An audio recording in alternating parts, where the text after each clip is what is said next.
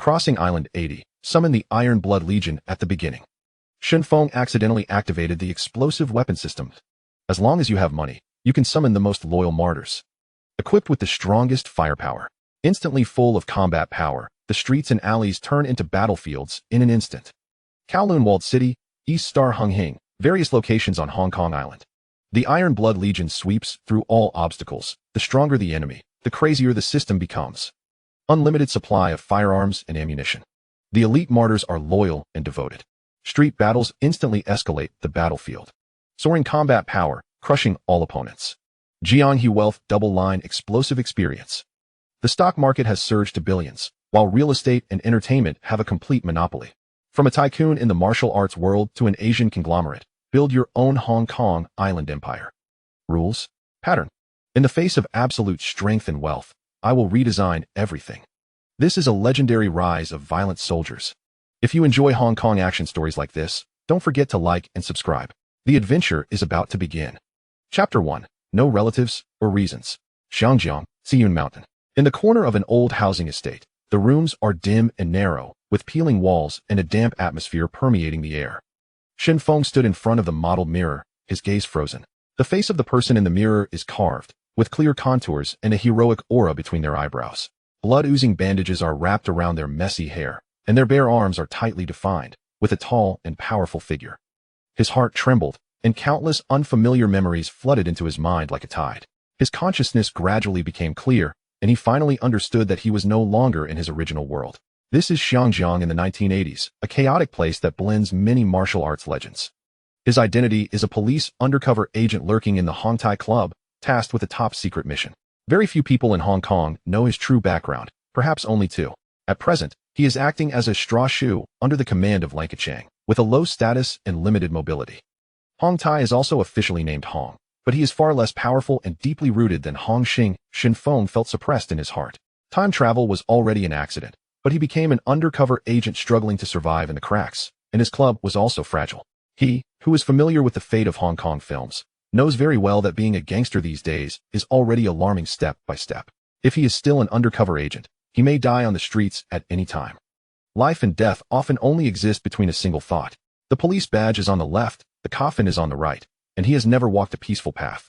Fortunately, neither of the two followers around me are of ordinary age. One is Luo Tianhong from Taking Command, with a fierce and ruthless swordsmanship. The other one is the nine-striped dragon in Kowloon Ice Room, which is hot and fierce, daring to fight and kill. Yesterday, they were ambushed by Yan Jiao from the 13 Imperial Guards of Siyun Mountain and almost died. The 13 Taibao belong to the number gang, which is tied with Hong Xing, Dong Xing, and He Lianxing as the four major forces. The forces are intertwined and cannot be countered by Hong Tai. No wonder his head is wrapped in bandages now, and there are still sharp pains in the back of his head. Just as my thoughts were surging, a voice suddenly sounded in my mind. Ding! The Godfather system has been successfully bound. Ding! The beginner gift pack has been distributed. Reward distribution, gene enhancement, Grandmaster level Xingyi fist, alloy tang knife, 5 million Hong Kong dollars. Before the words were finished, a large number of boxing techniques were directly imprinted into consciousness, and the 12 forms of form and meaning were practiced in person, integrated, and connected. Immediately, a powerful force poured down from the top of the head, piercing through the entire body's meridians and bones, as if undergoing a complete transformation. The warm currents of the limbs and bones surge, the muscles and bones sing together, and the strength skyrockets. At the same time, a tang knife appeared out of thin air inside the house. A 3-foot-long blade, with a cold light flowing through it. The blade is slender but exudes a killing aura. There are still bundles of 1,000-yuan banknotes piled up on the ground, neatly arranged and emitting a fragrance of ink. System, bring up the property panel. In the void, a transparent interface quietly emerged. Name, Shen Feng. Flower name, Maple Brother. Strength, 35. Physical fitness, 35. Speed, 31. Endurance, 45. Skill, Master Level 8 Extremes Boxing Technique. Personal space, 10 cubic meters. The basic attributes of ordinary adults are 10, and their skills are divided into beginner, intermediate, advanced, master, and grandmaster levels. Shen Feng Jing stood still, his gaze scanning the attribute interface that appeared before him, and his lips gently raised. The grandmaster level Xingyi fist is powerful and formidable, coupled with an alloy tang sword in hand. There are only a few people in Xiangjiang who can directly receive his 3 moves. The 5 million Hong Kong dollars already have enough income space for him to start building momentum and establish a firm foothold. Since fate has come this far, there is no need to hesitate. In the 1980s, the Xiangjiang River was turbulent and difficult to distinguish between black and white, but it was also a place of great turbulence. Many warlords rose from the mud and embarked on a bloody path. A flame ignited in Shen Feng's eyes. In his previous life, he followed the rules and lived a mediocre life. In this life, he will wield his sword to break through the situation and embark on a different path. He collected the last few stacks of Hong Kong dollars into the space and opened the door. Two young people inside were smoking with their heads down, and the smoke was swirling. Feng Ge, are you okay? Zhou Enlong quickly got up with a worried tone. It's already done. Shen Feng's voice was low, and his words were as iron as iron. Yin Jiu, where are you tonight? Luo Tianhong stood up straight and said, I found it, Fuxiang finished bathing beach. Feng Ge, please take care of your injuries first. We'll take revenge for you. No need. He turned around and took a decisive step, his tone resolute. My revenge, I will avenge it myself. As he finished speaking, a fierce aura erupted from him, as if a tiger had emerged from its jaws, shaking the air like it trembled. Zhou Enlong and Luo Tianhong exchanged a glance, feeling shocked, and immediately chased after them without hesitation. Deep in the Fuxiang finished baths, the lights are dim yellow. A man with tattoos on his arms sat on a chair with his legs up, staring at the girl squatting on the ground, fixing his feet with a sinister expression. New here? He sneered as he spoke. The old technician next to her smiled and said, Yin Jioga, she's a newcomer and only does foot repairs. The bra is in the way, take it off, the man said sternly. Yin Jioga, she doesn't accompany guests. I'll arrange for another girl for you right away to ensure that you have a good time from head to toe, the old technician explained hastily. Did I ask you his mother? Before the words fell out, the old man kicked the screen and fell to the ground. The whole room was silent, and the manager was trembling in the corner, with no one daring to make a sound. Who is Yanjiu? One of the 13 Tai Bao of Xian Mountain, the character in the number gang who stomps his foot and shakes half the sky. In the 1970s, who in the martial arts world didn't know that the 13 generals acted recklessly? He has hundreds of henchmen, who are ruthless in their actions and have always been lawless.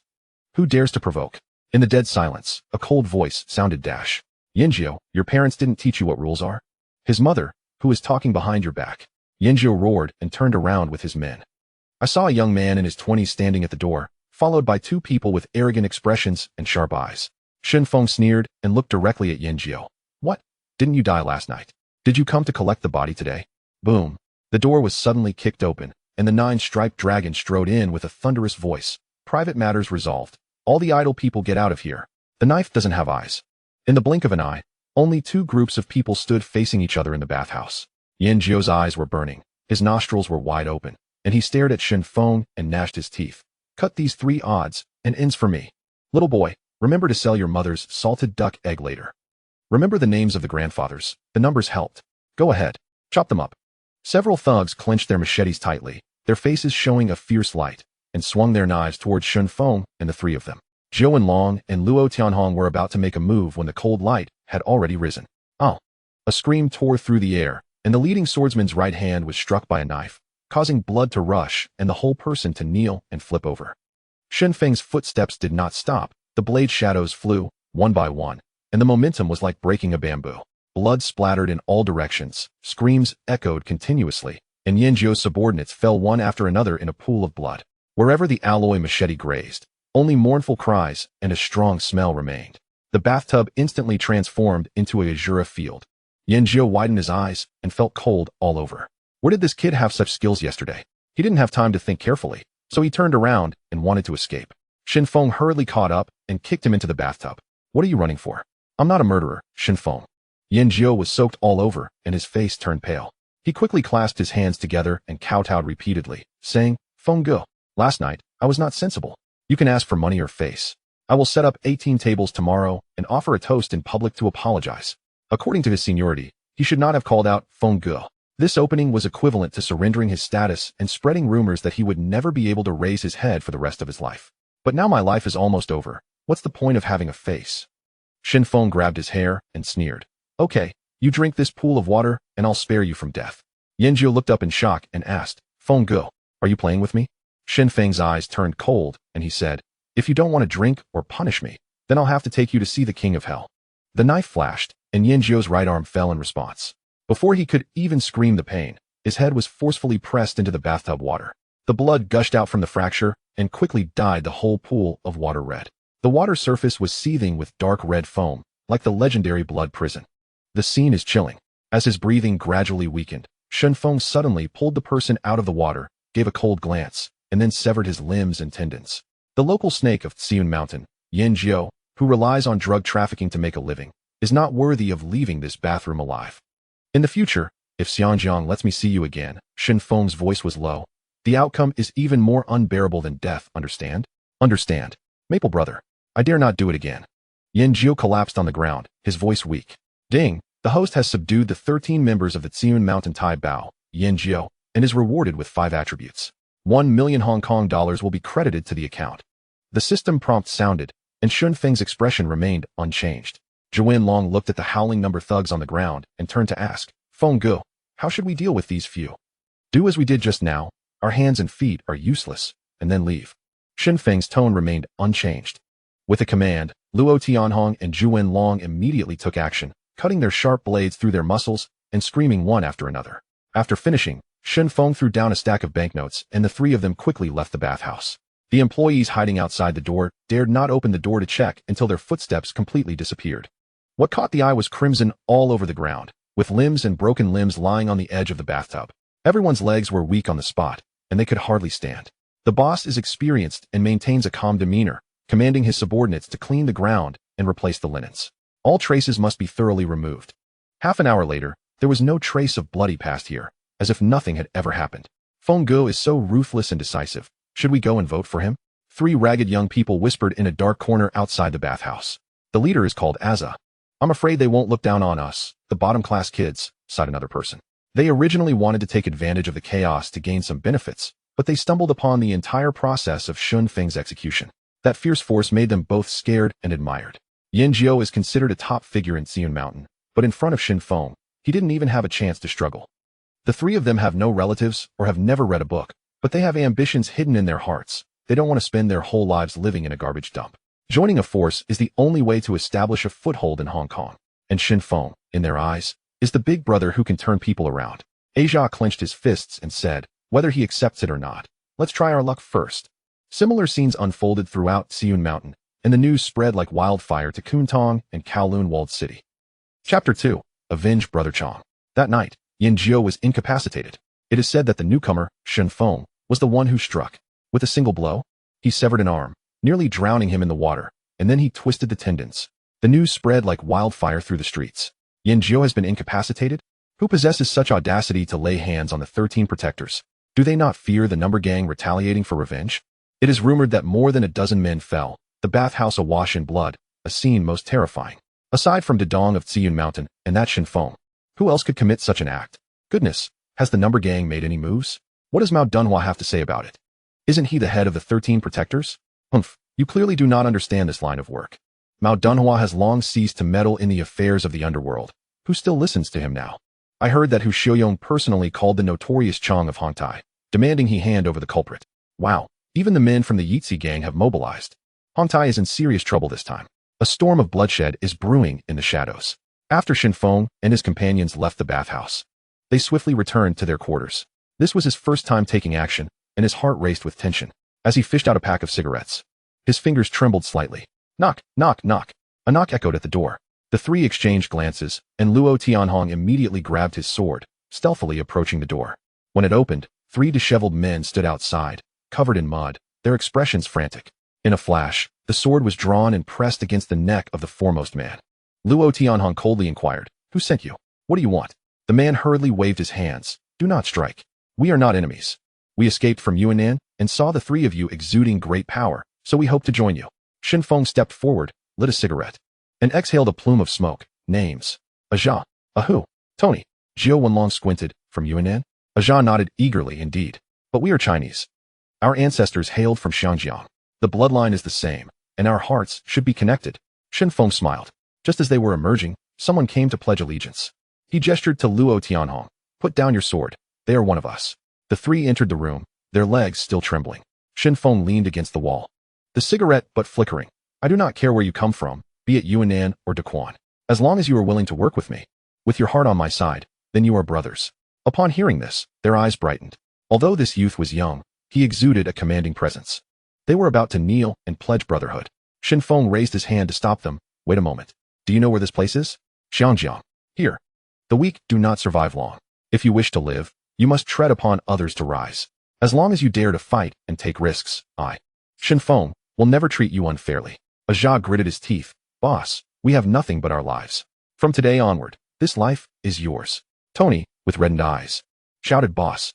I will call you boss for life. I shall never change my words. Ahu softly called out boss. Shen Feng smiled slightly, waving his hand. Do not call me boss, just call me brother Feng from now on. He pointed to the two men beside him. This is Luo Tianhong, and this is Jiu Wenlong. Any past grievances, consider them erased. He clapped his hands. Let us go. I'll treat you to a meal, a bath, and let us relax properly. They headed to the bathhouse to wash away the dust of the day, then made their way to the night market of Xian Mountain, ordering a table full of steaming dishes.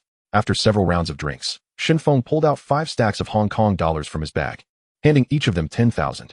The bonds of brotherhood sometimes pale in comparison to the tangible allure of cash. Just as they were enjoying their meal, a voice abruptly interrupted. You're quite something, Shen Feng. You've gotten Hong Tai into such deep trouble, yet you still have the audacity to feast here? Shen Feng looked up, recognizing the speaker as a lackey of the notorious Chong. The man was sweating profusely, half of his clothes drenched, evidently having searched for them for quite some time. Luo Tianhong and the others immediately halted their chopsticks, their expressions turning cold as they fixed their gazes on the yellow-haired man. Shen Feng leisurely smiled, raising an eyebrow. Yellow hair, did Chong send you? Surrounded by a group of menacing figures, the yellow-haired man's mind flashed with images of the mangled corpses in the bathhouse. Yan Jiao was one of the 13 protectors of Xian Mountain, a skilled enforcer of the number gang. Even he was eliminated by Shen Feng's group, taking down 10 of his men in one fell swoop. Faced with such a crowd, how could he maintain his bravado? His tone softened immediately. Brother Feng, I spoke out of turn just now. Please do not take offense. Chong wants you to return immediately. He has urgent matters to discuss. Shen Feng set down his chopsticks and stood up, his voice calm. Then lead the way. Luo Tianhong, Jiu Wenlong, and Aja also wiped their mouths and stood up together.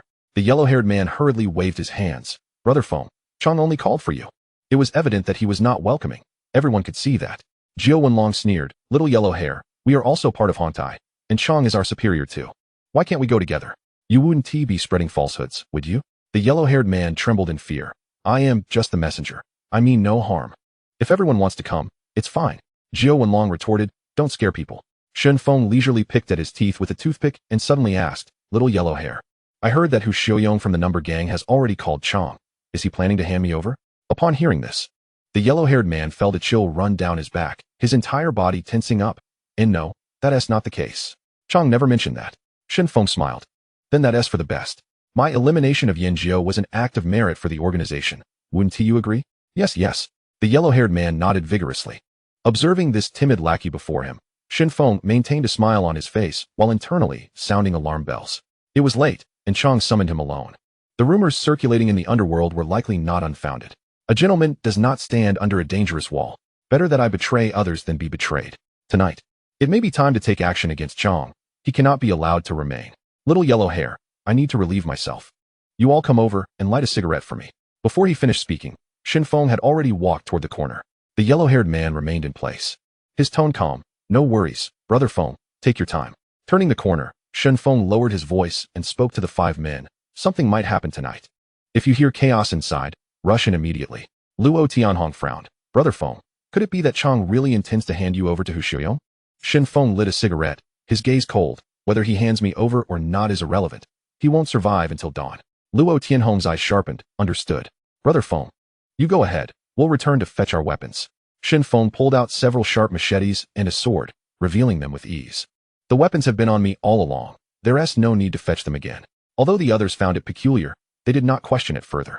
Chong, the notorious leader of Hong Tai at Xian Mountain, was known as a ruthless character following the 13 protectors.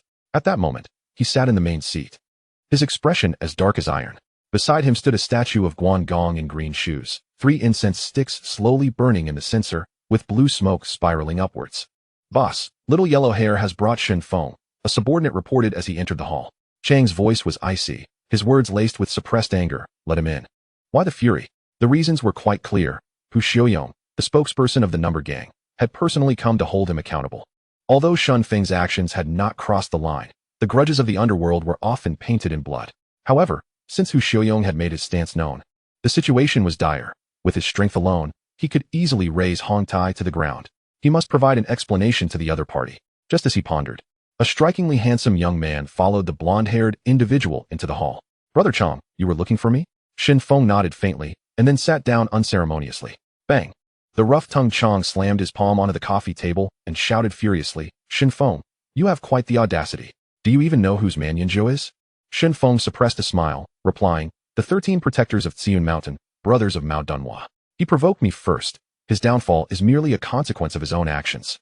"What is the matter, Brother Chong? Are you afraid?" "You're talking nonsense." Rough-tongued Chong seized a teacup and hurled it to the ground, shattering it into pieces. Mao Dunhua has long since retreated, but who wouldn't address him as senior upon seeing him? You've crippled his brother. Do you wish for the entire Hong Tai to accompany you to your demise? You didn't even give a heads up before acting. Do you still see me as your elder brother? He pointed directly at Shen Feng, his voice booming.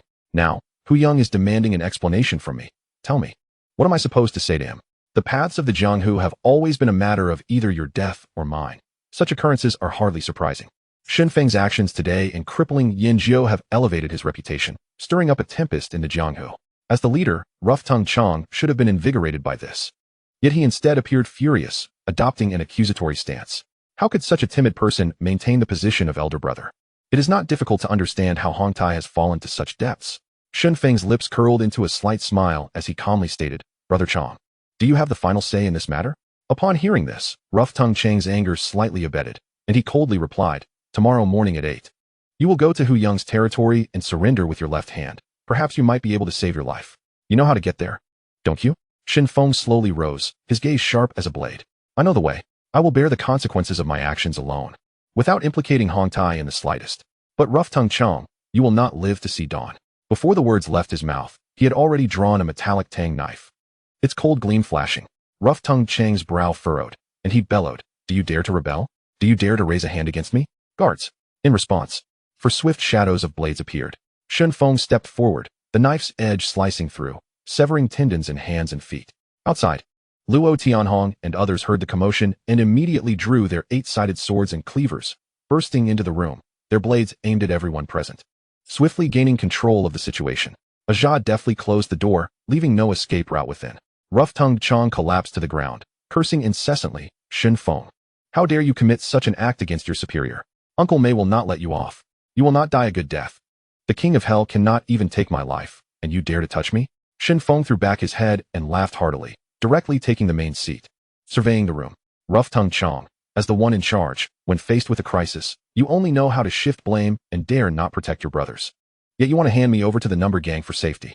Does such a person deserve to be called elder brother? Can he even write the word brotherhood? Now, I present you 2 options.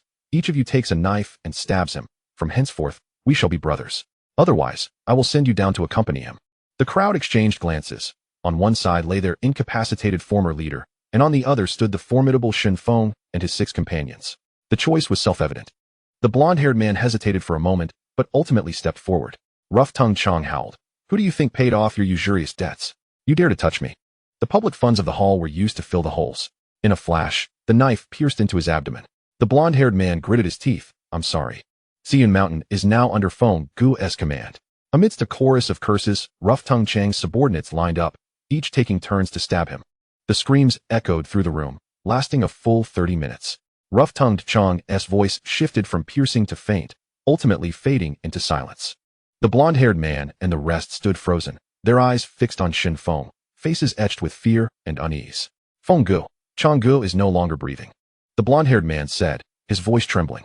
Shen Feng cast a cold glance at him, a slight smile playing at the corners of his mouth. Everyone saw it clearly. The blonde-haired man betrayed his sect and violated the family law. Brothers, act, dispose of him. Such a person cannot be left alive. The blonde-haired man's face changed drastically as he pointed at Shen Feng and shouted, "Shen Feng, you will not die a good death." Zhou Wenlong grinned. "We all saw it." "Blonde-haired man, do you still wish to deny it? Let us avenge Chong Gu." Chapter 3. Leave no trace. Charge. Luo Tianhong's figure flickered, the 8-sided sword in his hand gleaming coldly as he moved through the crowd like a specter, and with several dull thuds. The arms of the blonde-haired man and his accomplices were severed at the shoulders. Tony swung his cleaver, taking several steps forward, striking down at the short man beside him in quick succession, hands and feet falling in response. In less than 5 minutes, no one remained standing in the hall. Only groans amidst pools of blood and lifeless bodies. Shen Feng crouched beside rough-tongued Chong's corpse, rummaging for a moment before retrieving a copper key. He quickly made his way to the desk, opened the safe, pulled out the account book, and extracted bundles of cash, swiftly stuffing half into his clothing before closing the safe. Subsequently, he picked up Rough Tongue Chong's mobile phone and dialed a number. The call connected, and a deep voice came through. Old Ding, it's me, Ziyun Mountain S. de Dong, Shen Feng. Uncle Mei, draped in a bathrobe and seated on the sofa, frowned deeply. Why is it you? He was experiencing a splitting headache. Shen Feng's actions were all too clear to him. Although Hu Yang had not called yet, he sensed that a storm was approaching. Shen Feng spoke steadily. Old Ding, the blonde-haired man embezzled money from the hall to gamble on horses, and Brother Chong caught him. In retaliation, he ended up killing Brother Chong. By the time I arrived, it was too late. I could only clean up the mess and eliminate these traitors. What did you say? Uncle Mei's heart jolted. He instantly understood that Shen Feng was forcing him to take a stand. The dead cannot speak. The truth will be determined by the living. After a long silence, Uncle Mei slowly replied, you did well. Handle the aftermath yourself. From now on, you have the final say in Ziyun Mountain's matters. Understood, Old Ding. I will wrap things up immediately. Shen Feng ended the call, turned, and ordered, Tianhong, clean the scene thoroughly. Ding, congratulations to the host for becoming the spokesperson of Hong Tai Ziyun Mountain. Reward of 10 million Hong Kong dollars, 50 arcade machines, along with their design blueprints and production machines. The mechanical voice echoed in his mind. Immediately, in that void, towering arcade machines materialized. Stacked beside them were thick design blueprints and metallic components, radiating a cold light. Shen Feng's heart raced, though he could not hide his joy. He had not expected that upon assuming the role of spokesperson for Hong Tai Ziyun Mountain, the system would provide such an astonishing reward. The vibrant arcade machines conjured visions in his mind of countless youths gathering around them, inserting coins, pressing buttons, and becoming utterly engrossed. What thrilled him even more was that the system had not only supplied complete blueprints, but had also prepared all the necessary production machinery. All that was needed was to recruit a cadre of skilled craftsmen and swiftly commence mass production. This storm would surely sweep across the entire Hong Kong. One machine could ignite a craze. If thousands were released simultaneously, the scene would be unimaginable. The return from merely leading a faction was already so substantial. What then if he were to ascend to the position of the Dragon Head? This thought ignited a fervor deep within him, like a spark igniting dry tinder. That night, what transpired at Ziyun Mountain's hall remains a mystery. Yet the outcome was clear. Shen Feng had become the new spokesperson, and Rough Tongue Chong's territory had been wholly seized by him. The following morning, in a secret villa in Kowloon Tong, smoke curled languidly. This was the true power center of Hong Tai, where significant matters were always convened. Uncle Mei sat in the main seat, a cigar clenched between his lips, his expression inscrutable. Seated on either side were several influential figures, with his son, known as the Crown Prince, gently caressing a gleaming silver pistol with his fingers. Let's discuss last night's events. Uncle Mei finally spoke, his voice deep and resonant. Leopard Roan let out a cold snort, his palm striking the table. Lon Ko Chong is dead, and the little yellow-haired one is finished as well. In this darkness, no one knows the details. This matter cannot simply be swept under the rug. It requires investigation. His status within Hong Tai was exceedingly high, second only to Uncle Mei, and his words carried immense weight. Fat Bo chewed his food, mumbling indistinctly, rules are rules. The Numbers Gang is still pursuing leads. We might as well bring Shen Feng here for questioning to see if he speaks the truth. There must be an explanation. An explanation? Uncle Mei exhaled a plume of smoke. What kind of explanation do you desire? Lowering his voice, Fat Bo replied. I have heard that Hu Xiangyong made a late-night call to Lon Ko Chong, demanding he hand over the person. In my view, it was Shen Feng who struck first, killing Lon Ko Chong and framing the little yellow-haired one. This is a serious transgression in our world, if we don't address it. How will others perceive us in Hong Tai? Uncle Mei chuckled softly, his gaze penetrating. Then let us inquire with the little yellow-haired one. Leopard Roan abruptly stood. You trust him that much? Uncle Mei flicked the ash from his cigar, his tone as calm as still water. Belief is irrelevant. The crux of the matter is, what does Hong Tai lack at this moment? We need individuals who are capable, daring, and can get things done. The little tyrant gang has defected to Dongxing with 200 subordinates. Xiang Di has grown old and slow in his actions. We urgently require fresh blood. Young men like Shen Feng, who can be ruthless and effective. Have him brought to me. I wish to meet him. As dawn broke, Shen Feng stepped through the grand entrance of Ziyun Mountain Hall. He had allocated the 5 attribute points gained from killing Yin Jiao and subsequently assessed his assets, totaling 16 million. This sum included 500,000 in funds he had appropriated from the hall's budget. Brother Feng, you arrived so quickly? The freshly purchased char siu bao was kept warm for him. After confirming the attendance, several members of Jiao Wenlong entered one after another. In the hall, 50 gaming machines were lined up, blueprints spread across the tables, while machinery and parts lay piled nearby.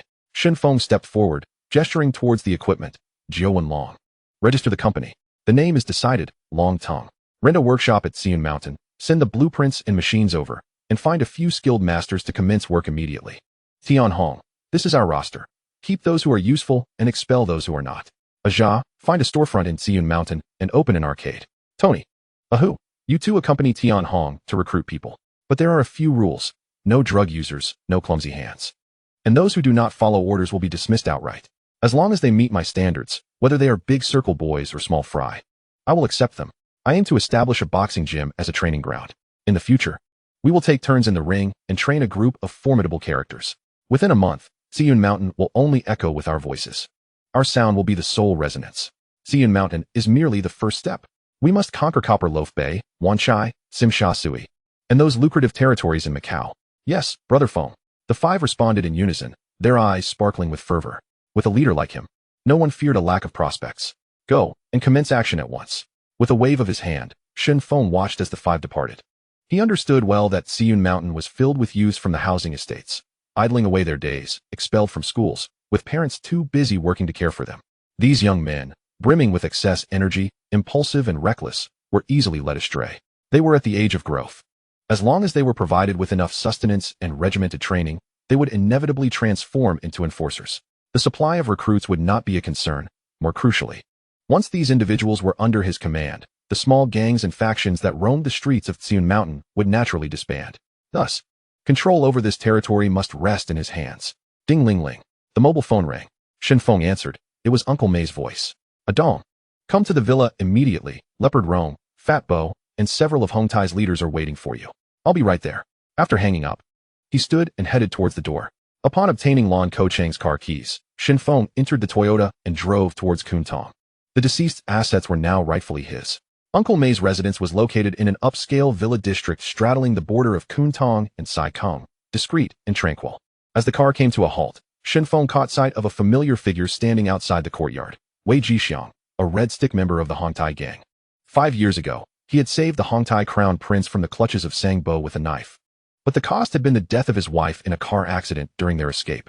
Since then, although he remained affiliated with the organization, he had largely faded into the background, operating with the subtlety of a bystander, having promised his son that he would never enter prison. Shen Feng understood that this man had not truly vanished. Whenever he faced humiliation within the organization, he would venture out alone at night to vent his frustrations, executing his actions cleanly and leaving no trace behind. Xianggu, Shen Feng greeted with a smile. Adong, come inside quickly. Uncle May and the others are waiting for you, Wei Jixiang replied, nodding with a calm demeanor. The two walked side by side into the hall, where the atmosphere was so heavy it felt suffocating. The expressions of those present were somber, with smoke swirling in the air. It turned out that after Uncle May contacted Shen Feng, who Xiang Yong from the Numbers gang had called, explicitly demanding to discuss terms. Otherwise, they would seek vengeance for Yan Zhou's blood debt.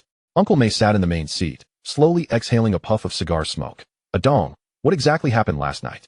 Fat Bo immediately followed up. Did you take action against Lon Ko-chang? Is he trying to frame you? Shen Feng maintained a calm demeanor.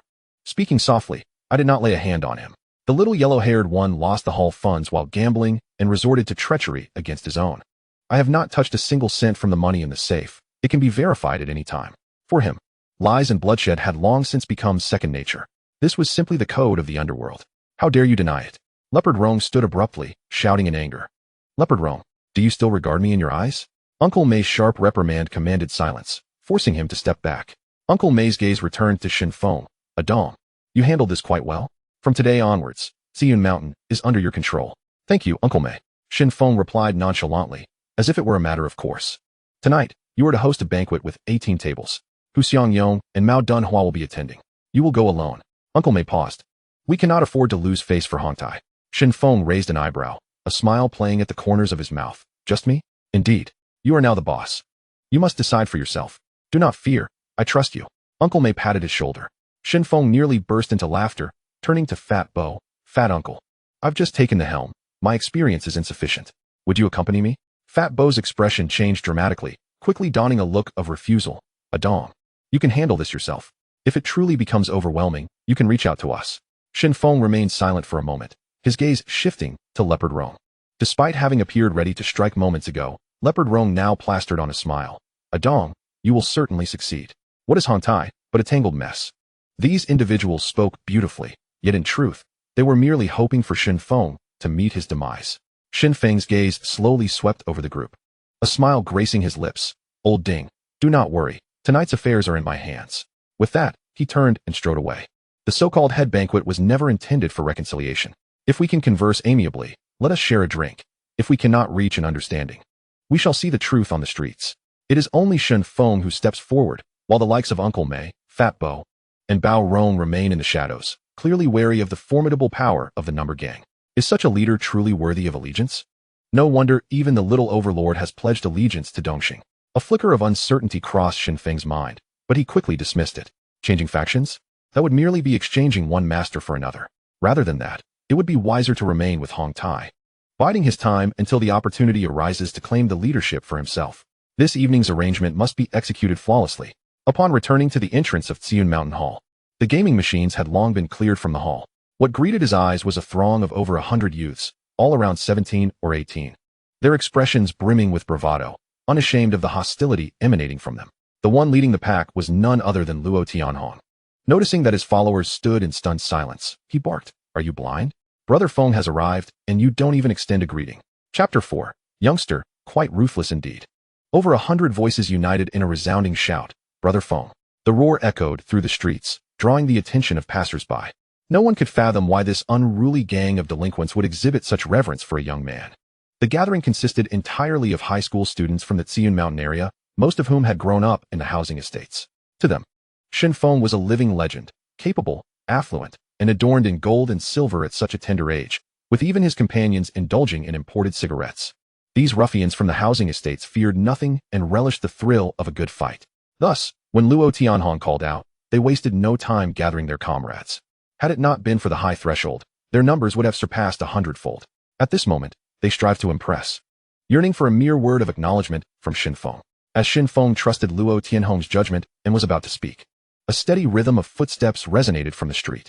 He raised his eyes to see Tony and Ahu approaching, accompanied by a group of ragged yet imposing men. Leading the way was a figure whose muscles were taut, his skin adorned with tattoos and scars, resembling a coiled beast ready to pounce. Shen Feng stepped forward, and Tony moved aside, gesturing to a muscular man beside him. "This is a Bao, an underground Muay Thai champion from Siam. All his brothers heed his command." A Bao, reminiscent of the fearsome gang leader from the film's Special Identity, advanced a step, meeting Shen Feng's gaze. In heavily accented Cantonese, he declared, "I've heard you are the fiercest and most formidable in Tsiun Mountain. Tony mentioned that you accept all sorts, including the Vietnamese. What about us Chinese from Siam? Will you accept us?" Without further ado, Shen Feng extended his hand for a firm handshake, declaring, "Absolutely. What is there to hesitate about?" Upon their palms meeting, a Bao felt a jolt of pain surge through him, distorting his expression. Yet, within his eyes ignited a fervent light. Rumors were indeed true. After releasing his grip, a Bao turned sharply to the crowd behind him, bellowing, "Shout for Brother Feng! Brother Feng! Brother Feng!" Over 100 henchmen from Siam, along with more than 100 mixed-blood youths from the housing estates, echoed in unison, their voices rising to a thunderous crescendo, nearly lifting the roof. The atmosphere was electric, invigorating the spirit. At noon, the Tian restaurant was entirely reserved, 36 round tables arranged in perfect order, the aroma of food wafting through the air. This was Shen Feng's welcoming banquet for his newly allied subordinates.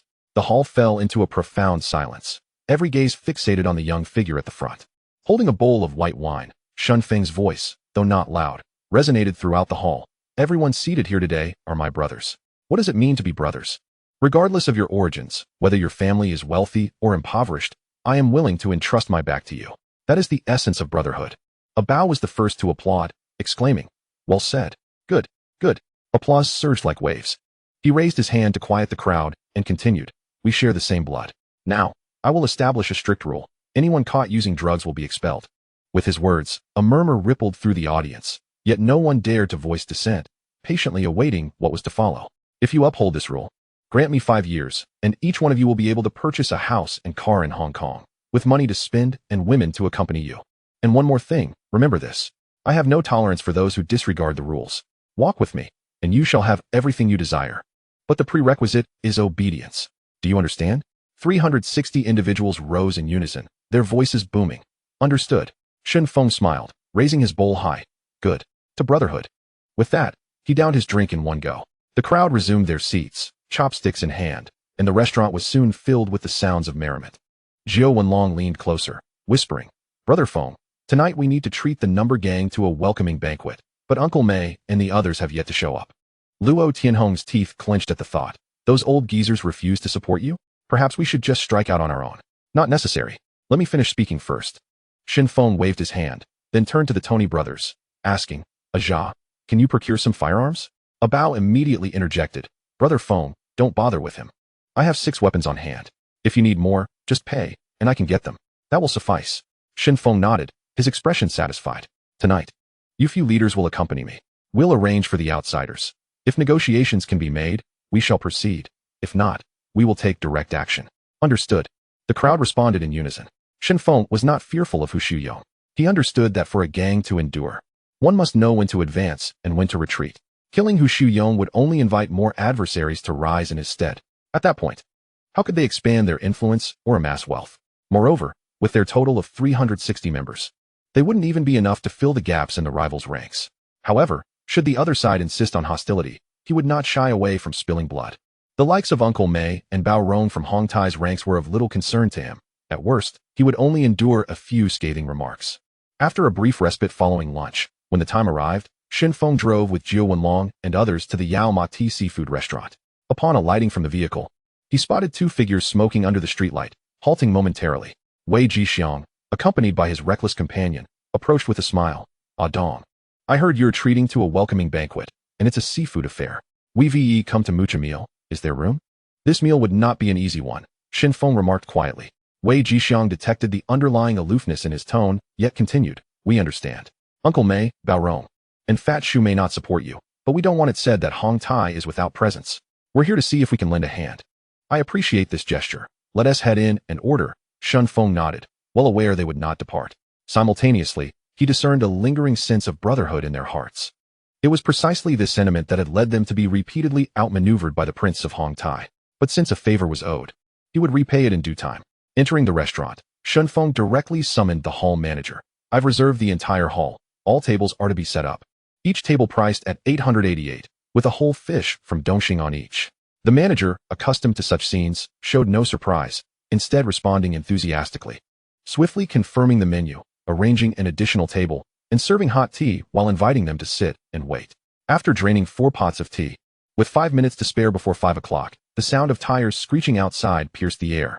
2 burly subordinates pushed open the restaurant doors, and Hu Shuyong, draped in a trench coat and a cigar clenched between his teeth, sauntered into the hall.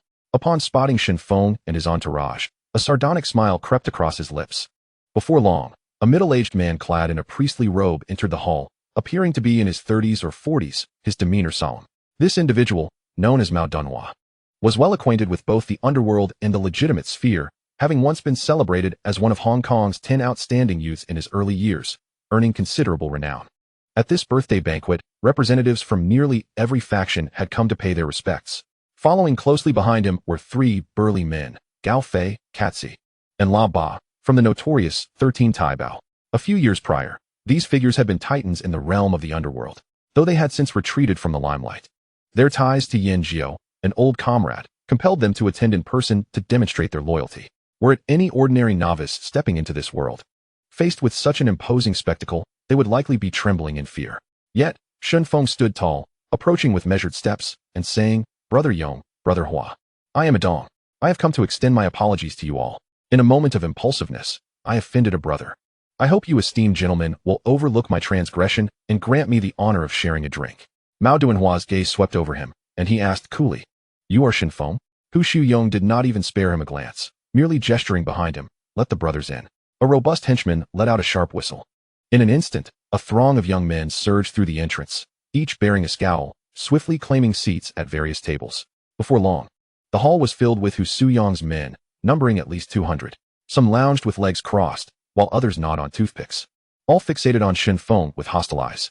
Shen Feng maintained his composure, raising his hand in an inviting gesture, "Brother Yong, Brother Hua, your presence truly honors us at Hong Tai.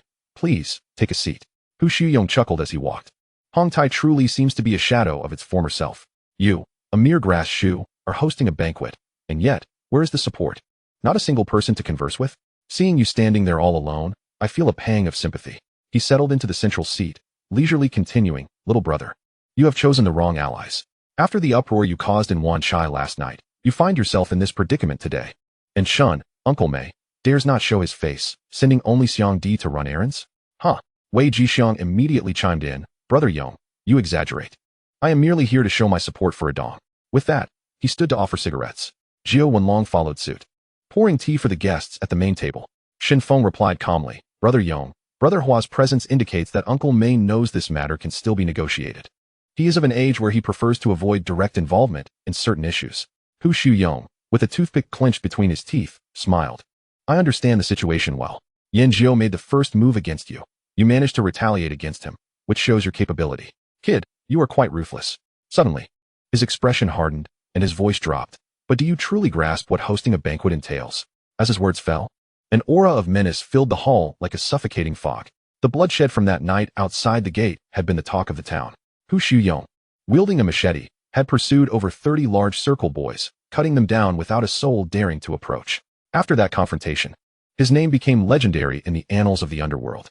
3 decades later, whispers of his name still echoed through the streets.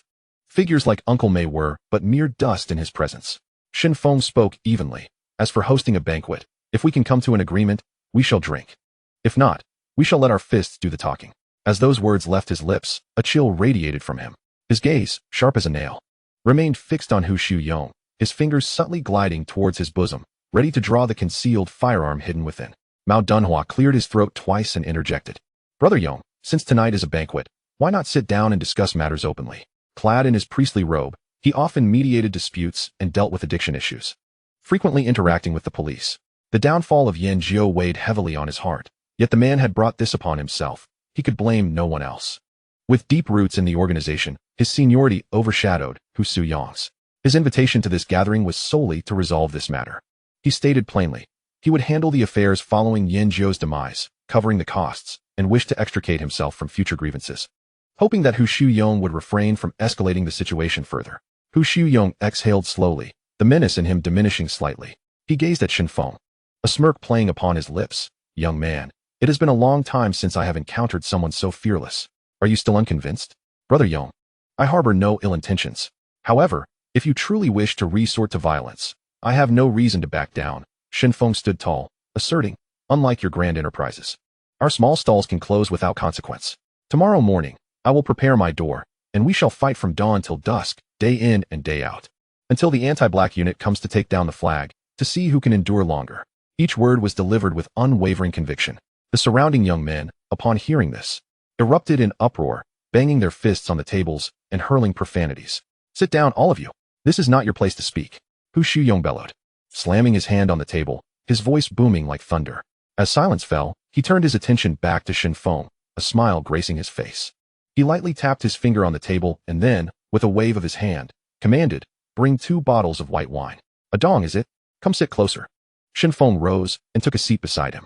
Hu Shu Yong rapped the edge of the table. "I admire your tenacity. I will give you the chance to bring your people over to the number gang. Yanjiao's territory will be under your command, and an additional street in Simsha Sui will also be entrusted to you." Chapter 5, Slaughter. "Kid, I sense from the very first glance that you are not an ordinary sort. An organization like Hong Tai is a dead end. Join me, and I will pave the way for your future." With 2 bottles of white wine placed before him, Shen Feng gently shook his head. "Brother Yong, I am but a mere ruffian from Sianshan. I appreciate your regard. The world of the underworld is vast, and I am but a lightweight, unable to bear these tempests. However, I will drink this toast." As soon as Shen Feng finished speaking, he stood, seized a bottle from the table, and tilted it back, guzzling it down as if it were a waterfall cascading into his throat, leaving not a drop behind in mere moments. He slowly sat back down, his cheeks flushed, yet his gaze remained clear. Hu Shu Yong scoffed, grabbing another bottle and downing it in one go, slamming it onto the ground, shards scattering everywhere. "Every word I just spoke holds weight. You know it in your heart. No need for further elaboration. Brother Yong certainly knows how to amuse." Shen Feng smiled slightly, dismissing the gravity of the situation. "If you think it a jest, that is fine. When the day comes that you cease to laugh, you may come find me. The path you walk must be forged by your own efforts." With those words, Hu Shu Yong stood tall, stretching his arms, the joints cracking in succession. "Tonight, this banquet was satisfying. You have done well. To be frank, had it not been for your proper attitude, the moment you stepped out that door, you would have been a dead man. Hua Ge, let us go." He donned a black cloak and turned to leave, his footsteps steady. Shen Feng, Wei Jixiang, and Jiao Wenlong followed closely behind. Just as they crossed the threshold, the scene before them confirmed Shen Feng's apprehension. Over 100 men lay in ambush outside. All members of the number gang, their waistbands bulging, the air thick with the scent of impending violence. Hu Shuyong waved his hand dismissively, saying coolly, "Young man, think this through." Before the words had fully left his lips, he had already slipped into the Mercedes waiting at the street corner. The tires crunching over the night as it swiftly vanished into the darkness.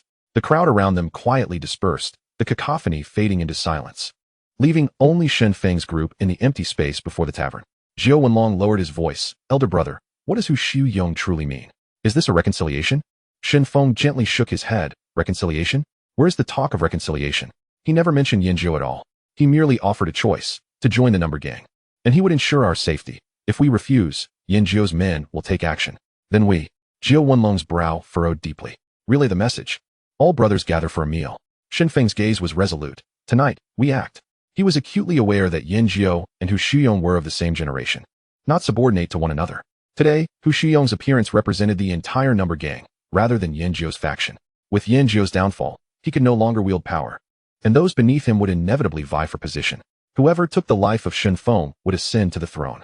After dinner, Shen Feng bid farewell to Wei Jixiang and Lan Mingquan, yet did not return to Kuntong. Luo Tianhong and Jiao Wenlong soon caught wind of the situation.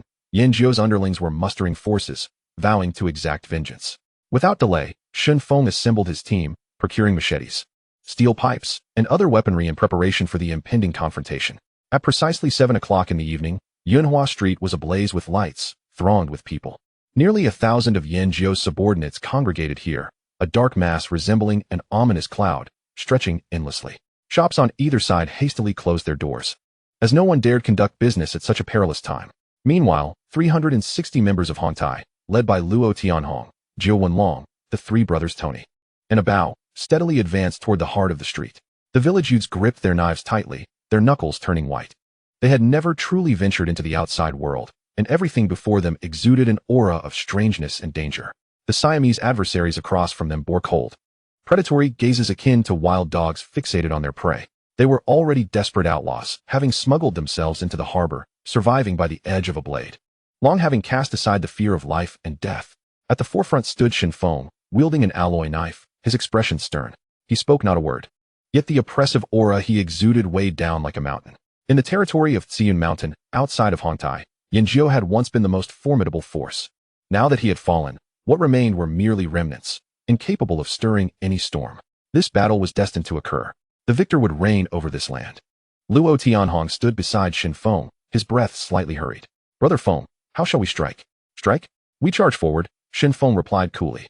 He understood that this young lad was still inexperienced, needing to witness bloodshed and confront challenges to transform into the legendary knife-wielding figure known as Daozi Hong in the future. Tonight marked the beginning of that transformation. He turned to Jiao Wenlong and the others, issuing orders. "Inform the brothers that I will cover the relocation expenses tonight. For the severely injured, I will cover their medical bills. For the deceased, their families will receive 50,000. For those who take action, each will receive 10,000. However, there is one rule. Only injure, do not take lives." Jiao Wenlong frowned. "Brother Feng, why not let them die?" "Consider this," Shen Feng said calmly, his words sharp as blades.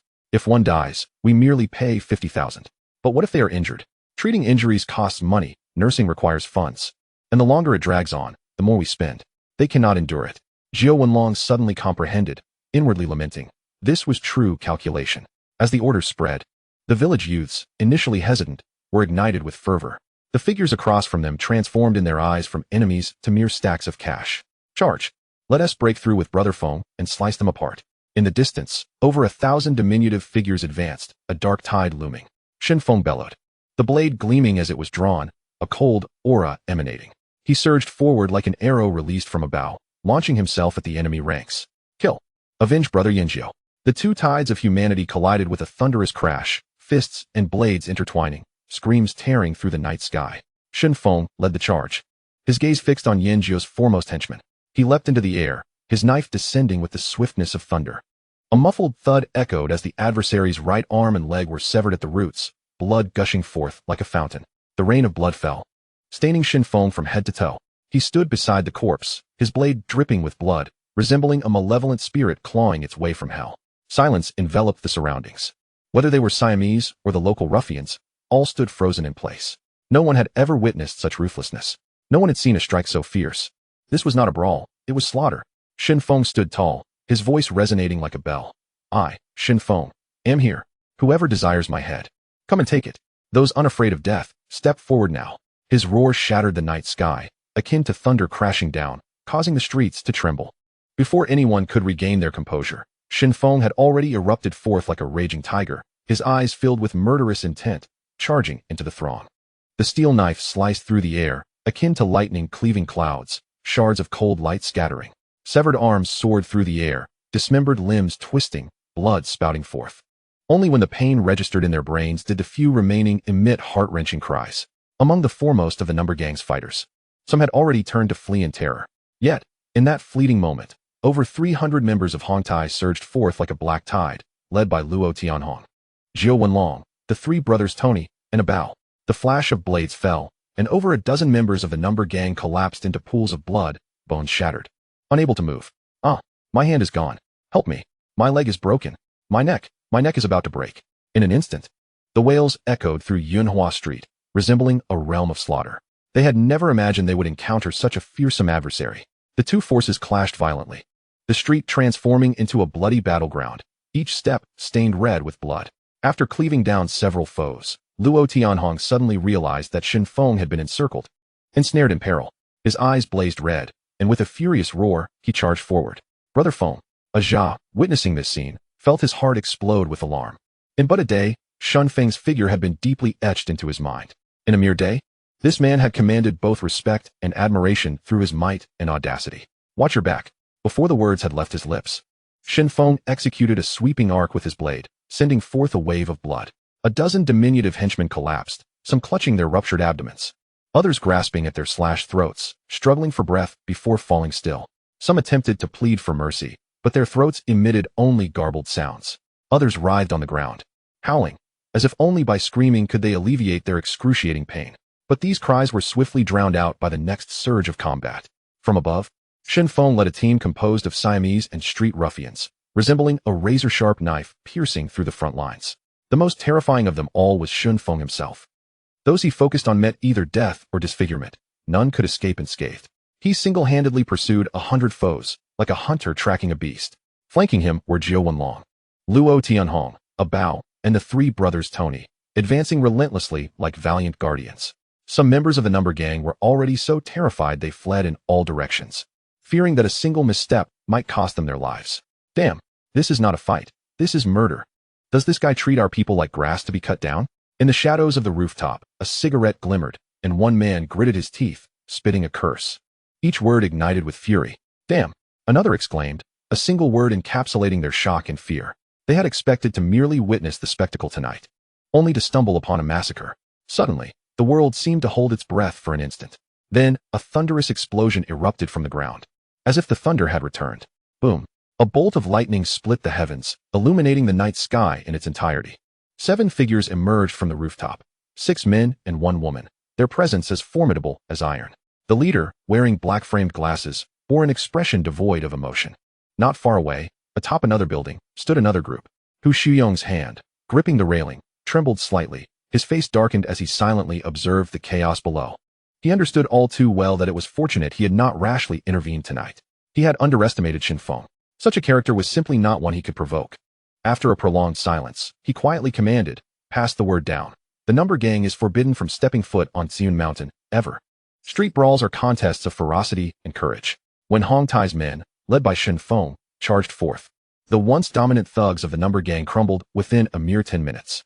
Those who could flee had already scattered, while the remaining individuals knelt in surrender, their cries echoing through the air. Witnesses to the blood-soaked scene were driven to madness, screaming as they dashed into the rain. Another thunderclap resonated, striking just a few feet before Shen Feng, as if even the heavens could not contain him. Torrential rain poured down, washing away the layers of blood from his body. He tore his shirt apart, standing bare-chested amidst the tempest.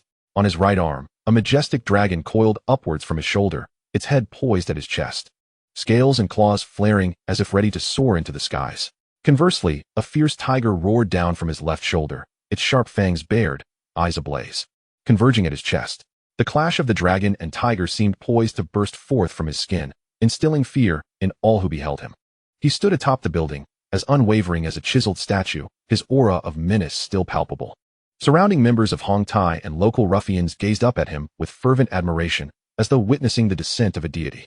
It was unclear who first uttered that name, but soon the entirety of Yunhua Street resounded with the same title: Overlord, Overlord, Overlord. Shen Feng wiped the rain from his face, raised his hand, and pointed decisively to the south, his voice booming like thunder. Leave 100 men to secure the battlefield. The rest shall advance with me. Tonight, I shall clear Tsiun Mountain, and from tomorrow forth, only my commands shall be heard here. Kill, kill, kill. The flowing tide of Hong Tai's men surged forward under Shen Feng's lead, pushing deeper into the streets. Chapter 6. Not returning until drunk.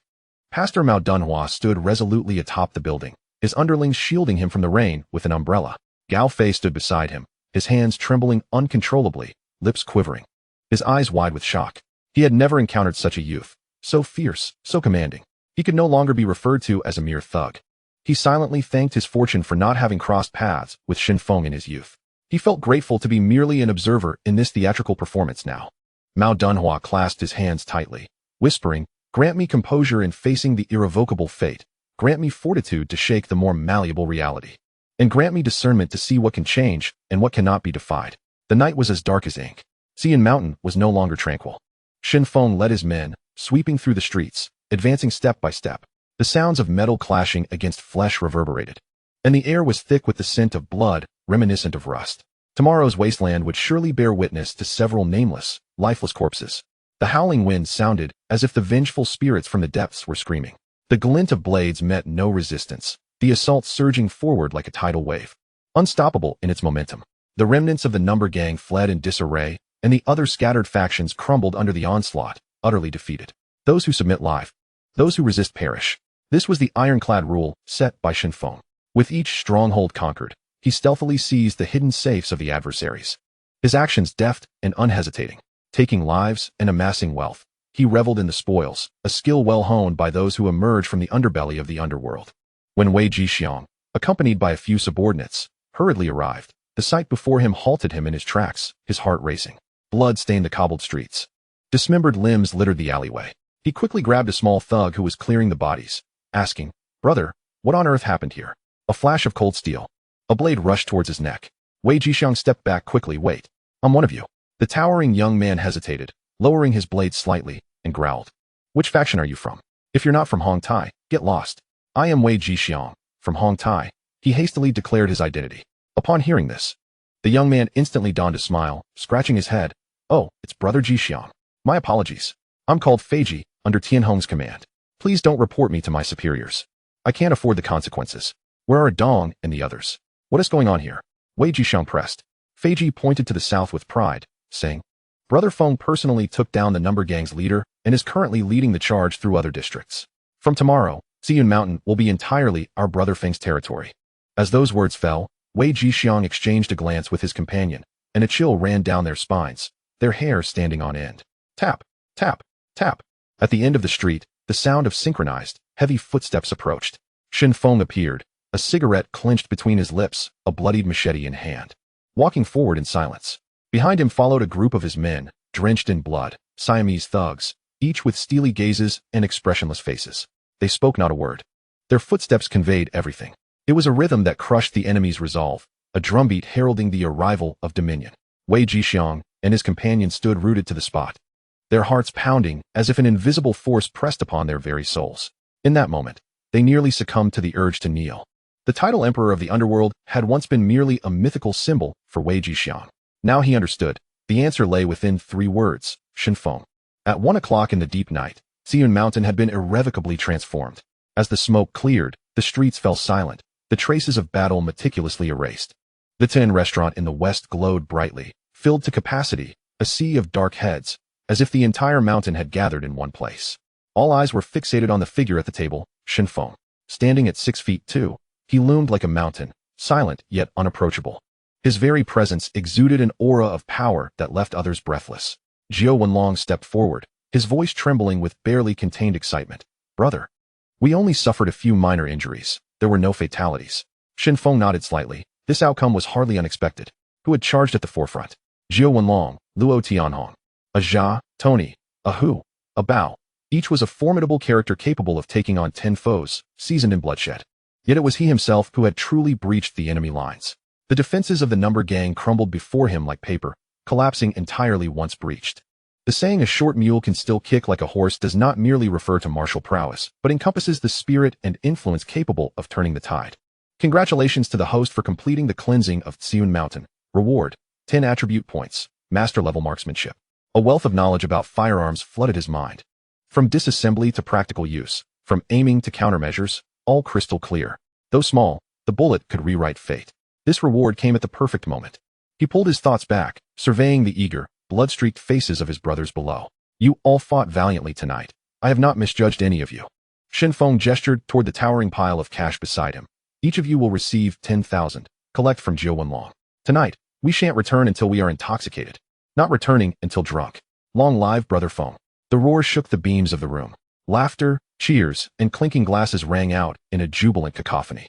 What were these men risking their lives for, if not for the stack of cash before them and the recognition worth sacrificing for? Shen Feng, the overlord of Hong Tai, had truly painted Tsiun Mountain in his own colors. As the news spread, the entirety of Xiangjiang was shaken. To date, only a handful of territories had achieved such a unified dominance across the island. One is the Tun Mun of Heng, and the other is the present moment in Hong Tai's TSC Wanshan. The scene from that day during the grand banquet of 36 tables, where Shen Feng compelled Hu Shuyong to bow his head, while Mao Dunhua smiled apologetically, has already become the talk of the town. Some say Hu Shuyong was intimidated. Others claim he admired Shen Feng's audacity. Yet, there are also whispers suggesting it was merely a graceful exit for Mao Dunhua. The opinions are myriad, and the truth remains elusive. However, the thunderous events of that night are destined to be recorded in the annals of the Underworld. At the same time, within the anti-black office of the Wanchai headquarters, Senior Inspector Wang Chi-chung slowly picked up a pen and inscribed 3 characters in the center of a whiteboard: Shen Feng. Subsequently, a photograph was affixed above the name. Under the light, those eyes seemed to gaze back at him coldly. Prominently displayed on the whiteboard were the words, "The 10 outstanding youths of Hong Kong." Below, photographs of figures such as Jiao Wenlong, Luo Tianhong, and Jia adorned the board. Each individual showcased on that wall is a prominent character in the realm of the Underworld. Wang Chi-chung slowly surveyed the images. From Jiang Tiansheng of Heng to Luo Tuo of Dongxing, finally resting his gaze on Shen Feng's photograph, his expression growing unusually grave. That night, Uncle Mei had long since retired to rest. When news reached him, he jolted awake, gripping his subordinate's arm tightly, his voice trembling. "What did you just say?" "Brother Feng," Dong corrected. He single-handedly took down over 100 men, driving away all the other gangs from TSC Wanshan. Now the entire hilltop is filled with Hong Tai's people. Many bodies were chopped into pieces and fed to the dogs. His subordinate answered, trembling with fear. Uncle Mei's eyes widened in disbelief, muttering, "How can that be true? One person killed over 100?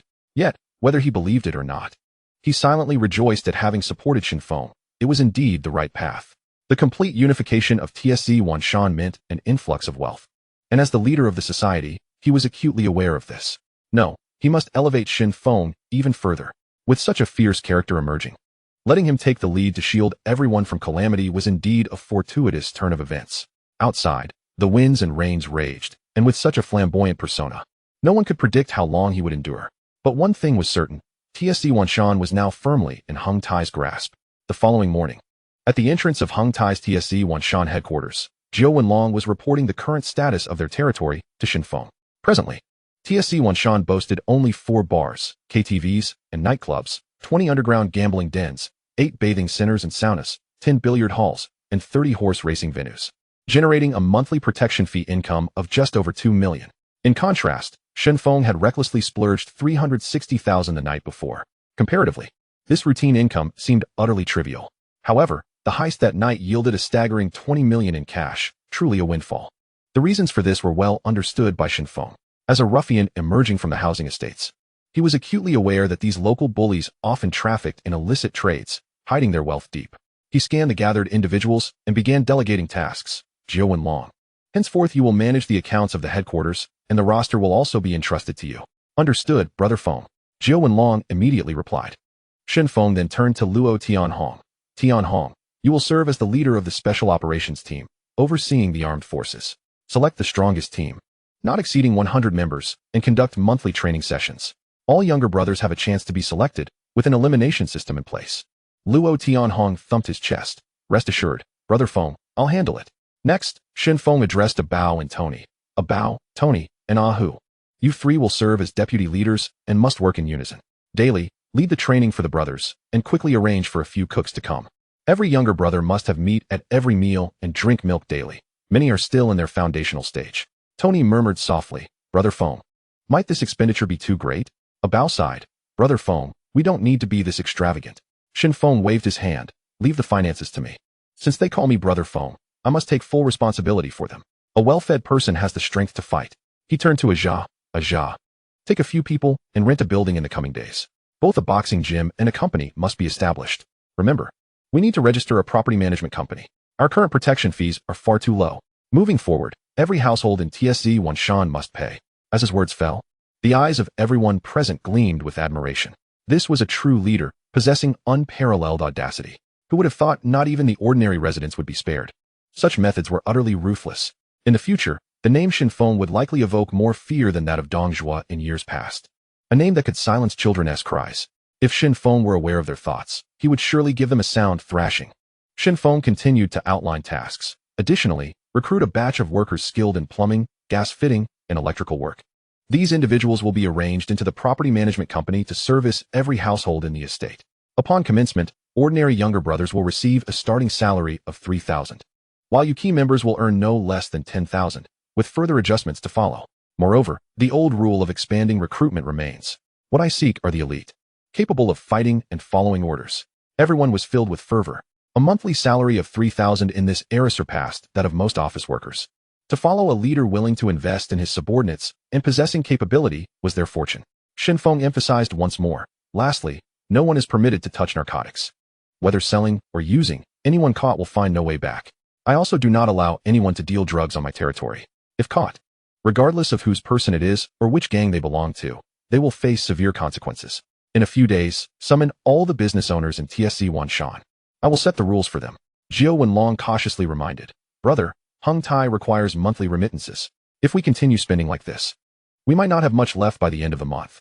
Shen Feng exhaled a puff of smoke, his brow furrowing slightly. Unperturbed, the remnants left by Lon Kochong amount to a mere 500,000. As for the head banquet, they didn't even contribute a dime. We fought tooth and nail last night, and they didn't utter a single word. This month, we'll give them 50,000 as a token gesture. Moving forward, 30,000 each month will be ours to spend. No one else will benefit. Shen Feng initially intended to say 100,000, but reconsidered, thinking it might be a bit too harsh. I operate this way. Everyone eats together, but we must first fill our own bellies. Only then can others have their share. Remarkable indeed. In all of Hong Kong, one could scarcely find another leader as audacious as he in his proclamations. Chapter 7. The Peace Money. Brother Feng, forget about those paltry fees. Don't even mention it to us. Brother Feng, I must take my leave. I didn't hear anything. Brother Feng, your words carry weight. What if the higher-ups come after you? You ask me? Who should I ask? Shen Feng suddenly raised his eyes. If you don't step up, who will? He then shouted. Now, who is unwilling to comply? We comply. Everyone responded in unison. Even a moment's hesitation would be a betrayal of the money. After Luo Tianhong and the others departed, the headquarters fell silent. Shen Feng, cigarette in mouth, fixed his gaze on the distant housing estate. While others viewed the area as dilapidated and chaotic, he saw vast fields of gold. TSC Wanshan Estate boasts 100 buildings, making it the largest public housing estate in all of Hong Kong. Each floor houses anywhere from dozens to as many as 140 units. Together, they amount to nearly 100,000 households. Yet, there is no proper property management here. He did not ponder too much, with $100 collected from each household. How much could he earn in a month? Of course, he also had to attend to tasks such as repairing water pipes, restoring electrical circuits, and providing basic services. Thus, he recently hired a considerable number of plumbers and electricians. Compared to the substantial fees collected monthly, these labor costs were almost negligible. The profits were essentially guaranteed. With more than 90% secure, even more fortuitously, the street youths here could be summoned to serve him at any moment. Were it not for his stringent requirements, he could muster over 10,000 men within a week. While he was contemplating, a melodious voice chimed from behind. Dadong, so you are truly here. Shen Feng turned around, his heart quivering slightly. Standing before him was a young girl. She did not possess striking features, but rather emanated an indescribable aura. Seeing her was akin to experiencing the spring breeze, the morning dew, and all that remained unsullied by the world. Her round, bright apricot-shaped eyes, with slightly drooping outer corners, conveyed a sense of fragility and innocence that stirred a protective instinct within him. Her nose was elegantly sculpted, and her lips resembled cherries, her figure slender. Clad in a simple white t-shirt and jeans, her attire seemed ordinary, yet it felt as though time itself paused in her presence. Beside her, Luo Tianhong anxiously waved his hands. Big brother, the little Jew wasn't brought by me. I have matters to attend to, so I shall take my leave. If you need anything, seek out Long Go, do not look for me. As soon as Luo Tianhong's words fell, he turned and vanished at the alley's mouth. The name Dao Zihong was well known throughout the Xianshan area, a presence that could make one tremble in fear. Yet, in the face of the girl standing by the balcony, he dared not even breathe. She was referred to as the Little Jew, a name that alone suggested her extreme frugality. What was even more daunting was that Shen Feng had long established a rule. Smoking was strictly prohibited in her presence. This ironclad decree caused both Luo Tianhong and Zhou Wenlong to take detours whenever they encountered her. The little Jew, named Ruan Mei, lived next door to her grandmother. Although she came from humble beginnings and lived a frugal life, she never bowed her head to anyone. Shen Feng and his companions, though seemingly mingling on the streets, possessed warm hearts and often quietly assisted her in changing light bulbs, carrying rice bags, and repairing water pipes. Day after day, through these small acts of kindness, their feelings quietly took root. What are you staring at? Ruan Mei's cheeks flushed slightly under his gaze as she softly spoke. She handed over a thermos. Here? Chicken soup I made. You see me, and not a word comes out of your mouth. Although she feigned reproach, her hands deftly opened the lid, revealing chunks of chicken, vegetables, and a bowl of white rice. The aroma wafted enticingly through the air. Shen Feng's throat moved as he swallowed, uncertain whether it was the allure of the food or the tender expression of the person before him that captivated him. Suddenly, he stepped forward and grasped her hand. Hey, what are you doing? Ruan Mei trembled, attempting to pull her hand away. Yet, Shen Feng held firm, his voice low. Little Jew, I will protect you. Oh, how annoying. She frowned and waved the air. Your clothes smell terrible. Thankfully, I brought some clean ones. Hurry and change, I'll wash them for you. Stop dawdling, eat. A mouthful of rice, a sip of chicken soup, warmth spread from his stomach to his entire being. Shen Feng gazed at her profile and blurted out, marry me. Ruan Mei froze, a grain of rice falling unnoticed on the bowl's edge. Her breathing quickened. She set down her chopsticks, her tone flustered. Didn't I say? I want to marry, nor will I date. Shen Feng understood that her high walls were not born of indifference, but of fear of fate's unpredictability. The Ruan family bore a silent storm within their bloodline, congenital heart disease, with few ancestors living past 30. She did not wish to burden anyone, preferring solitude. Heaven had blessed her with a picturesque appearance, yet withheld the gift of health. And within Shen Feng's heart, he silently vowed, in this life, I shall rewrite your destiny. Observing her flustered yet endearing demeanor, he intentionally chuckled. Then why are you being so nice to me? Aren't you afraid I might misunderstand? Because you are pitiful. No one cares for you. Moreover, you treat me well. Since I am good to you, then tell me, what do you wish to do? I have said countless times that I do not want a boyfriend. Fine, fine, fine. You insist on not dating and plan to remain a spinster for life. Don't come to me in a few days saying you have feelings for me. It will be too late then. So, you need to stop caring for me like this. I don't want to develop feelings for you. Once I like you, I'm done for. And you shouldn't harbor any feelings for me either. Besides, we are not even on the same path. Rest assured, I am gay. Who believes you? I saw the adult magazines hidden under your pillow. If you truly can't endure it, then go find a girlfriend. That way, I can feel more at ease. But looking at you, it seems hard to find someone. If it comes to that, I can introduce you to someone. The two exchanged banter over steaming chicken soup, each taking jabs at the other. After lunch, Shen Feng produced a stack of cash from his pocket, $10,000, and handed it to her. Take this and spend it. If it's not enough, let me know. Then I'll hold on to it for you. Wait until you buy a car. Nowadays, a man can't go out without a car. How about a Toyota? Practical and durable. The little Jew cautiously tucked the money into her wallet. Shen Feng's heart suddenly tightened, tears welling in his eyes, his voice trembling. I am now the decision maker. I have the final say in Xianshan. I am not short of money. I have plenty. Soon, I will buy a villa, and then you and your grandmother can move in with me. Don't keep saving for me. Oh, little Jew, looking skeptical, I want to indulge in your nonsense. I must return. Watching her retreating figure, Shen Feng inwardly roared. System, is there a way to cure her illness? Whatever it takes, no matter how difficult, just tell me. Detected host request for assistance, limited to one-time external support. Please confirm your choice. Yes or no? Yes. Shen Feng exclaimed without hesitation. Unlocked basic healing fluid. This elixir can eliminate all hidden ailments within the target's body and significantly enhance physical condition. The cold notification echoed in his mind. Shen Feng immediately sensed the presence of a vial emitting a faint blue glow in the space around him.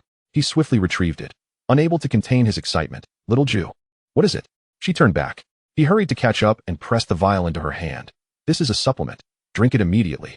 I don't need such useless stuff. Keep it for yourself, she protested. I am in perfect health. You must drink it now? Shen Feng twisted the cap open, his tone leaving no room for argument. What else with the attitude, really? She grumbled as she accepted it, tilting her head back to gulp it down.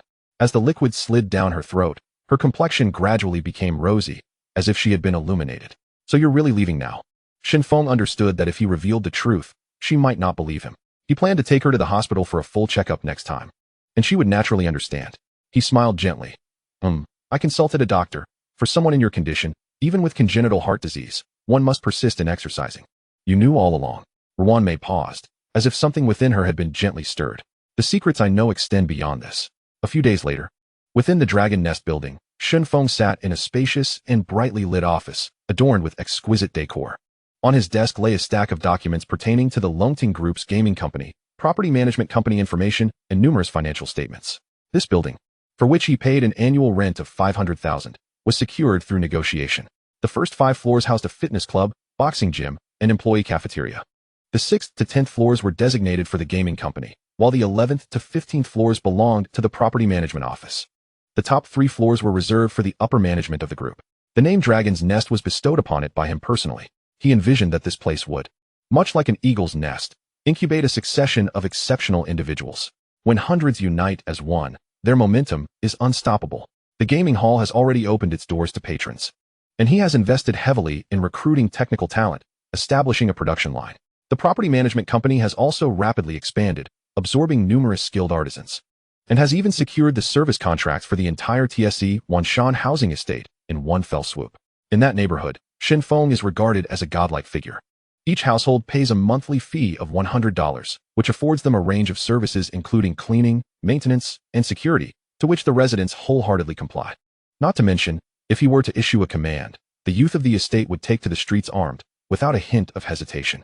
Even a moment's delay would feel like a disservice to his name. Just from this initiative alone, the company earns over 10 million each month.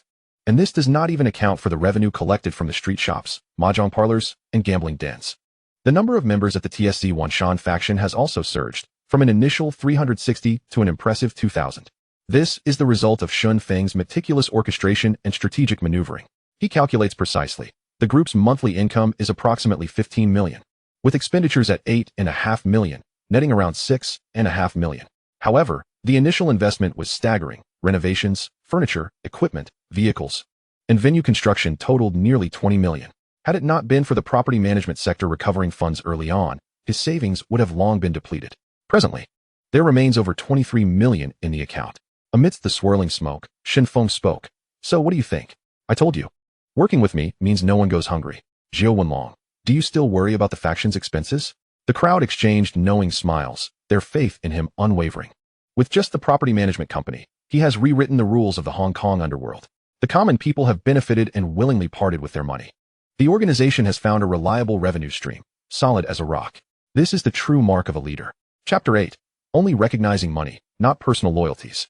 Shen Feng slowly began. Let us redefine the salary structure. These 2,000 individuals will be divided into 5 tiers. Ordinary members, team leaders, supervisors, vice presidents, and above them, you several general managers. Corresponding monthly salaries will be 3,000, 6,000, 10,000, 20,000, and 50,000, respectively. Each general manager will be paired with 2 vice presidents, each managing 3 supervisors. Each supervisor will lead 3 team leaders, and each team leader will oversee 20 individuals. The action group will be calculated separately and will not fall under this system. Their salary will be 15,000. We will continue to recruit, and starting next month, all will operate under the new system. There were no objections among those present. Shen Feng's style of leadership garnered only one assessment throughout the faction: respect. Many leaders of Hong Kong's gangs, once they find themselves financially comfortable, immediately indulge in hedonism, gambling, and wasting their days away. He, however, never succumbs to such distractions. It is common to find him alone in the office, contemplating the direction of development. If not there, he is most likely patrolling the TSC Wanshan area, overseeing the operation of his ventures. The standard of meals provided for the faction surpasses that of most white-collar workers. And many families in the housing estates hope their children can secure a position within. Ordinary members already earn double that of typical laborers, nearing the level of average white-collar workers. Following such a leader, life appears promising. Just as he was speaking, his phone rang. It was Chen Tailong from Hong Tai. Speaking with arrogance, "Adong, it's time to settle up today. Bring the money quickly. All the decision-makers are here. Don't waste time." "All right, I'll be there shortly." After hanging up, Shen Feng opened the safe and retrieved $51,000 bills, totaling 50,000. Luo Tianhong hesitated slightly. "Brother Feng, is this all we're giving?" Shen Feng lit a cigarette, calmly analyzing. "How much did we spend on the banquet and the conflict with the number gang?" "Nearly 4 million in total. Based on the faction's usual monthly income, I should already be drowning in debt. The property management company profits from our own hard work. And the gaming company was built from the ground up. What does that have to do with them? This 50,000 was squeezed out by me. This is true ruthlessness, not the superficial kind, but a kind that hides behind a smile. Dark and transparent, with depths of cunning unseen." Aja looked at Abao, who silently placed a few handguns on the table, beside which lay several magazines. Luo Tianhong understood the implication, took the guns into his embrace, and patted his clothing. "Brother Feng, let us head out." Shen Feng suddenly changed his demeanor, sternly scolding. "You lot, pretending to be so innocent, secretly harboring grand ambitions. What do you need guns for? Do you plan to rebel?" Luo Tianhong replied softly. "I fear things might spiral out of control." Aja also advised, "If it comes to blows, lives will be lost." Shen Feng remained composed. "No need to worry. Uncle Mei is older and knows the limits. He won't act recklessly." Luo Tianhong pressed. "What if he doesn't understand?" Shen Feng replied coldly with a smile. "Let them know who is truly in charge." Before departing, he turned to Zhou Wenlong and said, "Today, you'll make a trip to Stanley and ascertain the situation with Sangbo. If there is an opportunity to extract him, do so immediately. Money is not an issue. I want him standing before me in the shortest time possible." "Brother Feng, I've already asked around and was planning to hire a lawyer to pursue a reduction in his sentence," Zhou Wenlong responded. "Well done. I won't have to worry about matters you handle. This upcoming spectacle will be quite something. The Prince of Hong Tai still owes over 3 million. And it has been 5 years. Interest has multiplied many times over." Shen Feng's lips curled into a slight smile, his tone exuding confidence. Arriving in a fully equipped Mercedes for the meeting was already against the rules. Uncle Mei's vehicle was hardly more modest. However, rules are made for the weak. With money in hand and backing behind him, if he were to still keep a low profile, he would be no different from the ants along the roadside. Yet, this red Marlboro still lacked flavor. Perhaps next time, a cigar would be more suitable. Upon arriving at Uncle Mei's residence, Shen Feng encountered Wei Jixiang at the entrance. One person was impeccably polished, while the other appeared drab and worn. The disparity was glaring. In just a few days, one had ascended to a Mercedes, sweeping through Tun Mun and making a name in the underworld. The other, after a lifetime of struggle, could not even afford a vehicle. He gently patted the cheek of the boy beside him. "Call him Uncle Dong." "Uncle Dong," the child exclaimed with a clear voice. Shen Feng produced a $1,000 bill from his pocket and handed it over. "Big Hong, right? Here, take this. I didn't bring a gift this time, but I'll make up for it next time." Wei Jixiang hurriedly waved his hands. "Adong, I appreciate the gesture, but this money is too much. It's for the child, not a tribute to you." Shen Feng smiled as he pressed the money into the child's hand, believing that an obedient child is deserving of such rewards. He understood well that since his wife's passing, Wei Jixiang had transformed into a different person. With a vulnerability now exposed, his actions lacked the decisiveness of old, and the fierceness in his gaze had faded. In this heartless realm, such attachments become burdens. Thus, he retreated step by step, bowing his head and bending his back, a far cry from the formidable elder brother he once was, now reduced to a mere pawn. What Shen Feng aimed to do was to tear away this layer of timidity, to remind him of the taste of the blade. Stepping into the garden, the sounds of joyful children filled the air. It was Chen Tailong's son's birthday, and a group of unruly kids were running about. In Shen Feng's eyes, these pampered little brats were merely a horde of undisciplined creatures. As for the elders inside, they were simply aging beasts, having lost their luster. "Why did you arrive so late?" the prince's wife complained at the door. Wei Jixiang quickly offered a sheepish smile. "Sister-in-law, I went to pick up the child and lost track of time. So this is a dong. You are quite the celebrity now. Just the other day, while dining in Sim Sha Sui, someone specifically asked me if I knew you." The princess wife regarded Shen Feng with a noticeably softened expression compared to before. Shen Feng nodded in acknowledgement, then instructed Luo Tianhong to wait in the courtyard while he briskly made his way inside. In the opulent living room of the villa, the formidable leader of the Hong Tai gang, Uncle Mei, sat confidently at the head of the table. To his left were several esteemed elders, including Fat Bo, Uncle Pei, and Brother Fa, while to his right sat the rising stars, Bao Ron and the Crown Prince, among others. The dining table was set with merely 6 sets of cutlery. As Shen Feng and Wei Jixiang entered, not a single head turned. The others continued their indulgence in food and drink, utterly disregarding the newcomers. The table was devoid of any utensils for them, a clear and unmistakable intent. This was not merely a slight, it was a profound humiliation. One could even assert that such indifference would not be shown even to a dog. Behind Uncle Mei, 2 subordinates were ruthlessly beating a man confined within a burlap sack. The man, a brother of the little tyrant, was wailing in agony, with the edges of the sack stained crimson, a sight too distressing to behold. As soon as Uncle Mei and the Crown Prince Wei Jixiang crossed the threshold, they immediately bent down with smiles plastered on their faces, eager to appease. Yet, inside the room, no one acknowledged them, as if the very air had solidified. Some leisurely savored their red wine, others were engrossed in serving dishes. While the Crown Prince meticulously examined the color and vintage of the wine in his bottle, the 2 newcomers appeared almost invisible. Shen Feng, lacking the patience for such theatrics, suddenly raised his hand to cover his mouth, feigning a sneeze, and immediately spat a thick phlegm squarely onto the central plate of ham. Chen Tailong shot up, glaring furiously. Shen Feng, however, pulled out a handkerchief to wipe his nose nonchalantly, strolling forward. "Ah, my apologies, Crown Prince, the wind outside is quite strong, and I seem to have caught a chill. Coming from the countryside, I am not well versed in etiquette. I hope you can forgive my ignorance."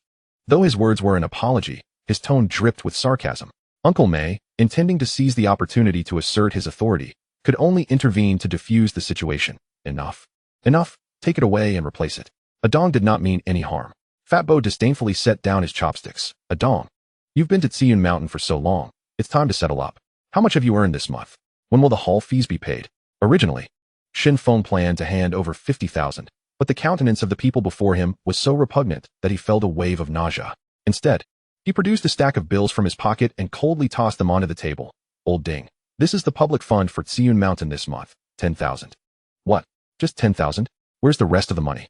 Are you trying to fool us?" Instantly, the dining hall erupted into chaos. Wei Jixiang leaned in, attempting to offer some words of persuasion, but Shen Feng shot him a glare that silenced him. "What's the matter?" Shen Feng surveyed the room, his voice suddenly rising. "Wan Ko Chong is dead, and there's only a few 100,000 left in the account. I drank with Bearded Yong, and he too. Do you think that comes for free? Hiring men to handle smoke and knives, does that come without cost? Paying funeral expenses for the deceased, can that be saved? Recruiting men, establishing authority, maintaining appearances, none of it comes without expense. The world has changed. Young people only recognize cash, not loyalty. Who will stand up for you if you don't pay? All you leaders ought to be aware of this. Only I, Shen Feng, still value the old ties." Clinging to the Hong Tai banner without wavering, Bearded Yong offered me a job switch, promising me territory in Smoke 9 and the entirety of Tsimsha Sui. I remained unmoved. Why? Because I value relationships. "Uncle Mei, you should also allocate some funds for yourself. I am burdened with high-interest loans outside, constantly pursued. I have upheld the reputation of Hong Tai. I cannot be without any recompense, can I?" With that, Shen Feng casually pulled over a chair and sat down, lighting a cigarette. The closest to him, Uncle Pei, slammed his palm on the table, seething with rage. "What is this attitude? Who permitted you to sit down? Old man, do you truly believe you carry weight?" Shen Feng remained unmoved, raising his gaze to coldly meet Uncle Pei's eyes, his stare sharp as a knife. "If you dare to set such a scene, do not expect to suppress me with seniority. Anyone who crosses me will find that I am equally capable of overturning the table. This is Old Ding's domain. It is not your place to speak." "Isn't that right, Uncle Mei?" His lips curled into a slight smirk, his gaze piercing into Uncle Mei's, half smiling.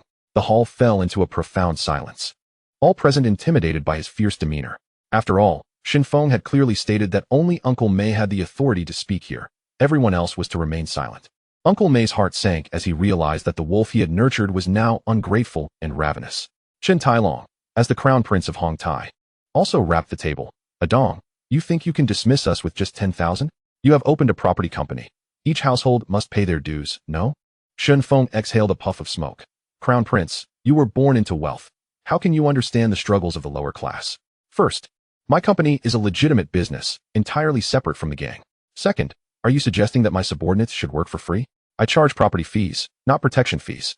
To provide services and support my men, every aspect incurs expenses. You are so affluent. Why not sponsor me a little and settle the hall fees first?" All the gangs in Xiangjiang adhere to this principle. Private business should not intermingle with underhanded dealings. If I truly invoke the name of Guan Er Yi, every word I speak is justified. Chapter 9. Now you are truly on the path to wealth. Damn it, I have seen greedy leaders before, but none as brazenly avaricious as this. Asking for 10,000 from the public account. It is nothing short of a joke for Hong Tai. Bao Rong looked at Uncle Mei, his eyes filled with discontent. After all, it was he who had initially elevated him. The crowd began to murmur. Brother Fa shook his head. Did you see that? A mud pie cannot stick to the wall. His face is so thick. I am truly seeing the world anew. Oh, then why don't you try managing Xian Mountain? Shen Feng squinted. If you can last 7 days, I shall call you my ancestor. Fat Bo gritted his teeth. This man's heart is utterly blackened. I recruit and maintain 2,000 brothers, and the entire Xian Mountain stands united. How dare you claim I have a black heart? Shen Feng, while cleaning his ears, sneered. Say that again, I dare you. Bao Rong scoffed. Then why are you still flaunting your luxury car everywhere? I am the head of Hong Tai, and every leader in Xian Mountain is a veteran. If I don't drive a Benz, should I take the subway? Shen Feng scoffed. If I truly did that, wouldn't I be ridiculed throughout the entire harbor? What about Hong Tai's reputation? Wei Jixiang watched as Shen Feng single-handedly battled the crowd, nearly speechless. As the scene grew increasingly chaotic, Shen Feng's gaze shifted to Uncle Mei, who had remained silent, his expression dark. Everyone, be quiet. His voice was not loud, yet it silenced the entire uproar. Old Ding, please speak some words of justice. In recent days, the upper echelons of Hong Tai had not dispatched anyone to investigate the affairs of Xian Mountain. Yet all were acutely aware of one thing. Shen Feng, this tyrant of Hong Tai, commanded 6 formidable generals, Jiu Wenlong, Luo Tianhong, Tony, a Zhao, a Hu, and a Bao. 2,000 men were no idle boast. It was precisely because Shen Feng's reputation was so illustrious that countless youths wandering the streets of Xiangjiang sought to ally themselves under his banner. Such power. The other decision-makers dared not confront directly and could only suppress with seniority. After a long pause, Uncle Mei slowly spoke, a smile gracing his face. A dong, indeed. Being a big brother is no easy feat. You have just taken on this position, and with so much to learn, using the funds to stabilize your team is understandable. This month's tribute will be waived. You can make up for it next month with a bit more. Shen Feng nodded in agreement. Very well. Old Ding is always straightforward. He agreed readily, yet did not specify the amounts. Uncle Mei continued with a smile. The unity of Xian Mountain is a significant achievement of yours. Your contributions are not insignificant. I have yet to reward you. I understand you have been busy lately. Thus, from today onward, you shall be Hong Tai's double flower red stick. In a few days, I will personally officiate for you, inviting all the gangs in the harbor to witness, granting you a grand display. How does that sound? The title of double flower red stick, unlike that of an ordinary red stick, symbolized a top-tier warrior. However, this position was not something every gang could establish. Though it was an honorary title, its authority was akin to that of a red stick, yet it required recognition from other factions. More crucially, once one becomes a double flower red stick, it is tantamount to standing at the apex of a storm, perpetually susceptible to challenges. Consequently, over the past decade, within the entirety of Hong Kong, only the Numbers Gang has ever appointed a single double flower red stick. Even the war god of Hung Hing, Gan Tai, has not been bestowed with such an honor. Shen Feng understood Uncle Mei's intention to elevate him to a prominent position, drawing the gaze of all of Hong Kong upon him. Should he falter, the territory would naturally revert to the Triad. He waved his hand dismissively, stating, becoming a double flower red stick is acceptable, but let us dispense with the ostentatious rituals. Instead of that, why not simply hand me the money directly? I am in dire need of cash. Moreover, in this day and age, practicality and tangible benefits are what truly matter. It would be far more prudent to ponder how to generate genuine profit for Hong Tai. His words exuded a palpable sincerity. Uncle Mei furrowed his brow, contemplating. If we forego the ceremony and grant him the title directly, might it appear that we lack conviction, inciting other gangs to stir? However, he quickly donned a smile and declared loudly, let it be known, Ah Dong, this young man is a remarkable talent. Everyone has heard clearly, from this day forth. Shen Feng, the tyrant of Hong Tai, is formally appointed as our double flower red stick. Having uttered these words, he made no mention of the financial aspect. How miserly. No wonder Hu Young of the Numbers Gang had disparaged Hong Tai's prospects. Immediately thereafter, Uncle Mei clapped his hands, summon the kitchen, bring forth fine wines and exquisite dishes. Everyone, take a seat, no need to stand. Xiang Di, you too, join us at the table. As the banquet continued in lively spirits, the henchmen in the back were already feeling the strain in their arms. Bao Rong could no longer contain himself. He stood up, cursing, I'll take it on. Let us see how tough you really are. Before he could finish his sentence, His fist had already struck the face of the little tyrant's subordinate, delivering blows while shouting, "Speak! You worthless fool, will you talk or not? If you don't open your mouth, I swear I'll beat you to death. Face down. Face down. Do you think I wouldn't dare to take your life?" Uncle May leisurely wiped the corner of his mouth, cigar in mouth, and remarked, "Bao Rong. The man has been silenced. How can he speak?" He turned to the young man. "Hey, if you wish to say something, just nod your head. Otherwise, the beating shall continue." The man nodded vigorously like a pestle. Two henchmen tore open the sack, revealing a bloodied face. Shen Tailong spoke coldly. "Where's the little tyrant tonight?" The man weakly replied, "Even if I tell you, it's a dead end for me." Fei Bo, chewing on steak, interjected, "If you don't talk, you'll be lying down right now." Wei Jixiang seemed to express pity, adding, "Fei Shu is right.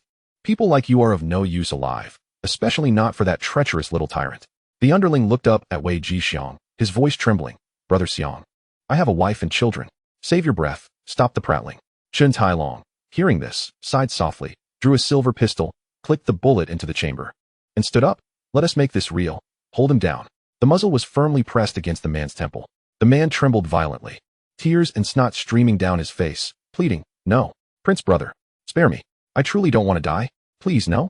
A foul odor began to permeate the air. He was so frightened that he lost control. Uncle May squinted, sensing the moment had arrived, and waved his hand. "Enough. After all, he is a person of our world." He stood, looking down at the man, his tone grave. "Listen, pretty boy, you know full well the situation. The little tyrant has brought over 200 brothers to East Star. Our Triad's reputation has been trampled into the dirt." As he spoke, Uncle May slapped his own face forcefully.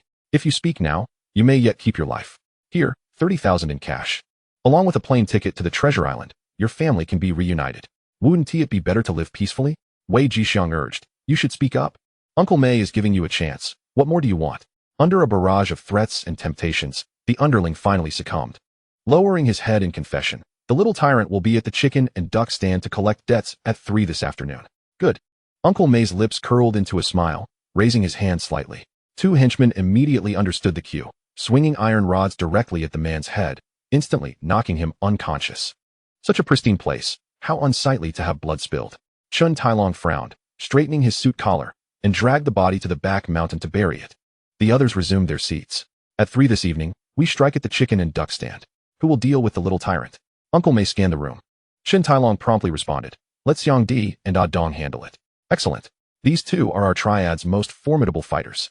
Eliminating the little tyrant will surely amplify our renown throughout Hong Kong." Bao Rong quickly concurred. Fei Bo nodded in agreement. "Indeed. There can only be one tyrant in Hong Kong. Ah Dong, you two go and take his skin." Taking skin implies taking a life, and is also a euphemism for sending someone off. Upon hearing this, Shen Feng tightened his grip on the goblet, causing the glass to shatter.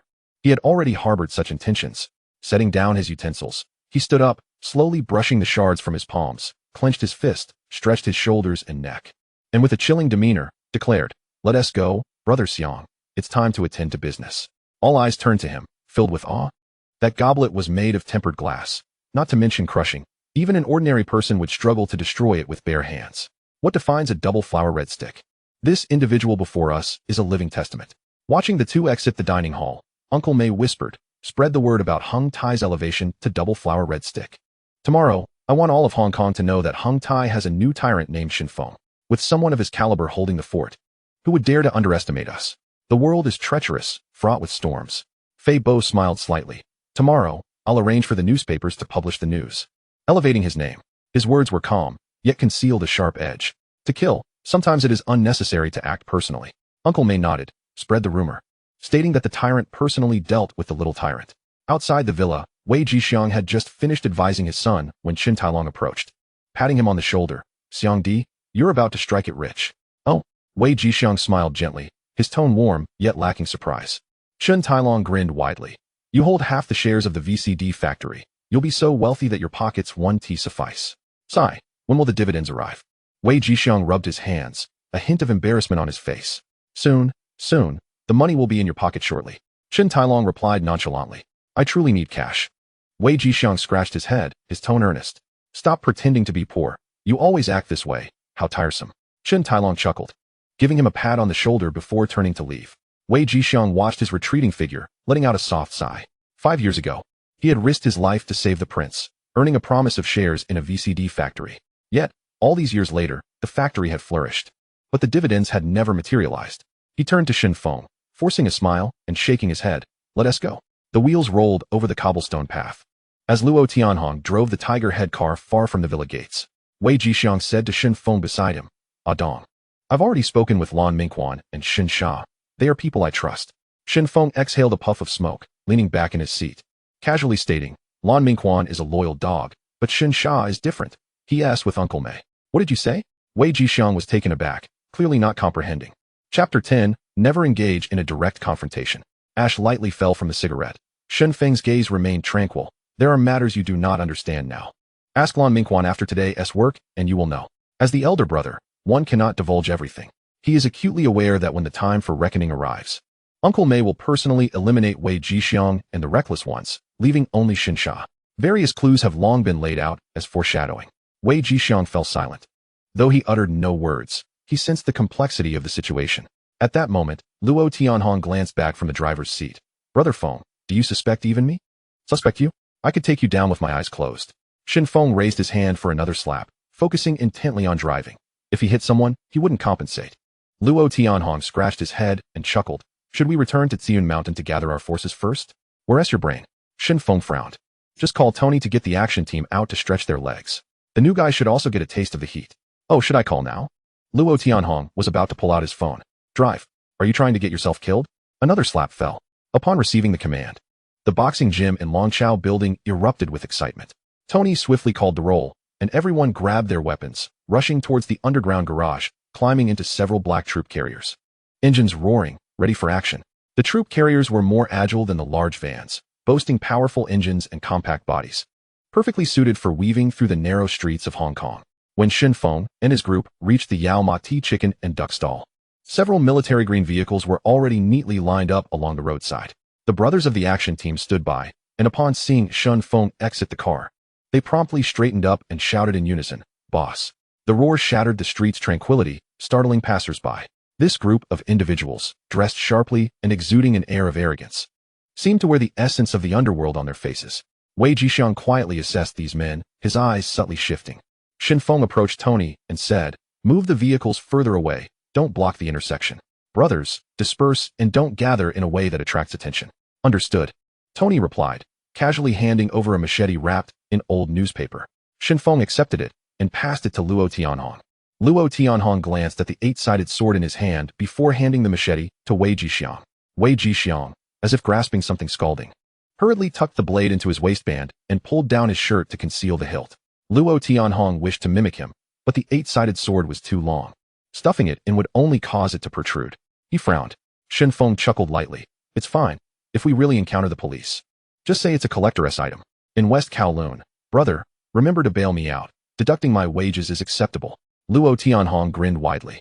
The flow of people in Yao Ma Ti was incessant, the liveliness rivaling the peak hours of Tsiun Mountain. Yet the financial prospects here far surpassed those on the mountain.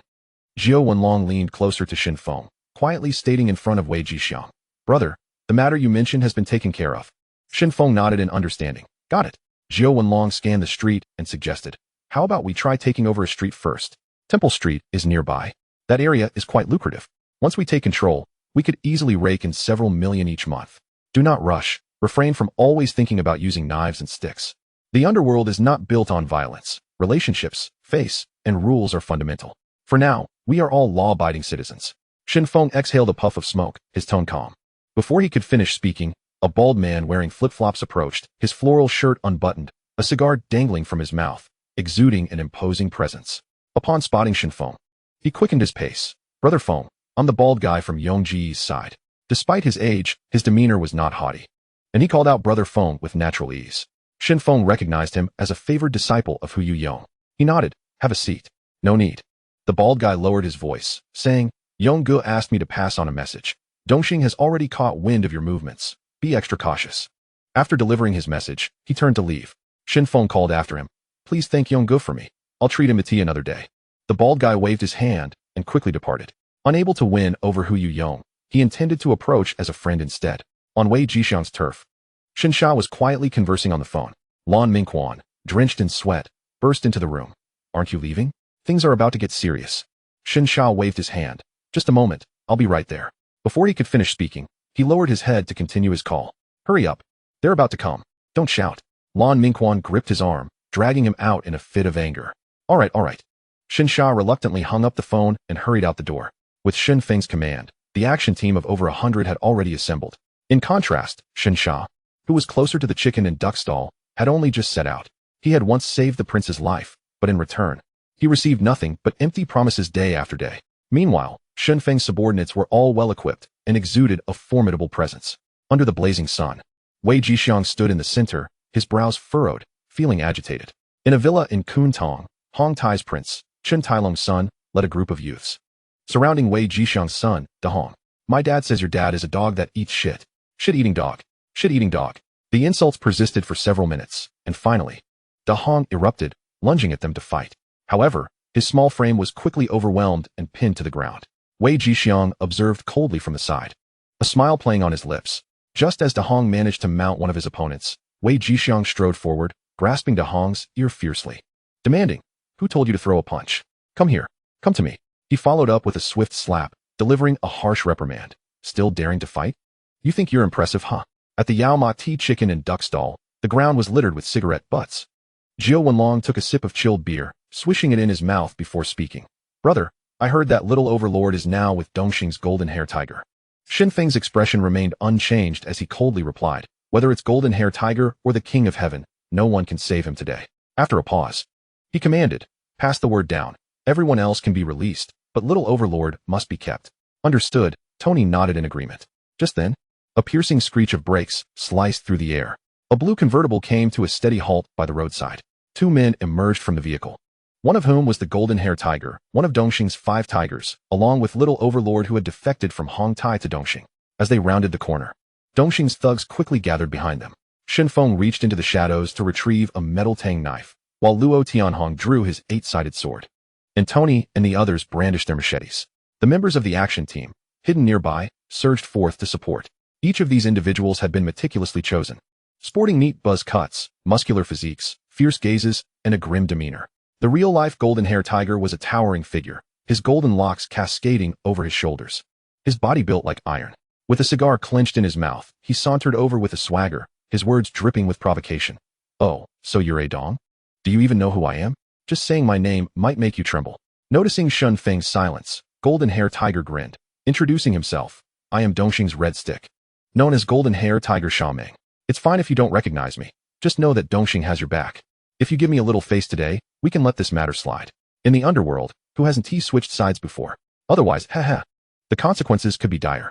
As his words trailed off, a chilling tone enveloped the air, the hostility palpable. Shen Feng showed no interest in even casting a glance at him. With a swift flick of his wrist, the tang knife was drawn, and he coldly ordered, engage. Take them down. Golden hair tiger felt a surge of anger, cursing inwardly. In this day and age, did they not adhere to any rules? As one navigates the murky waters of conflict, is it not customary to exchange a few pleasantries before resorting to violence? These young ruffians strike with ruthless efficiency, utterly devoid of any sense of honor. Before the thought could fully form, Shen Feng lunged forward like a ferocious tiger pouncing on its prey. As a red stick of the Dongxing gang, Xiameng considered himself no slouch in combat. He raised his knife to block. Yet the moment of contact unleashed a torrent of immense force, sending a jolt through his entire arm, rendering him nearly unable to maintain his grip on the blade. In the blink of an eye, Shen Feng landed, spinning and delivering a kick that sent the over 160-pound golden hair tiger flying several meters away. A sharp pain pierced his chest, his insides churning. The golden hair tiger crashed heavily to the ground, disregarding his injuries as he rolled to his feet and fled, abandoning even those Dongxing subordinates still engaged in battle behind him. He understood all too well that within Dongxing, treachery was the norm. Every so-called 5 tigers would retreat at the first sign of danger. At this moment, there was no question of saving face. Survival was paramount. Shen Feng was a figure of sheer terror, striking with brutal precision and overwhelming presence, his combat prowess far exceeding that of an ordinary individual. Confrontation was not an option. And as for the little overlord, what was he worth? As long as money was in hand, there would always be an abundance of hired muscle. Why sacrifice oneself for him? It was time to escape, and swiftly. The moment the two sides clashed, the situation unraveled in an instant. As the action team collided with the Dongxing lackeys, over 20 diminutive thugs lay incapacitated in mere moments. Their strikes were precise, targeting limbs to incapacitate without taking lives. The ground was filled with cries of anguish and despair. Faced with the elite action team personally led by the formidable Shen Feng, the Dongxing members were utterly overwhelmed, lacking any means of defense. At that crucial juncture, Lan Mingquan, wielding a machete, rushed in with a fierce expression and murderous intent. Following closely was Shen Sha, hands in pockets and moving languidly, as if merely there to witness the chaos. Lan Mingquan was a renowned enforcer under Hong Tai, famed for his ability to single-handedly take down 10 foes. He plunged into the enemy ranks without hesitation, his blade flashing, blood spraying in every direction. The remaining Dongxing lackeys exchanged glances and scattered in all directions. The little overlord also sought to flee, his heart racing and limbs trembling. Alas, it was too late. The action team members had already surrounded him, trapping him in a tight circle. The little overlord swallowed hard and trembled as he addressed Shen Feng. Brother Feng, spare me this once. Wherever you go, I shall steer clear of your path, and I vow never to cross your path again. Shen Feng chuckled lightly. I understand now. Since I am in Xiangjiang, your existence is no longer permissible. Chapter 11. Who dares to touch my Zhongqing society? No, no, no. The little overlord immediately knelt, banging his head against the ground. Brother Feng, that was not my intention. Shen Feng turned, handing the machete he held to Wei Jixiang. You take it. Have a bout with him. Wei Jixiang's eyes flickered, his grip on the knife wavering. He recalled his promise to his son never to set foot in prison. You handle it. Today's affair is entirely your achievement. I shall not intervene. Shen Feng fixed him with a piercing gaze, his voice like thunder. Wei Jixiang, do you wish to be a dog or a wolf? Do you not yet comprehend? Once you enter this line of work, there is no turning back. Weakness cannot be tolerated. Do you think you can still extricate yourself now? How naive. Let me tell you, from the day you became a lackey, you were destined to charge forward, earn money relentlessly, and you may have a chance to redeem yourself. Otherwise, it is a dead end. Your son, De Hong, will also be implicated. Do you want me to spare you? Fine. But from this day forth, you are not to appear before us again. In the Qiyun Mountain residential area, there is no longer a person named Xiang Bezai. His words fell like a bucket of icy water, causing Wei Jixiang to shudder. His nostrils flared slightly. He seized the machete, roaring as he plunged into the crowd, targeting the little overlord with unrestrained ferocity. His movements were swift, his spirit akin to a raging tiger. Once a premier enforcer for Hong Tai, even the most notorious of outlaws had fallen before him. The little overlord stood no chance. 3 minutes later, his opponent lay crumpled on the ground, breath faint, blood pouring from his wounds. At that moment, Wei Jixiang no longer hesitated. He returned, his gaze steely, the intent to kill still palpable. You are called the little overlord. I shall call you the overlord. He extended the knife towards Shen Feng. The final blow is yours to deliver. Shen Feng surveyed the grim scene on the ground, the corners of his mouth curling upward. Have you heard the saying? For some, living is more painful than death. Take him to the hospital. The little overlord suddenly thrashed violently, wailing, Shen Feng, I beg you, put me out of my misery. Grant me a swift death. Indeed, for one who made a living by brute force, a swift execution would be a release. He had accumulated countless grudges through his tyrannical behavior. Congratulations, host. You have incapacitated the little overlord, earning 5 attribute points. Only 5 points? What is this? One might as well call the little overlord a source of endless amusement. 5 attribute points are worth less than a straight-up reward of 1 million. Uncle May was known for his frugality. This outing had yielded no benefits, and he was nearly out of pocket for travel expenses. Shen Feng stood at the street corner, his gaze fixed on Temple Street. Brothers, since we have arrived, let us take down the entirety of Temple Street. Temple Street is a bustling thoroughfare in Xiangjiang, rich in local flavor and the city's most vibrant night market. Countless films have been shot here, earning it the title of the nighttime paradise for the citizens of Xiangjiang. It is also the only officially recognized legal night market area. Throughout history, various gangs have established their presence here, with endless cycles of vendettas and alliances. The fees collected from night market stalls alone amount to millions each month. Luo Tianhong's eyes glinted red, charging forth like a ravenous wolf. Zhou Wenlong was taken aback. Brother Feng, did you not just say we should refrain from using knives and guns? How is it that you have changed your tune? Did I say that? Shen Feng pondered for a moment and nodded. Oh, it seems I did mention it. But that no longer applies. Tony grinned widely. Brother Feng, take a breather. This is our domain to handle. Today, we shall plant our flag in Temple Street. Brothers, onward. But that is the territory of Lianxing and Zhongqing society. Zhou Wenlong protested, his voice rising. Yet his feet did not falter as he picked up a machete and followed suit. Watching his subordinates surge towards Temple Street like a tidal wave, Shen Feng ambled leisurely. Passing by a fruit stall, he pulled out a $1,000 bill and asked, Are these watermelons ripe? The vendor, startled, trembled. Ripe, ripe. No need to pay. Handsome. Take it. Shen Feng sliced open a watermelon, revealing its bright red, glistening flesh, indeed. Ripe and ready, no change necessary. He seized a chunk and bit into it, juice splattering as he threw his head back in laughter. When the time comes to act, he would not retreat. When it is time to seize, he would not hesitate. This is the true essence of the world he envisions. To act freely is to forge ahead, and grievances are never buried. Such a life is what he deems exhilarating. Lan Mingquan glanced at Wei Jixiang and asked, Brother Xiang, shall we not join in? Wei Jixiang surveyed his men, his gaze lingering on Shun Sha for a few moments. Truly, some individuals are infuriatingly enviable. Regardless of whether Shen Sha was affiliated with Uncle Mei, merely observing his laid-back demeanor compared to Shen Feng's subordinates was like night and day. He waved his hand. Let us go, we'll support their advance. At that moment, Lin Huayue, the youthful leader of the Lianxing faction and a powerful figure in the Jordan area, was engaged in a game of mahjong at a small stall in Temple Street with Chuan Bao. Temple Street belongs to Yao Mati, while Jordan is situated just to its south, with the two areas adjacent to one another. Chuan Bao is the authority in Yao Mati under Lianxing. The two maintained a close relationship, laughing and chatting at the mahjong table. I've got a self-drawn hand, a pure suit with 5 pairs, everyone. Please put down 6,000. The speaker, Chuan Bao, wore an expression of smug satisfaction on his face. Several individuals at the table began to voice their grievances. What bad luck. Self-drawn? How can one have such good fortune? Hand over the money. Enough with the chatter. As the murmurs of discontent filled the air, they opened their wallets. Lin Huailu also chuckled as he withdrew a few bills, preparing to hand them over. Suddenly, the sound of hurried footsteps echoed from outside. The people around thought the police had arrived and quickly stuffed the money back into their pockets. Boss, we're in trouble. A subordinate rushed in, exclaiming, the thugs from TSCU and Shan are coming, and several of our brothers have been injured, just as Chuan Bao was enjoying himself. Interrupted before the money had even exchanged hands, his anger flared.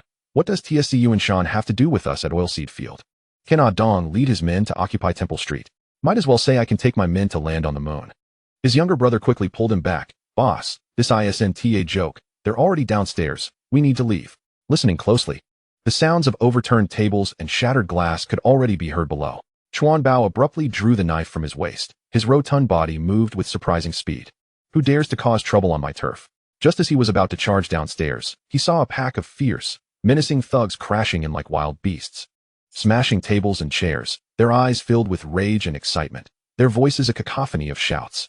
Someone recognized him instantly and shouted, There's Chuan Bao from Liansheng. What? Chuan Bao is here. Damn it. Brothers, let us get him. This group pounced like starving wolves at the sight of meat, brandishing their weapons with fervor, their expressions as ecstatic as if they had suddenly seen light after years in confinement.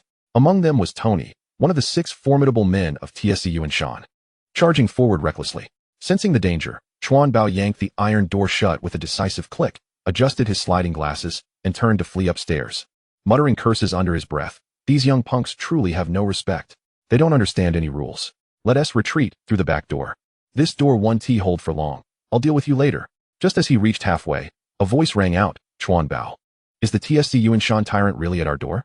The question came from Wei Yi of Kuan Yong, rumored in the underworld to possess the strength to kill a horse with a single punch. Kuan Yong is located on the southern side of Oilseed Field, adjacent to Temple Street. Is it a joke? We're short on manpower today. Let us retreat for now. With that, Chuan Bao took the lead, sprinting toward the back door. The scene downstairs was already chaotic.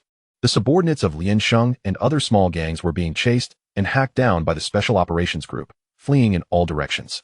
Blood stained the streets, and the shadows of knives crisscrossed. Even the residents of Temple Street, accustomed to turmoil, were terrified and closed their doors and windows in broad daylight. The name of the TSCU and Shan tyrant commanded respect. The Big Circle gang was fierce, but once they landed, the 4 major societies' underlings were left searching for their teeth. When the local thugs of TSCU and Shan moved, even the formidable Big Circle gang would stumble. The earth's worms shaken to the surface, cleaved in two. The winds of Temple Street were clearly about to change, as the battle neared its end. With blood still fresh and remnants scattered everywhere, at that moment of impending silence, a young man chewing on watermelon ambled around the street corner. His steps light and demeanor relaxed. With each step he took, dark clouds loomed on the horizon, colliding above, lightning tearing through the sky, electric serpents dancing at the zenith.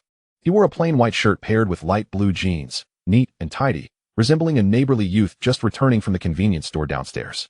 His appearance was a stark contrast to the hellish street before him. As he walked directly toward the heart of the battlefield, an old, creaky window pushed open, and a gray-haired uncle whispered urgently, "Are you out of your mind? The men from TSCU and Shan are cleaning house. You need to leave at once." The young man smiled slightly, gently placing the remaining watermelon aside. He pulled out a cigarette pack from his pocket, offering one to the window. I'm just going to see the commotion. Thank you for your concern. Hey, young man, if you want to die, don't drag me down with you. The uncle shouted in panic, slapping the window. Not far away, a small thug attempted to escape, but was struck in the ankle by Tony's knife. Screaming as he fell to the ground, Luo Tianhong leisurely wiped the blade with the man's clothing, the edge reflecting a chilling crimson. The leading figures had already fled, and the remaining subordinates of Lien Sheng scattered like leaves in the wind. While those who couldn't escape were pinned to the ground by a group of men in black, the smaller gangs fled in a panic, wishing they had more legs to run. Suddenly, all the black-clad men looked up in unison, erupting in deafening shouts. Boss! The roar shattered the heavens. The uncle by the window trembled in fear, his cigarette falling unnoticed to the ground. After several seconds, he finally stammered, "Is it that powerful?" It turned out that the one who had offered him a cigarette was none other than the true overlord of TSEU and Shan, Shen Feng. Aja wiped the blood from his face and hurried forward. "Big brother, Chuan Bao has escaped through the back alley." Shen Feng lit a cigarette, stating nonchalantly, "Even a monk can run, the temple remains. We haven't lost our territory, let him go." He exhaled a puff of smoke and turned to give orders. "Let us head to Chongqing Society." No sooner had he spoken than a thunderous roar erupted from across the street. "Who dares to touch my Chongqing Society?" Following that, countless figures wielding machetes emerged from alleys, footbridges, rooftops, and corridors. The leading man, tall and hawk-eyed, was none other than Ding Xiaohe. Close behind him were Ding Yihe, Ding Wanghe, and Ding Lihe, lined up in formation. Chapter 12. The highest bidder takes all. The four notorious figures hailing from Shek Wai Kok Estate had gathered here today. A formidable force of over 500 knife-wielding men surrounded Shen Feng and his party, leaving no room for escape. Shen Feng fixed his gaze ahead and spoke. "So you are Ding Xiaohe?" Ding Xiaohe stepped forward, the ground beneath him cracking. "And you are the tyrant Shen Feng?" A fire ignited in his eyes. Both were streetwise ruffians, one from TSEU and Shan, and the other rooted in Shek Wai Kok. Yet standing before this man, he knew that his previous glory was but a fleeting shadow, though his strength surpassed Shen Feng's. And he commanded an army of over 10,000 subordinates. He had only recently risen to become one of the new four powers of Hong Kong. "We are many, and our numbers are overwhelming. Tyrant, do you dare to face me one-on-one? If I lose, I'll follow your orders from now on. If you lose, you'll become the vice leader of Chongqing Society. How about that?" Ding Xiaohe fixed his gaze on Shen Feng, articulating his words with precision. Unlike the likes of Hong Tai, who spent their days engaging in lofty rhetoric and indulging in fantasies, he had struggled for survival on the streets. Raising his four brothers to adulthood, his mind as cold as ice. He understood that even if he won, it would be a devastating victory. If he lost, Chongqing Society could collapse in an instant. It was precisely for this reason he set up the wager. Shen Feng stamped out the cigarette, but in the mud, a cold smile tugging at his lips. Ding Xiaohe was indeed a formidable character, and the Ding brothers each possessed their own talents. However, as a man of principle, Shen Feng would never bully the weak nor harm those of his own kin. What was Ding Xiaohe? A man capable of exterminating an entire family, including his own woman. Such a cruel individual was unworthy to stand alongside him. Gripping his alloy tang knife tightly, he roared to the heavens, "Ding Xiaohe, hear me clearly. If you want to join me, you have a long way to go. Now, take them down." With a thunderous command, the Special Operations Group members charged like ferocious tigers pouncing on a flock of sheep, rushing toward the overwhelmingly superior forces of Chongqing Society. The sky darkened suddenly. Summer rain pouring down in torrents, shrouding the world in a haze. Ding Xiaoxia was utterly oblivious to the depth of his opponent's capabilities. Upon witnessing the refusal to negotiate, as the leader of the gang, he unhesitatingly took matters into his own hands, charging directly at Shen Feng. Opposite him, Shen Feng held a blade in his right hand, still sheathed. While the common man would draw a sword with their right hand, should he choose to strike now, he would have to draw with his left. With himself surging forward, his speed was unmatched. A single sweep of his blade would leave no room for retaliation. Victory was already in his grasp. From this moment on, the Ding families for crabs would surely reclaim their pinnacle. He leapt into the air, his blade aimed straight at the enemy's head. In that fleeting instant, Shen Feng moved. His right hand released the sheath with a swift push, his palm firmly grasping the hilt. With a reverse draw, the cold light flashed, drowning the world in its brilliance. The blade swept across like the Milky Way in reverse. In the blink of an eye, a shower of sparkling fragments erupted between the two. A sharp crack resounded. Ding Xiaoxia's sword shattered. Shen Feng's blade remained unscathed. Ding Xiaoxia fell to the ground, frozen in place, holding only a broken half of his sword. His weapon had been cleaved in two by Shen Feng's swift counter. Immediately after, blood gushed forth from him like a fountain, as if a dam had burst. In that moment, Beauty and ugliness, life and death, all manifested simultaneously. The shadows of good and evil intertwined in Ding Xiaoxi's eyes. Blood trickling from the corners of his lips. That strike had been too swift. Before he could utter a word, his knee struck the ground heavily. A deep gash opening in his abdomen, blood spewing forth like a fountain. He collapsed. The sole reason for his defeat was his overwhelming confidence. He was not weak. He merely underestimated the height of his opponent. Shen Feng's name was never meant to be taken lightly. After genetic modification, his body had long surpassed the limits of ordinary men, breaking free from the shackles of genetic locks. As long as his mind focused, everything slowed. Time seemingly standing still for him. His speed was like lightning, his strength akin to a mountain. That blade, yet to be drawn from its sheath, shattered the sheath merely with its intent, advancing directly towards the enemy. No need to draw the sword. The outcome was already determined. Elder brother, Ding Yixia roared, his eyes bloodshot. Yet, in that moment of distraction, a cold light flashed, and two sharp blades pierced through his chest and abdomen. He crumpled to the ground. His limbs severed, his cries abruptly silenced. Ding Lixia and Ding Wangxia were merely paper tigers. Though they had once betrayed their own, they possessed no real combat prowess. In an instant, they were surrounded and eliminated by the Special Operations Team, collapsing into a pool of blood. The four brothers of the Ding family were thus annihilated. Shen Feng stood among the corpses, raising his blade and commanding, "Stop." The order resonated like thunder, and none dared to defy it. The Special Forces members sheathed their weapons and quickly converged towards the center, forming a protective formation. The ground was littered with the subordinates of the loyal Green Society. Those who were usually fierce and domineering now trembled as they looked up at the towering figure. Shen Feng stood amidst the blood, his garments stained red. Yet his aura exuded the majesty of a sovereign. He raised his blade, pointing at the remaining individuals, his voice icy, "Submit to me, or perish. Submit to me, or perish." These 8 words struck the air like a hammer, echoing to the rooftops 100 meters away. On the rooftop of the Temple Street, Mao Dunhua stood alongside the staff of the Hong Kong Drug Rehabilitation Association. They had come to deliver a lecture, but witnessed a monumental upheaval in the underworld. He gazed down below, whispering, "A king shall rise. Hong Kong is about to undergo a transformation." He had once apprenticed under the veteran Shen Zhongying of the Numbered Gang. Having encountered numerous formidable figures throughout his life, Jiang Tiansheng, Luo Tuo, the former head of the Hongxing, Jiang Jun, and the Dongxing twins, Xue Ling and Luo Jingwu, all of whom had shared tea with him. Yet, never had he felt such pressure or inscrutability from anyone. The person before him was not a mere mundane warrior, but rather a war god emerging from the chaos of the world. The elite of the loyal Green Society crumbled under the assault at Xian Mountain, unable to withstand even a single move. Now, with their leader incapacitated, morale had plummeted.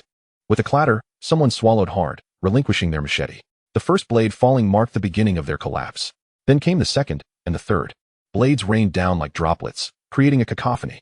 Shen Feng's lips curled into a slight smile as he surveyed the chaotic streets before him, deeming the work commendable. "Everyone, let's wrap this up. Temple Street will reopen shortly. Go inform all gangs that from this day forth, I, Shen Feng, hold dominion over this street. Luo Tianhong, Tony, a bow. The 3 of you gather your men and drive out all the unruly small fry." Raindrops hammered against the bluestone pavement, crackling like firecrackers. Luo Tianhong said nothing, turning and darting into the rain, his figure slicing through the streets like a blade. Tony and the others followed closely, their strides resolute. Half an hour passed. Residents along the street peeked out, confirming that the turmoil had subsided, and they emerged with brooms and buckets to clean up. In this territory, brawls were a common occurrence, and disputes over stalls often turned bloody. Yet as long as business could continue, no one would truly dwell on the details. The dark clouds in the sky gradually dispersed, the heat of summer lingering. The night market on Temple Street was destined to remain vibrant, carrying on as usual. At precisely 5 o'clock, the 3 main streets and 6 alleys were unified, with no more flags of differing factions in sight. Congratulations, host, on completing the cleansing of Temple Street.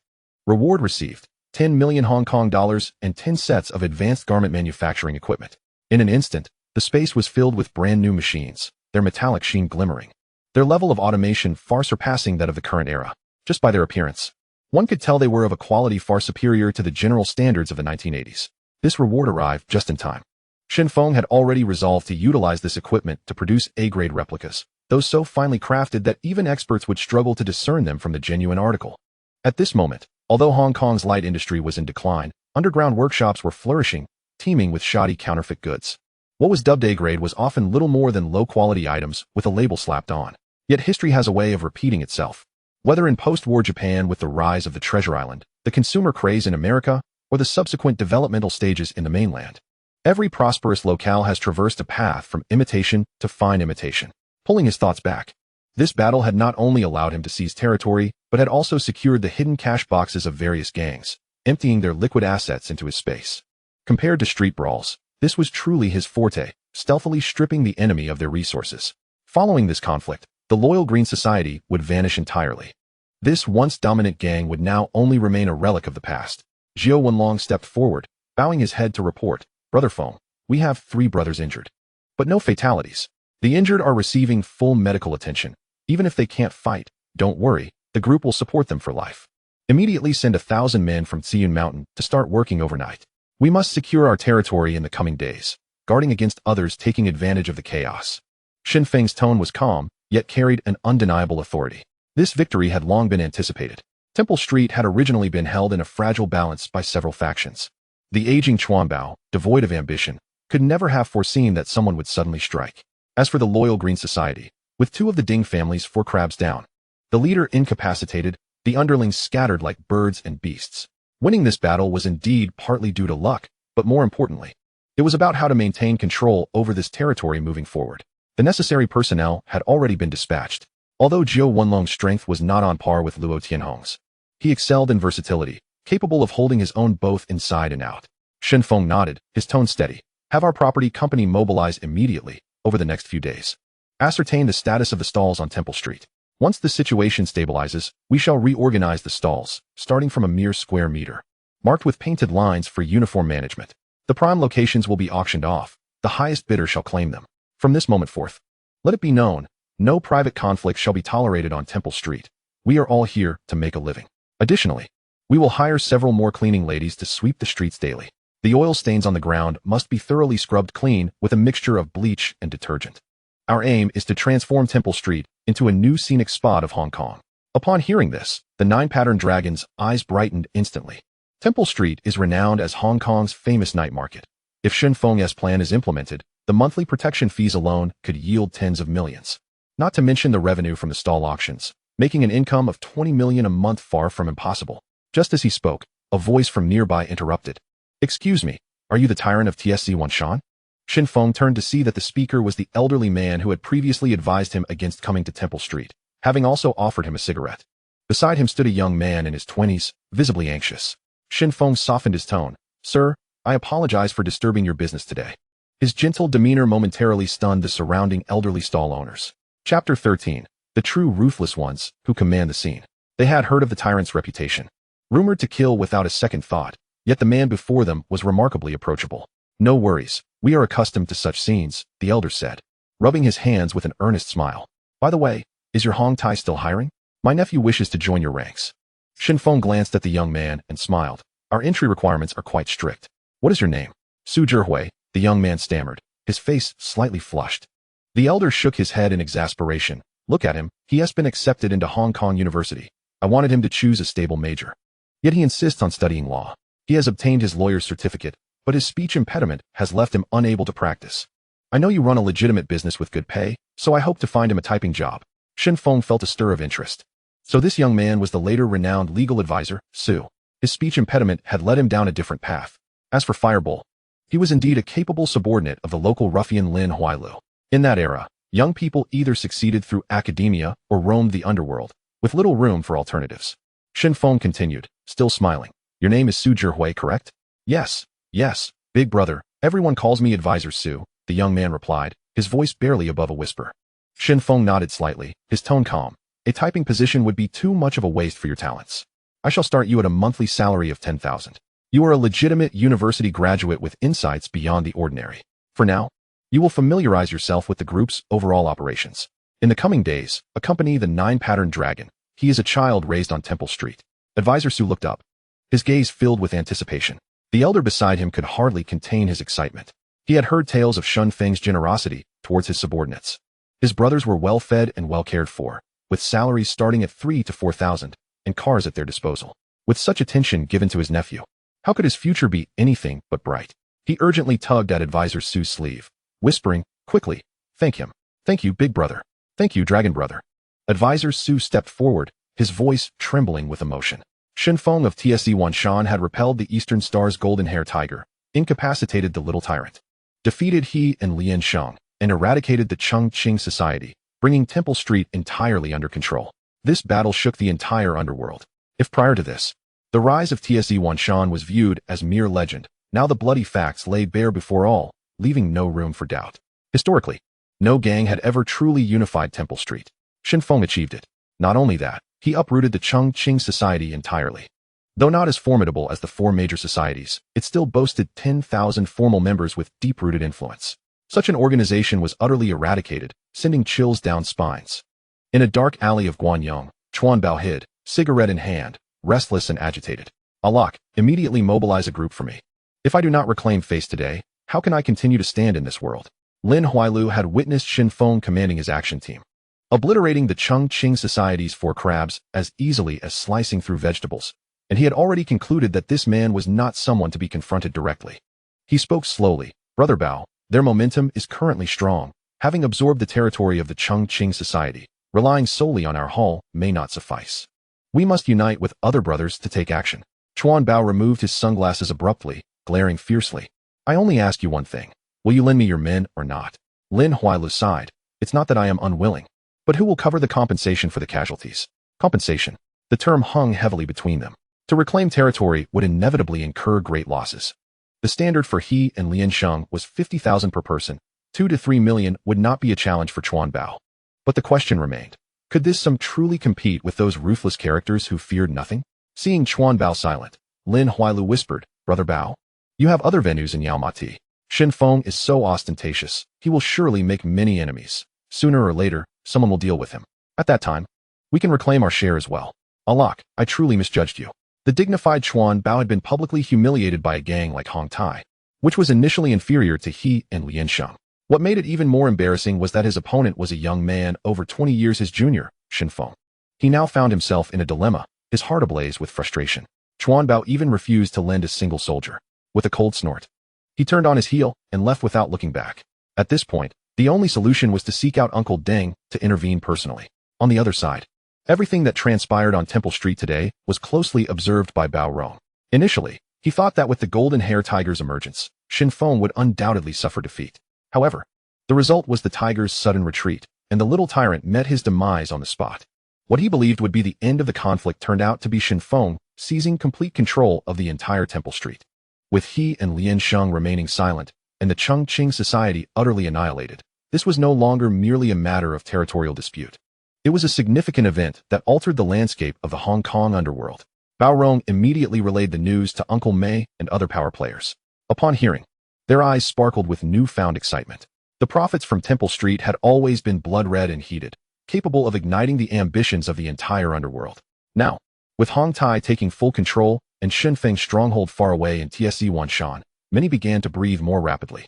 In their eyes, the people of TSE Wanshan were nothing more than country bumpkins. Maintaining their hilltop was already a stroke of luck, let alone having the audacity to reach for a golden area like Temple Street. Thus, several factions quickly conspired to draft a division plan. Chen Tailong promptly called Shen Feng. Hello, Dong, it's me, Prince Brother. The voice on the other end was exuberant. Prince Brother, what's the matter? Shen Feng leaned back in his leather chair in the office atop the Dragon Nest Tower. You performed splendidly today. The little tyrant is gone. The Chongqing society is finished, and Temple Street is now yours. Tonight, I'll treat you to drinks at Royal One.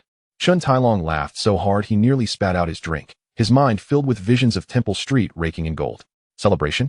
It's too early to say that. Shen Feng's tone remained flat, showing no desire to entertain such self-satisfied individuals. You do have a point. Feeling doused with cold water, Chen Tailong awkwardly chuckled, but nonetheless insisted on having a drink tonight. Shen Feng deliberately probed. Prince Brother, I only have a little over 2,000 men here. Your forces are strong and robust. Why not lend me 1,000 or 2 to help secure the scene?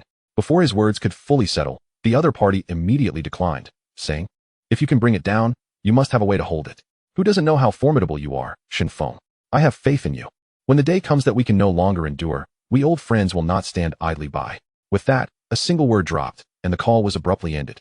The entire exchange was clearly audible through the speaker, with Wei Jixiang and Lan Ming both listening intently.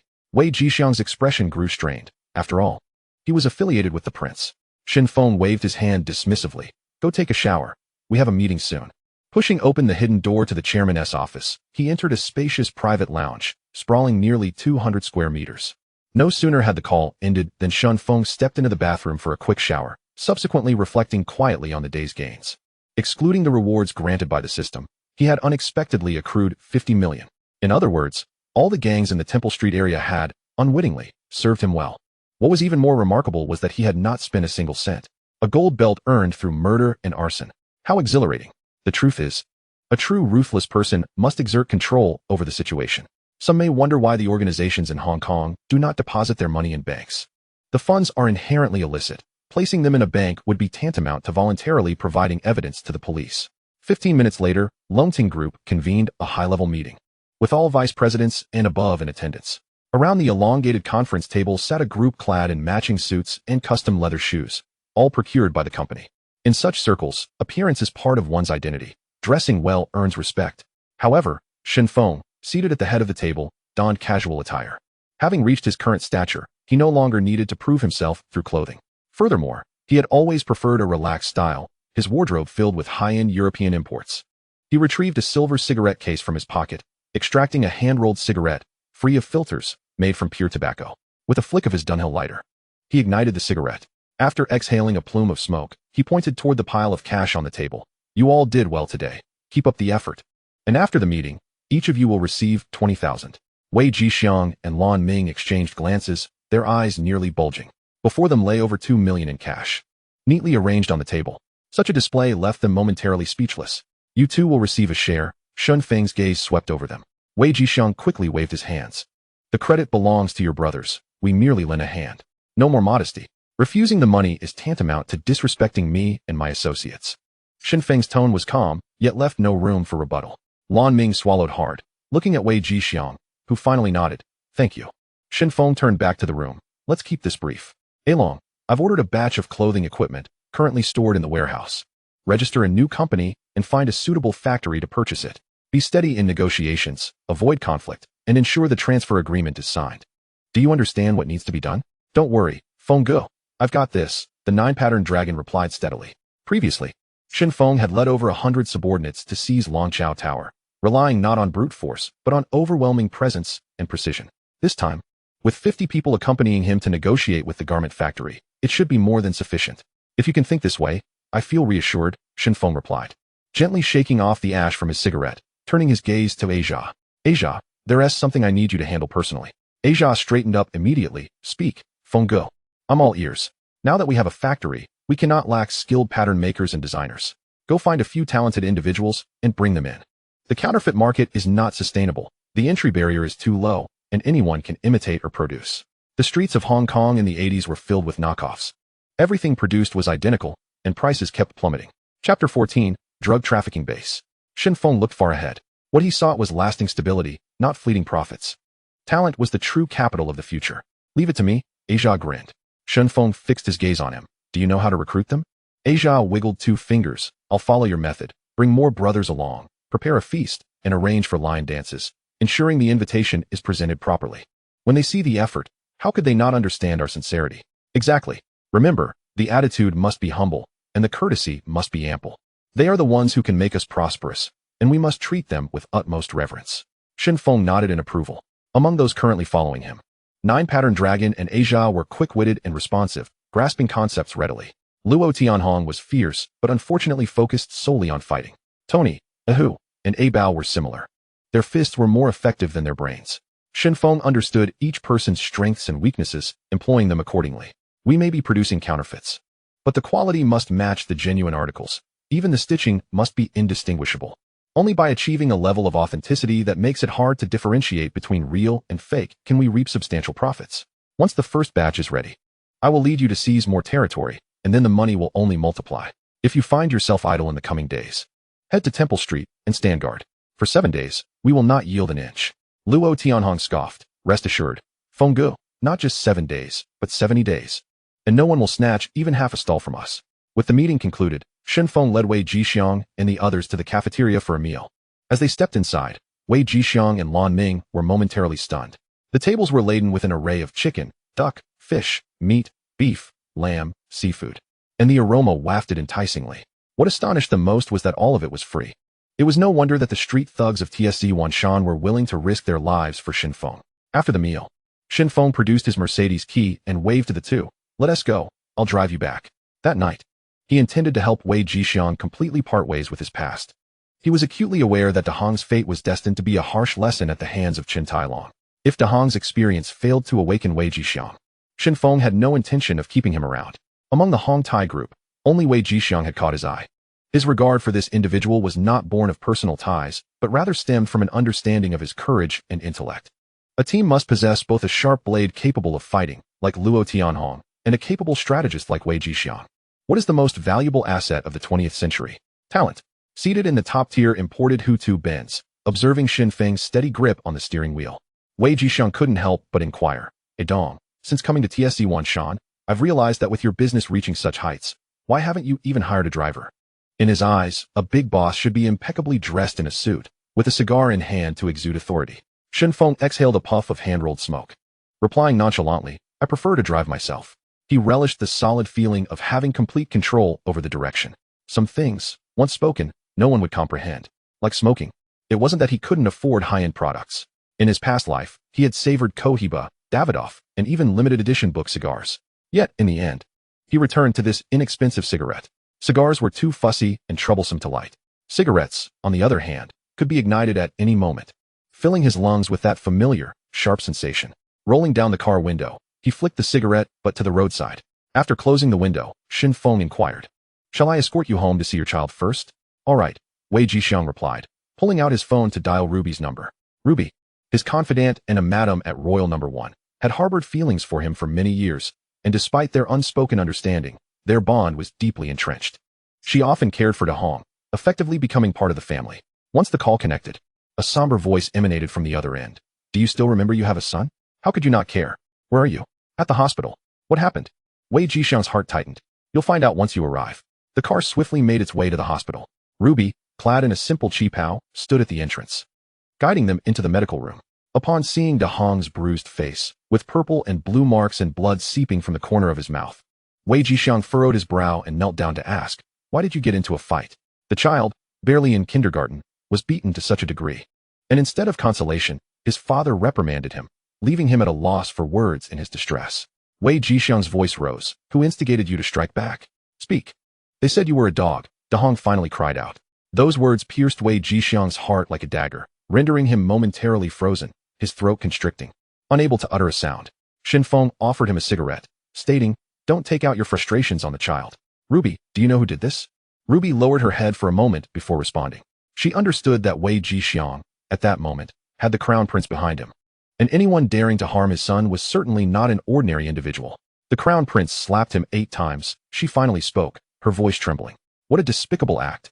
Wei Jixiang's fists clenched tightly, a crackling sound emanating from them, his eyes immediately reddening. That day, he had entered the Dragon Nest building and witnessed how Shen Feng treated his subordinates. The respect and camaraderie displayed had cut into his heart like a knife. Why was Chen Tailong, also a leader, so cold-blooded? Hearing that his young son, not yet 10, had received 8 slaps was the breaking point of his patience. The phone rang, displaying the Crown Prince's name.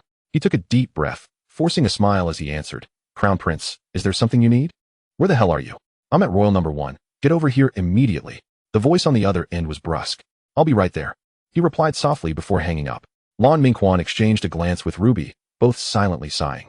Shen Feng observed the scene and slowly stood up. "Jixiang, sometimes I truly feel you lack the spirit of a man." Wei Jixiang abruptly lifted his head, his eyes bloodshot and teeth clenched. "What did you say?" The atmosphere became tense. Ruby stepped back, cradling the child. "Ruby, don't leave just yet," Shen Feng interjected, holding out his hand.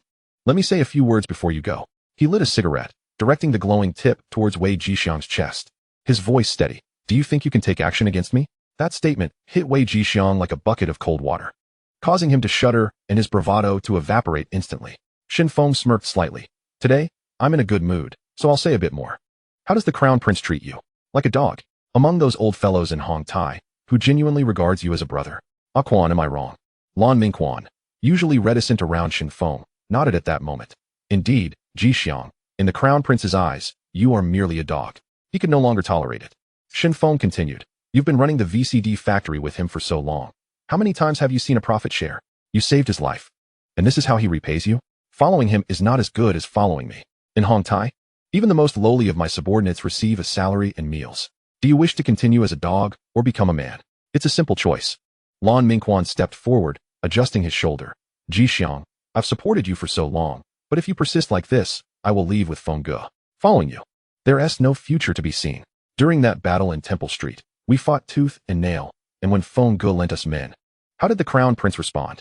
Just looked out for himself. We risked our lives. Did he ever provide a settlement for us? Look at De Hong. How young is he? Yet he has been beaten to such a state. He pointed at the child, each word ringing like a hammer. Closing his eyes, memories flashed fleetingly through Wei Jixiang's mind. Slowly opening his eyes, he gazed steadily at Shen Feng, his tone resolute. Feng Ge, I don't just want to be a man. I, a Xiang, want to be a wolf, and I want to follow you unwaveringly. From that moment on, the way he addressed Shen Feng subtly shifted. Shen Feng's lips curled into a slight smile, his expression firm. Very well. Let me tell you something. You and Crown Prince Chun Tailong will eventually be destroyed by him. Do you know what he and Uncle May are doing behind the scenes? They are involved in drug trafficking. Impossible. That cannot be true. Wei Jixiang shook his head vigorously. Disbelief etched across his face. Hong Tai explicitly forbids its members from engaging with drugs. That is a hard rule. They don't conduct business. Yet they spend money like water. Where does all that wealth come from? From the meager income of the association? Shen Feng scoffed. One must use their brain, otherwise they will only ever be cannon fodder. The VCD factory you co-own is, in fact, their drug trafficking base. Those words struck Wei Jixiang like thunder. Upon further reflection, he realized that Chun Tailong and Uncle May hardly engaged in legitimate business. Aside from gang affairs, they had no other livelihood. But where did their lavish lifestyle originate? Hong Tai was not like the four major gangs of Xiangjiang, lacking sufficient financial resources, collecting protection fees, lending at high interest rates. Managing racecourses and nightclubs could not sustain such expenditures. Wei Jixiang murmured, could this all be true? Shen Feng's gaze deepened. If not, why would the anti-black group have been monitoring you for 7 months? Why would they have infiltrated your vicinity? It is because you are the major shareholder of the VCD factory. Each statement struck like a hammer. Wei Jixiang and Lan Mingquan exchanged glances, both feeling as though the world had spun around them. Lan Mingquan rolled up his sleeves. Gritting his teeth, I'll head back immediately to investigate the backgrounds of our subordinates. Shen Feng waved his hand. No need to act rashly. I have a rough idea of who the mole is. Tomorrow, bring the person to me. Also a Xiang. The Crown Prince is preparing a contract to transfer all shares of the VCD factory to you. Be very cautious. Don't sign the document when you see it. Find a reason to bring it out to me. Once you sign it, you will be utterly finished. Wei Jixiang nodded emphatically, committing the words to memory. Shen Feng patted his shoulder. From now on, continue staying close to the Crown Prince. I will provide you with 50,000 each month. Additionally, don't keep Ruby waiting too long. She has been taking care of your son. Dragging this out. What kind of relationship is that? Upon hearing these words, Ruby burst into tears, quickly wiping them away. Her voice choked. Feng Ge, please don't say that. He doesn't understand. Shen Feng retrieved 50,000 from his pocket, placing it gently on the table, casting a glance at Wei Jixiang. Understanding or not, it depends on his fortune. I must take my leave.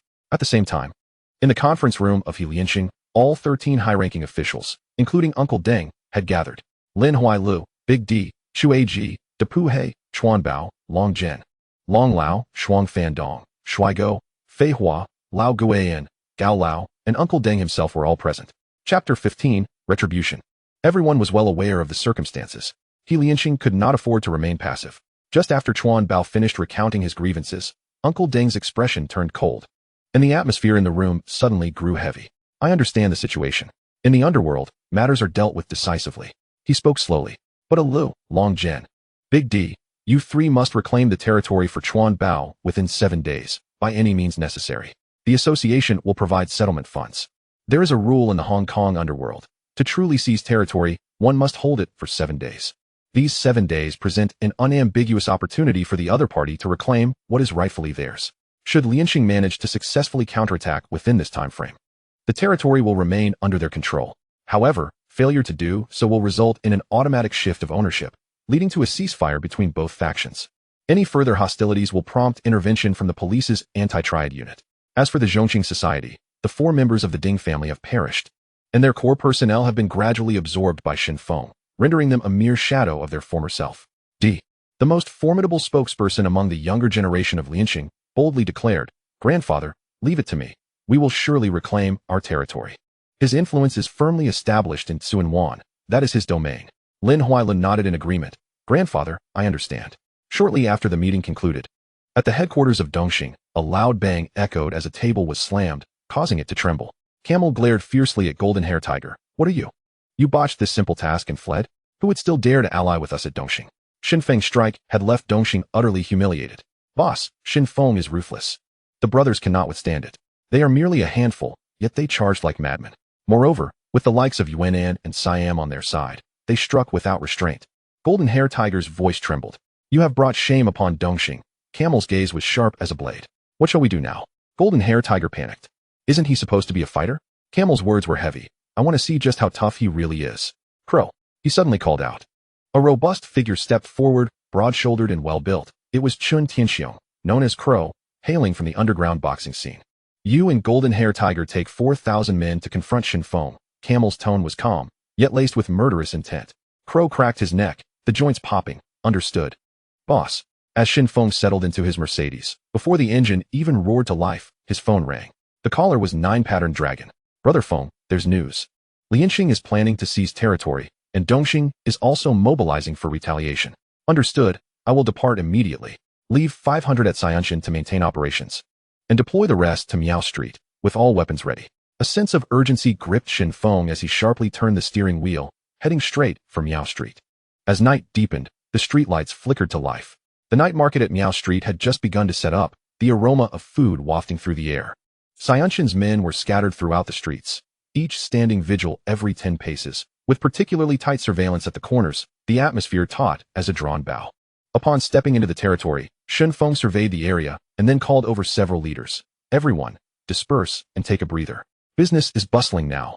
Lianxing and Dongxing dare not act recklessly. Bring me a map. I will personally arrange tonight's matters. 15 minutes later, the core members had gathered, silence enveloping the room. Their expressions grave. 9-Pattern Dragon's gaze was piercing as he fixed his eyes on Luo Tianhong and Tony. Tianhong, Tony, are you truly prepared? Luo Tianhong suddenly stood, his voice thunderous. To resolve Brother Feng's troubles, is there even a need for thought? Tony, you handle the explosion, and I'll deal with Golden Hair Tiger. Indeed. Tony slammed his palm on the table. We are the strongest. This task must be ours. 9-Pattern Dragon's eyes flickered, his chest rising and falling. Someone willingly accepting a death order was a testament to the blood of the faction. He quietly sheathed his knife, respectfully returning it to the altar, then retrieved 2 hefty red envelopes, presenting them with both hands. Select your men. This is the compensation. Brother Feng, when you return, we shall stabilize the territory. Shen Feng arrived back at Miao Street. The familiar territory was now under tight security. Every alley and dark corner watched over. Every rustle of grass and wind not escaping notice. He entered the main hall of the faction, without uttering a word, lit a cigarette, and casually pinned a map of Xiangjiang to the wooden board. The white t-shirt clung to his body, the golden dragon on his back shimmering under the light. He looked up at the statue of Guangong, incense wafting around it, a bamboo tube slanting beside it, with several unselected sticks of fortune still inside. His brow twitched as he reached out, pulling out a few sticks, each inscribed with the character for life. 9-Pattern Dragon's heart sank. This was bad. They had intended to keep Shen Feng in the dark about the drawing of lots, but had neglected to clear the fortune sticks. Shen Feng pinched the cigarette between his fingers, narrowing his eyes. The life sticks are here. Where are the death sticks? He abruptly turned, glaring at everyone. Who took the death stick? Luo Tianhong stood up abruptly, his eyes blazing. Brother Feng, before you arrived, the 6 of us drew lots. And Tony and I drew the death stick. I will kill Golden Hair Tiger, and he will handle the explosion tonight. All the trouble stems from these 2. If we eliminate the principal culprits, the rest will surely not dare to act. Shen Feng flicked the ash from his cigarette. His voice low yet firm. A bunch of fools. As the eldest brother, I still have to teach you how to conduct yourselves. The Underworld is not about brute strength. It relies on brains and connections. Do you understand? Tony rose, his voice trembling. Brother Feng, we willingly take on this task. Be quiet, idiot. Sit down. I am the eldest brother. My word is final. I, Shen Feng, will not allow my brothers to fight in vain. Do you not understand? Shen Feng slammed his palm onto the table, his gaze sharp as a blade, his roar shaking the rafters. The 2 lowered their heads, taking their seats, their faces ashen, their necks stiff, clearly unwilling to comply. He took his time to light another cigarette, speaking slowly. Do you think that by killing those 2, the storm will cease? You drew the death stick. As the eldest brother, I will not let you return empty-handed. But the targets will be Dong Bo and Camel. The moment the words left his lips, the room fell silent. A jolt ran through everyone, and they simultaneously thought, This is the true ruthless strategy, directly aiming at the enemy's leader. The fighting spirit ignited in Luo Tianhong and Tony's eyes, as if victory was already within their grasp. Oblivious to the meaning of the word death, Shen Feng suddenly raised his hand. But I am not asking you to kill. It is to instill fear. Dong Bo raises dogs, Camel raises horses. If you slaughter that dog and that horse, sever their heads, and place them in their rooms. Let them know we can indeed take their lives. It's just that we currently do not wish to act. Do you understand? Are you clear? The 6 stalwarts below responded in unison, their hearts shaken. Understood. Clear. Shen Feng nodded slightly. You two go first to scout the area. Familiarize yourselves with the routes and guards. When I give the order, then take action. He resumed his seat, turning his gaze to another person, Along. How many men do we currently have at Meow Street? How many can Zhongqing societies still mobilize? 9 Patterned Dragon immediately stood to respond, including Zhongqing society's elite. The total is 2,005. Should we expand our numbers? Shen Feng furrowed his brow. With Lianxing's several factions and Dongqing combined, there were at least 7 to 8,000 men. They were facing 3 opponents, and the pressure was considerable. Jordan's Lin Huailu, Suan Wan's Di, and Dongqing's Crow were not ordinary figures, nor were they comparable to the motley crew under Yanjiao. The numbers were already sufficient. Any more would be a waste of resources. The key lay in quality. He spoke solemnly. No need to reinforce. Now, I ask, who can make Molotov cocktails? Ajah raised his hand. Brother Feng, all 3 of us can. Shen Feng's gaze turned icy, a murderous intent permeating the air. Excellent. This battle must be fought with momentum. You 3 lead the team and work through the night. D from Lianxing is coming from Suan Wan, and they will have to pass through the West Kowloon corridor. That will be their grave. Arrange for 2 men, each driving a container truck, to create an accident in the West Kowloon corridor, completely blocking the road. These 2 must be reliable and tight-lipped. Whoever accomplishes this task, I will grant them 200,000 as compensation, and they shall go to execute it now. Additionally, find a few brothers to ride motorcycles, equipped with bottles of fuel, and when D's convoy arrives, ignite it directly. Do not engage, throw the bottles, and withdraw immediately. Thus, they will be unable to reach the scene in a short time. The remaining brothers have all gathered at Temple Street. 3 main streets, 6 narrow lanes, and 6 alley entrances are piled high with flammable materials, doused in gasoline. As long as the 4 exits to the north, south, east, and west are secured, a blockade can be established. As Shen Feng's words fell, everyone in the hall was visibly moved. This arrangement was no longer the typical turf war tactics of street thugs. Ordinary gangs would never strategize with such meticulous ruthlessness. He continued, saying, it will take at least 2 days for Dongqing and Helian to mobilize their men. For these 2 days, everyone must remain vigilant and prepare adequately. In a few days, the entire harbor will remember the ruffians from Tsiun Mountain, and no one will dare to tread upon us. His tone was icy, each word striking like iron. Throughout this entire exchange, he made no mention of Hong Tai. Nowadays, the people of Tsiun Mountain seldom speak that name either. Externally, they simply claim to be from Tsiun Mountain, for uttering those 3 words would indicate their association with the overlords of Tsiun Mountain. Furthermore, they refer to themselves as part of the Longting faction. Everyone in the room understood that Shen Feng harbored grand ambitions. Sooner or later, he would establish his own stronghold or completely alter the landscape. No one brought up seeking assistance from Hong Tai when he initially hosted the peace banquet, inviting Hu Yuyong, Mao Dunhua, Uncle Mei, and even high-ranking officials from Hong Tai. Those individuals were so frightened they didn't dare show their faces. Now, as war looms with Dongqing and Helian, those same people are even less likely to step forward. It is likely that many are secretly calculating. Once Shen Feng falters, they will swiftly divide the territory of Tsiun Mountain among themselves. Some matters are better left unspoken, understood between the lines. After the orders were given, the crowd dispersed quickly to carry them out. Zhou Wenlong sat alone in a corner, his expression grave. Shen Feng approached, extracting 2 hand-rolled cigarettes from a silver case, offering one to him and lighting the other for himself. Brother Feng, do you resent me for taking action on my own that day? Zhou Wenlong inquired, producing a lighter and igniting Shen Feng's cigarette first. Shen Feng took a deep drag, the aroma of tobacco swirling in his lungs. He patted the other's shoulder. Along, how long have we known each other? Since you were expelled from the police academy at 18. I have followed you alongside Lao Si. It has been 3 full years. Zhou Wenlong lowered his head to smoke. Chapter 16, A Cautionary Stance. Shen Feng nodded. There is a saying that a big brother must make you heed his words. Brother Feng, please speak, Zhou Wenlong replied, slowly exhaling 2 puffs of smoke, his gaze drifting to the lights of the street vendors. Shen Feng lightly tapped the ash from his cigarette, his eyes sweeping over the bustling night market. Why do I establish a group? Why do I never engage in gambling or dabble in narcotics? Without waiting for a response, he took another drag, his voice deep yet clear. We 3 brothers have navigated these years, and we have all heard the saying, out of 10 who make a living on the fringes, 9 meet untimely ends. Eventually, one must walk the straight path. Thus, our foundation must not be askew. A single misstep could lead to chaos behind us. His avoidance of such trades was not due to cowardice. Firstly, that path is too perilous. Once stepped upon, life and death are no longer in one's hands, and it endangers others as well. Secondly, he was acutely aware of his special status, lacking external orders, and not belonging to the true underworld. Jiao Wenlong pondered momentarily, then nodded. Brother Feng, I understand. I will make arrangements immediately. He stood, brushing off his trousers, then turned back after a few steps. By the way, Brother Feng, how shall we handle the territory of the 4 crabs from the loyal Qing society? Shen Feng was taken aback, raising a hand to his forehead. Today was filled with trivial matters, and he had completely forgotten about this. With the downfall of the Ding family's 4 crabs, many from the loyal Qing society had already come under their banner. Naturally, those territories had become leaderless. Which areas did they originally occupy? He inquired. Jiao Wenlong gestured in the air, primarily Sham Shui Pei and Yao Ma Ti, 2 streets in Mong Kok, 2 venues on Borington Road, and the entire area of Tsim Sha Sui. The entire region was worth its weight in gold. He added, after the 4 crabs fell, the loyal Qing society now splits into 2 factions. One faction follows us, while the other recognizes Axe-Headed Jun as their leader. He aims to revive the loyal Qing society, with his base in Tsim Sha Sui. Take me to meet him. Shen Feng extinguished his cigarette, tossing the butt into the ashtray on the table. Axe-Headed Jun, whose real name was Huang Jun, hailed from Yuanlong. He grew up in dire poverty, working at the docks from a young age. As he matured, he became increasingly robust and learned the ways of the world. His cleverness caught the attention of foremen, and he quickly rose to become a head laborer.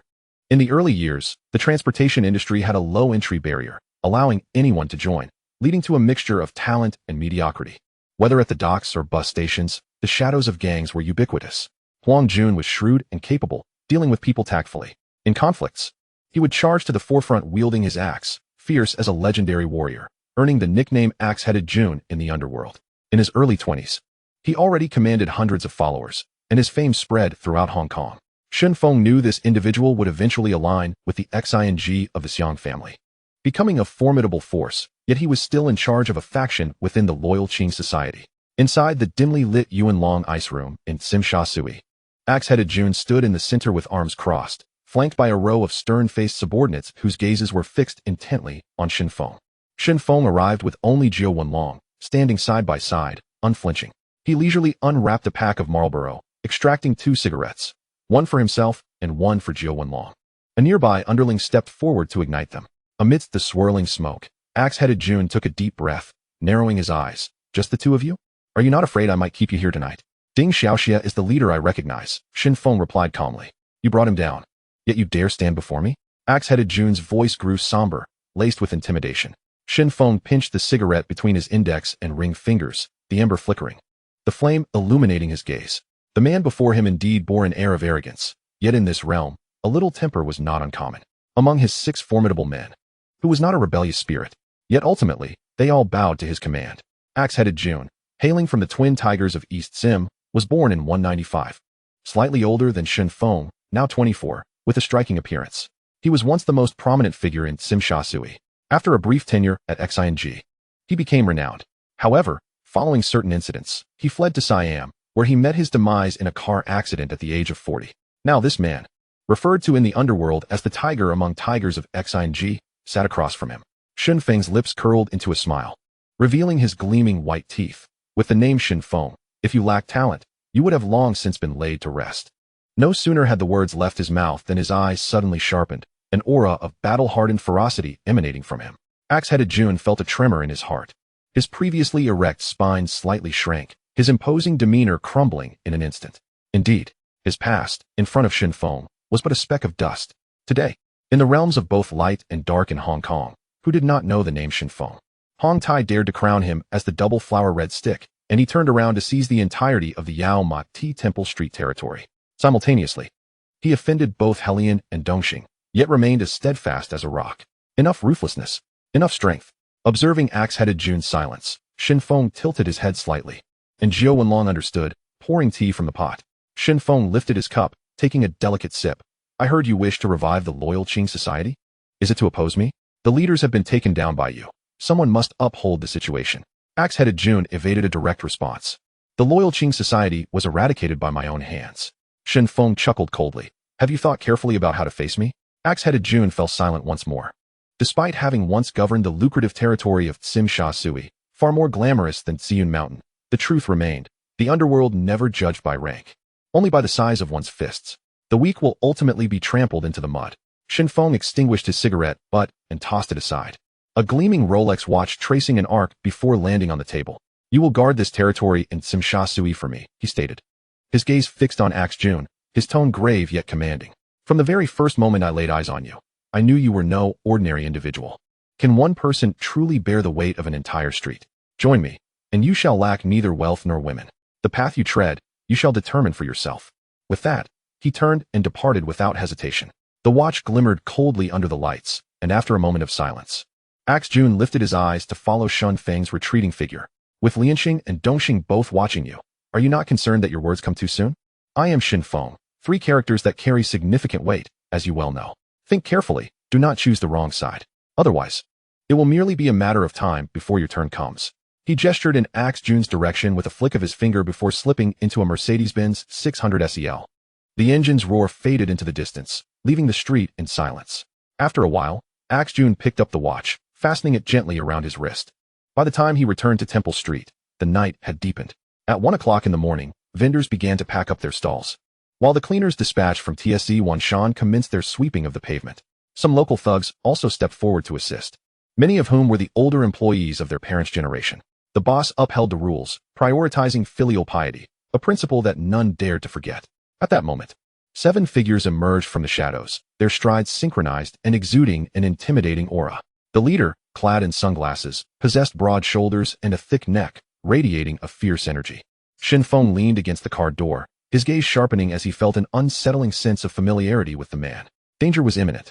9 patterned dragons swiftly drew a machete from the vehicle, while the other brothers from TSE Wanshan quickly gathered around. Yet the 7 men showed no fear. Boldly approaching Shen Feng, "Are you the double flower red stick, Shen Feng?" the man inquired, his voice cold and unyielding. "That would be me," Shen Feng replied. "From your accent, you hail from the mainland?" "Big Circle Boy." "Indeed," the man acknowledged without hesitation. "What business do you have with me?" Shen Feng asked. Tian Yangsheng removed his sunglasses, his eyes sharp as blades. "All of Hong Kong claims you are the strongest fighter. We have just arrived, lacking a reputation, and need to establish our authority. You are the perfect candidate." Indeed, these 7 were the Tian Yang's 7 sons, who had witnessed Shen Feng's prowess firsthand that night atop TSE Wanshan. Swish, swish, swish, swish, swish. The air was suddenly filled with the gleam of blades as the brothers from TSE Wanshan brandished their machetes and iron rods, glaring fiercely, itching to strike down their foes. Anyone daring to challenge the tyrant of TSE Wanshan must weigh their odds of returning alive. "Stand down. Put everything away," Shen Feng commanded, his voice as frigid as frost. The crowd gritted their teeth, slowly retracting their weapons. The boss never tolerated those who were unaware of their own limitations. His words were law. Shen Feng's gaze shifted to Tian Yangsheng's face. "Just you?" "Yes, just the 3 characters of Tian Yangsheng." The sunglasses were abruptly removed, revealing a pair of eyes filled with murderous intent, fixated on Shen Feng. The street vendors sensed the tension and hastened to pack up, fearing being caught in the eye of the storm. Shen Feng regarded the man before him, a hint of a smile gracing his lips. The first person to step forward and challenge him since becoming a double flower red stick was not a seasoned veteran of the underworld, but rather this formidable figure. Tian Yangsheng, featured on the wanted list. This man hailed from the Tian Yang's 7 sons, with numerous countries in South Asia issuing warrants for his capture. The 7 children had been molded into machines of slaughter since infancy, wielding guns and knives by the ages of 4 and 5, surviving through life or death struggles to earn their meals. Their hands stained with countless lives, every path they traversed was paved with corpses. Such individuals, if not subdued, would inevitably become a significant threat. Shen Feng clenched his fists, his voice low. "In a one-on-one match, if I lose, I will give you 5 million. If I win, you will answer to me. You must first possess the ability," Tian Yangsheng replied with a cold smirk, discarding his leather jacket. Beneath the black tank top, his arms were marred with a network of gruesome scars and bullet wounds. His hands were rough like sandpaper, sinewy and muscular, towering like an iron fortress, radiating an aura of lethal sharpness. His gaze was that of a hellish warrior, as if he had clawed his way out of a mass grave, exuding an overwhelming murderous aura. When had the small-time thugs of TSE Wanshan ever encountered such a sight? Scars were common, But someone bearing such an abundance of bullet wounds was unheard of. Nine-Pattern Dragon's heart sank, and he squinted, summoning an astute subordinate and whispering orders. Quickly go summon Daozi and Hong to come over. He had confidence in Shen Feng, but knew better than to underestimate a desperate man. Big Circle boys were notoriously unruly, having caused trouble for the 4 major gangs, Yuanan, Siam, and others. Should the boss falter, he would have to act immediately, ensuring that these 7 were utterly annihilated. No one was permitted to tarnish the boss's reputation. Just as the subordinate was about to retreat, he was halted by a commanding voice. No need. I, Shen Feng, do not require assistance. Shen Feng raised his hand to stop him, turning to face Tian Yangsheng, towering half a head taller, with a broader frame. He advanced with an imposing presence. Are you ready? Tian Yangsheng's lips curled slightly, and his response was a rapid, powerful punch. Chapter 17, rich in practical experience. Devoid of any predictable pattern, yet as swift as lightning, every ounce of power was honed from the instinctual combat of his childhood. This is bad. Nine-Pattern Dragon's heart raced. Tian Yangsheng's punch surged towards Shen Feng like a tempest, yet Shen Feng appeared momentarily dazed, caught off guard. Had he been overwhelmed by the intensity? Just as the fist was about to make contact with his face, a hand stealthily reached out. Shen Feng deftly leveraged the momentum, his form gliding backward like a leaf drifting on the wind. Once he landed steadily, a slight smile graced his lips. In the realm of martial arts, only speed prevails. To be honest, this move was breathtakingly impressive. His actions were so swift that no one in the audience could trace their trajectory. Tian Yangsheng's pupils dilated, a tumult of emotions surging within him. This man truly was the tyrant of TSC Wanshan. A serious expression finally crossed Tian Yangsheng's face, his brow furrowing. True strength revealed itself in the first exchange. With a rustling sound, the crowd quickly dispersed, clearing a space. Shen Feng tore off his t-shirt, tossing it to Nine-Pattern Dragon. His bare torso was riddled with old scars, devoid of any excess flesh. The skin glowed with a bronze hue, tinged with red and brown, brimming with primal vitality. He stood there, exuding an aura of both composure and fierce spirit, commanding respect without uttering a word. Tian Yangsheng lunged once more, his speed akin to a swift arrow. Swiftly closing the gap, his right fist aimed directly at Shen Feng's right rib. Shen Feng's wrist deftly twisted, employing a master-level technique from Xingyiquan, neutralizing the direct attack with a gentle motion. Before the assault had fully dissipated, Tian Yangsheng's left hand followed up, aiming directly for Shen Feng's eyes. The military-inspired combat style was lethal, targeting vital points with every strike. Shen Feng's left palm rose sharply, advancing close, the edge of his hand slicing towards Tian Yangsheng's wrist. To strike a snake, one must aim for its 7-inch mark. Just as victory seemed imminent, Tian Yangsheng suddenly altered his stance, sidestepping as his palm transformed into a black tiger claw, targeting Shen Feng's temple. The elegance of his movement was akin to an antelope's horns, untraceable. Shen Feng felt the hairs on the right side of his face stand on end, and he swiftly raised his arms, pressing tightly against his ears, executing an outward slap just in time to block the lethal strike. Both lethal blows were deftly neutralized, and Tian Yangsheng wasted no time in leaping back. This was a true master. The same thought arose within Shen Feng. He had sparred with Luo Tianhong, the Tony brothers, a Bao, and Nine-Pattern Dragon at the group boxing gym. The strength of those individuals paled in comparison to the man before him. There was no doubt about it. He would no longer hold back. Across from him, Tian Yangsheng gazed intently at Shen Feng, his breath momentarily faltering. He realized that he had previously underestimated his opponent. Suddenly, he tightened his focus, an overwhelming surge of energy coursing through him, as he shifted his body to the side, twisting at the waist, transforming into a distorted shadow. In the blink of an eye, he had flashed to Shen Feng's right side, his right fist rising violently from below, launching a fierce uppercut aimed directly at Shen Feng's lower abdomen. Meanwhile, his left hand stealthily concealed between his ribs, fingers aligned like a blade, silently slicing toward Shen Feng's waist. The overt force of his punch was formidable, while the hidden strike of his palm was razor-sharp, a deadly duality of attack. His footwork was erratic, his body capable of instantaneous changes, as nimble as the wind. His strength was wild, powerful enough to shatter stone and break monuments. Shen Feng, however, exhibited no sign of panic. He merely raised his hand, lightly brushing against Tian Yangsheng's right fist. Using the momentum, he leapt backward, gliding a few meters along the ground, effortlessly evading the relentless onslaught. Without hesitation, Tian Yangsheng pressed forward, his feet pounding the ground as he pursued, relentless and tenacious, like a malignant shadow clinging to its host.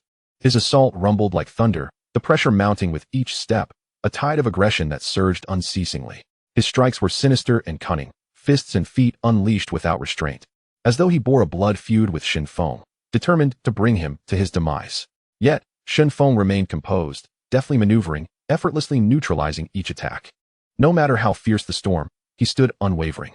After several rounds of ferocious strikes, not a single scratch marred him. Instead, beads of sweat began to form on Tian Yangxing's brow, his breath growing heavier. Shen Feng ceased to evade, facing Tian Yangxing's renewed assault of straight punches. He suddenly stamped his foot. The earth seemed to quiver in response, as if a great beast stirred beneath the surface. In that instant, he raised one hand to block, deftly dismantling the attack, and finally launched his first counterstrike. This punch carried the force of thunder, akin to a dragon soaring and a tiger leaping. Winds sweeping away the remnants, the air exploding like thunderclaps. Tian Yangxing's pupils contracted sharply, his arm hastily retracting to defend. Yet, that punch seemed capable of piercing through barriers, effortlessly tearing apart his defenses. A chill gripped his heart, as he realized that should this blow connect, it would surely shatter bones and sever tendons.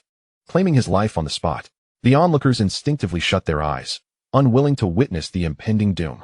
Tian Yangxi shouted in alarm, "Be careful!"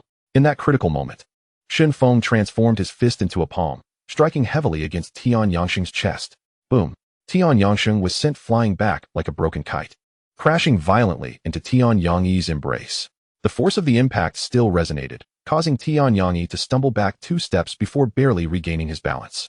Shen Feng's lips curled into a slight smile. "You have been defeated." The outcome was unmistakable. Brother Feng is mighty. This is the true overlord of Ziyun Mountain. Long live Brother Feng. Cheers erupted into the sky as Shen Feng's brothers shouted in excitement. Tian Yangxing slowly rose, wiping the blood from the corner of his mouth, his expression shifting from shock to respect. He understood that the punch could have been lethal, but Shen Feng had withheld some of his strength. The wager was settled. The victor clear. He stepped forward, meeting Shen Feng's gaze. "I, Tian Yangxing, am convinced in both heart and mind. From this day forth, the 7 sons of Tian Yang shall follow your lead. According to your Hong Kong society's rules, I am willing to start as a CGO. Let us first introduce ourselves. Each of you brothers, please state your names." Shen Feng began. "Tian Yangxing, please call me that. Tian Yangxi, remember that. Tian Yangxi, Tian Yangxi." The 7 stood in a row, representing the 7 sons of Tian Yang. Tian Yangxing was reputed as an all-around warrior, skilled in every discipline. Tian Yangxi specialized in demolition techniques, breaking walls as if walking into an uninhabited realm. Tian Yangxi and Tian Yangxi excelled in assassination and stealth, their tracks nearly impossible to trace. Tian Yangnan, Tian Yangjia, and Tian Yangfeng were reconnaissance experts, their ears and eyes spread across the land. In addition, all 7 were well-versed in close combat and firearms, possessing extensive practical experience. Shen Feng diligently noted each name, then stated, "I, Shen Feng, do not concern myself with seniority. The capable shall rise to the top. Your strength far surpasses that of the Red Stick, and as your brothers, I trust each of you is formidable. I will provide each of you with a monthly salary of 50,000. However, there is one condition. You must recruit your own members and lead your own teams. This money is not given freely. I will not tolerate idlers in my ranks." Tian Yangxing fixed his gaze upon him and asked, "What about those ruthless and wicked big circle boys? Are you willing to use them?" Shen Feng smiled. "The blood they shed is just as red. What do I have to fear? As long as they are willing to come, I will accept them. But let me be clear. I do not tolerate those who disregard rules, nor do I engage in the drug trade." Upon hearing these words, a powerful aura emanated from him, starkly contrasting the societies of Hong Kong. Tian Yangxing felt a tremor in his heart. Previously, they had faced disdain locally, greeted with discriminatory glances, and even had people on the street cover their noses and avoid them, as if they carried a plague. Now, hearing Shen Feng's declaration, he was genuinely impressed. "Good. By this statement alone, from this day forth, you are my brother, and I am your subordinate. You are my lord, and I shall serve you." Upon finishing, he led the other 6, bowing in respect. Shen Feng's eyes flashed, and he reached out to steady Tian Yangxing's arm. No need for excessive formality. From now on, we shall share both fortune and hardship. Call me Big Brother, and as long as there is food in my bowl, I will not let my brothers go hungry. A monthly salary of 50,000 in contemporary Hong Kong signifies what? It is a figure attainable only by top-tier professionals. With such an income, who would still be inclined to risk it all as a criminal? At present, they were merely a group of nameless big circle boys. Yet they had gained this man's favor. In that moment, an overwhelming sense of gratitude surged within the 7. A soldier dies for a true friend. It ought to be thus. Subsequently, Luo Tianhong and others were summoned, and they exchanged greetings. The ceremony commenced, setting up the incense altar. Shen Feng took the main seat, with Jiu Wenlong overseeing the proceedings, presenting 3 incense sticks to the 7 sons of Tianyang in turn. At the head of the second board, over 10,000 troops. Left copper and right iron, no discrepancy. The Zhu family builds bridges, the Hong family crosses, but this bridge is for outsiders. The 7 held the incense high above their heads. Do we love our brothers and sisters, or do we love gold? We love our brothers and sisters. Do we seek high positions and wealth, or loyalty and integrity? We shall uphold loyalty and integrity. After reciting the 36 oaths of the Hong men, the 7 sons of Tianyang knelt before the statue of Guandi, bowing 3 times with solemn expressions. One by one, they inserted their burning incense into the incense burner, the flames flickering and the blue smoke rising gracefully. With the registration complete, they officially became CGO of the Hong Tai society, acquiring a lawful status at the grassroots level of the organization. The internal hierarchy of Hong Kong gangs was clearly defined, commonly known as Si Ba Jiao, Si Sen Ba, Si Er Lu, Si Yi Wu, Si Sen Er, and Si Jiao, among others. Each level was designated by a number, always beginning with 4, symbolizing that all brothers are within the 4 Cs. CGO specifically referred to grassroots members who had undergone the initiation ceremony. 4 multiplied by 9 equals 36, aligning with the Hongman's tradition of oath-taking, whereby all newcomers must memorize the 36 oaths before entry.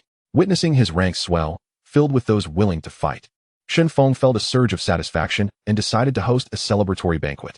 As the group exited the temple street, preparing to seek a lively hot pot restaurant for a gathering, Wei Jixiang hurriedly approached, followed by several subordinates. His gaze flickered, emotions turbulent, tightly clutching a piece of paper in his hand. Earlier, Shen Feng had instructed him, do not sign any contracts presented by Chun Tailong. Simply bring them out quietly.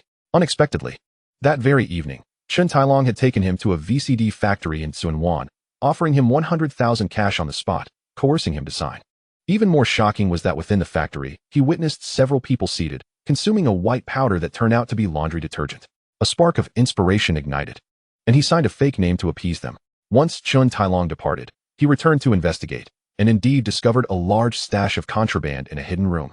Shen Feng's words had proven entirely truthful. Reflecting on it now, Wei Jixiang felt a chill run down his spine, almost to the brink of no return. He opened his mouth to speak, but Shen Feng gently raised his hand to stop him. Let us eat first, and we can converse while we dine. 5 minutes later, under the introduction of Master Su, the group stepped into a renowned hot pot restaurant within the Huaji building, its sign boldly proclaiming 3 characters, De Bien Lu. The locals favor the sauté broth, where the red soup bubbles vigorously, releasing an enticing aroma. A slice of snowflake beef is dropped into the pot and cooks in mere seconds, becoming tender and rich with flavor upon entering the mouth. Paired with a sip of chilled beer, it epitomizes the essence of earthly delights. Yet, Wei Jixiang found it hard to swallow, his expression grave. Chapter 18, Don't Let Me Worry Pointlessly. Shen Feng offered a bottle of cold beer, murmuring, some matters can wait until later.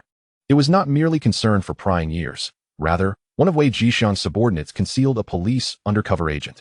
Although Shen Feng himself bore an undercover identity, certain truths must not be unveiled beneath the other's gaze. For reasons unknown, the sound of Shen Feng's voice stirred a long-lost sense of tranquility within Wei Jixiang. He raised his glass, clinking it gently with Shen Feng's, his tone laden with significance. Brother Feng, the few I brought today are all new brothers I've taken in this year. What do you think?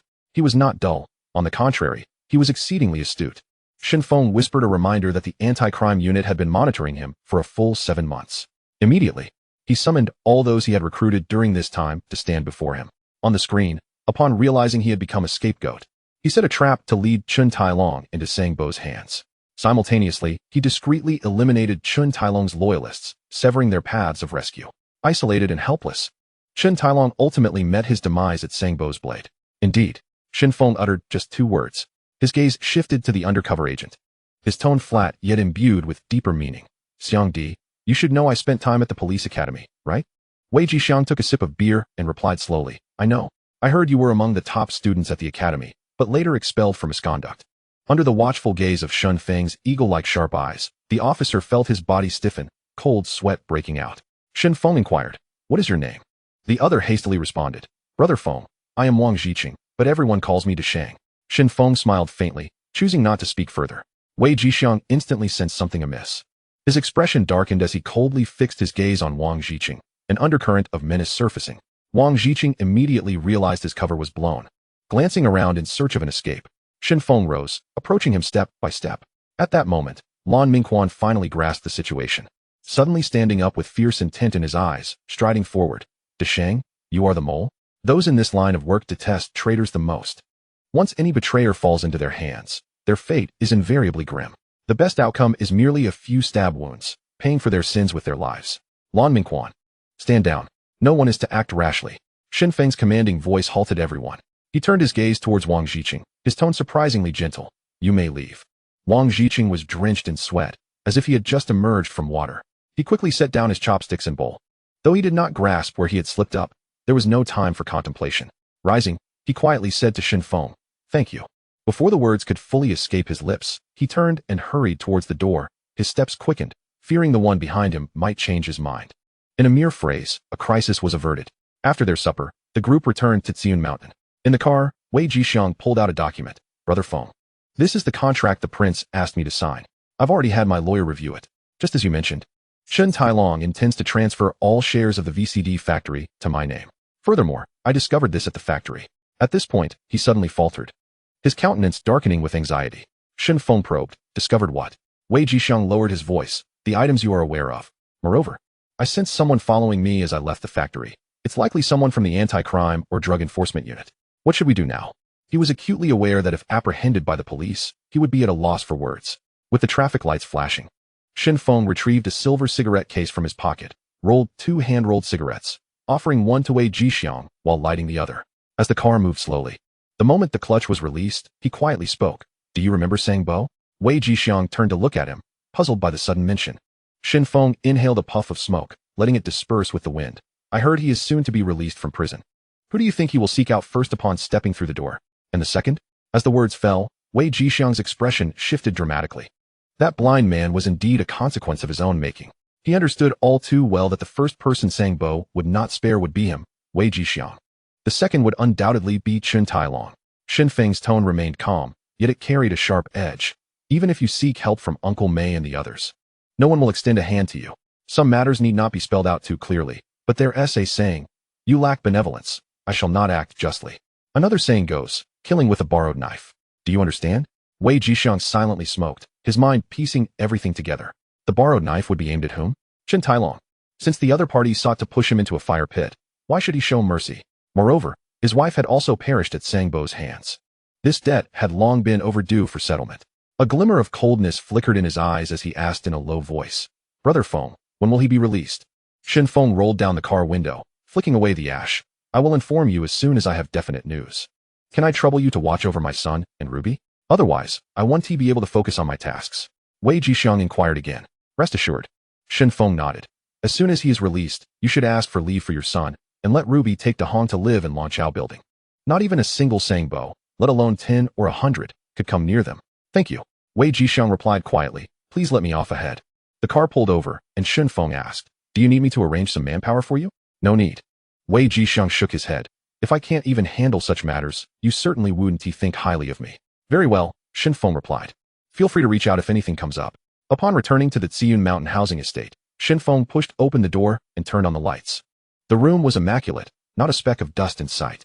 Little Yu Tai sat curled up on the sofa, cradling her chin in her hands, her head nodding slowly in a sleepy manner, her eyes already closed, evidently having waited for a long time. Frugal, considerate, lively, and vibrant, she resembled a ray of light, and no words seemed sufficient to depict the image he had constructed of her in his heart. Shen Feng stepped forward quietly, inhaling the subtle fragrance of her hair, carefully lifting her up, only to inadvertently rouse her. "Hey, what are you doing?" she exclaimed, quickly breaking free, hastily checking her clothes, and once assured everything was in order, she breathed a sigh of relief. Shen Feng wore a helpless expression. Now it appeared as though he had ulterior motives. How absurd it was. Countless girls had twisted and turned before him, yet when had he ever truly gazed at anyone? He muttered to himself, raising an eyebrow. "You little Yu Tai." He chuckled softly, his tone laced with a hint of exasperation. He understood well that she had a congenital heart condition and had been avoiding him, fearing she would become a burden. Even though he had quietly cured her ailment, she remained unaware. The room's lighting was dim, and his gaze lingered on her face, unblinking. Feeling his intense stare, little Yu Tai grew anxious, immediately covering her chest. "Hey, why are you staring at me like that? What do you think?" he replied, a smirk playing on his lips, his voice low and resonant. As she recoiled slightly, he took a gentle step forward. His hand reached out, his fingertips grazing her hair with a tender touch. Initially, His intention was merely to reassure her. Yet, she instinctively turned her head away. Without hesitation, he grasped her hand, his palm warm. While his other hand brushed through her long hair, his tone suddenly earnest. I mean it. In a few days, I will be moving to a new place. And you and Grandma should come live with me. But we are not in that kind of relationship. What does moving mean? She lowered her gaze, tugging at the ends of her hair, her ears tinged with red. He chuckled, noting that some actions, if done once with hesitation, become second nature upon repetition. You tidied up my place so impeccably. Where else could I find someone so considerate? Fool. She scolded lightly, her toes scuffing the ground. I won't be your housekeeper. It's late, and Grandma must be waiting for me. I have to go back. And if you leave, what will I do? He turned to the refrigerator, retrieving a bottle of beer, popping the tab open, his eyes sparkling with mirth as he looked at her. Humph, whatever. She made a face at him, then swiftly turned and dashed out the door. As the sound of the door closing faded, silence enveloped the room. Upon returning to her family home, she roused her grandma, who was dozing in a wicker chair. The elderly woman opened her eyes, a kind expression gracing her features as she looked at her. May, have you been to a dong's again? And no, she stammered. Your grandma doesn't mind. If it gets too late, just stay over there, but remember to let me know first, so I don't worry unnecessarily. The next morning, Xiaoyu prepared porridge and fried eggs, and Shen Feng devoured every morsel. Wiping his mouth, he headed straight for Temple Street. With over 500 brothers stationed at Siun Mountain, that was ample. Temple Street was a crucial territory, and upon his arrival, a group of men was already dining in a tea restaurant. He grabbed a pair of chopsticks, squeezed in, and sat down, immediately picking up a youtiao to eat. Zhou Wenlong finished a bowl of hot soup and lowered his voice. Brother Feng, the 2 drivers you requested have been found. Have you verified their backgrounds? Shen Feng asked, chewing his food, his voice barely above a whisper. One is the father of Yi Zai, and the other is the father of Zhuo. Both have driven trucks for several years and are reliable, Zhou Wenlong replied. This is no small matter. Are you certain they are coming voluntarily? They are. They agreed in person, Zhou Wenlong reiterated. Tian Yangsheng, sitting nearby, inquired softly. Brother Feng, what do you need 2 drivers for? Zhou Wenlong slowly recounted the details. Tian Yangsheng smacked his thigh. Why beat around the bush? Let us 7 brothers handle this. We understand timer devices and can ensure that the D of He Lianxing is obliterated. The spectacle will be absolutely thrilling. Beside him, Tian Yangyi rubbed his hands together. Brother Feng, just give us the license plate numbers. This is madness. The Tian brothers, like Luo Tianhong, had no fear in their hearts. Shen Feng decisively waved his hand. No, we absolutely cannot do this. If you take action, the entire headquarters will investigate, and the repercussions will not only fall on you. I will be implicated as well. For now, familiarize yourselves with Hong Tai's background and the environment in Xiangjiang, and gather your people. They have already been notified. They plan to swim over tonight, Tian Yangxing murmured. Shen Feng flicked off the ash from his cigarette. No need to swim. Send another message. I will arrange for fishing boats to smuggle them over. The cost will be on me. They just need to gather their forces. Oh, why didn't I think of that? But Brother Feng, they have already set off. They will swim from the Pearl River Delta to Yuanlong tonight. Forget the fishing boats. Find a few cars for me to pick them up, Tian Yangsheng exclaimed, slapping his forehead. Chapter 19. No one can lay a finger on you. Shen Feng's brow furrowed. What I want are living brothers, not to send them to their deaths. Immediately notify them to retreat. It's too late, Tian Yangsheng sighed. How did you notify them? Shen Feng pressed. By telegram. Send another telegram for them to return immediately. Brother Feng, they are already in the water. A telegram 1T reached them now. Don't worry, they are all good swimmers. They will be fine, Tian Yangsheng assured him confidently. How did you all get here? Shen Feng queried. We swam here as well.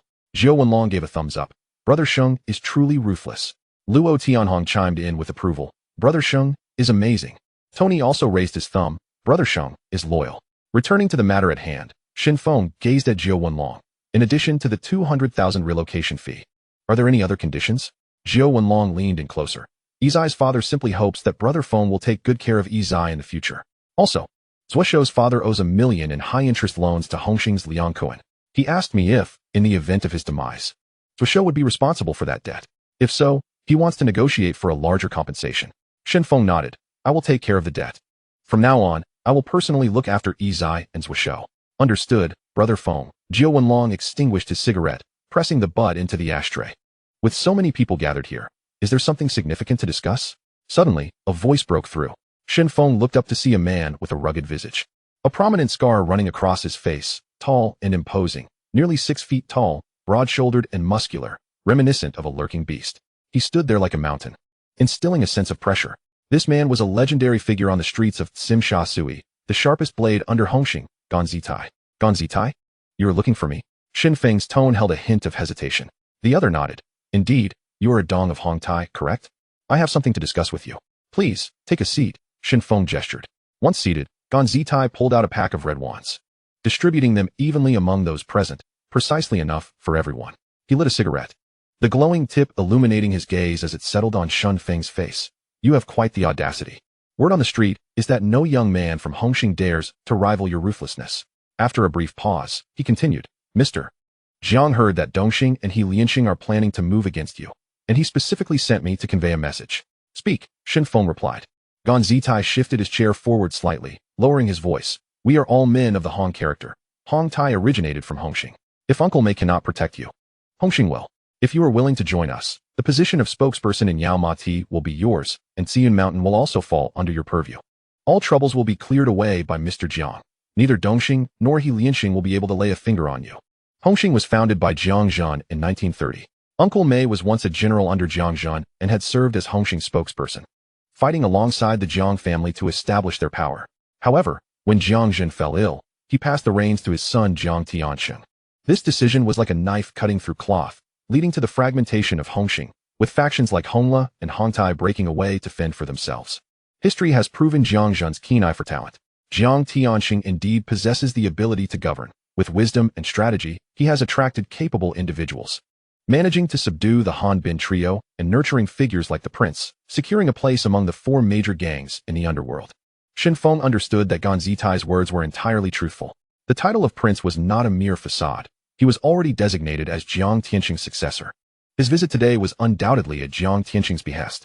Yet, he had previously turned down Hu Xiong's invitation. Now, to seek allegiance with Jiang Tianxing? If he truly took that step, he would find it difficult to forgive himself.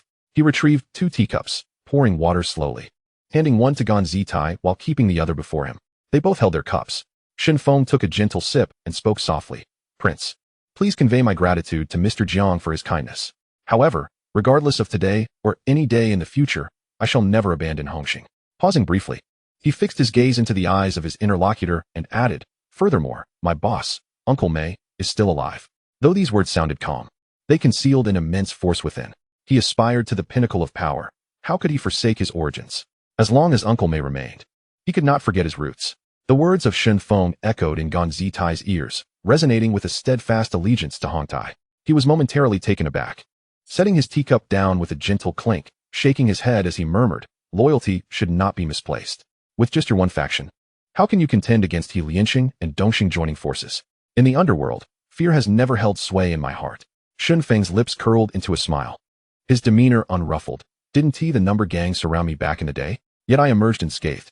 Gunfight squinted, sizing him up for a moment before bursting into laughter. You've got guts. I acknowledge you. Sim Sha Sui is always open to you. Come have a drink with me. Absolutely, Shen Feng nodded. Gunfight continued. You're a double flower red stick. Let us find an opportunity to spar. I shall accompany you. Shen Feng's smile remained undiminished. With that, Gunfight rose and departed, his back straight and decisive. The scene at the tea restaurant soon reached Jiang Tianxing's ears. He paused, gripping his teacup, astonished by Shen Feng's audacity. The news also reached Uncle Mei. Sitting in a rattan chair, he remained silent for a long time, his heart a tumult of emotions. He had thought his surroundings were filled with opportunists. Yet the one who stood the tallest was Shen Feng. Though he lamented, reality loomed before him. What kind of force was he Lianxing and Dongxing? How many men could Hong Tai muster? Fei Bo, though aging, could still hold the scene, but what about himself? He was acutely aware that he was fundamentally incapable of weathering this storm. Thus, he chose silence, feigning ignorance. If Shen Feng returned alive with his loyalty, Xian Mountain would remain under his control. If he fell, it would merely be another corpse in the underworld. In Yao Ma Ti, on the streets of Mongkok. After finishing his meal, Shen Feng immediately summoned Zhou Wenlong, bringing along his father, and headed straight for Liang Kuan's territory. There, Liang Kuan lounged in the conference room of Qian Kuan Film and Television, surrounded by gaudy posters, a cigarette dangling from his lips. Hearing footsteps behind him, he turned to see Shen Feng and raspily chuckled. Oh, Hong Tai Zedong? A rare guest. Shen Feng offered a cigarette, gesturing to the elderly man beside him. This is my brother's father, who owes you $1 million in high-interest loans. I'm here regarding that matter. Liang Kuan raised an eyebrow, a flicker of surprise crossing his eyes. Sha Chong leaned in to whisper a few words, confirming the legitimacy of the claim. He slowly straightened himself, fixing his gaze on Shen Feng. How do you intend to settle this? Shen Feng lightly tapped the table, and Zhou Wenlong immediately understood. Pulling out a stack of cash from his pocket. Here's the principal and interest. Count it. He placed the money on the table. Shen Feng was preoccupied with other matters, unwilling to elaborate further on this issue. Moreover, over $1 million was no longer a substantial amount for him. Upon hearing this, Liang Kuen's expression shifted slightly. He had initially thought Shen Feng would only be posturing, yet he truly returned the full amount. He picked up the stack, flipping through it. Gauging its weight, and after confirming its accuracy, he slowly spoke. The tyrant of Tsiun Mountain truly lives up to his name. To be so loyal for the sake of a subordinate. I acknowledge you. After a pause, he extracted a portion from the stack and pushed it towards Shen Feng.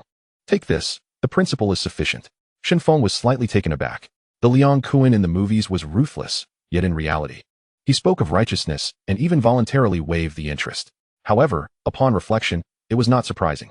This man had extensive connections in the underworld, with brothers scattered everywhere. The golden hair tiger of Dongxing was his sworn brother, and the 8 closed of Heji had also formed a bond with him. Shen Feng accepted the money, nodding. Thank you, Kuen Gu. This man was indeed worth befriending. He held a film company, and should Shen Feng wish to enter this industry in the future, he would undoubtedly need to seek his counsel. Yet, he understood well that in the underworld, so-called friends were merely polite words. True relationships were based on brotherhood, not mere camaraderie. Liang Kuen lit a cigarette and offered it. I must remind you of something. This time, Dongxing has sent Crow, nicknamed the Mountain Tiger. You need to be cautious. Upon learning that the opponent was a formidable figure in the underworld, Shen Feng felt a surge of excitement rather than concern. Kuen Gu, I have matters to attend to. I'll take my leave first. Once I get past this hurdle, I'll invite you for a drink and a chat on a good day. Liang Kuen smiled as he stood to see him off. All right, I'll escort you out.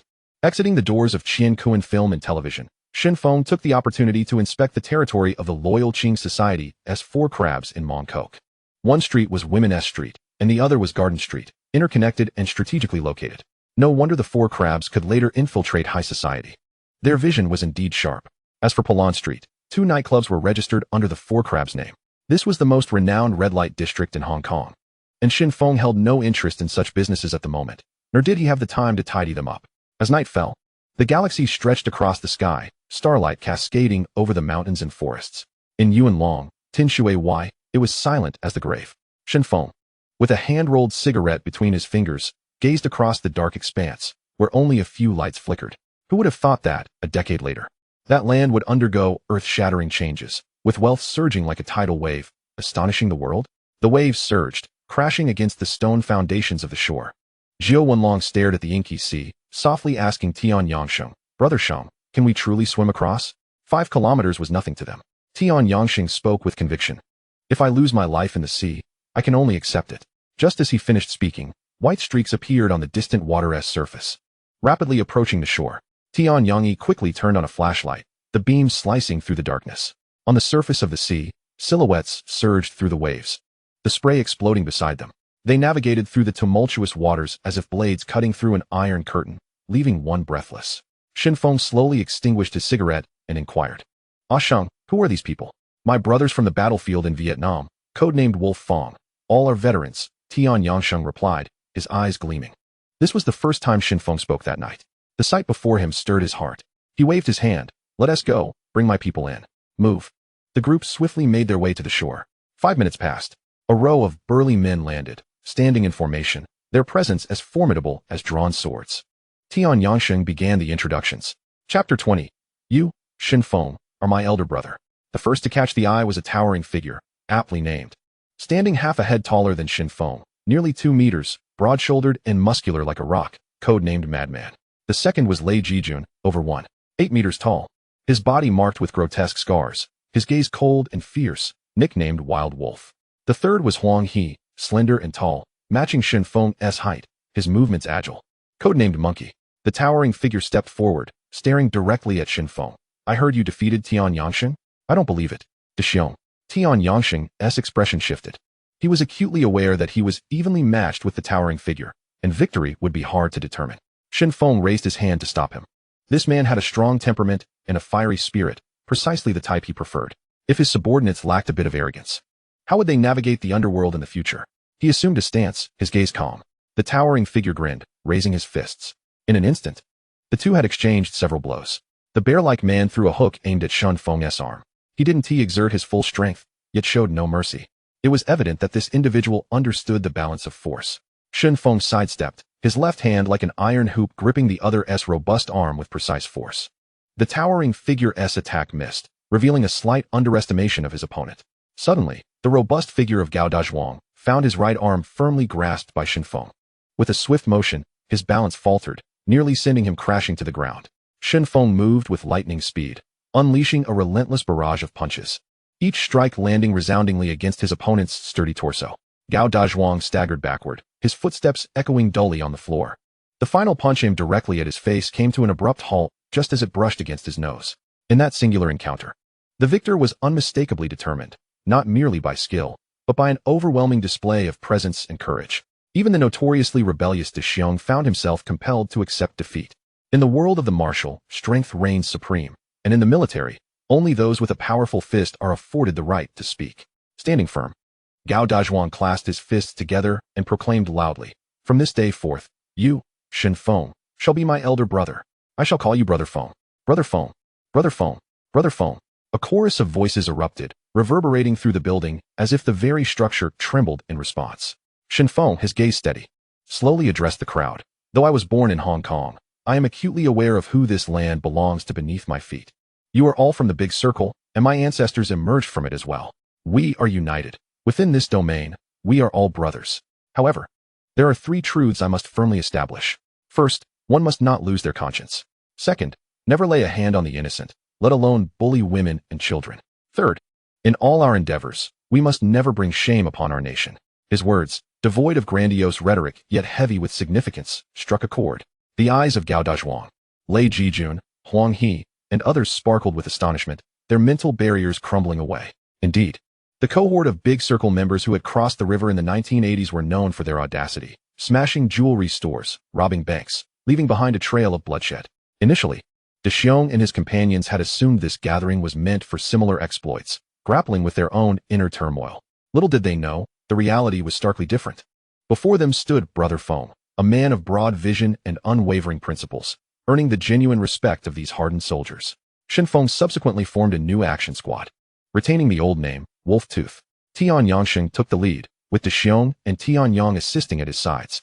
Upon returning to Yao Mati, everyone immediately plunged into intense preparations, having already learned of an impending fierce battle.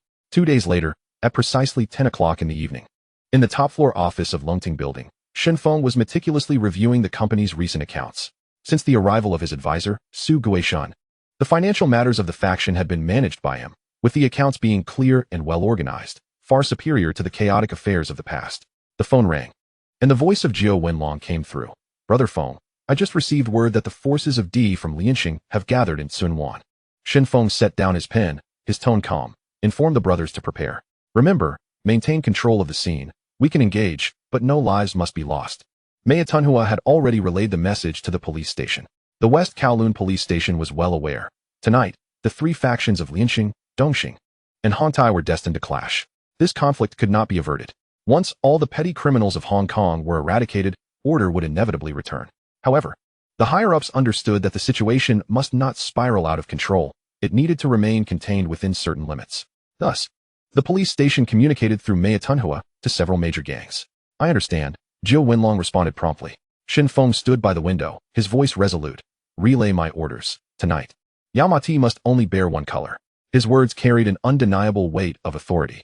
Jiao Wenlong felt a surge of adrenaline and stood tall, declaring, "Rest assured. Big brother, I know what to do." With that, he flung open the door and shouted to the brothers waiting outside, "Notify everyone. Let's move." Shen Feng had already laid the groundwork. His subordinates were divided into several action teams, each with clear responsibilities: who would charge forward, who would keep watch. With every individual's task clearly defined, phone calls were made in rapid succession. "Dao Zihong, close the stall, we're starting." "Aja, do not let anything go awry with Brother Feng's orders." "About, Brother Feng wants Yao Mati cleared. Not a single troublemaker is to be left." "Shenggu, for heaven's sake, stop showing off in the boxing gym. Can you even fight? Gather at Temple Street. It's time to draw blood." As the calls went out, the bosses from various territories, TSC Wanshan, Temple Street, gambling dens, nightclubs, the racetrack, boxing gyms, shops, Lady Street, and Garden Street, stood up, rallying their men. 3,000 brothers, at the sound of the command, were fully mobilized. This night was destined for glory. In the nightclub, a Bao pushed away the woman in his arms. Stood up after hanging up the phone, his black suit sharp and his gaze piercing. Get out. Arm yourselves. In the boxing gym of Longting building, Tian Yangsheng removed his vest, discarded his gloves, and coldly ordered, close the doors, grab the knives. At the intersection of Temple Street, a Jia extinguished his cigarette, donned his helmet, mounted his motorcycle, and revved the engine into a roar. The atmosphere along the street thickened with tension, a palpable sense of danger lurking. This night was destined to etch a bloody chapter in the annals of Hong Kong. Outside the Chinese ice room, Huang Jiqing and Lu Qichong sat on small stools, licking ice pops to cool down. Lu Qichong observed the hurried figures darting across the street and murmured, "Tonight will not be peaceful. We shall enter after they've finished their fight." Huang Jiqing bit into his ice. Lianxing and Dongxing will inevitably clash. Today we may hold them back, but tomorrow we cannot. Hatred burns like fire, growing ever more fierce, impossible to extinguish. Once the fighting begins, countless will find themselves in the hospital. Lu Qichong sighed. Any objections? Huang Jiqing shot him a glance. No objections. We'll draw cards to determine ownership. Fine, let's compare sizes. Huang Jiqing had good luck, drawing a spade ace, while Lu Qichong drew a club king. He stared at his card, a frown creasing his brow, and chose silence. Huang Jiqing revealed his card, a smile instantly gracing his face. Within a villa in Kun Tong, smoke swirled. Uncle Mei sat in a circle with several leaders from Hong Tai, Bao Rong, Fei Bo, and Xian Gu, sharing cigars and playing mahjong. Suddenly, a low voice came from outside. Old Ding, the forces from Lianxing and Dongxing are on the move. Got it, hang up. We're still playing, Uncle Mei replied, gripping his phone in one hand while drawing a tile from the pile with the other, tapping it on the table. His thumb gently stroking its back. 9 of circles. With a sharp sound, he tossed the tile into the pot. Xian Gu, holding a tile, frowned slightly, murmuring, "Isn't a dong not concerned? If the two sides meet tonight, there will surely be casualties." Uncle Mei exhaled a puff of smoke, responding slowly, "He is now the decision-maker. He can call the shots himself. If we interfere too much, it may backfire." Bao Rong picked a tile, looking up at Uncle Mei. "I heard that, Mr. Jiang from Hongxing sent someone to approach him a few days ago, wanting to pull him in. But a dong rejected him outright before even hearing him out. Such loyalty is rare these days. Do you really want to let him take risks?" Uncle Mei's gaze deepened, his tone steady. "Since the Overlord has decided to fight this battle, even my old bones cannot stand in the way. The young must endure some hardships to learn their limits." The group fell silent, no longer speaking. They all understood that Uncle Mei was intentionally allowing Lianxing and Dongxing to unite against Shen Feng. If Shen Feng were to lose, Hong Tai would suffer no losses. The men from TSC Wanshan were known for their ferocity, daring to take on two opponents, and this bloody clash would undoubtedly elevate Hong Tai's reputation. Should Shen Feng perish, the decision-makers would naturally seize the opportunity to divide his territory among themselves. As for winning, no one believed such a scenario would unfold. After meticulously reconciling the accounts, Shen Feng started his car and drove towards Temple Street. Since the operation was set for tonight, he had to wait until the street vendors finished their work before taking action. The denizens of the fragrant harbor understand the rules. The small businesses on Temple Street are the lifeblood of the community, and no one would dare to disrupt them lightly. The true conflict would only erupt after midnight. At that moment, Temple Street remained bustling and vibrant, illuminated by countless lights, with pedestrians weaving through, engaged in jovial conversation. Little did they know that in just over an hour, this street would be engulfed in a storm of bloodshed. Shen Feng parked his Mercedes at the street corner, where Jiao Wenlong swiftly approached with a few henchmen. He surveyed the surroundings and inquired, "Have a Jia and the others set off?" "They left long ago, 20 in total. All on motorcycles. West Kowloon is destined for unrest tonight. I've stationed a clever little brother in Suanwan. As soon as the DS bus moves, I'll receive word. A Bao and Dao Zihong are upstairs preparing the weapons. Shenggu, Dexiong, Yilang, and Hozi have already circled the area a few times, familiarizing themselves with the terrain," Jiao Wenlong reported, his tone calm. Shen Feng nodded slightly, retrieving a pack of cigarettes from his pocket, tearing it open, and distributing one to Jiao Wenlong and several of his subordinates. "A dong. I heard tonight you're facing He Liansheng, the Eastern Star Gang?" Before he could finish, Ma Shichuan appeared, briskly approaching with 2 gleaming butcher knives, followed by a throng of locals, each clutching iron rods, kitchen knives, or wooden clubs, their expressions resolute. Shen Feng scanned the crowd, confusion etched on his face. Dressed in a white tank top and donning black-rimmed glasses, Ma Shichuan locked eyes with him and said, "A dong, there's no need for further words. The people of Temple Street stand firmly by your side. Don't think our age has diminished our strength. We were formidable in our youth. Indeed, a dong. Just charge ahead. We've got your back. If that bunch from He Liansheng dares to take a step closer, let them be carried out." Let us go to Wanji to fetch the weapons. Who in the entire Yao Ma Ti doesn't use my cutting board? Even the butchers say my knives are swift. We may not be as spry, but we can still wield a blade. In recent days, the impression left by the rascals from TSE Wanshan on Temple Street was too profound. Previously, after closing up, the streets would be left in disarray, with grease accumulating, making each step a sticky endeavor. Over time, the entire street darkened as if coated in soot.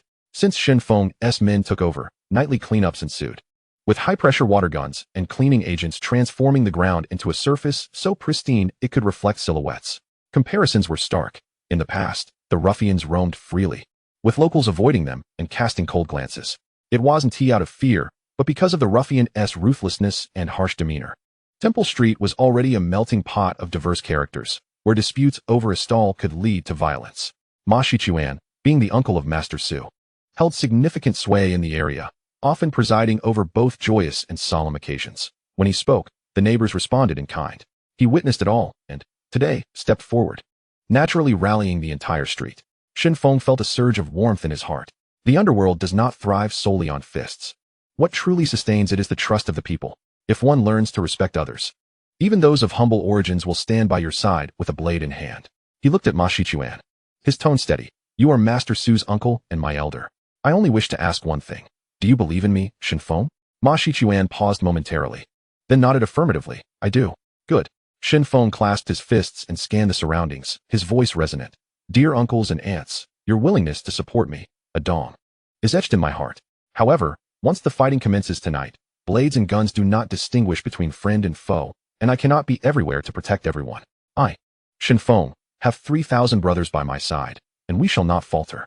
Please return home and await news. Tomorrow, all will resume as normal, and the streets will remain clean and peaceful. Ma Shichuan contemplated for a moment and replied, Very well, we shall remain outside. At your signal, we will rush to your aid. After Ma Shichuan and the locals departed, Tian Yangsheng and his crew returned from a reconnaissance mission on Nathan Road. Shen Feng inquired, Sheng, were you just surveying the terrain? We're concerned the brothers may not be familiar with the route. If the opposition attempts to slip away tonight, it would be embarrassing if we couldn't catch up, Tian Yangsheng replied, a hint of dissatisfaction in his voice. If you want let us go all out. Only allowing for injuries, then we'll capture more alive. We can later demand a ransom, which would be an additional income. The 7 sons of Tian Yang, De Xiong, Yi Lang, and Ho Zi all had military backgrounds. They were well aware that capturing an enemy was often more lucrative than killing. Upon hearing this, Luo Tianhong and the others were left momentarily stunned. Shen Feng chuckled, giving a thumbs up. All right, tonight I want to draw my blade. The anti-Triad unit is certainly keeping an eye on me, so I'll remain on Nathan Road. If anything arises, call me. If anyone asks where I am, just say I'm out for a late-night snack. This was merely a superficial excuse. The true reason was that he had too many capable fighters under his command. It was their turn to shine. Luo Tianhong nodded in agreement, his gaze sharp as fire. Bro Feng, I think the same. If you take the lead, all credit will go to you, and I, Dao Zai Hong, will never have a chance to stand out. Shen Feng raised his hand and slapped him. Are you looking for a fight? How dare you speak like that? Luo Tianhong immediately smiled apologetically. Bro Feng, how could I? You are the leader. You must maintain the demeanor of a leader. Leave the fighting to us. You should hire a few bodyguards and get a driver. The girls in Simsha Sui will flock to you. Now that sounds like sense, Shen Feng replied, nodding in satisfaction. Tian Yangsheng then turned to De Xiong. So, for Bro Feng, De Xiong will be in charge of close protection? No need. Shen Feng waved his hand. If he is coming, I'll protect him. Remember, I'm just out for a late-night snack. Don't let anyone follow. Call me if anything happens. Jiao Wenlong, his expression grave, opened the car door. Understood, Mr. Hua. Mr. Hua, please get in, he urged. Bro Feng, take care. We want to see you off, Tian Yangsheng said, standing by the roadside. A look of respect on his face as he waved goodbye. In truth, his reconnaissance was not solely for the mission. He was inherently restless.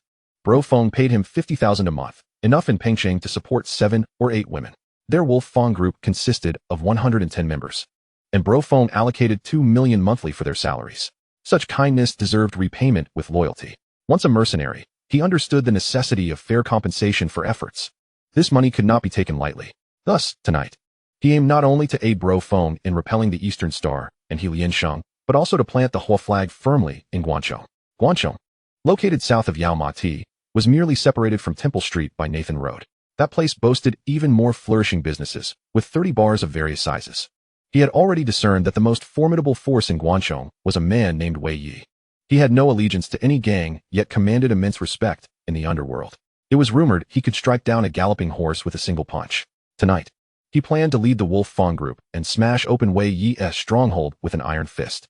Tian Yangsheng, cigarette in mouth, watched the Mercedes 600 SEL gradually disappear into the distance. He turned to Jiao Wenlong. Tonight, we'll take over the Eastern Star.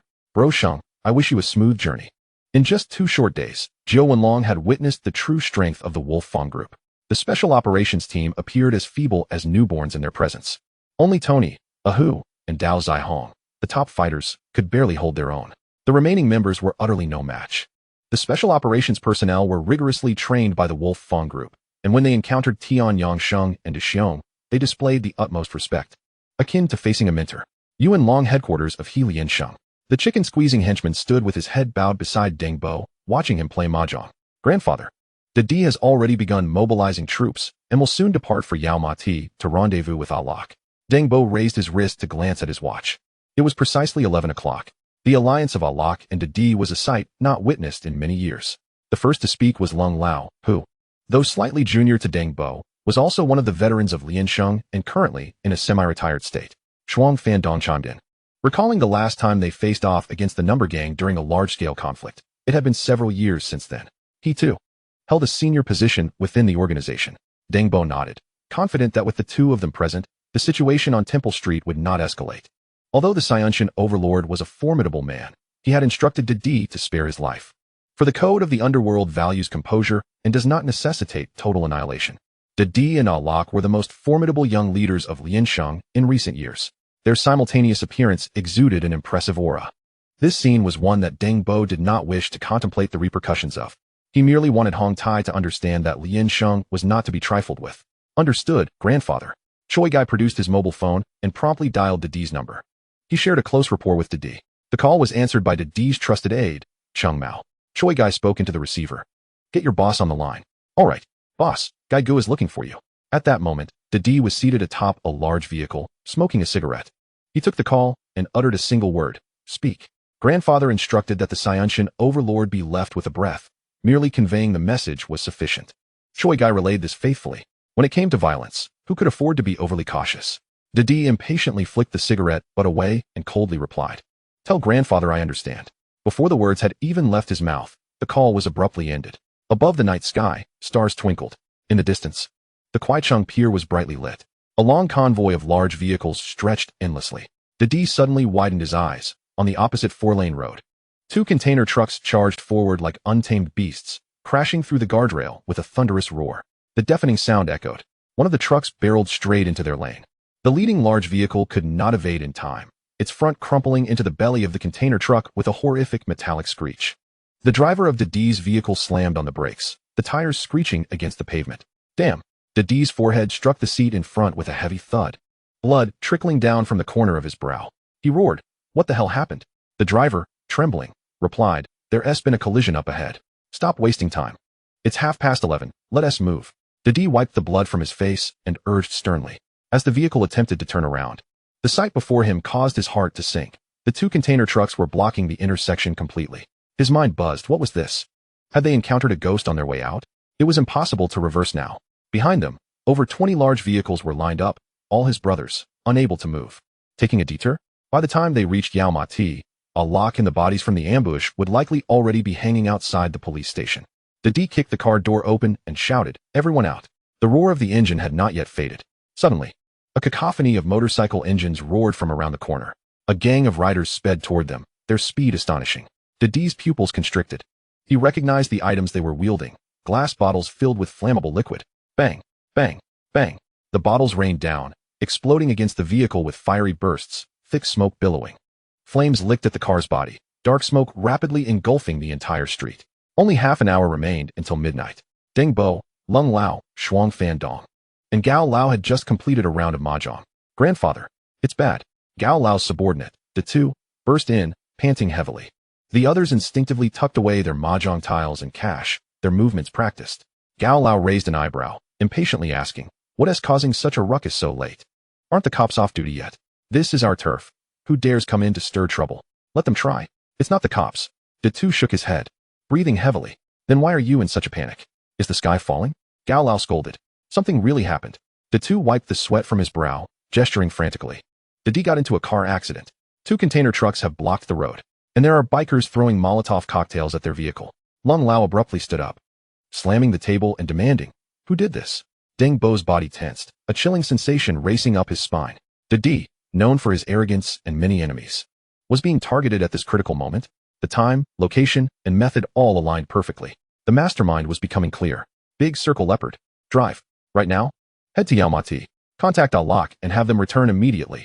Deng Bo shouted. In the corner, a resolute-looking man with a calm demeanor slowly stood up, saying nothing as he strode toward the door. This man was named Shi Yongji, a member of the Big Circle gang. Temple Street was already rife with undercurrents. The vendors had received word that night. A full-scale conflict between Lian Sheng and Dong Xing was imminent. Over 2,000 brothers from Xianshan lined the streets, standing in 2 silent rows, maintaining order. The stall owners moved swiftly, and in the blink of an eye, Temple Street was deserted. "Seal the roads," commanded Jiao Wenlong. Hundreds of underlings swiftly mobilized vehicles to block the main thoroughfare, piling up debris to leave only 4 exits, preventing encirclement.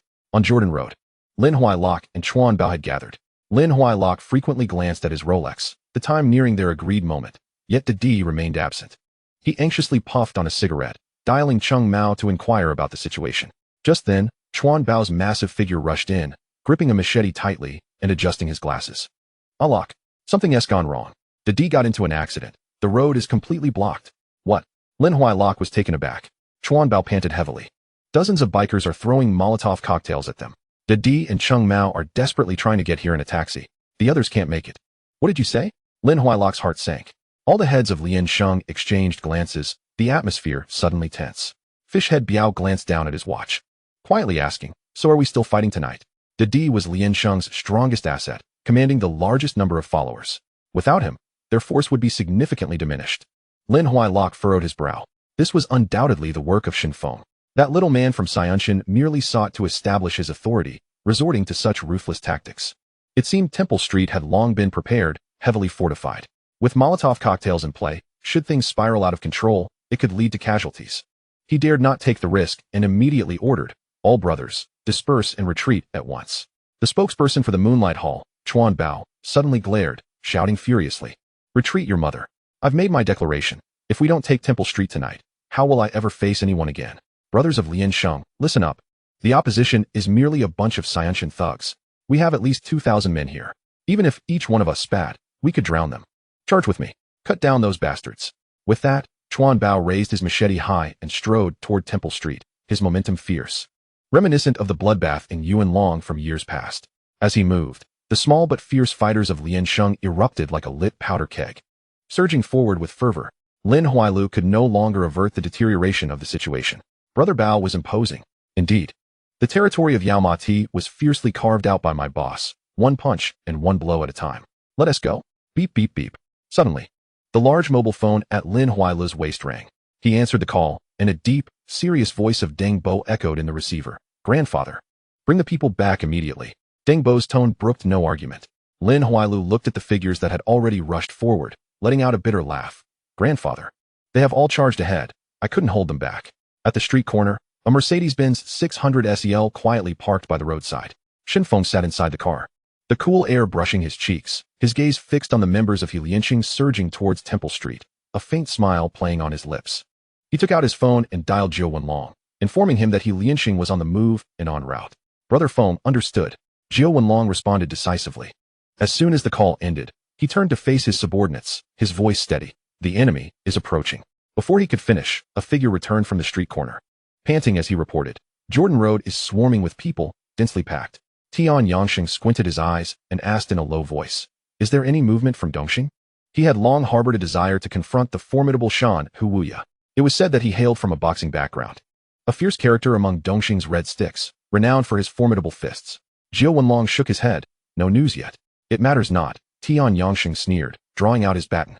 "8E, De Xiong, Yilang, Ho Zi, follow me first to let Lianqing loosen up." Having lost to Shen Feng in their first battle in Hong Kong, he had acknowledged him as his elder brother.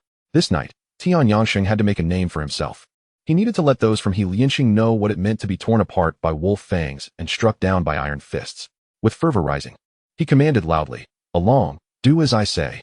Have the brothers retreat to the shop staircase and hide, waiting for them to burst in. And then we will strike from above, sealing off their escape. This plan from Brother Sheng is brilliant. Jiao Wenlong's eye sparkled. This way, the entirety of Temple Street would become a massive trap, the door closing as the prey entered, waiting for the pack of wolves to pounce. Inside the Black Tiger boxing gym, the smiling tiger leaned against the doorframe, smoking, the ember flickering. He turned to Wu Ye and said, He Lianxing has set off from Jordan Road. Wu Ye, Chun Tianxiong, was the most sought-after figure in Dongxing in recent years. The nominal coach of the boxing gym, he was, in reality, one of the 5 tigers and a formidable figure in the underground boxing scene. Operating in both the black and white markets. Having won several lightweight championships in the late 1970s, he no longer competed but wielded influence throughout the underworld. Wherever there was profit to be made, his shadow loomed large. At that moment, he leisurely puffed on his cigarette, playing cards while casually stating, It's not the right time yet. Jean Mao Hu, restless, interjected, Wu Ye, it's nearly midnight. Humph. A hint of disdain curled at the corner of his mouth. The old boss has instructed us to give the Bao Wang of TSC Wanshan some face. He Lianxing is currently engaged at Temple Street. We must remain still for now. If we charge in, it would be as if both major gangs allied against him, which would only show that we fear him. Understand? Jean Mao Hu nodded but hesitated. So shall we wait for another day to act? Humph. Wu Ye exhaled a puff of smoke, his gaze cold. Sha Meng, one must think wisely. I sent someone to keep watch over Temple Street a couple of days ago. In a real fight, He Lianxing may not withstand the Bao Wang's crew. Let us wait until they are exhausted from their brawl. Both sides on the brink of collapse, before we strike. The Bao Wang is merely a double-flower red stick self-proclaimed by Hong Tai, brimming with youthful vigor. By the time we arrive, I will publicly provoke him for a one-on-one challenge. By winning openly, he will have nothing to say in defeat. Moreover, we'll take over Temple Street. The old boss will surely be delighted. Although Wu Ye came from a background of enforcers, he was no fool. This tactic of using another's blade to kill was executed flawlessly. Short-statured ruffians thrived on sheer numbers, swarming in flocks of dozens or hundreds to overpower their foes. However, when thousands mobilized, it was no longer mere brute force. They dispersed, appearing and disappearing, targeting shops to smash, sweeping through venues in groups of 3 or 5, battling until dawn without pause. Chuan Bao was well-versed in this strategy. He kicked over a garbage bin at the entrance of Temple Street, standing in the middle, brandishing his knife and roaring, The scum of TSC Wanshan, come out here. Your ancestor Chuan Bao has come to pay a visit. Lin Huailu glanced around. The street was deserted, the ground impeccably clean. Yet, the several alleyways they had just passed were blocked by vehicles and debris, clearly a trap. Brother Bao, something feels off. We should retreat first. Grandfather instructed us to act cautiously. Shut up. Chuan Bao swung his sword towards the glass window of a nearby shop, shattering it with a crash. What is there to fear? Your father has less chatter than you. You too, Biao grinned. Big boss. It must be that bunch of useless fools who heard that we from He Lianxing have arrived and are scared to hide. Chuan Bao threw his head back in laughter, raising his blade. Brothers, charge with me. Even if it's a ruse, I will flatten it. Let us see what tricks they play. But the deeper they ventured, the more ominous the atmosphere became. Just as they stepped into the heart of the district, a group of people slowly emerged from the opposite street. Each individual stood tall and imposing, exuding an aura that was as sharp as a row of blades piercing the heavens. The leading man had eyes like an eagle, clutching a glinting weapon. Behind him, a giant loomed, towering over 2 meters, broad-shouldered and thick-backed, standing there like a moving mountain. His steps steady like a black bear patrolling the forest. The footsteps of that group echoed in unison. Thud, thud, thud, each step weighing heavily on the heart, causing a sense of oppression. Malevolence pervaded the air, as if shrouded in an invisible frost, instilling fear in onlookers. Upon reaching about 50 meters from the He Lianxing ranks, Tian Yangxing abruptly halted, his voice sharp as a tear. Who is Chuan Bao? Step forward. What greeted him was a cacophony of raucous laughter, as Chuan Bao stepped forward, his voice booming. I am right here. Tell that Bao Wang from TSC Wanshan to come out and face death. My boss has gone out for supper tonight. A smirk played at the corner of Tian Yangsheng's mouth, his gaze icy. Today, it is I, Tian Yangsheng of the Wolf Fong Group, who will deal with you. The opposing force numbered merely 100. Chuan Bao surveyed the scene, bursting into laughter. You little brats, I have brought 2,000 brothers. Even if each one of us took a leak, we could wash you into the gutter. Oh, Tian Yangsheng raised his hand lightly.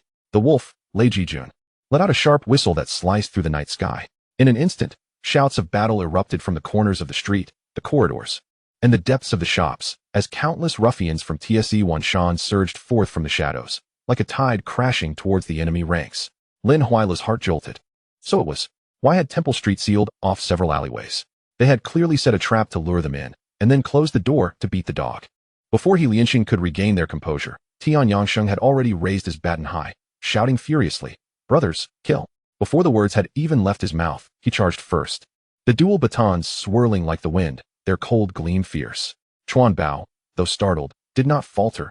Years of experience in the underworld steadied his resolve. And he bellowed, "Brothers of He Lianxing, advance. Leave not a single one alive." The two forces collided like torrents, instantly erupting into a thunderous melee. De Xiong, barehanded, was akin to a ferocious beast unleashed, barreling through, sending several opponents soaring into the air, blood spewing as they hit the ground. He was a living weapon on the battlefield. The wolf drew forth a long blade, its broad blade an elongated handle, with a red scarf tied to the end, fluttering sharply.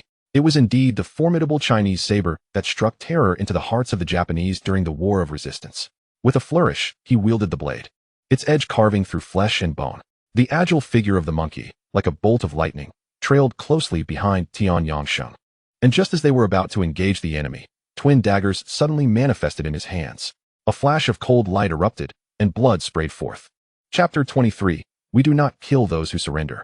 The short blades concealed lethal intent, while the long weapons commanded authority. From a high vantage point, the battlefield's dynamics became starkly apparent. In the outer circle, the forces of Yuan-Nan, Siamese, and Siyun Mountain converged from all directions, encircling the He Lianxing with an intensity akin to the tightening of dumplings. Meanwhile, the Wolf Fong group plunged like a finely tempered blade straight into the heart of the enemy ranks. Despite being surrounded, the members of the Wolf Fong remained unfazed. Upon closer inspection, 3 individuals formed a small unit, 3 units arranged in formation, and 3 formations coalesced into a battle group. Their assault and defense were methodical, each supporting the other. As they charged forward, 2 units shielded the flanks while 1 unit surged ahead. During the defensive exchanges, their rhythm was impeccable, leaving no room for error. This was the 3-3 tactical system meticulously crafted by Commander Lin, which had proven effective time and again in urban warfare. Tian Yangsheng and Da Xiong led their team into action amidst the acrid smoke, acutely aware that a dense charge would render them mere targets. Only through dispersing and interspersing their movements, while maintaining mutual support, could they survive and advance against He Lianxing's fierce firepower. The situation swiftly devolved into a chaotic melee, with their offensive surging like a relentless tide. In less than 30 minutes, He Lianxing's defenses had been breached, their ranks thrown into disarray, unable to mount an effective resistance. The members of He Lianxing, derogatorily referred to as dwarf mules, were gripped by terror as they realized they were surrounded by enemies from all sides. The people of Siyun Mountain seemed to pour forth from every crack in the walls, rooftops, and dark alleys, encircling them completely. Attempts to break free were thwarted, as every alley was sealed off, cutting off any chance of retreat. Tian Yangqi and Da Xiong had already agreed that each subordinate would receive a cash payment of 10,000 for their participation that night. The labor costs for this battle alone soared into the tens of millions. When accounting for subsequent medical and compensation expenses, the figures were staggering. In a bid to alleviate the burden on their superiors and to prove their own capabilities, they decisively employed this high-risk tactic. They understood that the disorganized mob of He Lianxing could never act in unison or follow commands. But the Wolf Fong could. They had trained specifically for this. Big D, accompanied by Chang Mao and dozens of top fighters from the faction, hastily arrived at Temple Street. Upon witnessing the scene of bloodshed, he drew the machete concealed within a newspaper and bellowed, "Charge in and strike anyone you see." No sooner had he spoken than a helmet came hurtling toward him. Tony burst forth like a beast unleashed, flanked by Azza and Ahu, as the 3 of them pounced with ferocity. Big D instantly recognized that they were the motorcycle gang who had laid an ambush on the bridge that day. Old grudges and new animosities ignited instantly, and both sides plunged into a bloody struggle. However, Big D was no match for them, let alone for Tony. What kind of team did Tony bring? They were all elite operatives personally selected by Shen Feng, each having faced life-and-death situations, striking with ruthless precision and eyes like daggers, showing no fear in battle. In contrast, while Big D's crew claimed to be top fighters, they were clearly outmatched in both momentum and combat experience, and their numbers were at a disadvantage. In the very first clash, more than 10, including Big D, had already been felled to the ground. As he hit the ground, Big D caught a glimpse deep in Temple Street, where He Lianxing's members were being taken down in droves. Realizing the tide had turned against them, he no longer wished to fight, shouting only, "Retreat. D, get out of here, we'll hold them off." Chang Mao immediately led 2 red sticks forward, fighting fiercely to buy time for Big D's escape. Azza, assessing the situation with a cool head, realized pursuing them would be unwise, especially as the internal conflict continued. He yelled, "Forget it. Head into the streets to support our brothers." With this fresh force joining the fray, the entire conflict neared its conclusion in a mere 45 minutes. Following orders from above, to avoid making things difficult for the big boss, everyone had left room for mercy and refrained from delivering fatal blows. At present, Shen Feng's people were clearing out the unyielding core members of Lianqing. Before long, those still standing were all their own. The Hong Tai Kowloon Mountain faction had once again triumphed in this fierce confrontation. I concede defeat. Chuan Bao sat on the ground, his voice hoarse and devoid of words after such a loss. It was I who led the charge. I alone must bear the responsibility. But before I leave, may I have a cigarette? He picked up a broken pair of glasses from the shattered ground, awkwardly balancing them on his nose, and looked up at Tian Yangsheng. As if performing a tragic farewell, memories surged like a tide. 13 years in the trade, hauling cargo at the docks. 16 years taking the fall for the boss and landing in jail. 21 years released after serving his sentence, starting to lead his brothers. 28 years seated in the position of authority within the faction, each moment clear and painfully vivid.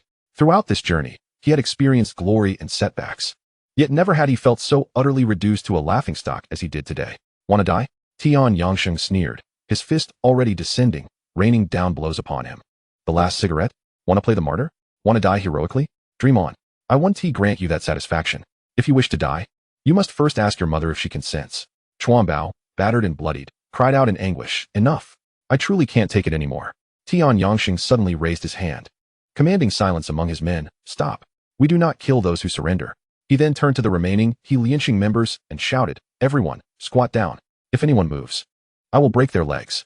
Lin Huailai, his face bruised, nearly laughed in anger upon hearing this. "Captives? You dare call us captives? What else would you be?" The opponent grinned. "You're not captives now, are you guests? Form a line. State your names and identities, one by one." Chuan Bao, Lin Huailai. "You two don't need to line up. The ransom is 200,000. Red stick, 100,000. Straw sandals, 50,000. 49 boys, 10,000. Blue lanterns, 5,000. The secretary, Su, opened his notebook, his tone as calm as if he were merely keeping records. Upon hearing this, Chuan Bao's face turned pale. "What? This is against the rules." "Rules?" Tian Yangsheng retaliated with a slap. "Call the head of Lianqing. Tell him to gather the money immediately. If cash isn't enough, an IOU will suffice. Do it now. If not, I'll split your skull open. Not doing it is fine too." Jiao Wenzhong approached with a rusty razor. "First, I'll shave your eyebrows clean, then strip you of your clothes and toss you around Temple Street to run naked.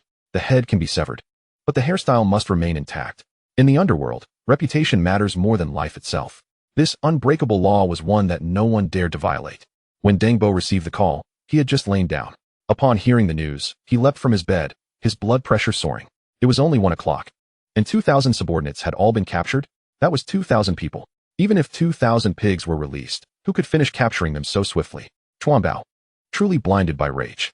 Once the call ended, Deng Bo sat in a rattan chair, his pipe emitting thin wisps of smoke, his brow furrowed tightly.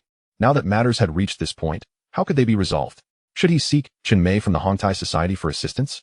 Have him intervene to persuade the tyrant of Kowloon Mountain to release them?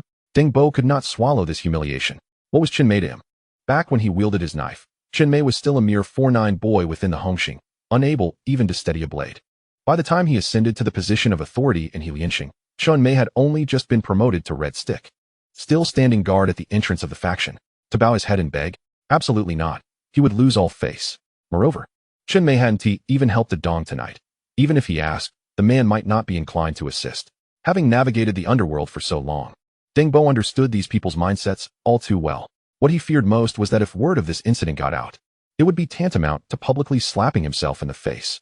In the future, how will the diminutive rascals raise their heads when they encounter others? The fishmongers in the market can boldly curse their ancestors to the 3rd generation, ceding territory and paying reparations, yielding a domain to that mad dog of TSC Wanshan. Today we can cede a street, tomorrow 10 streets, trading for a night of peace. Yet at the break of dawn, the adversary will still come knocking with blades in hand. To nurture a tiger is to invite disaster. It is only a matter of time before one is bitten back. Such insolence. "Mr." Deng forcefully struck his pipe against the stone steps, sparks flying. "I'll blow you and your 18 generations to bits." Even in fury, one must act with purpose. A person must first find their bearings. Having navigated the underworld for a considerable time, tracking down a person's number is not a daunting task. As long as they have a name, there will always be a way. Through the connections of Mao Dunhua, the number was swiftly acquired. Mr. Deng dialed Shen Feng's number. "Brother Feng, We've sustained injuries to 10 of our brothers, 2 of whom have perished. The Lian Sheng group has been captured, about 100 fled. And we have taken 180 prisoners, while 30 of the enemy have been killed. Zhou Wenlong's voice was hoarse, yet he articulated each word clearly. The seriously injured were immediately dispatched to the hospital, and the compensation must be delivered to the families tonight. I shall return shortly. With that, Shen Feng hung up. The engine roared to life. The Mercedes-Benz 600 SEL surged out of the parking lot like a black panther. As the car entered Temple Street, Shen Feng lowered the window, his gaze sweeping across the roadside. Brother Feng, Brother Feng. Calls erupted from the alleyways, beneath the eaves, and from the iron sheet stalls. Those once arrogant rascals, who ruled the streets with impunity, now stood tall, hands raised, their expressions subdued, akin to students before a principal. The scattered calls gradually coalesced into a wave. Brother Feng. Brother Feng. Zhou Wenlong hastened forward, opening the rear door of the car. Mr. Hua, please review your troops. Shen Feng, with a cigarette in his mouth, slowly exited the vehicle, his gaze traversing each face. It finally settled on Tian Yangsheng, to whom he nodded, speaking in a low voice. Well done. It was all thanks to Brother Feng's precise strategy. Had it not been for your efforts to hold back Big D's men, how could we have achieved such a clean victory? Tian Yangsheng lowered his head in response, unwilling to take credit, subtly directing praise back to Shen Feng. Shen Feng took a slow drag from his cigarette, exhaling a wisp of white smoke. It hasn't been easy for everyone. Thank you for your hard work. Zhou Wenlong approached swiftly, whispering, Brother Feng, there has still been no movement from Dongxing. That crow fellow is shrewd. Everyone should rest up, as we may face trouble tonight. I need to contact Lian Sheng to gauge their stance. Shen Feng's tone was steady, yet he dared not let his guard down. No sooner had he finished speaking than his mobile phone began to vibrate in his pocket. He retrieved a hand-rolled cigarette from his silver case and lit it gently. This was a special blend prepared for him by the little Jew, infused with a subtle, fragrant aroma. He answered the call slowly. Hello, who is this? It's me. Dingbo, from Lian Sheng. Dingbo, what is it? A group of diminutive thugs exchanging blows. Is that amusing? You release our men, and in the future, our people will not set foot in Hong Tai again. No way. Tonight, my brothers have died and been injured. Do you think you can simply demand their release? Do you think I can bow my head with a mere casual remark? What respect would that show for the sacrifices made by my men? Dengbo bellowed in anger. You son of ABTCH. You son of ABTCH. My mother passed long ago. Why don't you go keep her company? Chapter 24. Unable to contain himself. Will you pay the ransom or not? If not, I'll strip all 2,000 of your little thugs bare and toss them onto the street. Just imagine it. The streets of Yao Ma Ti filled with naked Lian Sheng boys, and we'll call in a few reporters to snap some photos. Tomorrow's headlines will surely ask if this constitutes a spectacle. Shen Feng chuckled coldly. There was a prolonged silence on the other end of the line before Deng Bo finally spoke. How much do you want? Shen Feng glanced at the bill, which read 37,772,000. Since you called personally, I'll waive the small change. Deng Bo took a moment to collect himself. 30 million? 40 million. Plus Lian Sheng's territory in Yao Ma Ti. And I assure you, I won't lay a finger on Lian Sheng for 5 years. He chuckled. Math was taught by my PE teacher. Don't blame me if I miscalculated. Is that what you call waiving the small change? Don't push your luck, kid. Deng Bo's voice trembled, clearly agitated. What? I can't hear you. Shen Feng deliberately tapped the receiver. Hello? The signal is poor. The next moment, the call was abruptly terminated. Although Lian Sheng was not accustomed to saving money, 40 million in cash was substantial. It had taken considerable effort to gather. As for the territory, Deng Bo had ceased to care. Yao Ma Ti was originally the domain of Chuan Bao. After this battle, Chuan Bao's reputation was shattered, and with age catching up, his retirement was inevitable. At 2 in the morning, a corner of Temple Street. One hand for payment, the other for release. A smile adorned Shen Feng's face as he extended his hand.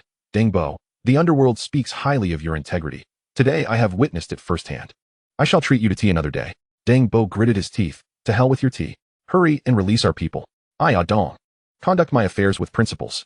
Since you've come personally, the people will naturally be released. Shen Feng paused for a moment, then turned and called out, release them. From that night onward, Deng Bo dreamt each night of Shen Feng, grinning broadly before him. As the lid of the cup was lifted, images of the youth from TSC Wanshan, armed with sharp blades, emerged, escorting Chuan Bao and others out of Temple Street.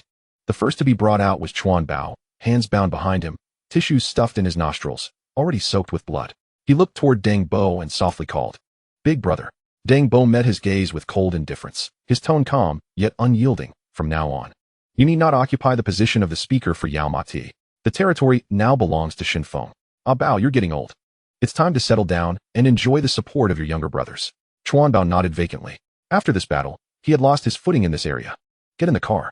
Deng Bo gestured toward the Mercedes. Next was Lin Huailu, similarly bound. Deng Bo regarded him for a moment, then sighed softly. He understood that Chuan Bao's fiery temper and seniority made it impossible for Lin Huailu to prevent the situation from escalating. He placed a hand on Lin Huailu's shoulder, uttering no words, merely gesturing for him to enter the car. As the sitting housekeeper of Liansheng, there were certain responsibilities he had to bear. This money had to be paid, these people had to be saved, and the territory could not be relinquished. In the underworld, loyalty is paramount. Without it, who would risk their lives for you? Moreover, Liansheng changed leadership every 2 years, and his term was nearing its end. If he did not learn how to treat others with respect while in power, how could he expect to receive respect after stepping down? Soon, all the detained members of Liansheng were released. Before getting into the car, Deng Bo stared long and hard at Shen Feng, his expression solemn. Before climbing into the vehicle and departing, inside the car, he leaned against the plush back seat, eyes closed, murmuring, "Big Circle Leopard, take me back. I am weary." Understood. Sir. Big Circle Leopard cast a glance at Shen Feng, sensing the piercing gaze akin to that of an eagle, lowering his head and pulling down his hat brim. Starting the engine, Shen Feng paused, recognizing the silhouette of the driver. It was Director Shi, also an undercover agent.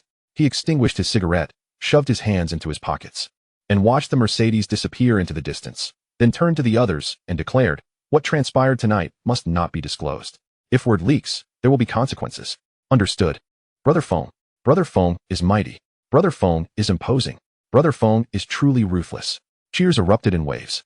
Shen Feng smiled slightly, waving his hand. "Everyone, tie up your loose ends and disperse." What truly transpired that night between Liansheng and the tyrants of TSE Wanshan? Why did Chuan Bao voluntarily relinquish his territory? Both sides remained tight-lipped. Losing face for He Liansheng, naturally, one would be reluctant to make it public. The most difficult secret for Deng Bo to utter in his lifetime has ultimately become a mark in the history of He Liansheng. Lin Huailu and Chuan Bao, upon mentioning this matter, still felt a profound sense of shame. In He Liansheng, anyone with a modicum of sense would refrain from divulging such a scandal. Not only did Shen Feng abscond with 40 million, but he also seized control of the territory in Yumadi. He naturally issued strict orders to his subordinates to remain silent, leaving no room for loose tongues, as cultivating enemies to such an extent is ultimately disadvantageous. 40 million. This sum is more than sufficient to cover the expenses for everyone tonight. Entertainment, healing, accommodation, everything meticulously arranged, with even a portion discreetly pocketed. The transfer of that territory conveniently completes Shen Feng's dominion over the Yumadi landscape. Congratulations to the host for achieving a complete control of Yumadi and receiving 10 sets of shoemaking equipment. A wave of exhilaration surged within him. With these resources, establishing a shoe factory is no longer a mere dream. With clothing secured, shoes can be produced in-house. A street dedicated to his own brand of sneakers is unfurling before him. The system's notification sounded like a divine blessing bestowed by fate. Upon regaining his composure, Shen Feng noticed that Luo Tianhong had fastened his headband, wielding the 8-sided Han sword, while Tony donned a motorcycle helmet, both exuding an air of imminent action. He inquired, "Where are you headed?" "Brother Feng, the task you assigned is to take Deng Bo's head. And that of the camel as well," Tony added. "We will ensure it's done by tomorrow," Luo Tianhong asserted with unwavering determination, his eyes glinting with the spirit of battle. "It's the head of Deng Bo's dog, not Deng Bo himself. It's the head of the camel's horse, not the camel's head." Shen Feng raised his hand and delivered 2 slaps, then spoke in a hushed tone, "Knife boy, Brother Hong, tonight's events have already driven them to desperation. Do not overreach. Leave a path for retreat, for future dealings will be easier that way. Opportunities abound, there is no need to rush." Luo Tianhong fell silent. Tony too remained quiet. Deep down, they understood that the one truly offending Deng Bo was none other than their leader, Shen Feng. The 40 million ransom, coupled with a critical piece of territory, this was not mere greed. It was a brutal carving of flesh from the bones of He Liansheng. Yet before Shen Feng, they would voice no dissent. As subordinates, obedience was their duty. Tony quietly removed his helmet. "Have we arrived late?" Just as the words left his lips, a light-hearted derisive laugh erupted from the street corner. Shen Feng turned to look. At the forefront stood a man bare-chested, muscles coiled like a serpent, his wild hair blazing like flames, a half-smoked cigarette clasped between his teeth. Slightly behind him, another man wore a smile that belied the coldness of his gaze, akin to a venomous snake. Following closely was Sha Meng, the fierce general of Dongxing. Behind them loomed a dark mass of henchmen, wielding an array of weapons, clubs, knives, and guns, stretching into the abyss. Some held sharpened steel pipes, glinting ominously, capable of piercing flesh and drawing blood with a single thrust. Shen Feng's gaze hardened as he fixed his eyes on the crow. The Dongxing men arrive late. Do they truly believe they can reap the rewards without effort? Oh, that sentiment is misplaced. The path of the underworld is fraught with blades and shadows. Nothing is surprising. You must be Shen Feng, judging by your demeanor. You are not undeserving of your reputation. Listen well, I am Crow, the mountain tiger of Dongxing. The Hong Tai society has designated you as a double-flower red stick? I do not acknowledge that. If you have the courage, let us settle this in the arena. Before he finished speaking, Crow twisted his shoulders, the knuckles of his fingers cracking ominously, his muscles tensing. Who do you think you are? Luo Tianhong snorted derisively. If you wish to harm my brother, you must first step over my dead body. His roar split the night air as he suddenly drew the eight-sided Han sword, its cold gleam piercing through the fray. He positioned himself in front of Shen Feng, his eyes sharp and focused on Crow. This night, all the glory was claimed by Tian Yangsheng. Luo Tianhong, his heart ablaze with fury, could no longer contain himself. How could he allow anyone to openly challenge his leader? He had followed Brother Feng longer than even the nine-pattern dragon. In terms of loyalty, he was the foremost. Bah! Crow spat dismissively to the side, sizing up Luo Tianhong with a sidelong glance. Knife boy Hong, tonight, I shall skin you alive before dealing with Shen Feng. With that, he drew a sharp blade from his newspaper, leaped gracefully over the railing, his movements fluid and elegant. The smiling tiger followed closely behind.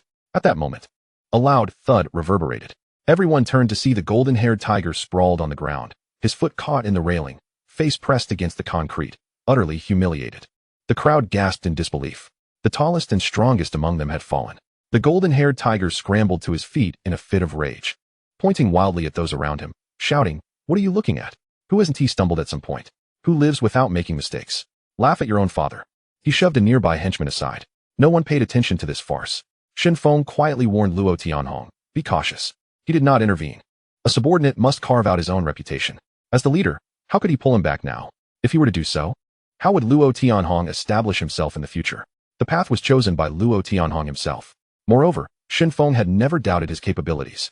Luo Tianhong glanced back, his expression resolute, silently conveying, "Leave this to me." Observing this, Tian Yangxing took a step back. Since Luo Tianhong had stepped forward, he would no longer interfere. Although he too was eager to test the mettle of Dongxing's 5 tigers, he understood the importance of not overshadowing others. Besides, he admired Luo Tianhong's spirit. With a sharp sound, Crow advanced with his blade, the edge scraping against the ground, sending sparks flying. He closed in, bellowing, "Let me show you the prowess of an elder brother." This man was none other than the formidable figure of Dongxing, a dominant force in the boxing world of the late 1970s, renowned as a super fighter. Crow's silhouette leaped into the air, descending with his blade aimed directly at Luo Tianhong. The clash of metal erupted with a thunderous sound as the sword met the blade. Cold light and fierce energy collided in the air, igniting a shower of sparks.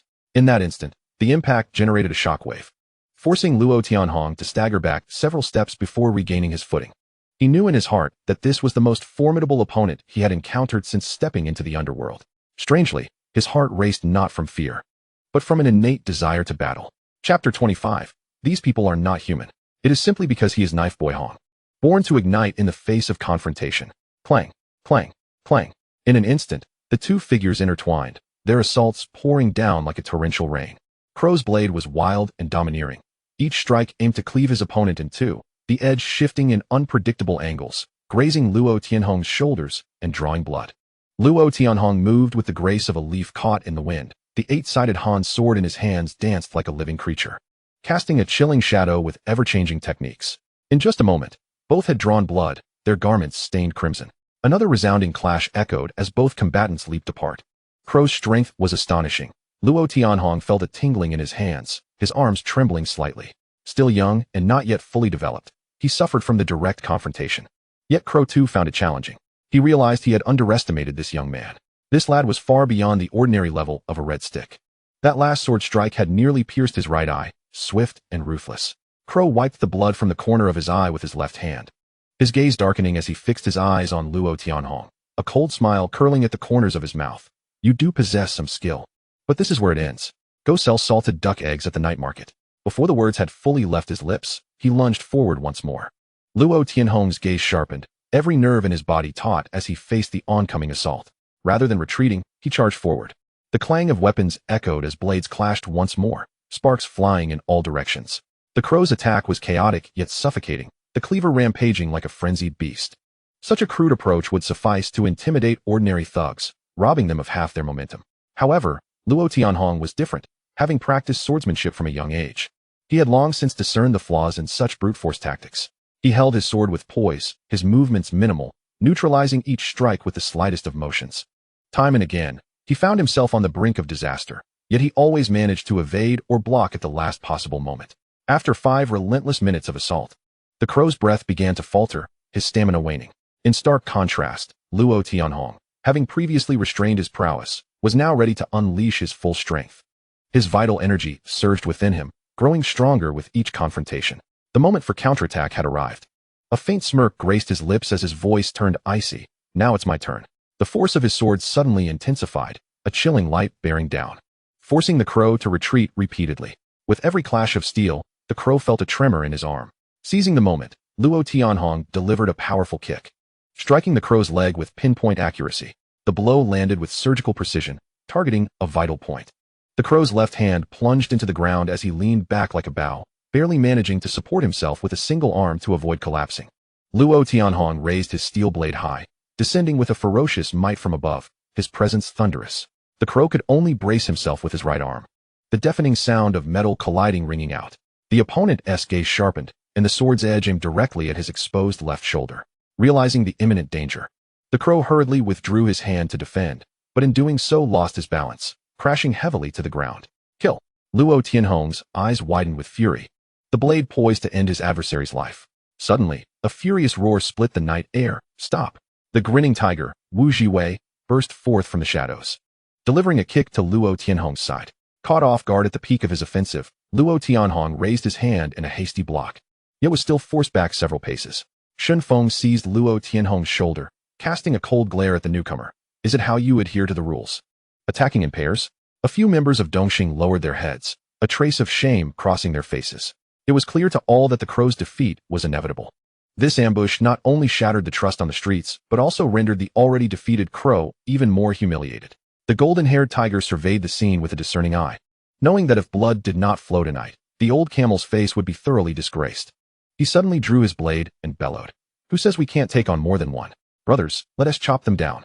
Though he appeared rough, the name golden-haired tiger was not without merit in the underworld. He recognized at a glance that Shen Feng's group was battered, having just endured a prolonged battle with Helian Shang, their stamina nearly depleted. This was the perfect opportunity to strike. With the command given, Dongxing's lowly thugs surged forward like a tidal wave.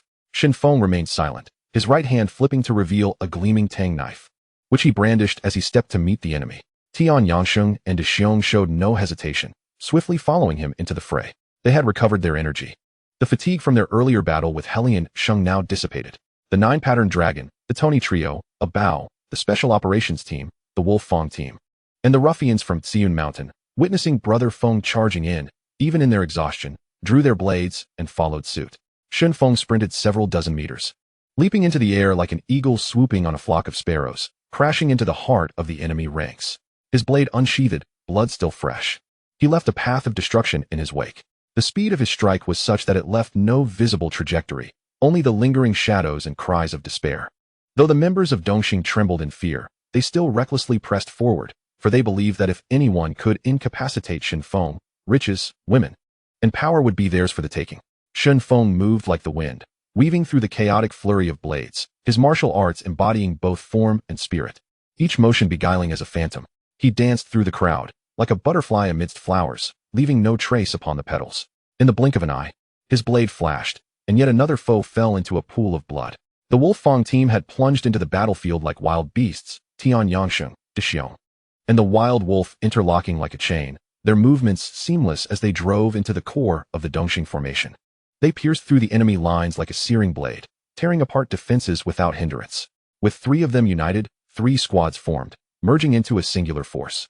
Such instinctive combat had long been etched into their bones, requiring no commands, flowing naturally. Previously, against Helian Shang, they had suffered no losses. Now, faced with these diminutive thugs from Dongxing, victory was utterly assured. This was not a confrontation, it was a one-sided massacre. It was as if a 3-dimensional hunter had invaded a 2-dimensional world, effortlessly tearing apart the paper-like foes. Damn it, how unfortunate. The grinning tiger finally understood why Helian Shang had crumbled like a house of cards. One by one, his brothers fell beside him. Some still swinging their blades just moments before, now sent flying several meters away, disappearing from sight. Surrounding him were enemies. Strikes from clubs and blades raining down from all angles, impossible to defend against. This was the terrifying essence of the 3-on-3 system. The triangle was stable, interlinked at every point. It was easy to breach, yet nearly impossible to escape. Behind them, reinforcements from Hong Tai pressed forward relentlessly, closing in. Hold your ground. Hold your ground. The crow roared, but before his words could finish, 4 or 5 deadly weapons simultaneously struck his shoulders and back. A cleaver slashed across his face. A steel rod slammed into his waist, and he crumpled to the ground like a sack of potatoes. Tonight, though Dongxing had the numerical advantage, Hong Tai had just emerged from a brutal clash with Heliansheng, their morale soaring. As a vassal of the overlord, they were ignited by an unquenchable sense of honor, their battle spirit soaring to the heavens. Kill! Shen Feng severed the neck of the opponent beside him, roaring in fury. He stood amidst the chaos, his blade stained with blood, his figure as imposing as a mountain. The might of the overlord struck fear across the battlefield. That unassailable aura momentarily rendered the Dongxing thugs motionless, too intimidated to close in. Beneath him stood the 6 great Vajras, the 7 sons of Tianyang. The Special Operations Team, the Wolfang Team, all gathered in seamless formation, adept in both offense and defense. After 30 minutes of fierce fighting, Dongxing crumbled like a battered dam under relentless waves. The crow found himself powerless, forced to retreat step by step. At that moment, a shadow descended like a mountain. Want to escape? Have you asked me first? A figure with arms broader than most men's calves seized the over 160-pound crow, slamming him brutally to the ground. The sound of shattering bones echoing clearly. It was De Xiong making his move.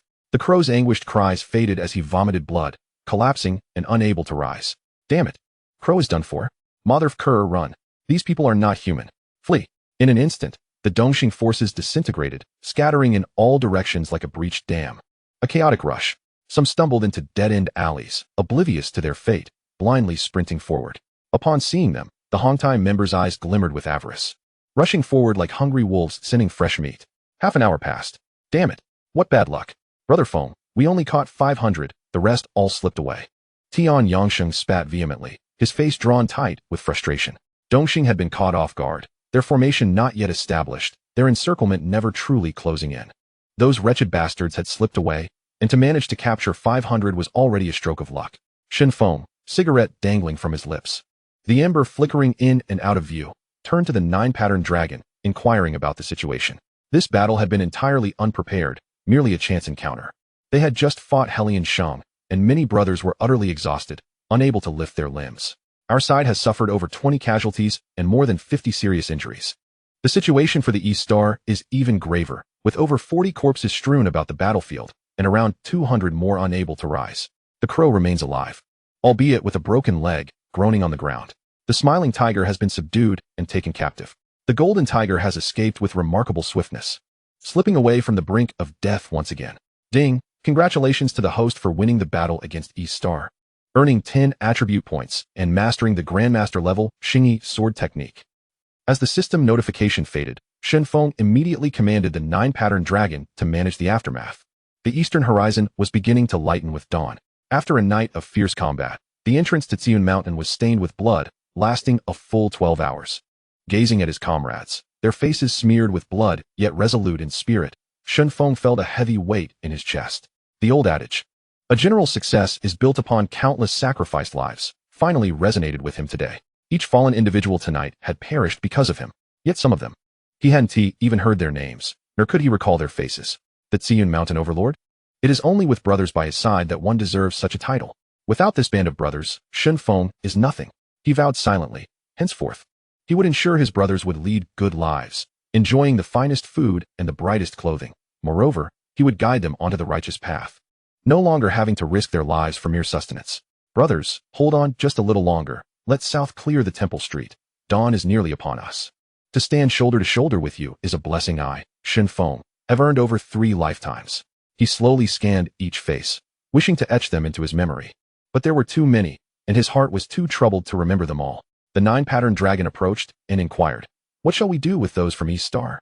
"The camel is undoubtedly sleeping soundly. Bind them all and return them to Tsiun Mountain. Tomorrow, let him personally come to retrieve them." Shen Feng's voice was as cold as iron. "Double the ransom, 100,000 each. Furthermore, compel them to cede territory." allowing one who can walk and speak to return and deliver the message. Chapter 26. A Missed Opportunity. The crowd responded in unison, dragging their weary bodies to begin the cleanup. No one had the strength to calculate how much Shen Feng's demand of 100,000 per person amounted to in total. Meanwhile, the East Star members lying on the ground finally comprehended their plight. They understood why they had suffered such a crushing defeat against He Liansheng. They realized why their leader had appeared on Temple Street. They also grasped how the short mule had managed to escape this slaughter unscathed. It turned out that it was all about paying for their lives. Ma Shichuan led the neighbors of Temple Street out of their homes. Having listened to the chaos and insults throughout the night, their faces betraying their fatigue, he looked towards Shen Feng, speaking with conviction. "Ah Dong, you all should rest now. We will keep watch here." "Yes, Ah Dong, you fought all night, go get some sleep. You're still young, don't wear yourself out and harm your vitality. You've worked hard, Ah Dong." The neighbors chimed in, voices rising and falling. Shen Feng did not decline, clasping his fists in gratitude. "Thank you all, uncles. Brothers, regroup. We are returning to Tsiun Mountain." Before leaving, Tian Yangsheng continued to glare at the direction of Guanyong, a fire simmering in his heart. If it weren't for the East Star's delays, they would have undoubtedly seized the territory tonight. He suddenly raised his foot and kicked the smiling tiger, exclaiming in anger, "You old fool, couldn't you have arrived a moment sooner?" A golden opportunity wasted. The smiling tiger kept his head bowed, silent. As the first light of dawn broke, the underworld was quietly abuzz. Streets and alleys buzzed with speculation about who had the upper hand in last night's South tumult at Temple Street. Soon, news leaked from within He Liansheng. They had faced off against the Tsiun Mountain overlord and suffered defeat.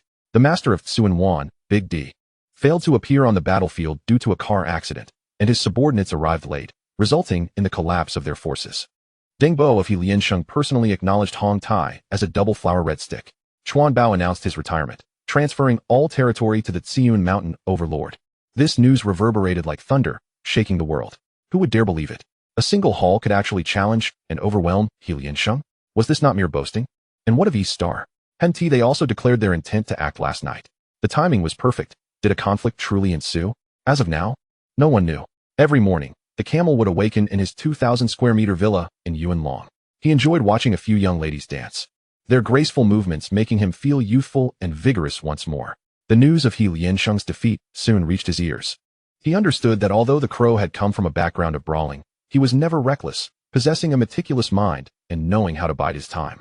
Much like a hidden sparrow in the woods. This was precisely why the camel admired him. He leisurely finished his breakfast with a silver knife and fork. Yet the crow had yet to return. He turned to his secretary and instructed, "Call the crow and have him come see me immediately." No sooner had he spoken than Kowloon burst into the hall, drenched in sweat, followed by the downcast golden tiger and a small man with a bruised face. Kowloon, from East Star's 415 white paper fan, serves as the Camel S strategist. The number 415 cleverly combines 4 times 15 plus 4, equating to 64, symbolizing the 64 hexagrams of the I Ching. The white paper fan, also known as the 10 bottom, for +1 + 5 = 10, oversees matters of finance and negotiation for the gang. The camel quickly scanned the room, noticing only the golden tiger's return, and his heart sank. "Boss, could you ask the others to step out for a moment? I have an urgent report to make." Kowloon steadied himself, wiping the sweat from his brow. The camel waved his hand, and everyone else quickly exited. Once it was just the two of them left in the hall. He inquired in a low tone, "How many casualties?" Kowloon shook his head. "Boss, it's not just a matter of casualties at this point. The downhill tiger, the smiling tiger, along with 500 brothers, have all been detained by Shen Feng. He has also stated that we must pay 100,000 each for their release. Otherwise, he will execute them. Simultaneously, he is forcing us to cede territory as compensation." The camel's brow furrowed deeply, his vision momentarily darkening. Gritting his teeth, he repeated, "What did you just say? Say it again." Kowloon forced a smile. "Shen Feng is holding all 500 of our East Star brothers as hostages, each demanding a ransom of 100,000. Not only that, but he is also requiring us to give up territory, otherwise, he will not release them." Bang! The camel seized a porcelain plate from the table and smashed it against the golden tiger. Shards flew everywhere. The golden tiger stood frozen, unable to dodge or raise his head. The entire hall fell into a deathly silence. After a long pause, the camel lit a cigar. His gaze icy as he looked at Kowloon. "You will handle this matter. I will not show my face. I have no face to show. Do not seek Chun Mei's assistance. Do not speak of this to anyone outside, and absolutely do not invite outsiders to mediate. Anyone who dares to leak even a single word shall face the family's punishment. 3 knives and 6 holes, their bones ground to dust." Boss, I understand. Kowloon nodded, turning on his heel and leaving without casting another glance at the golden tiger. Shen Feng received him in his office. Kowloon, with long hair cascading down and a sharply tailored suit, entered and slightly bowed. Brother Feng, I am Kowloon, here on behalf of East Star. Please, have a seat. Would you prefer tea or coffee? Shen Feng gestured with his hand. Tea will suffice, thank you. Kowloon took a seat. Without waiting for instructions, the 9-patterned dragon rose to leave, personally preparing the tea. Once the tea was served, Kowloon gently blew on it and slowly began. First, allow me to congratulate you on the title of Double Flower Red Stick. It is well deserved. East Star is also willing to acknowledge your position in Hong Kong. This is no mere flattery. He knew that this young man before him genuinely possessed such capabilities. He had gathered details about the battle on Temple Street last night, and the crushing defeat of He Liansheng had been unprecedented, with Shen Feng single-handedly defeating 2 major forces. What is truly terrifying is that Hong Tai's Sayun Mountain Hall has managed to vanquish 2 formidable adversaries in succession. The current predicament of Dongxing is unlikely to be any better than that of Lianxing. Throughout history, only Shen Feng has achieved such a feat, merely a hollow title. Shen Feng withdrew a hand-rolled cigarette from a silver case, ignited it, and exhaled a plume of smoke. Has the ransom been delivered? Kowloon's expression tightened. Regarding the ransom, I must clarify one point. Either you provide the money, or you cede territory. Both cannot coexist. Are you laying down terms for me? Do not forget where we are, and who holds the authority here. Adjust your attitude accordingly. Shen Feng smiled. Yet his tone was as frigid as ice. Kowloon stood tall. As the white fan of Dongxing, he slowly began to speak. This is not about negotiation. Rather, you must understand that should we reach that point, we would rather see our entire forces annihilated than bow our heads. From this day forth, Dongxing will engage in daily battles with Hong Tai until only one remains. Applause erupted, 3 resounding claps, measured and unhurried.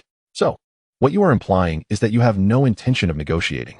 Shen Feng clapped his hands lazily and remarked, very well then. Allow me to have my subordinates deal with those 500 individuals. It will be more efficient.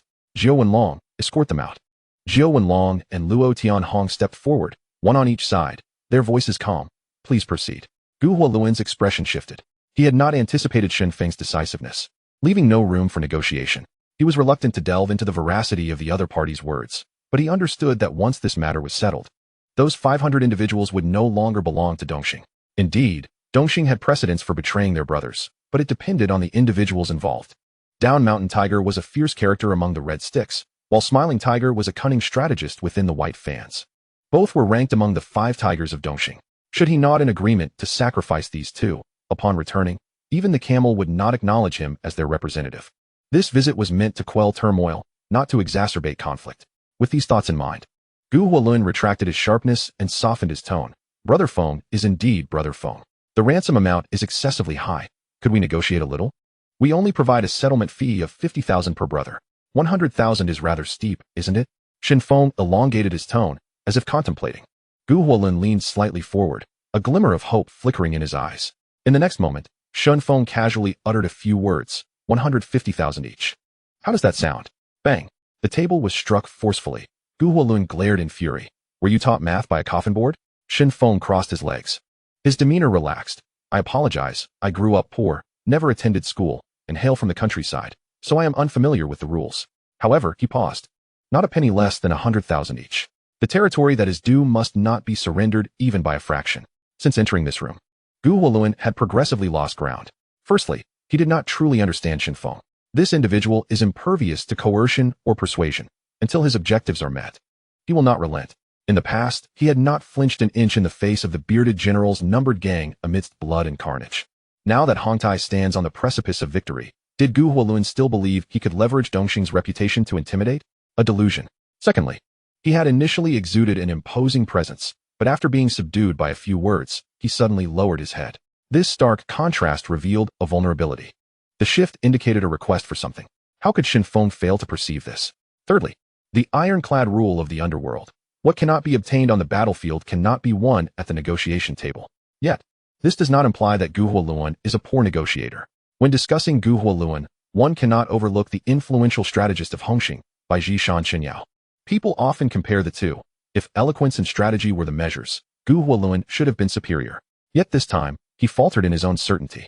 He thought that the rascals emerging from Sayun Mountain knew nothing of the art of negotiation. Upon reflection, did Shen Feng truly wish to sever ties with Dongxing completely? Not at all.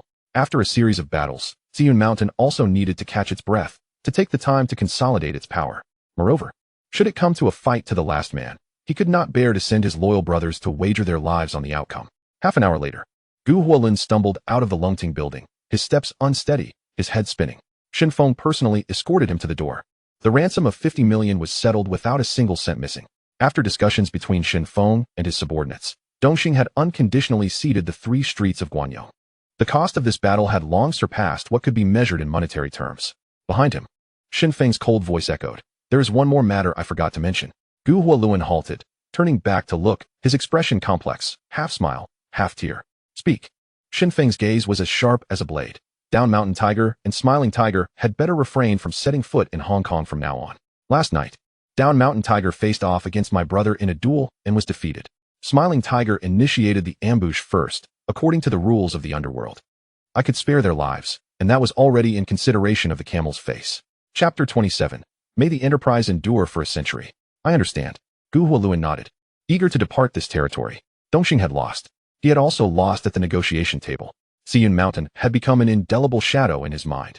Under the blazing sun, he slowly descended the steps, only to unexpectedly slip and fall heavily to the ground. Bystanders hurried to assist him. He repeatedly insisted he was fine. Yet the scattered briefcase and shattered glasses silently testified to the extent of his embarrassment from the fall. This scene was witnessed by numerous onlookers from the underworld. Soon, news spread like wildfire that Dongxing had relinquished the territory of Guanyou. Rumors swirled in the streets. Kowloon was so frightened by Shen Feng that he felt his soul had left his body. The white fan of Dongxing fell to the ground upon exiting the Longting building, his face ashen. Dongxing had collapsed. In the span of a night, both Lianxing and Dongxing had been defeated. Big D, Brother Lu, Down Mountain Tiger, Smiling Tiger, all these fierce characters had fallen. Are you speaking in riddles? Hong Tai dared to elevate the Red Sticks to dual prominence, indeed bold and insightful, regardless of the truth. The name Shen Feng had already established a reputation in the underworld of Hong Kong. He was the legendary overlord, the unassailable myth of Xiun Mountain. Simultaneously, under Shen Feng's command, Jiu Wenlong, Luo Tianhong, a Jia, Tony, a Hu, and a Bao were collectively known as the 6 Great Titans. Their renown spreading far and wide. The Great Bear, Wild Wolf, and Monkey from the 7 Sons of Tianyang were also integrated into the ranks of the 10 heroes. Their momentum growing ever stronger. Hong Tai's reputation rapidly ascended, now viewed by the outside world as one of the new 4 leading powers following the numbered gang, Dongxing, Hongxing, and Lianxing. At noon, as the core figures of Hong Tai emerged from the revelry of the previous night, each was struck speechless upon hearing the news. Yao Mati had entirely become Hong Tai's territory. Dongxing had voluntarily ceded 3 streets of Guanyou as compensation. What earth-shattering changes had transpired last night? Uncle May felt darkness cloud his vision, nearly losing his balance. In all of Hong Kong, only Hongxing had previously held dominion over a territory. Now, Hong Tai not only seized Xian Mountain but also swallowed Yao Mati whole, holding 2 territories firmly. This was not merely an elevation of status, but a declaration of strength. He had never imagined that Hong Tai would one day ascend to such heights. If he remained indifferent at this moment, he would be betraying everyone. He immediately dialed Shen Feng's number. Adong, tonight I will personally host a banquet for you, to celebrate. Inside Longting building, upon the ransom's arrival, Shen Feng promptly allocated the funds. 2,000 brothers participated in the operation, each receiving an immediate remuneration of 20,000 yuan. The families of those who sacrificed their lives were compensated with 200,000 yuan for resettlement, a sum that is 4 times the standard. All medical expenses for the severely injured would be fully covered. 60 million was expended in the blink of an eye. After a thorough accounting, approximately 80 million remained, which included 50 million previously collected from various gangs in Temple Street. Just as the matters were settled, Uncle May's call came through. Shen Feng replied calmly, Uncle May, I understand. I shall see you tonight. He held no interest in the so-called celebration banquet, with so many brothers having shed blood or even sacrificed their lives. His heart weighed heavily. He had no desire to revel. Instead, he preferred to share a drink with the surviving subordinates, to honor both the deceased and the living. As he contemplated the next strategic move, the office door swung open. A middle-aged man, around 50 and wearing glasses, entered, followed by a young man in his 30s and another youthful individual still bearing the marks of youth. Mr. Hua, the middle-aged man nodded slightly, his demeanor composed. This man was Zhang Zhongmo, originally from Ningbo, who had studied at Harvard before transferring to MIT with a focus on integrated circuits. He was now the general manager of Longting Electronics, recruited by Shen Feng with substantial salary and equity. The young man was named Shi Zhantong. a graduate of National Tsinghua University, a technical backbone, currently serving as the vice president and chief technology officer of the company. The younger individual was Huang Renxuan, a Stanford graduate specializing in graphics chips. Shen Feng promptly stood to welcome them and instructed his assistant to bring coffee. He has always treated talent with great respect, particularly those who could help him earn substantial profits. Zhang Zhongmo waved his hand lightly, his expression unfazed. His reasons for staying at Longting were crystal clear: the chairman's respect, the advanced equipment, and the ongoing projects all made him feel it was worthwhile to invest his efforts. He spoke. Mr. Hua, there's no need for coffee. The prototype of the game console is ready. Would you like to take a look? Oh, that sounds splendid. Shen Feng's eyes brightened. Despite having 80 million on his account, a figure that seemed impressive, he bore the full costs of hiring, factory establishment, and research and development himself. Following Zhang Zhongmo and the other two, Shen Feng made his way to the Kuntong industrial area, where Longting Electronics Factory was located. Upon entering the office, a machine nearly half the height of a person stood quietly in the corner. Its appearance was almost indistinguishable from the prototype provided by the system, down to the finest details. Shen Feng sat down to play with it for a while, a satisfied smile gradually appearing on his lips. At this moment, Longting's game lineup had already taken shape: Street Fighter, Romance of the Three Kingdoms, Super Mario, Chinese Blocks, and Dino Run, all pre-installed in the arcade machine and ready for use. These titles would be nothing short of astonishing in the Hong Kong of the 1980s. Young people flocked to it, and the gaming hall in Chai Wan was bustling with activity, often with long queues at the entrance.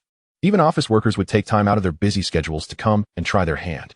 Some would lose all their money yet refuse to leave, standing by to watch and discuss, their enthusiasm undiminished. With such a crowd, Shen Feng had no choice but to assign dedicated personnel for shifts to prevent chaos. The gaming hall operated nearly all day long, with daily revenue stabilizing around 120,000, easily raking in 3 million a month. After deducting expenses like electricity, the profits nearly filled the coffers. The surge in customer traffic also stimulated surrounding businesses, with sales of beverages and snacks soaring. All production lines were immediately activated, striving to enhance capacity without pause. Shen Feng stated firmly, I have a few ideas.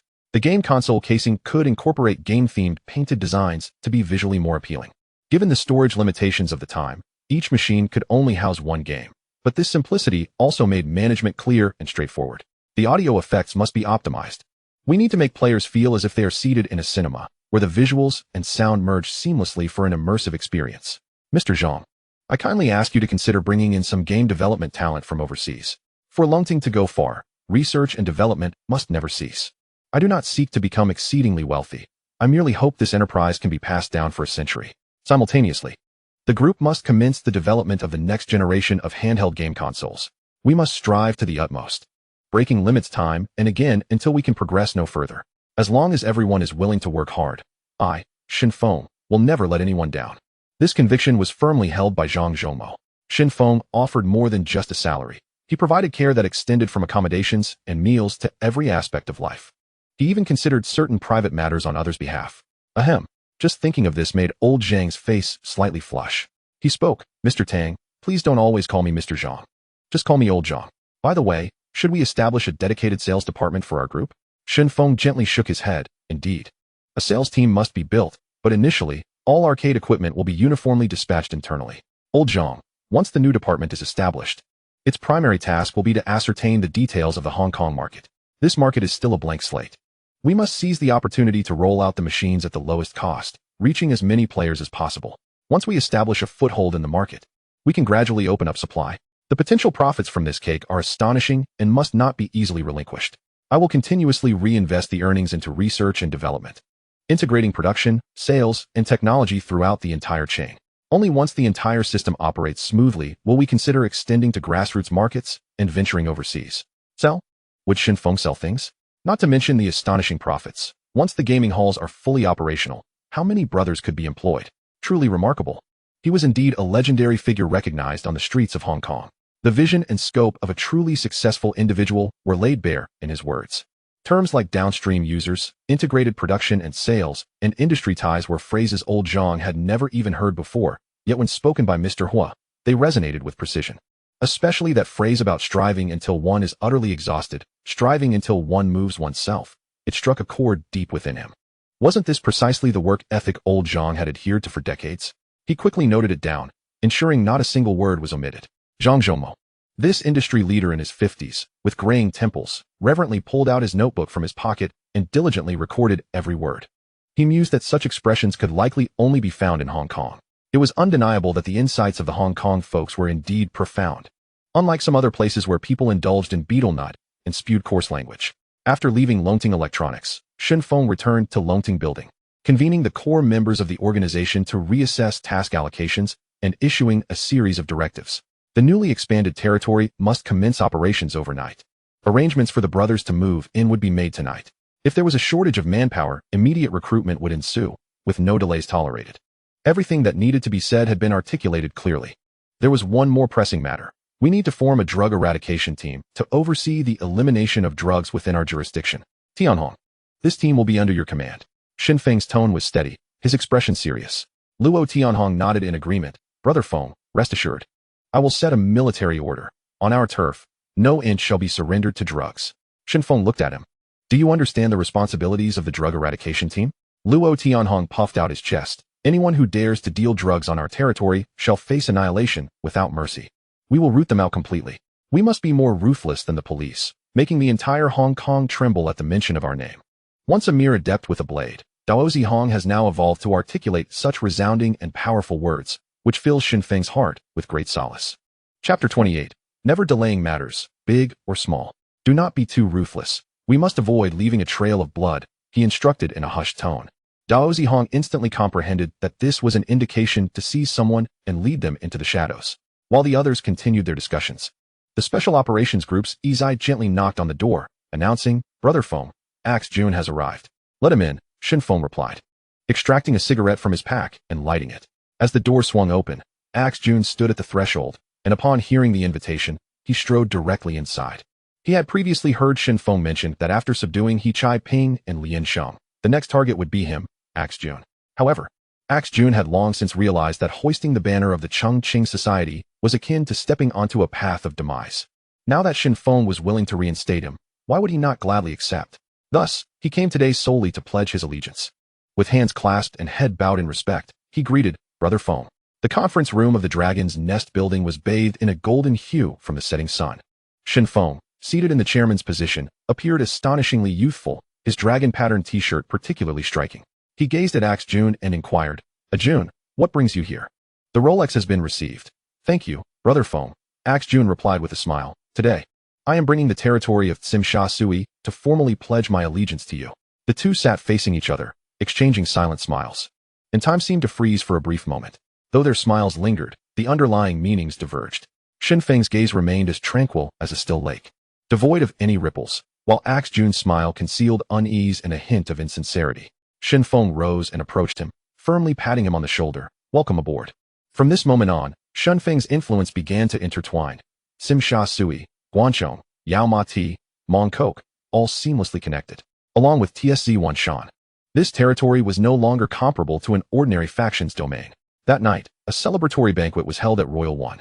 Shen Feng brought along Jiu Wenlong, Luo Tianhong, Tony, A Bao, Tian Yangsheng, De Xiong, and the newcomer Axe Jun, totaling 8 individuals who divided into 2 vehicles for the journey. There was a reason for this arrangement. Jiu Wenlong and Luo Tianhong were his earliest brothers. Tian Yangsheng represented the Tian Yang 7. De Xiong was the leader of the Big Circle, and A Bao commanded the Siamese. Axe Jun, having transitioned from an external gang to join Hong Tai, completed the assembly. Only one of the 3 Tony brothers was present, as Jia had to remain behind.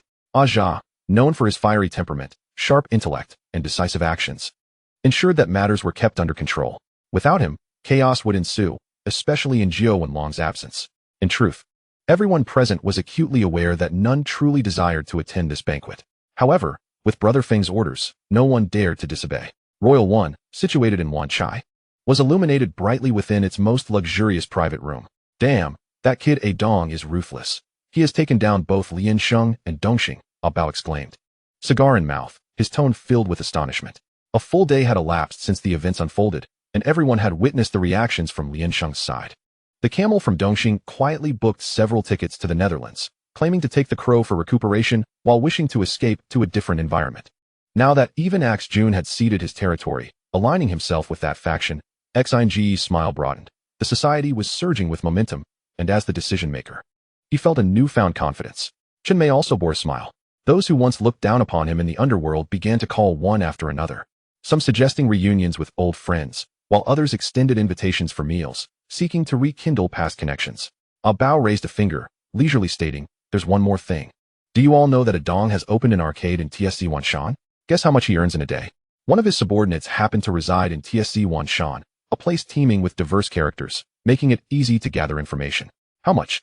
What? That popular arcade in TSC Wanshan is his? Stop teasing. With this topic introduced, everyone at the table perked up. The arcade had only been operational for a mere 7 days, yet had already stirred a frenzy among the youth of Hong Kong. To be unaware of it would be akin to living on an island without hearing the tide. Finally, a Bao revealed the answer. His tone increasingly exaggerated. Profits of 100,000 a day. That's 3 million a month. The room fell silent, as if struck by a heavy blow to the chest.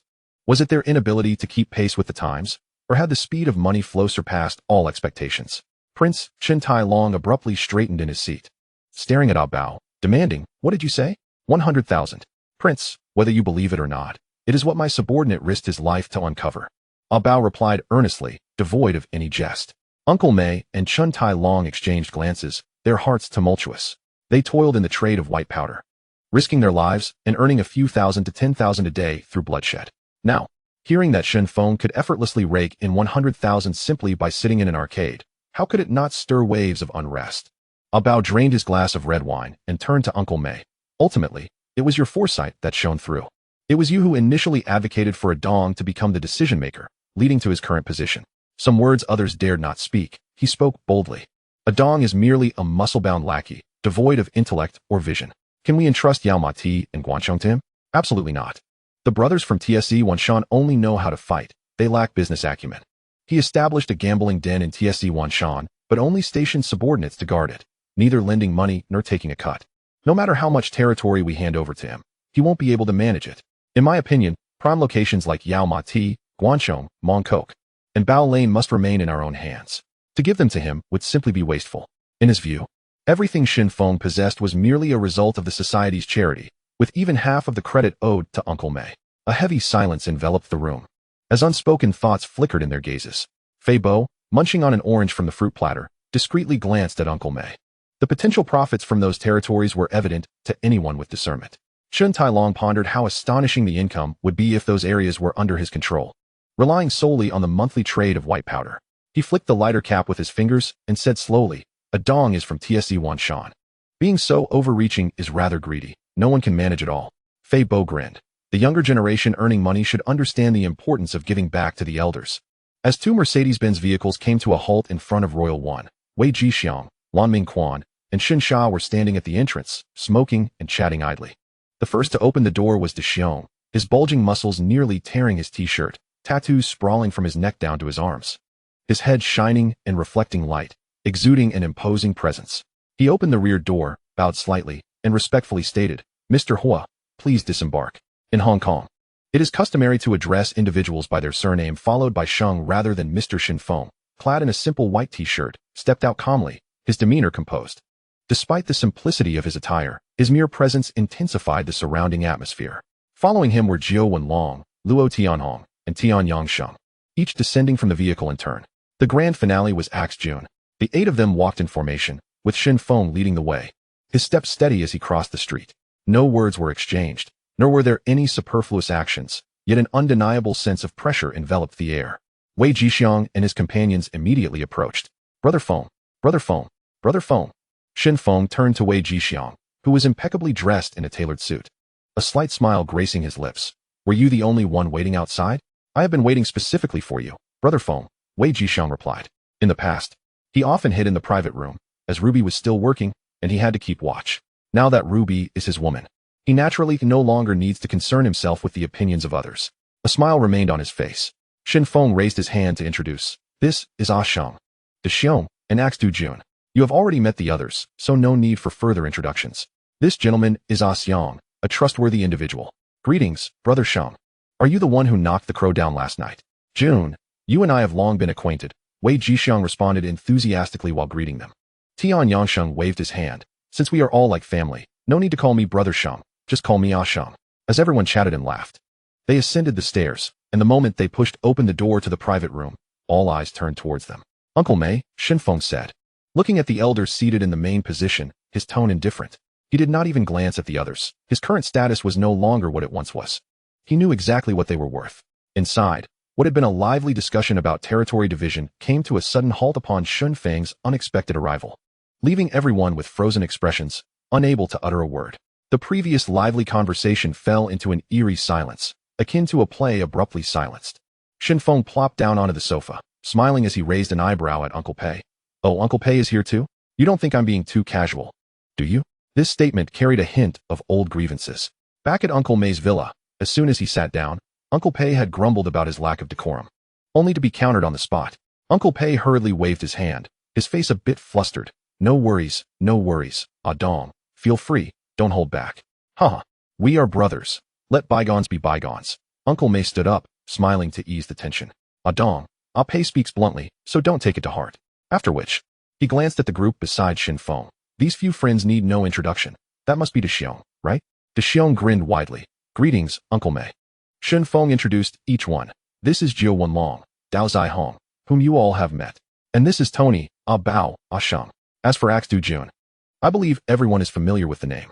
Uncle May shook hands with each one, his expression respectful. Who is Axe Du Jun? He is a formidable character that many factions in the underworld long to ally with. How could he not recognize him? Meanwhile, Chen Tailong sat in the corner, not moving a muscle, merely raising his hand to beckon Wei Jixiang. Xiangdi, go tell Mama Sang to bring the most beautiful girls from the nightclub. And also bring 3 bottles of Jägermeister. His tone was evidently displeased. The headliner, Ruby, of Royal No. 1 had already left, and she was the one he had once favored most. Now, he could not even find her shadow. His request for Jägermeister was essentially a sign of disdain for these people. What do these so-called big circle kids, Siamese rascals, and Chengwan thugs know about fine liquor? No matter how expensive the foreign wine, they could not appreciate its flavor. It was simply a waste. Chapter 29, with substance. What troubled him further was the discomfort of sharing the same space with this crowd. Even their mere presence felt awkward. Wei Jixiang remained silent, nodding in acknowledgement as he left. He understood restraint. He had been doing so for years and did not mind enduring it once more. Before long, Mama Sang personally arrived to make the arrangements. The expressions of the few accompanying girls bore traces of disdain. This was the highest-end private room of Royal No. 1, and they were actually ordering Jägermeister? However, since the other party was someone of considerable standing and an acquaintance of the boss, they could only suppress their dissatisfaction. Shen Feng merely smiled, remaining silent. Jägermeister was indeed cheap. However, with something like alcohol, the sentiment behind it is what matters. In such a setting, inviting someone to drink while serving them low-quality liquor, especially when fine wine is available, is nothing short of a blatant insult. Uncle May had just finished chatting with Tian Yangxing and the others and hadn't heard what Chen Tailong ordered, until he saw several bottles of Jägermeister on the table. His expression instantly changed. Take it away, replace it with 10 bottles of Louis XIII. Yet Shen Feng waved his hand. No need to change. Jägermeister is perfectly fine. I come from a rural background and am not accustomed to those expensive wines. Jägermeister has enough kick. I enjoy it. Uncle May paused for a moment, then slowly nodded. That is acceptable. Axe Du Jun's expression froze. Disbelief etched on his face. The Rolex Daytona gold watch that Brother Feng gifted him alone was worth over 200,000. Yet since Brother Feng had spoken, he could only remain silent. Saying no more, his gaze swept over Uncle May and Chen Tailong, but a hint of contempt bubbled within him. Chen Tailong, oblivious, poured himself a glass from the previously opened Louis XIII, filled Uncle May's glass as well, but deliberately bypassed Shen Feng. This was intentional, meant to make it clear that this was not a place where everyone could be treated equally.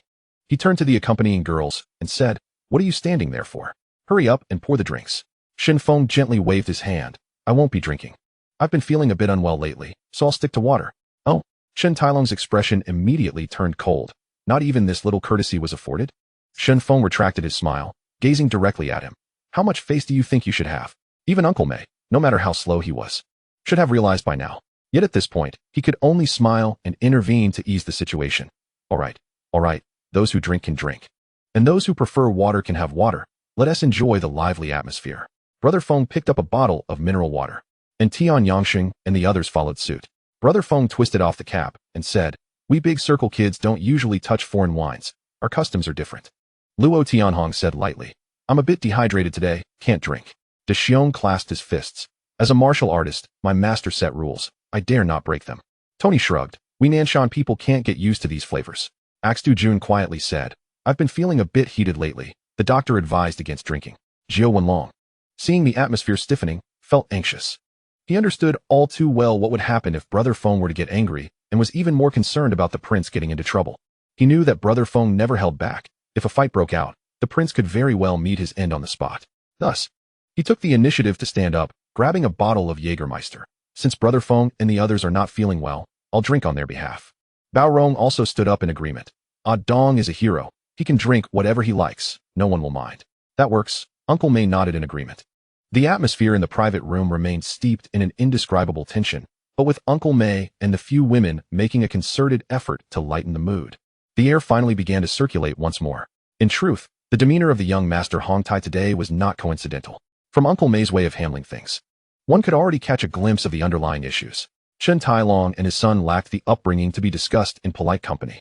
Uncle May had carved out his territory through sheer force. He only acquired this son during the peak of his career. He himself was not well educated and relied entirely on instinct to navigate life, allowing his son to run wild. What was the outcome?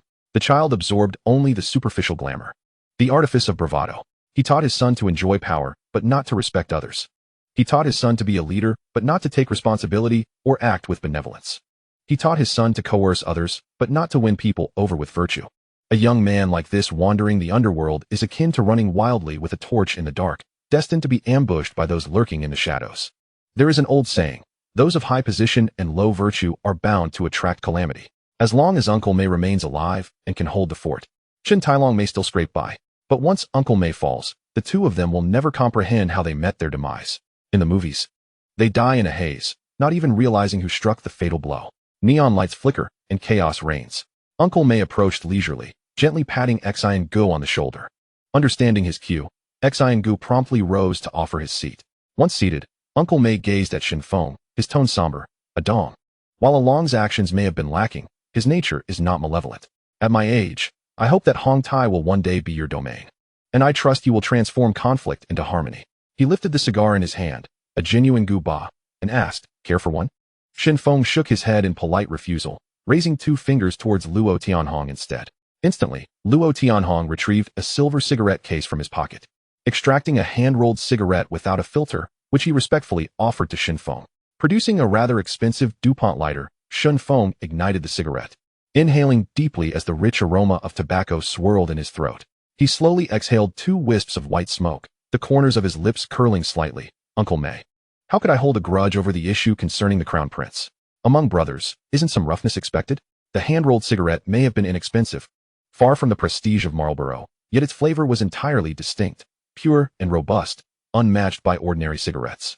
Knowing you think this way puts me at ease. Uncle May smiled and patted his shoulder again, lifting the cigar once more. Truly, you won't reconsider a Gu Ba? I've tried Gaoxi Ba and Davidoff. I've worn leather shoes, sneakers, and slippers, Shen Feng replied, twirling the cigarette between his fingers, but only what feels comfortable on my feet is truly suitable for me. Wouldn't you agree? His words were calm, yet carried an undercurrent of intensity, concealing a sharp edge. Well said, well said. Uncle May was taken aback, unprepared for such a retort. Momentarily at a loss for words, Luo Tianhong, standing nearby, listened intently, thinking to himself, Brother Feng is indeed Brother Feng. Even while smoking, he can articulate profound insights. This is certainly worth remembering for when I need to instruct the younger ones. Just then, a knock sounded from outside the private room. Mama Sang entered, and at the doorway stood a middle-aged man with graying hair and an imposing demeanor, Lian Haolong of Zongyixin. Accompanying him was his brother Lian Haodong, followed by Uncle Tang Liu and his wife, Liang Yuelian Susu. Upon seeing them, Uncle May immediately stood. Uncle Si along. He addressed Uncle Si first.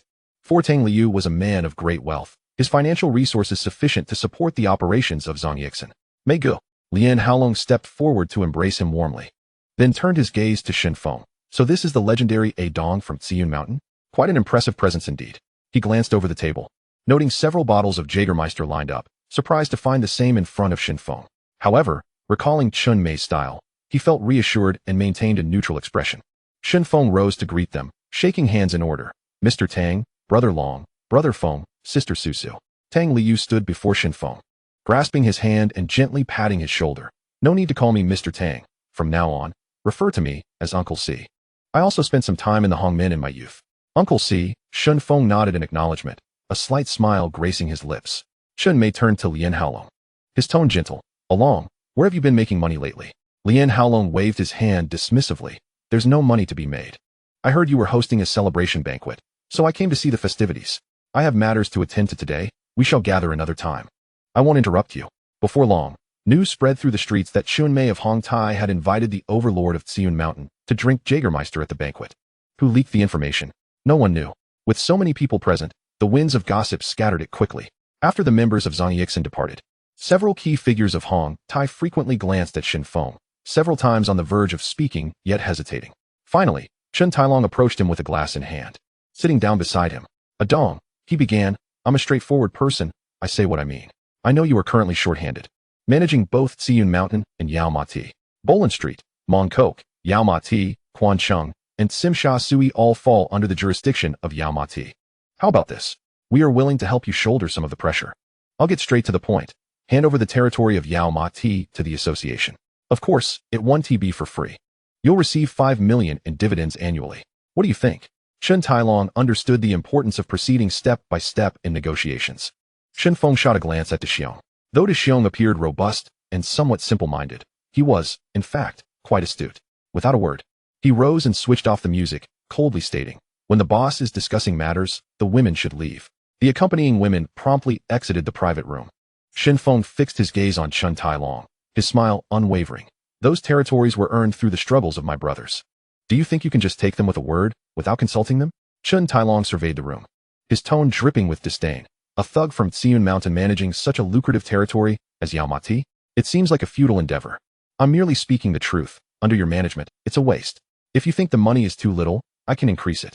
Before he could finish, Shen Feng abruptly stood, splashing his entire glass of water onto Chen Tailong's face. Crown Prince, have you had too much to drink? The room fell silent. In front of the head of the Hong Tai, he dared to strike Chen Tailong. Had Shen Feng lost his mind? Crash! The glass shattered on the floor, shards scattering everywhere. Shen Feng's gaze was sharp as a knife, sweeping over the crowd. Anyone who dares to call my brothers thugs will find that next time. It won't just be water. They are called thugs? What are you? Huh. The people of Xiun Mountain refer to themselves as lousy kids. A term of endearment among brothers. If outsiders dare to insult them to their faces, Shen Feng would show no mercy. After a moment of silence, Chen Tailong finally regained his composure, his face turning purple with rage as he raised his hand to strike. Chun Mei suddenly bellowed, Enough! Shen Feng raised his hand in a swift motion, and Chen Tailong was sent flying. Do you even think you are worthy to lay a hand on me? Is your mind still functioning? Should I send you outside for some fresh air? A sharp slap echoed within the private room. The force of the strike was immense. Chen Tailong fell to the ground, his cheek quickly swelling to a purplish hue. All present were stunned. Before Uncle Mei, he had struck the face of his own son. Chapter 30. Inciting the Crown Prince to cause trouble everywhere. What is this? Does the code of conduct of Hong Tai mean nothing to him? Jiao Wenlong, Luo Tianhong, and others exchanged glances. Usually, Brother Feng was composed. How could he act so ruthlessly? Wei Jixiang nearly burst out laughing from the sidelines. This clueless fool had brought trouble upon himself. How could Shen Feng not retaliate? An opportunity for a slap had been presented. Anyone who missed it would be a fool. We are all individuals who have crawled out of bloodshed. Why should we bow to a fool? Uncle Mei trembled with rage, his face pale. Chen Tailong was left utterly blank, unable to comprehend that his opponent would dare to take action. Shen Feng pointed a finger at him. Scolding, the rules of the association are clearly stated. The territory belongs to whoever fought for it. While I was out there risking my life with my brothers. Where were you useless fools? You have a small appetite yet a large appetite for ambition, with no skills to back it up. Uncle Mei was about to speak, but his voice caught in his throat. Shen Feng interrupted directly. Crown Prince, you moron. Don't you know how to choose your words according to the occasion? You're making me laugh instead. You aspire to take on the leadership of Hong Tai, yet look at your current state. Do you think you're fit for it? You're embarrassing the old leader. Going out like this, the entire underworld will mock Hong Tai for having no one. Provoked by a few words, you leap up to be the gunman. Is your brain filled with mush? He turned to Uncle Mei, his tone softening. Old leader, let me teach this foolish lad a lesson. You hold it against me, will you? Uncle Mei remained silent for a long moment before finally speaking. Adong is right.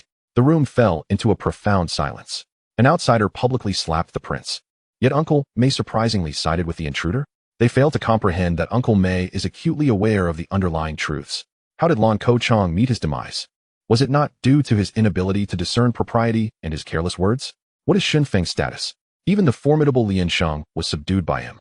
And Dong Xing kept his distance, while even the notorious Axe Jun from Sim Sha Sui proactively sought his allegiance. With the territories of Tse Wanshan and Yao Ma Ti combined, he possesses sufficient power to establish his own stronghold. But what of his son? He displays no insight, no cunning, merely flaunts his authority at the banquet table, and before significant matters, he resorts to senseless bluster. Uncle Mei nodded slowly. What Adong said is undeniably true. The private room was filled with Shen Feng's loyal subordinates, individuals who remained steadfastly devoted to him, all nurtured by his own efforts. Had he recognized this earlier, he should have arranged for a few of his own people at the entrance of Tse Wanshan, even if only to lend support, to avoid the current predicament. Rather than waiting for the situation to deteriorate, leading the entire organization into division and suspicion, it would be more prudent to candidly acknowledge that his son is nothing but a feckless fool. Fortunately, Shen Feng has always treated him with respect and deference. Upon hearing this, a slight smile graced Shen Feng's lips. He had long believed that Uncle Mei understood the subtleties of advancement and retreat, and he was indeed not mistaken. His gaze turned cold as he surveyed the group led by Bao Rong, his voice low yet sharp. Old Ding, there are some truths you dare not voice, but I, Shen Feng, am unafraid to articulate them. There are always those within the organization who indulge in gossip behind closed doors, relying on their seniority. They coast along on past glories while inciting that fool of a prince to create chaos. I shall say no more. Distinguish who truly has the organization's best interests at heart and who is secretly sowing discord. With that, Shen Feng strode out of the private room without a backward glance. At that moment, the intricate chessboard of Hong Tai became crystal clear in his mind. The various details that had once eluded him now interconnected seamlessly. With the prince dead and Uncle Mei imprisoned, who stands to gain? Who is secretly reveling in this turn of events? The answer is singular, Bao Rong. Among the decision-makers of Hong Tai, apart from Shen Feng, he is the most powerful. Each of his appearances is meticulously calculated, first proposing that Wei Jixiang confront the little tyrant, only to immediately turn around and expose Wei Jixiang afterward. His methods are clean and decisive. When it comes to cunning and ruthlessness, this individual is indeed not to be underestimated. After Shen Feng's departure, Uncle Mei silently surveyed the surrounding decision-makers. Tonight, it was Bao Rong who first spoke up, yet when Shen Feng arrived, he quietly retreated to the background, pushing that fool of a prince to the forefront as a pawn. Exiting the royal one's doors, the car was abuzz with chatter. Shen Feng's slap had rendered Chun Tailong utterly defenseless, a truly satisfying spectacle. What a move! Nine-patterned dragon inquired with a hint of concern, Brother Feng. Will Uncle Mei and the prince's side come back to trouble us? Shen Feng gently shook his head. No, right now, he is most eager to stabilize me. Our faction is the strongest combat unit within Hong Tai, with the greatest resources. Without us, the entire organization would immediately collapse by half. The higher I elevate his position, the less he dares to act against me, at least on the surface. Let's head to Lan Kwai Fong in Central. That drink earlier was not satisfying enough. The boss invites you to experience the vibrancy of Central. Central, one of the most bustling areas of Hong Kong, is firmly controlled by the new four greats, who dominate this lucrative territory. If one were to assess which organization in Hong Kong possesses the sharpest vision and the steeliest resolve, it cannot be Hung Hing. Dongxing falls even further behind. Neither is it Lian Sheng, nor those numbered gangs. The true pinnacle is occupied by the New Record. The words spoken by Director Shi to Jimmy were clear. The old Su of New Record is patriotic, having laid everything out transparently. As Shen Feng stepped into Central, he fortuitously encountered the Su brothers, Su Zhanggang and Su Zhanchong, along with Madame Su, a sharply dressed foreigner, and the renowned nightlife figure, Ji Bao. As they emerged from the street corner, Su Zhanggang was just about to get into his car when he spotted Shen Feng's entourage, promptly leading everyone over. His gaze landed on Axe Jun, and he smiled, asking, Jun, is this young gentleman the sensational Shen Feng from Kowloon Peninsula? Axe Jun nodded in affirmation. Indeed. This is my elder brother, Brother Feng. Shen Feng extended his hand, greeting each in turn. Mr. Su, Brother Chong, Madame Su, his tone steady and respectful. Madame Su appraised Shen Feng with a smile, saying, Adong, you look quite spirited. Thank you, but good looks don't fill the belly. Shen Feng replied with a smile, a hint of humility in his eyes.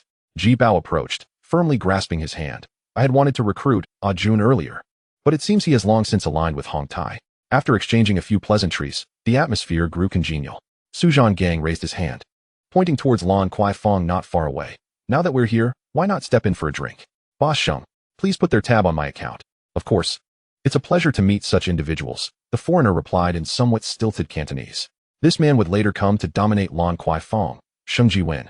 And Shen Feng's objective for this visit was precisely him. Shen Feng waved his hand. Mr. Su, you are too kind. We merely came to stroll, meet Boss Sheng, have a bite, and share a drink, nothing too formal. Since we've crossed paths, the bill is on me. Su Zhanggang chuckled, hopped into the car, and poked his head out to wave at Shen Feng. Next time, let us have tea. As his words faded, the car slowly pulled away. Once the group had distanced themselves, Sheng Jiwen turned to his companion, a puzzled expression on his face. Mr. Hua, did you come specifically to find me? But we've never met before. Now we have. Shen Feng smiled. 5 minutes later, the two were seated at the California restaurant in Lan Kwai Fong. The table was laden with exquisite dishes and fine red wine, yet Shen Feng did not touch his chopsticks. Instead, he approached the bar, locking eyes with Sheng Jiwen. Leading the brothers onto the right path to earn substantial profits is no idle talk. The opportunity is at hand with the Wharf Holdings stock battle. It is now April. By June, the richest man in Hong Kong, Sir Bao, a major shareholder of Wharf Holdings, will initiate a takeover. The stock price will soar from 20 to 105. Such a rare opportunity, I will not let slip. He requires a loan, needs to open an account, and officially enter the market. HSBC is the most fitting channel. Its head, Shen Bai, has a far-reaching vision and has supported many Chinese merchants in their rise. More importantly, only HSBC can lend him a sufficient amount of money. However, to open an account there, a foreigner must provide a guarantee. Sheng Jiwen, being of Jewish descent, fits the bill perfectly, and Shen Bai often dines at his restaurant. This connection is precisely what Shen Feng needs. Sheng Jiwen's gaze was slightly complex as it fell upon Shen Feng's face. Mr. Hua, have you come today for a particular matter? He is always cautious in dealings with figures from the underworld, especially someone as renowned as Shen Feng. Shen Feng calmly retrieved a silver cigarette case, offering a cigarette to Sheng Jiwen, then smoothly switched to fluent English. Mr. Sheng, let us converse in English. Your English is quite commendable. Such fluent expression is evidently not something an ordinary background can provide. Sheng Jiwen's interest was piqued. This young paragon must have a wealth of untold experiences behind him. He relaxed slightly, accepting the cigarette and lighting it, savoring the rich aroma. Dunhill tobacco, top quality. You have an eye for quality. Care for a drink? How about coffee? Arabic coffee, please. Catering to his preferences is the way to bridge gaps. Arabic coffee is indeed a favorite among Jews. Then you've come to the right person. Sheng Jiwen laughed heartily. A steaming cup of coffee, a curling wisp of smoke from a lit cigarette, and the atmosphere rapidly heated. Sheng Jiwen even produced his cherished pipe tobacco, inviting Shen Feng to savor a flavor that was distinctly different from ordinary cigarettes. Coincidentally, he had a top-tier Dunhill briar pipe on hand, which Shen Feng promptly purchased in abundance. As the two of them sipped their coffee and leisurely puffed on their pipes, laughter and conversation flowed, reminiscent of long-lost friends reuniting. Reflecting on his journey, Shen Feng had risen from nothing to his current stature, never relying on luck. It was his keen insight into human nature, his understanding of timing, and his emotional intelligence that had propelled him forward. With the moment ripe, he slowly spoke. Boss Sheng, I wish to open an account with HSBC and engage in some stock trading. I possess some insider information. The Jewish gentleman, naturally attuned to matters of wealth, immediately inquired. Which stock? Kowloon Warehouse, Shen Feng replied, taking a gentle puff from his pipe, allowing the smoke to swirl in his mouth as he savored its rich aroma before exhaling slowly. He then picked up the tamper to gently compress the layer of ash atop the bowl, ensuring a more even burn. Sheng Jiwen refrained from probing further into the details, simply stating, I can assist with the account opening. I know people at HSBC. However, there will be a corresponding price to pay. Fairness in transactions was a given. If you are willing, feel free to visit my factory. I am considering expanding overseas and am in need of reliable partners. Cultivating a relationship with Sheng Jiwen was not merely for immediate convenience. Chapter 31. Becoming the CEO of Longting Group. Shen Feng's ambitions extended beyond Kowloon and even Hong Kong. The bustling Lan Kwai Fong in Central still appeared desolate, far from its future prosperity. He aspired to transform this place into a vibrant nightlife hub, crafting his own realm of entertainment. And Sheng Jiwen must become a pivotal piece on his chessboard.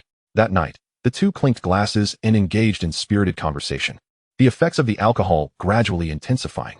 Upon returning to the Chi Yun Mountain estate, Shen Feng was enveloped in the scent of alcohol.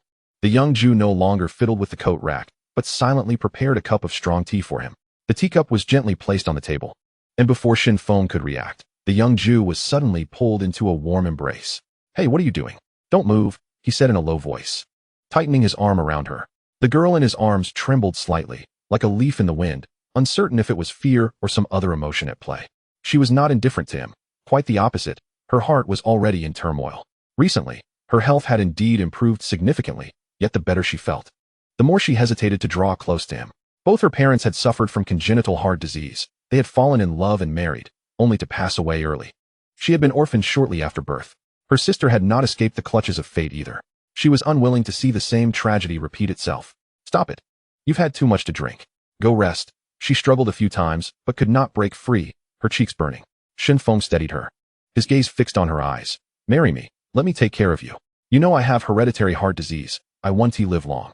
My parents both passed away at 24, and my sister the same. I don't want to burden you, truly. Her eyes glistened with tears, her voice trembling. No matter how rough the seas may be, I will face them with you. His tone was resolute. What if I am sick? I choose you. And I have no regrets. He understood that the medication provided by the system had long since repaired her genetic defects. Yet today, he did not wish to rely on miracles. He sought to penetrate her heart. Silent tears fell as she choked out. Why are you being so foolish? I am not foolish. How could you possibly like me? A soft laugh escaped her, her tear-streaked face still glistening. With modern medicine, and given that I am not short of money, you will live to a ripe old age. There are many days ahead. Please promise me. She gazed at him, and after a long pause, softly said, Adong, promise me one thing. I know you are a good person. If one day I am gone, you must not forget me. It is not easy being the woman of a big boss. I will do my best. And if I am no longer here, you must find someone else. Shen Feng cradled her face, his lips gently brushing against hers. That night, they were no longer the same. The following day, in the Longting Tower conference room, Shen Feng stood at the front, addressing a room full of executives. I have called you all here today for two matters. The first is that the boss has not forgotten his brothers. There is an opportunity before us that can lead to our resurgence. Those who wish to prosper, bring forth your money. Brother Feng is raising funds? Luo Tianhong immediately interjected. The boss needs money. I'm in without hesitation. He produced a passbook and placed it on the table. Over 200,000. Not much. No need to repay. Jiao Wenglong also stood up. Brother Feng, let me fetch the rest. Just tell me how much is lacking, and we will gather it together. The members of the gang nodded in agreement, saying nothing more. To have reached this point today, who among them had not relied on Brother Feng's support to attain their current standing? If they sought to make money, they had the territory, and naturally, there were countless ways to do so. The most straightforward came from Axing Jun. Brother Feng, I'll put out $1 million first. Having navigated the underworld for many years, he was already a prominent figure in the loyal Qing society, his words carrying weight. Shen Feng waved his hand. Not enough. Have all the brothers below pool their resources. I will double this amount later. Brother Feng, we are brothers for life. We know how much debt you have taken on for everyone. We bear hardships together. That is what brotherhood is. Brother Feng, we only recognize you as our leader. Shen Feng felt a tightening in his chest, his eyes moistening. This group of people, truly without reproach, each one loyal and courageous. He immediately turned to Jiao Wenglong. Along, keep track of how much each person contributes. Brother Feng, I have it noted, Jiao Wenglong replied. Shen Feng lit a cigarette. His expression grave. The second matter is that from now on, we will no longer collect protection fees. We will switch to property fees.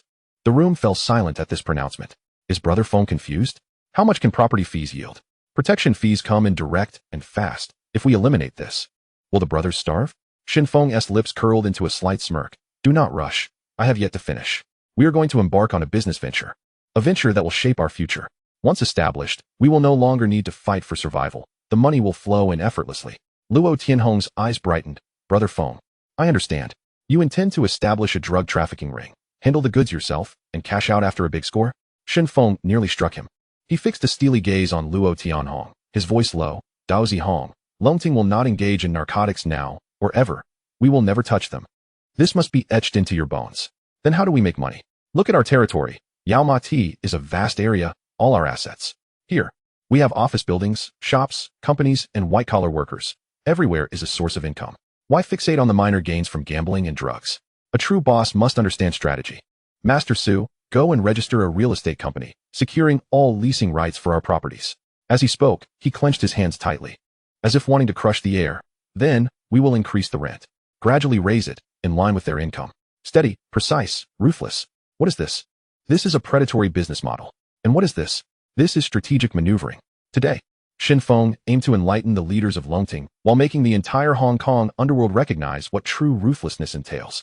He wanted them to learn how to collect money transparently and have clear accounts. The gangs in Hong Kong were still too naive. Money laundering through film shoots? Operating companies to manage accounts? Such convoluted methods were never the domain of Longting. Even if a film were to be made, it would solely be for Shen Feng's personal amusement, entirely unrelated to business. The crowd gazed at him with reverence, as if witnessing the descent of a deity. His strikingly handsome visage concealed an indomitable spirit capable of conquering mountains and oceans. Following Brother Feng is the path to success. His nature has remained unchanged. Back in Kowloon Mountain, he boldly collected management fees from every household without exception. Now, in Yao Ma Ti, he commands every street's businesses to pay tribute to him. Brother Feng is invincible. His heart, as dark as it is profound. Zhou Long quietly inquired, Brother Feng, shouldn't we pay 300,000 this month?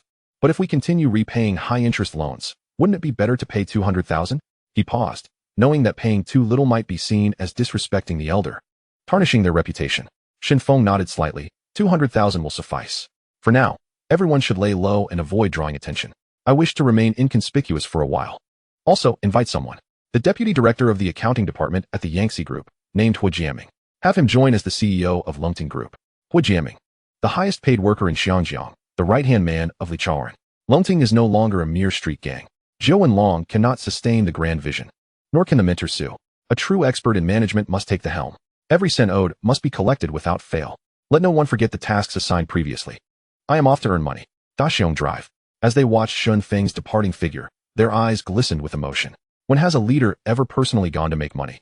They vowed to exert every effort to ensure Brother Feng lives a life of luxury. Brother Feng isn't married? That's because they lack the ruthlessness. Brother Feng still resides in public housing? That's due to their incompetence. They must achieve greatness. Allowing Brother Feng to indulge in multiple wives and reside in a grand mansion atop the peak. An hour later, at the Deepwater Bay Golf Course, Shen Bai, an Anglo-Saxon and the head of HSBC, squinted as he scrutinized the diminutive Shen Feng before him. Clad in a dragon-emblazoned t-shirt and athletic pants, wearing Nike shoes. His stance was awkward, yet he effortlessly sunk the ball in one stroke. He could not fathom why the Jewish businessman Sheng Jiwen insisted on introducing him to this short individual. Yet, his peculiar skills were astonishingly precise. Name, Shen Feng. Alias, Overlord. Strength, 40. Constitution, 40. Speed, 64. Endurance, 45. Skills, Master Level Xingyi Master Level Xingyi Dao. Personal space, 10 cubic meters. To be candid, Shen Feng too felt a bit out of sorts the first time he held a golf club. However, his remarkable coordination and quick reflexes, combined with his mastery of martial arts and keen vision, allowed him to strike with uncanny accuracy, often sinking the ball directly into the hole with a single swing.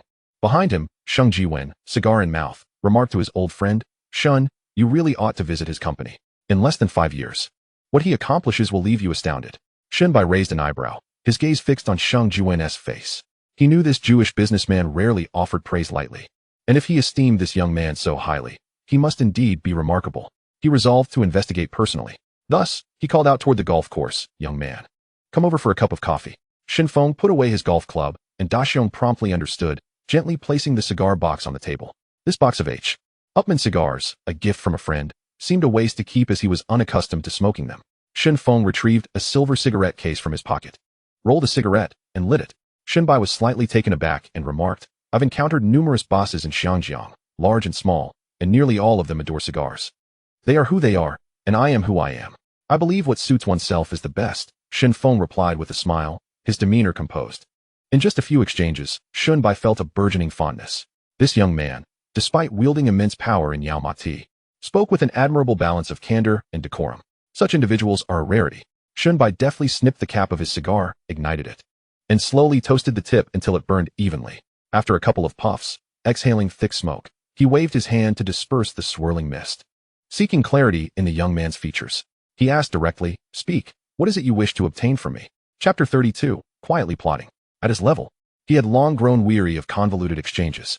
After years of navigating the intrigues of Xiangjiang, accustomed to deception and pretense, he now held the position of HSBC's head and no longer wished to hear empty words.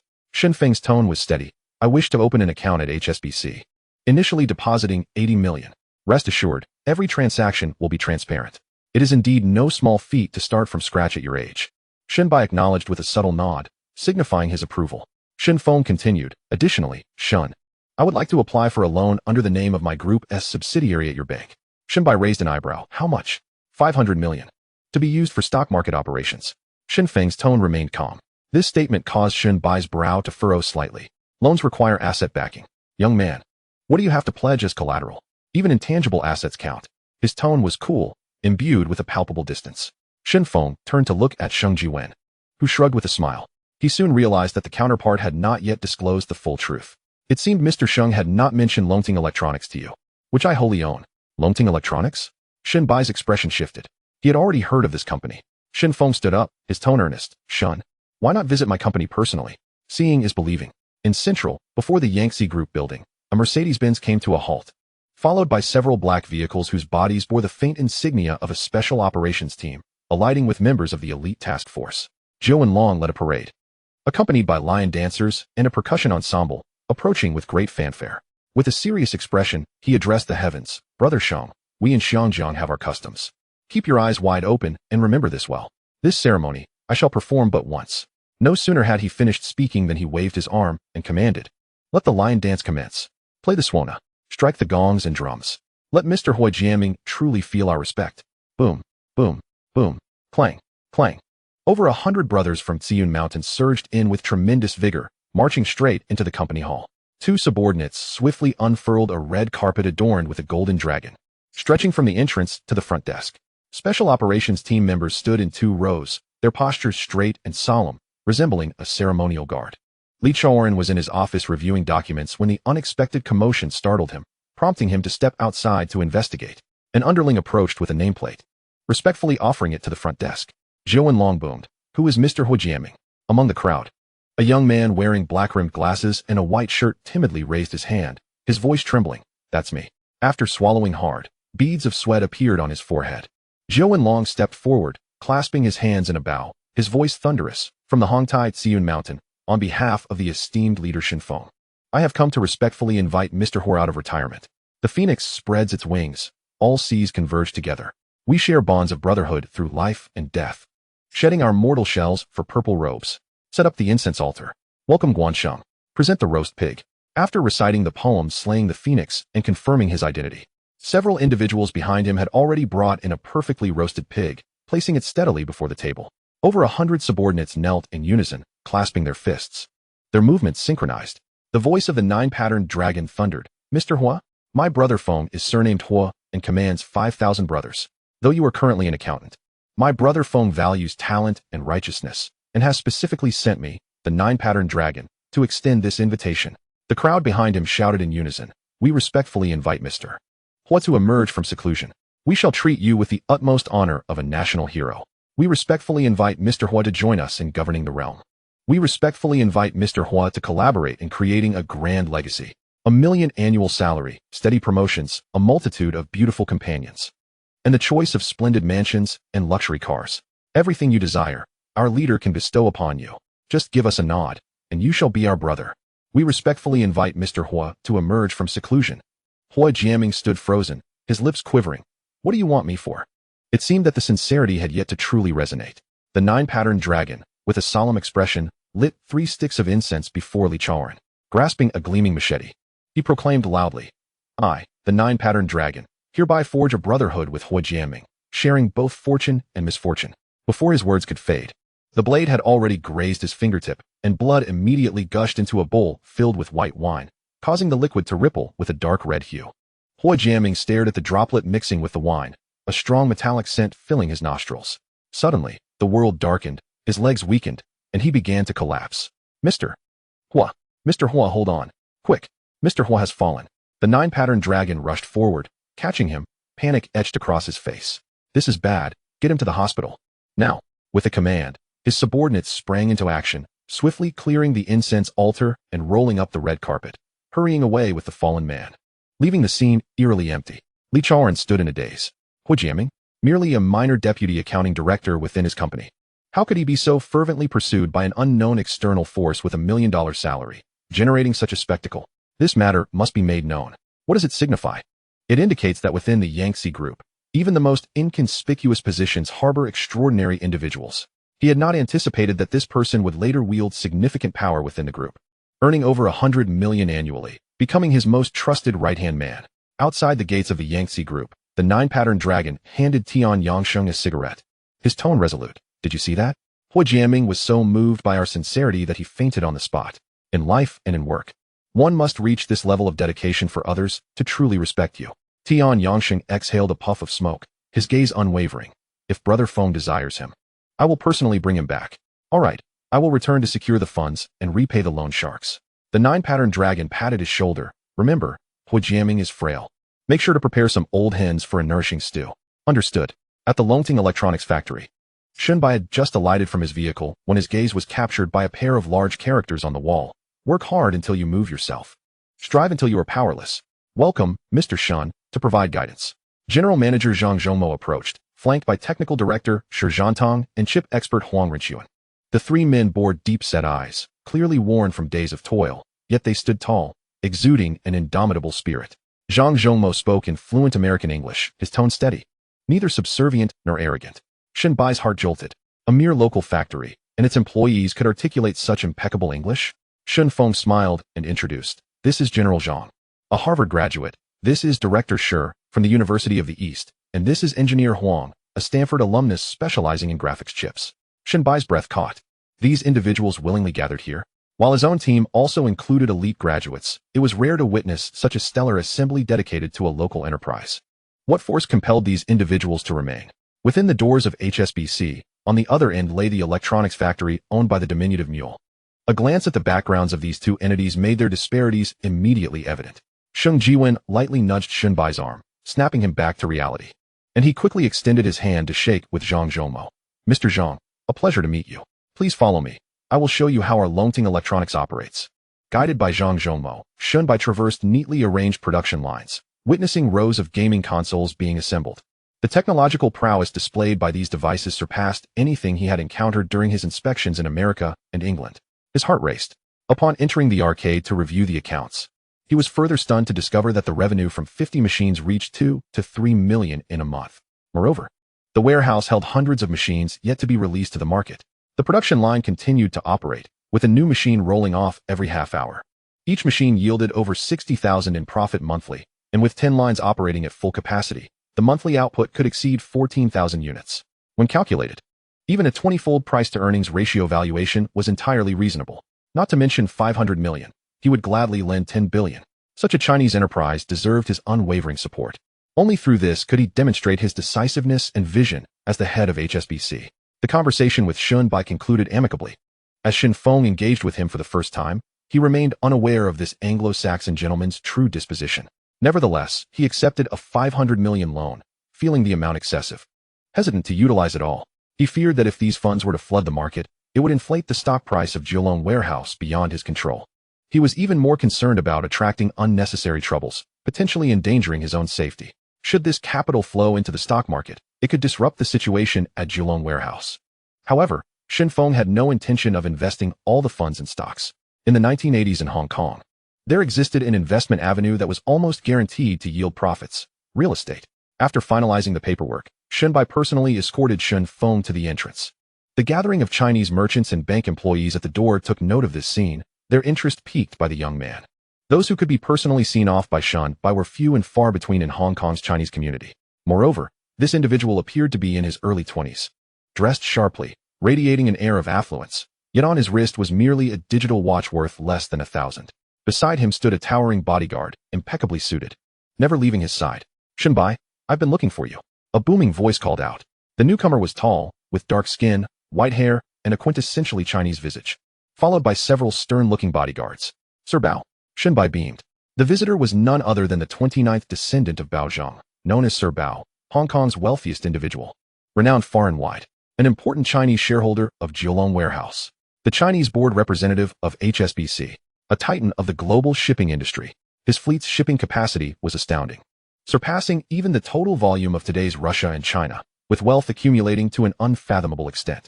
He was the leader of the top 10 conglomerates in Hong Kong, a figure of remarkable prominence within the Ningbo business community throughout history. Even years after his passing, his family's enterprises continue to generate hundreds of billions in stable income annually. The Hung Hom Tunnel, constructed at his expense of 300 million, was a staggering figure in the 1970s, akin to astronomical sums. At this moment, Shen Feng was quietly strategizing, preparing to unleash a storm within Kowloon Warehouse. Mr. Shen, since we have a distinguished guest present, I shall not linger. Until we meet again. Shen Feng nodded respectfully to Shen Bai, his tone composed. Shen Bai smiled in response. Safe travels, and I wish you well. The imposing figure of the bear-like man swung open the door of the fully equipped Mercedes-Benz 600 SEL, allowing Shen Feng and Sheng Jiwen to take their respective seats. Chapter 33. The Depths of the Jianghu, Where Words Can Lead to Calamity. The sleek black car glided slowly towards Kowloon Peninsula, stirring a subtle tremor in Sir Bao's heart. His identity was well known throughout the fragrant harbor, with countless Chinese merchants eager to approach him, clamoring for the privilege of exchanging even a few words, as if it were a badge of honor. Yet, this young man was a stark contrast. Sir Bao glanced sideways at Shen Bai, a smile playing at the corners of his mouth. This gentleman is unfamiliar to me. Might you introduce him? Shen Bai gazed at the receding vehicle, his tone serious. He is an esteemed client of HSBC, Mr. Shen Feng. Sir Bao, you truly ought to get acquainted with him. He is engaged in the technology sector, and his factory's output is nothing short of astonishing. Numerous merchants in the vicinity silently committed the name Shen Feng to memory. A young man so highly regarded by Shen Bai was indeed a rare gem. After departing from HSBC's headquarters, Shen Feng made his way to Lan Kwai Fong in Central, stepping into the restaurant managed by Sheng Jiwen. As they savored their steaks, Shen Feng suddenly spoke. Everything in Hong Kong is commendable, yet it lacks one essential element. Pray, elaborate. Sheng Jiwen set down his cutlery, his expression attentive. Shen Feng rose and moved to the window, pointing out towards the bustling street below. Look, we are but a street away from Queen's Road. Each day, how many expatriates come here to conduct business? They hold wads of cash, yet struggle to find a suitable place to unwind. Hong Kong is an international metropolis. America has Soho, Canada boasts Old Montreal, and Tokyo features Shibuya. Why shouldn't we have our own landmark? Lan Kwai Fong is the answer. I intend to invest in establishing a dining venue here, acquiring the surrounding buildings to create a high-end entertainment center that marries Eastern and Western cultures. Western cuisine, Italian dishes, Japanese fare, and Chinese cuisine, all will be available. What do you think? Sheng Jiwen's heart surged with excitement, as if clarity had pierced through the fog of confusion that had long enveloped him. His primary focus had been trade, and he opened a California restaurant in Lan Kwai Fong, primarily due to his frequent travels between Hong Kong and America. He had chosen to settle in Central, yet at that time, this bustling area lacked a single decent Western restaurant, prompting him to fill the void. Sheng Jiwen stepped behind Shen Feng, resolutely declaring, Mr. Xiaohua, I am willing to lend you my unwavering support. Before long, the two had finalized the specifics of their collaboration. The three nearby buildings were valued at approximately 90 million, to be fully acquired by Shen Feng. Sheng Jiwen would contribute all his savings, about 10 million, to oversee the overall renovation and interior design. In terms of equity, Shen Feng would hold 90%, while Sheng Jiwen would possess the remaining 10% and assume the role of general manager. Thus, a Jewish businessman with a net worth in the billions from a previous life officially joined Shen Feng's ranks.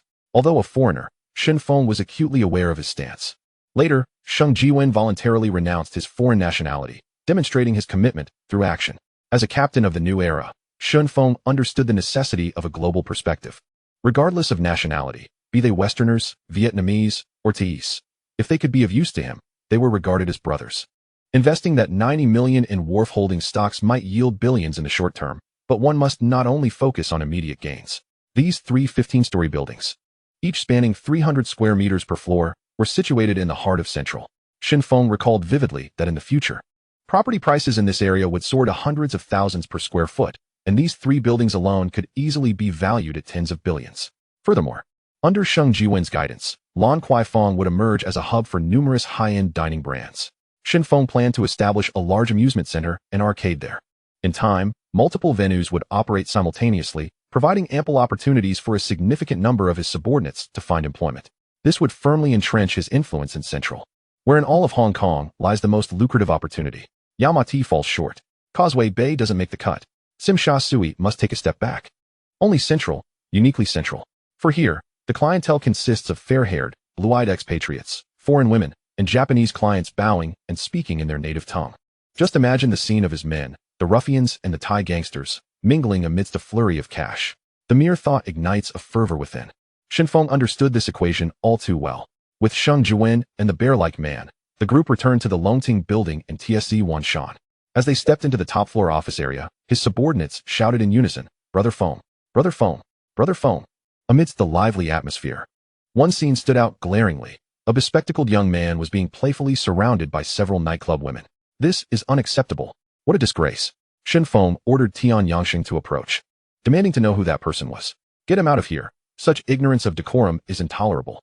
Brother Feng, that's the accountant you personally requested, Hu Jiaming. Along mentioned he was feeling unwell and suggested he find a few ladies to help him recover. Tian Yangxing replied quietly. It turned out to be a misunderstanding. Shen Feng finally grasped that the man who would later command an annual salary in the hundreds of millions, Hu Jiaming, had a penchant for such gatherings. After all, Talent often comes with peculiarities and quirks. As long as they can bring value to the company, a few eccentricities are inconsequential. His subordinates had become increasingly adept at managing affairs, arranging everything to align with their master's wishes. He spoke firmly, "Bring in a tasteful female secretary. She must possess an elegant appearance and comport herself appropriately. We cannot afford to neglect someone capable of doubling the company's growth." "Understood, Brother Feng. Have that fellow come to my office. Also, treat Mr. Sheng as family. Make sure to give him a proper tour of the company." "Yes." Tian Yangxing understood immediately. 5 minutes later, Shen Feng sat in his spacious office chair, observing Hu Jiaming, whose face still bore traces of lipstick. He smiled faintly. "I am Shen Feng. Perhaps we were kin 500 years ago. How are you finding the company so far?" "Mr. Hua, did you summon me for a specific purpose?" Hua Jiaming adjusted his glasses, his heart racing like a drum, feeling as though he had stumbled into a den of tigers, nearly on the verge of tears. Just hours earlier, Li Chaoran had personally called him, warning him to maintain his composure in front of this new boss. "Please, have a seat," Shen Feng gestured. Hua Jiaming sat down, trembling. Longting Group is a diversified enterprise currently facing some obstacles in its development. Shen Feng's tone remained steady. "We require someone with your expertise to oversee daily operations." He briefly introduced several core projects and then stated earnestly, "Your responsibility will be to manage these affairs. As for your compensation." "That's sufficient, Mr. Hua. 160,000 will do." Hua Jiaming hurriedly interjected, his voice trembling. He understood that the man before him was no ordinary individual. In the Underworld, he was known as the Overlord, ruthless and merciless, never showing leniency. He had witnessed 2 acquaintances being drawn into such circles. One was found dead on the street, while the other fell in a pool of blood and never rose again. Surprisingly, Shen Feng was moved. A man destined to be worth billions was currently only daring to request 160,000. No wonder even Li Chaoran regarded him with respect. He suddenly patted Hua Jiaming on the shoulder. "Rest assured, once the company is on the right track, you will not be shortchanged. Feel free to ask for anything." "Really? I can actually ask." Hua Jiaming swallowed hard, his gaze drifting toward the door. "Could I perhaps have the opportunity to meet those girls from the bar more often?" Shen Feng nodded slightly, giving his shoulder another firm pat. "I understand. Shall we commence work right away?" "Absolutely. I'll get started immediately." Hua Jiaming sprang to his feet, diving into his tasks with utmost diligence, fearful of making any mistakes. He was acutely aware that this was not merely a workplace, but rather a battleground of fate. As the door swung open, silence enveloped the corridor. Tian Yangxing stepped forward with measured grace, standing before Sheng Jiwen, his tone steady. "Boss Sheng, Feng Ge has declared that from now on, you are like a brother to us." "Ah Sheng, a pleasure to meet you." Sheng Jiwen nodded with a smile. Extending his hand for a firm handshake, the warmth conveyed a sense of solemnity.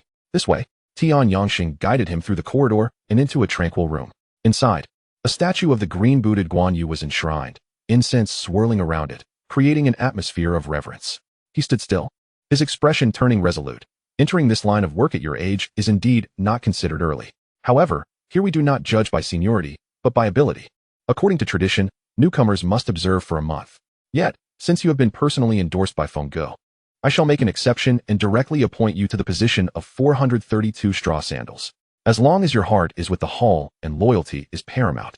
Promotion to the red stick is merely a matter of time. Upon finishing his words, he turned to retrieve 3 incense sticks, handing them to Sheng Jiwen. "Go ahead. Offer incense to Lord Guan."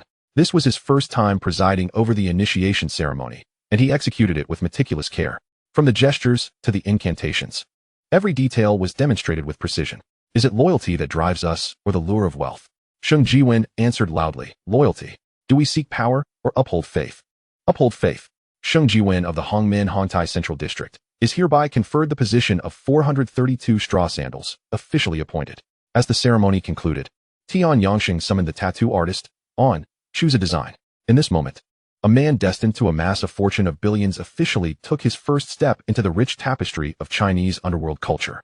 Gazing at the designs, Sheng Jiwen felt a ripple of emotion. Everything felt both foreign and mysterious, as if stepping into an ancient oath, reminiscent of legendary brotherhood covenants. The sound of an abacus clicking echoed. Hua Jiaming had already settled at the desk, flipping through the ledger. After perusing a page, his brow furrowed slightly. Shen Feng is offering a monthly salary of 3,000 to ordinary employees? This figure sent a shockwave through him. Outside, the average salary for the same position barely reached 1,500, making this remuneration astonishingly generous. What piqued his interest further was that although the Longting Group was ostensibly a gang, its accounts were remarkably orderly. Property, security, utilities, and labor were all clearly itemized. devoid of any chaos. Stealing a glance at Shen Feng, he pondered, could this influential figure truly be intent on walking the straight path? Yet, he dared not inquire further. The underworld's depths were treacherous, and words could lead to misfortune. The most pressing matter at hand was ensuring that these accounts could withstand scrutiny, even if laid before the tax authorities, without revealing a single flaw. Moments later, Hua Jiaming raised his hand. Hua Sheng, there's an inconsistency in the accounts here. Oh, Shen Feng's gaze sharpened. The records were originally kept by Jiao Wenlong, who was not well versed in writing, resulting in scrawled and chaotic entries. Hua Jiaming had been summoned precisely for this reason.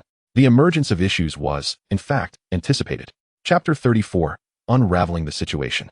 The discrepancies in the accounts centered around 2 nightclubs on Boland Street, as well as some lending activities associated with the hall. The ledger contained terms like malan, disbursements, and receipts, laid out in a manner that was almost foolishly straightforward. Hua Jiaming frowned, cautioning, Hua Sheng, these entries cannot be recorded this way. If the tax authorities come to investigate, they will immediately notice the discrepancies. It would be better to categorize them as public relations expenses, following the financial processes for income and expenditure, which would appear much cleaner. Revise it in this manner, I understand. Shen Feng nodded gently. The nightclubs on Boland Street were nominally owned by the group, but were originally the territory of the loyal Green Society's Ding family. The women working in those establishments were, from a legal standpoint, also considered employees of the company. This thought flashed through Shen Feng's mind, and he had already resolved that these ventures must be divested. The reasoning was not complex. Such businesses, no matter how large, held no future. They were merely a means to earn fleeting profits. Firstly, those women were indeed living beings, entangled in numerous social issues. Why were there so many orphans and delinquents in Xian Mountain? Where did the chaos of the streets stem from? He knew all too well. Secondly, the money-lending business was even more perilous. The rules of 9 out and 13 back resulted in exorbitant interest rates. Once money was lent, someone had to collect it. When violence ensued, it could lead to injury or even death. If a murder were to occur, someone would inevitably have to take the fall. He no longer wished to live a life on the edge of a blade. Now, with Longting Electronics in his hands, a legitimate technology company with vast prospects, it was time to draw a clear line from the sordid past. How to divest? He already had a candidate in mind. Just then, his phone rang. It was Uncle May calling. Adong, it's me. The voice was steady, devoid of emotion. Uncle May, I happen to have matters to discuss. Shen Feng replied calmly. Oh, the other side sounded slightly surprised. I intend to present you with 2 substantial gifts. As brothers, do not hold my outburst from last night against me. What a coincidence. I also wish to speak with you. The Crown Prince has already acknowledged his mistakes. Realizing he spoke too harshly, come visit. There will be no outsiders, just the 3 of us. Let us sit down, share a drink, and clear the air. As for past grievances, let us treat them as words on a blackboard, erased and forgotten. Upon hearing this, Uncle May felt a weight lift from his heart. It was no longer him supporting Shen Feng. Rather, it was Shen Feng supporting Hong Tai. The name Shen Feng had already become a banner in Xian Mountain. After hanging up, Shen Feng instructed Hua Jiaming, I shall take my leave. Please mark the discrepancies in the accounts for now. If you wish to return, have someone drive you. Understood. Hua Sheng. The implication was clear. Before his return tonight, the accounts must be flawless. Hua Jiaming understood the stakes and dared not slacken his efforts. Delving into the revisions with speed and caution. Observing his earnest diligence, Shen Feng's lips curled into a slight smile as he turned to depart. Exiting the chairman's office, Shen Feng called for a Sheng and Sheng Jiwen. A Sheng, the 3 buildings in Central will soon commence renovations. Accompany him in handling this matter. He will hire a professional construction team. We shall also send some diligent underlings to assist. Keep a close watch to ensure that no one tampers with the materials. The project must be executed impeccably. Understood, Feng Gu, Tian Yangxing replied. Once Shen Feng had walked away, he immediately began selecting personnel alongside Sheng Jiwen. Those who could endure hardship, do not shirk responsibility, and take their work seriously. Such individuals, when the tools are sheathed, are merely workers. When drawn, they become a formidable team. A single person can fulfill dual roles, both efficient and reliable. Shen Feng entered the vehicle, with De Xiong seated beside him. During the journey, he dialed Jiao Wenlong's number. At that moment, Jiao Wenlong was presiding over the stall bidding process at Temple Street. After several days of rectification, Temple Street had transformed. The roads were clean. An order was restored. Following Shen Feng's instructions, he had meticulously organized the various stalls. Along, I plan to divest the nightclubs on Boland Street and transfer the lending operations on the territory to Uncle May and his team. Shen Feng spoke these words with a calm demeanor. What? Feng Ge. Jiao Wenlong nearly leaped up. Those are 2 lucrative avenues. Which gang does not rely on lending for sustenance? Which hall does not operate night venues? Is Feng Ge dismantling the money bag with his own hands? As he envisioned Uncle May's aging face, Zhou Wenlong suddenly realized, Fengge, have they pressured you? If so, let us turn the tables. That old man truly does not wish to live. Shen Feng's voice was resolute. Along, as a leader, I promised my brothers to walk the right path. And thus some businesses must be severed completely. You are well aware of the chaos surrounding lending. It harms our integrity. I understand the reasoning. Yet the brothers below may have their thoughts. The nine-patterned dragon whispered. Do you trust the boss? Shen Feng retorted. I do. If you believe me, I will ensure the brothers earn several times, even dozens of times more than they currently do, and do so cleanly. So they won't have to fight with knives in the future. All right, since you say so, Brother Feng. Tonight I will have the people from Bolin Street pack up and withdraw, waiting for Uncle May to come and take over. Let us be efficient in our actions. I will not be ambiguous about Brother Feng's words. He knew that in Brother Feng's eyes, there was no room for disobedience. Though feeling a bit aggrieved inside, he chose to trust him. Moreover, Brother Feng was indeed correct. After hanging up the phone, the large bear sitting in the passenger seat quietly wiped the corner of his eye. He was born in a new society and grew up under the red flag. Although he had mingled in the underworld to make a living, his conscience had never been abandoned. A leader like Brother Feng was truly rare. He murmured, Brother Feng. Shen Feng lit a hand-rolled cigarette. Brother Feng, I will do my utmost to work hard, so as not to disappoint you. Upon hearing the large bear's sudden and inexplicable remark, Shen Feng looked bewildered, completely at a loss. The car slowly came to a halt at the gate of the Kuntong villa, and Shen Feng pushed the door open to get out.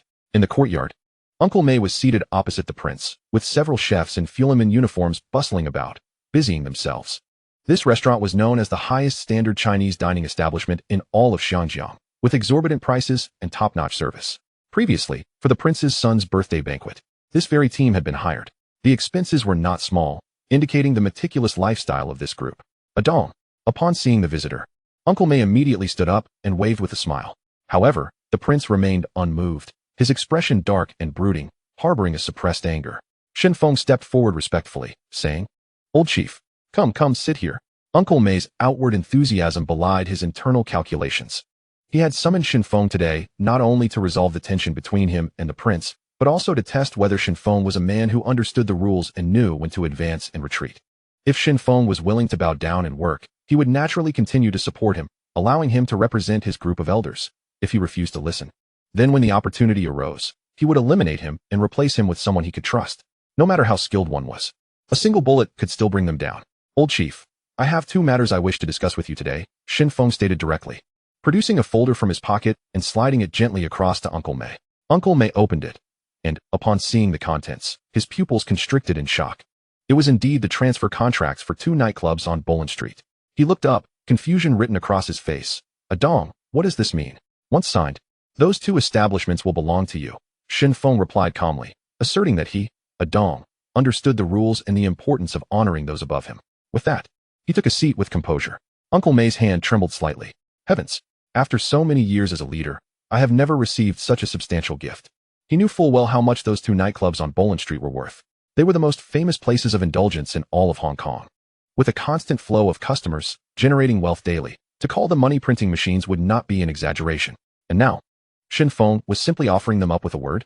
Even the prince could no longer sit still, jumping up to examine the contents of the contract closely. Uncle May's throat tightened, his nose tinged with a hint of moisture, and his eyes reddened. Just the night before, after Shen Feng had left, Bao Rong had been whispering disparaging remarks in his ear, sowing discord. And now, who was the truly loyal brother, and who was the most understanding child of Hong Tai? It was now crystal clear, only Shen Feng.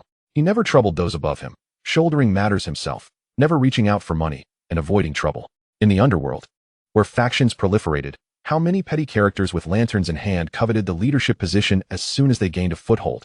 How many of the Sijio boys, once donning their straw sandals, plotted to devour the entire profits of the hall? Few could genuinely plan for those in power like Shen Feng. Such a trait was indeed rare. He had truly been foolish to consider eliminating Adong. Shen Feng raised 2 fingers, and the large bear carefully placed the cigarette on his fingertips, igniting it. He secretly scoffed, realizing that this father and son duo had a narrow perspective, completely unaware of the larger picture. Let them revel for a while longer, the good times would not last. Once he sat upon the throne of Hong Tai, those 2 nightclubs would be his to command. At that time, who would be entrusted with the management of this game? Uncle May wiped the corner of his eye. Adong, I have embarrassed you. I will remember this kindness, and a gift cannot be received without reciprocation. But let us not discuss that today. Come. Let us have a drink first. Chun Tai also tempered his arrogance, raising his glass of red wine. Adong, from now on, you are my true brother. Last night I was rash and spoke out of turn. I will drink this first. With that, he tilted his head back and downed the drink. Shen Feng took a small sip and replied nonchalantly, let bygones be bygones, like words erased from a blackboard. Good. Seeing you both united, I feel reassured. Uncle May laughed heartily. Sit down. Tonight's dinner has been prepared in advance. The dried abalone has been soaked for 72 hours. Come, have a taste. It's authentic foretale goods. As the atmosphere warmed and the aroma of wine filled the air, Shen Feng then presented his second gift, addressing Uncle May, Old Chief. As you know, my territory is expanding, but I lack manpower and some businesses are being neglected. What do you think? If you need people, I can arrange them. If you need funds, I can allocate them. As a leader, I will not be ambiguous. Now that he had received such a generous gift, Uncle May naturally had to exhibit the demeanor befitting a leader. Shen Feng was so understanding. What harm was there in helping him a little? Compared to Bao Rong, who could only flatter and gossip behind backs, who was more trustworthy? What had Bao Rong ever offered in return? 30 years of friendship. And he was not even worth a single hair of a dong. Chapter 35. No need to expose. Shen Feng spoke slowly and deliberately. Old Chief, I wish to entrust you with the collection and distribution business in Yao Ma Ti, giving you full authority. What? You want me, Chen Mei, to uniformly manage the collection and distribution in Yao Ma Ti? What does this mean? Uncle May understood the weight of these words. The prince, Chen Tai, had a change in expression. Just last night he had accused Shen Feng of being overly ambitious, and now it seemed someone had been spreading rumors behind the scenes. Damn.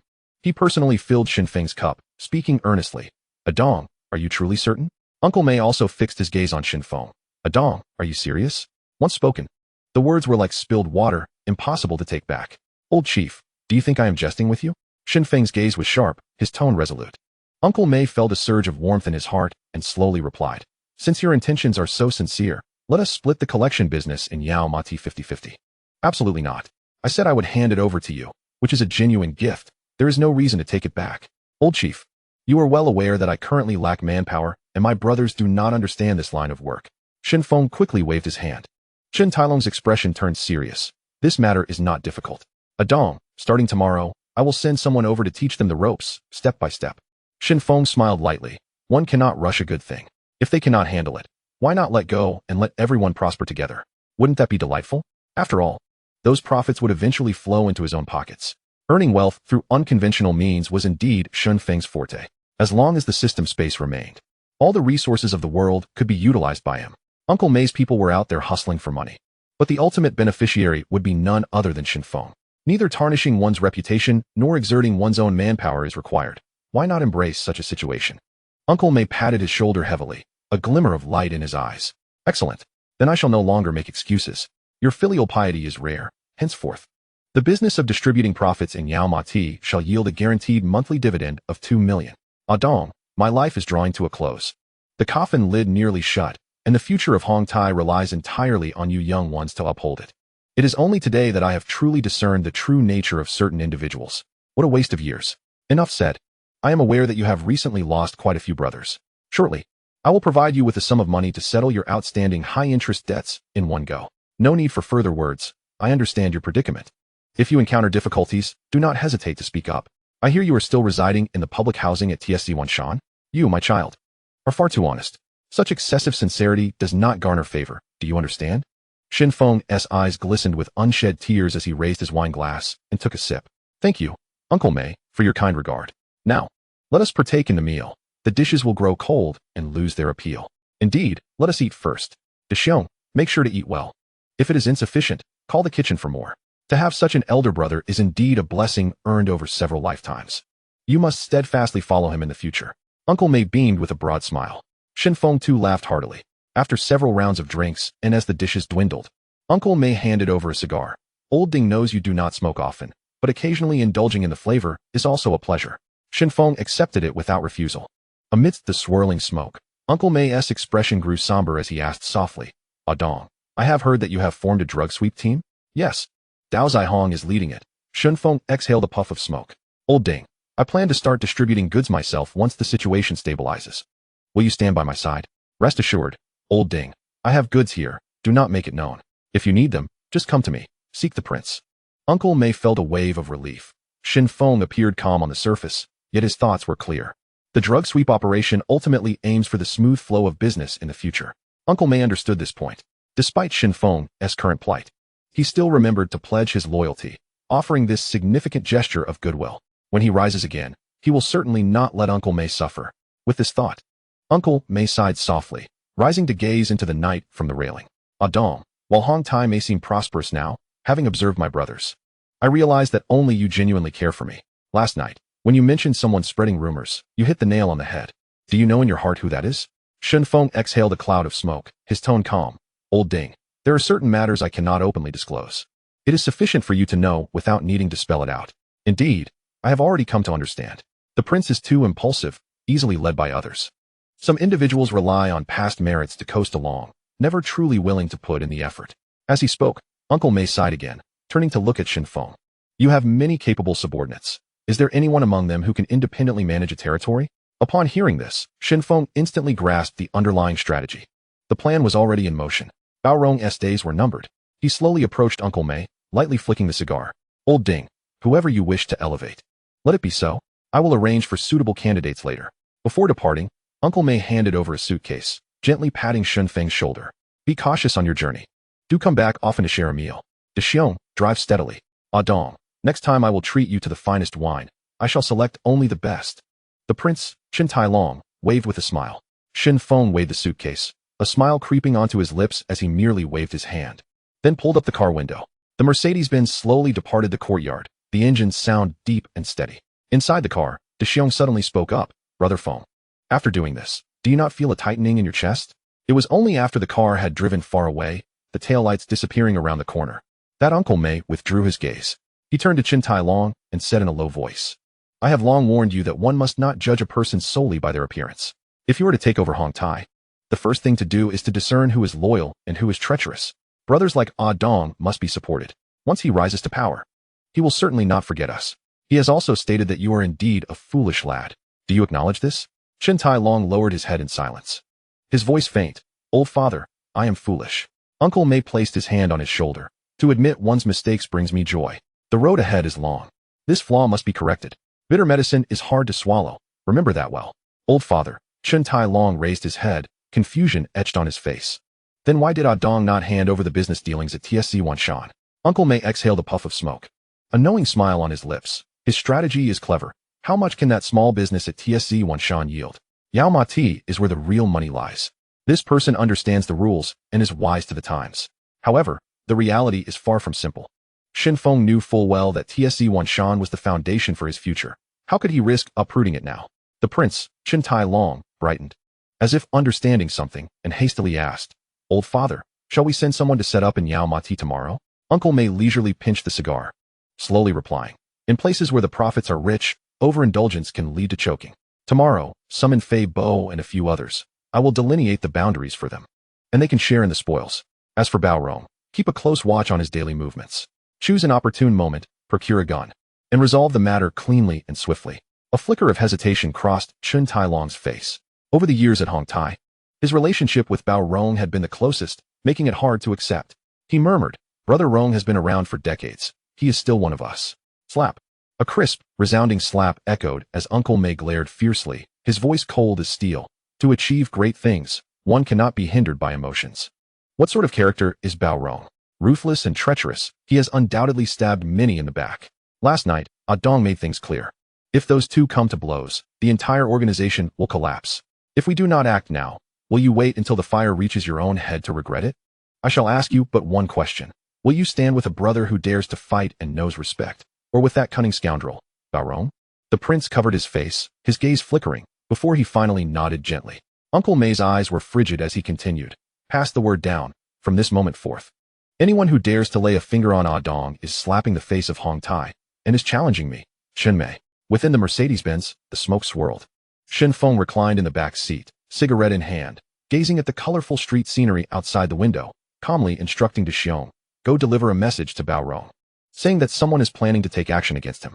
Send a fresh-faced little brother to do it. Leave no trace. De Xiong grinned widely. Brother Feng, your method is quite ruthless. Shen Feng furrowed his brow, feigning seriousness. How can you say that? I am merely recalling old sentiments, advising him to be cautious of his life.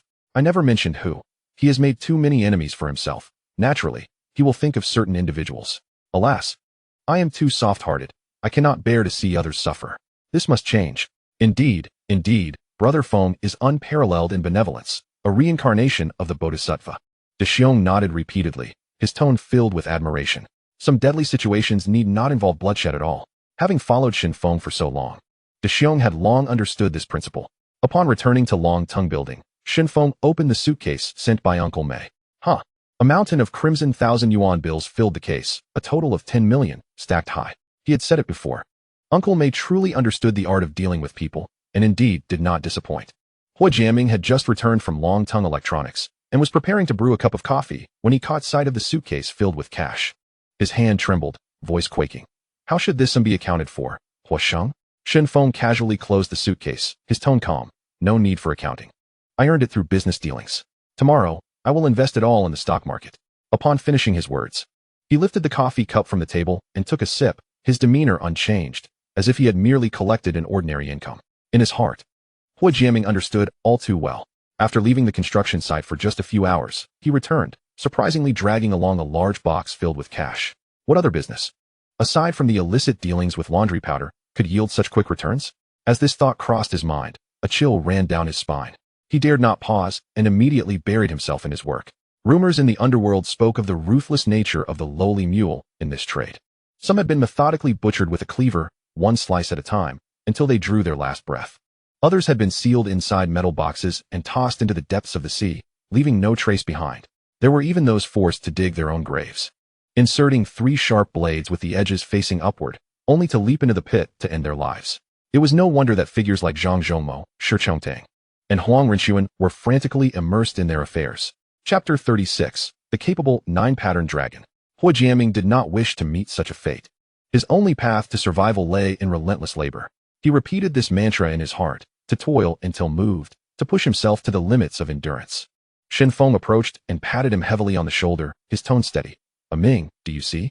Your elder brother possesses the ability to earn money. As long as you are willing to exert yourself, the benefits will surely be plentiful. Rest assured, Brother Hua. Hua Jiaming wiped the sweat from his brow. Shen Feng frowned. What do you mean by Brother Hua? That sounds distant. Call me Brother Feng. Brother Feng, you can trust me completely. I would willingly stake my life for you. Hua Jiaming replied with resolute conviction. Shen Feng nodded in satisfaction. I trust you with your work. But do not overexert yourself. It is already quite late. Brother Feng, there is no need for further words. I do not require rest. I am more than willing to work. Hua Jiaming firmly rejected the notion of stopping. The situation at home had already been clearly communicated. From this moment on, the company would be his sanctuary. From now on, no one could hinder his advance. Even if the sky were to fall, he would not retreat an inch. He must ensure Brother Feng's satisfaction. Observing Hua Jiaming's nearly frenzied determination, Shen Feng felt a sense of relief. The youth of the 1980s were truly capable. Old Zhang, Old Shi, and Old Huang were all working themselves to the bone. The newly arrived Hua Jiaming was equally devoted. With such a team supporting them, the group would eventually solidify its foundation. Before they could finish their pot of tea, the 9-Pattern Dragon returned, trailing behind him 7 or 8 large boxes, all filled with cash. Brother Feng, the auction and management fees from the stalls on Temple Street have been collected, totaling 12 million. Brother Feng, the brothers from TSCU and Shan have pooled together 40 million, every cent accounted for. Brother Feng, the loans borrowed from the bosses in our territory amount to 30 million. With no interest, 12 million just from the stall fees on Temple Street. The brothers managed to gather 40 million in one breath. The former is understandable. Given the number of heads involved, fundraising is not surprising. Shen Feng's men usually had minimal expenses, with clothing provided by the group and meals taken care of in the cafeteria. They spent their days training in the boxing gym, utterly exhausted by the end of their sessions, leaving no time or inclination for indulgence. Their salaries, appearance fees, and relocation allowances were never delayed, and the figures in their accounts left many office workers envious. Yet, strangely, the merchants in the area voluntarily brought money, even without charging interest. What could be the reason behind this? Shen Feng understood that it was all due to the 9-Pattern Dragon's efficiency in handling affairs. He inquired, have the accounts been tallied? These funds must be repaid one by one in the future. Brother Feng, everything is clear. It is all documented in black and white, 9-Pattern Dragon assured, thumping his chest as he produced a stack of IOUs and detailed lists. Shen Feng took them, flipping through each page. Water King, 10,000. Big Wave Lu, 20,000. Knife Boy Hong, 200,000. Ma Shichuan and Master Su, for 100,000. His brow furrowed deeper. Gradually, he spoke. This 10 million was obtained through the dealings in the Kowloon city territory and the collection of dues, exchanged with Uncle May. From now on, the society will inject 2 million monthly, requiring no effort on our part, guaranteeing dividends. Is everyone satisfied? The crowd listened in astonishment, nodding in agreement. Brother Feng was indeed not mistaken. Uncle May was generous and meticulous in his dealings. Brother Feng, if the high-interest loans are still insufficient, I can arrange for more from the bosses, Nine-Pattern Dragon asserted with a fierce glint in his eye. Shen Feng waved his hand. Do you think your elder brother is truly burdened with debts? It's already sufficient. No need for further borrowing. He then instructed, along. Tomorrow you find me 100 brothers with clean records and collect all their identification cards. This matter must be expedited. I need them by tomorrow morning. The following morning, Shen Feng caught a glimpse of Sir Pak's figure outside the HSBC building. A thought struck him. He surmised that the other party was about to make a move on Kowloon warehouse. It was imperative to swiftly invest funds in the stock market, lest the opportunity slip away. What purpose does this serve? Nine-Pattern Dragon was puzzled. Shen Feng smiled and offered an analogy. The big boss will take you to buy stocks and make substantial profits, purchasing low and selling high. Just like how we earn the price difference as sublandlords in Yao Ma Ti. Do you understand? In the early 1980s, the Hong Kong stock market had experienced a frenzied boom, with tales circulating of overnight wealth. The brothers looked at Shen Feng with admiration in their eyes. While others' older brothers indulged in horse racing and card games, their brother Feng had a broader vision. Who could have imagined profiting from rental price differences? Who would dare to scale the collection of protection fees in the housing estates? Now, brother Feng was set to invade the stock market, likely turning many small investors into stepping stones for his ambitions. His aspirations had never wavered. We understand. We all comprehend. The next morning, Shen Feng stepped into the HSBC building with a steady gait. He held in his hands 580 million Hong Kong dollars, planning to invest 300 million into the real estate market, while the remaining 280 million would be entirely wagered on Kowloon Warehouse's stocks. Such an astonishing sum of money, once entered into the market, would undoubtedly stir up waves. Shen Feng was confident, anticipating returns of approximately threefold. With money in hand, he felt empowered. Even clad in flip-flops, shorts, and an old t-shirt, with a cheap hand-rolled cigarette dangling from his mouth, he walked with unshakable composure. Following him were a dozen subordinates in impeccably tailored suits, each carrying 2 heavy leather suitcases brimming with cash. When the bank executives learned that his intent was to purchase a substantial amount of Kowloon warehouse shares, Shen Bai immediately stepped in to invite him into a private office for a confidential discussion. Young Hua, you wish to buy Kowloon warehouse stocks? Shen Feng merely nodded. You did not state that this sum could not be used in this manner, did you? Shen Bai's gaze sharpened. Why the stock? Because it's going to rise. Shen Feng replied succinctly. What leads you to that conclusion? A year ago, after Sir Pak acquired Kowloon warehouse, relations with Jardine Matheson became strained. Rumor has it that internal discord exists within the board. He transferred his shares to his holding company, evidently preparing for some significant moves. Shen Feng articulated his reasoning calmly and clearly. Upon hearing this, Shen Bai was taken aback. Recently, he had investigated Shen Feng's background and discovered that this individual had never received a formal education.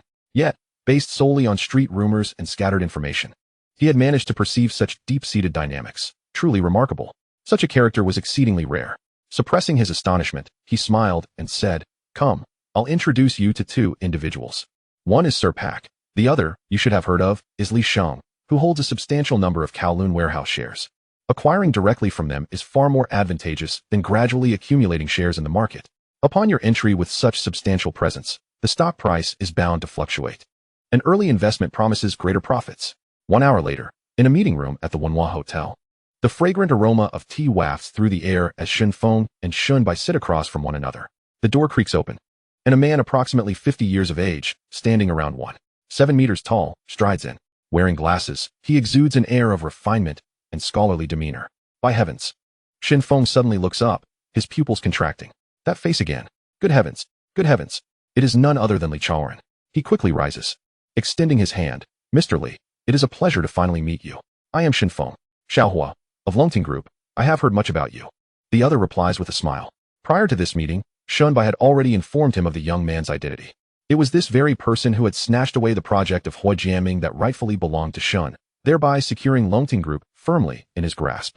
How is the land of Hui Jiaming treating you? Li Chaoren inquires with a smile. It is treating me exceedingly well. Shen Feng responds with a grin, utterly satisfied. In the early 1980s, before Li Chaoren ascended to the pinnacle of wealth and earned the moniker of Superman, his enterprise was still of moderate size, merely beginning to gain recognition in the real estate sector. Yet his foresight had long surpassed that of his peers.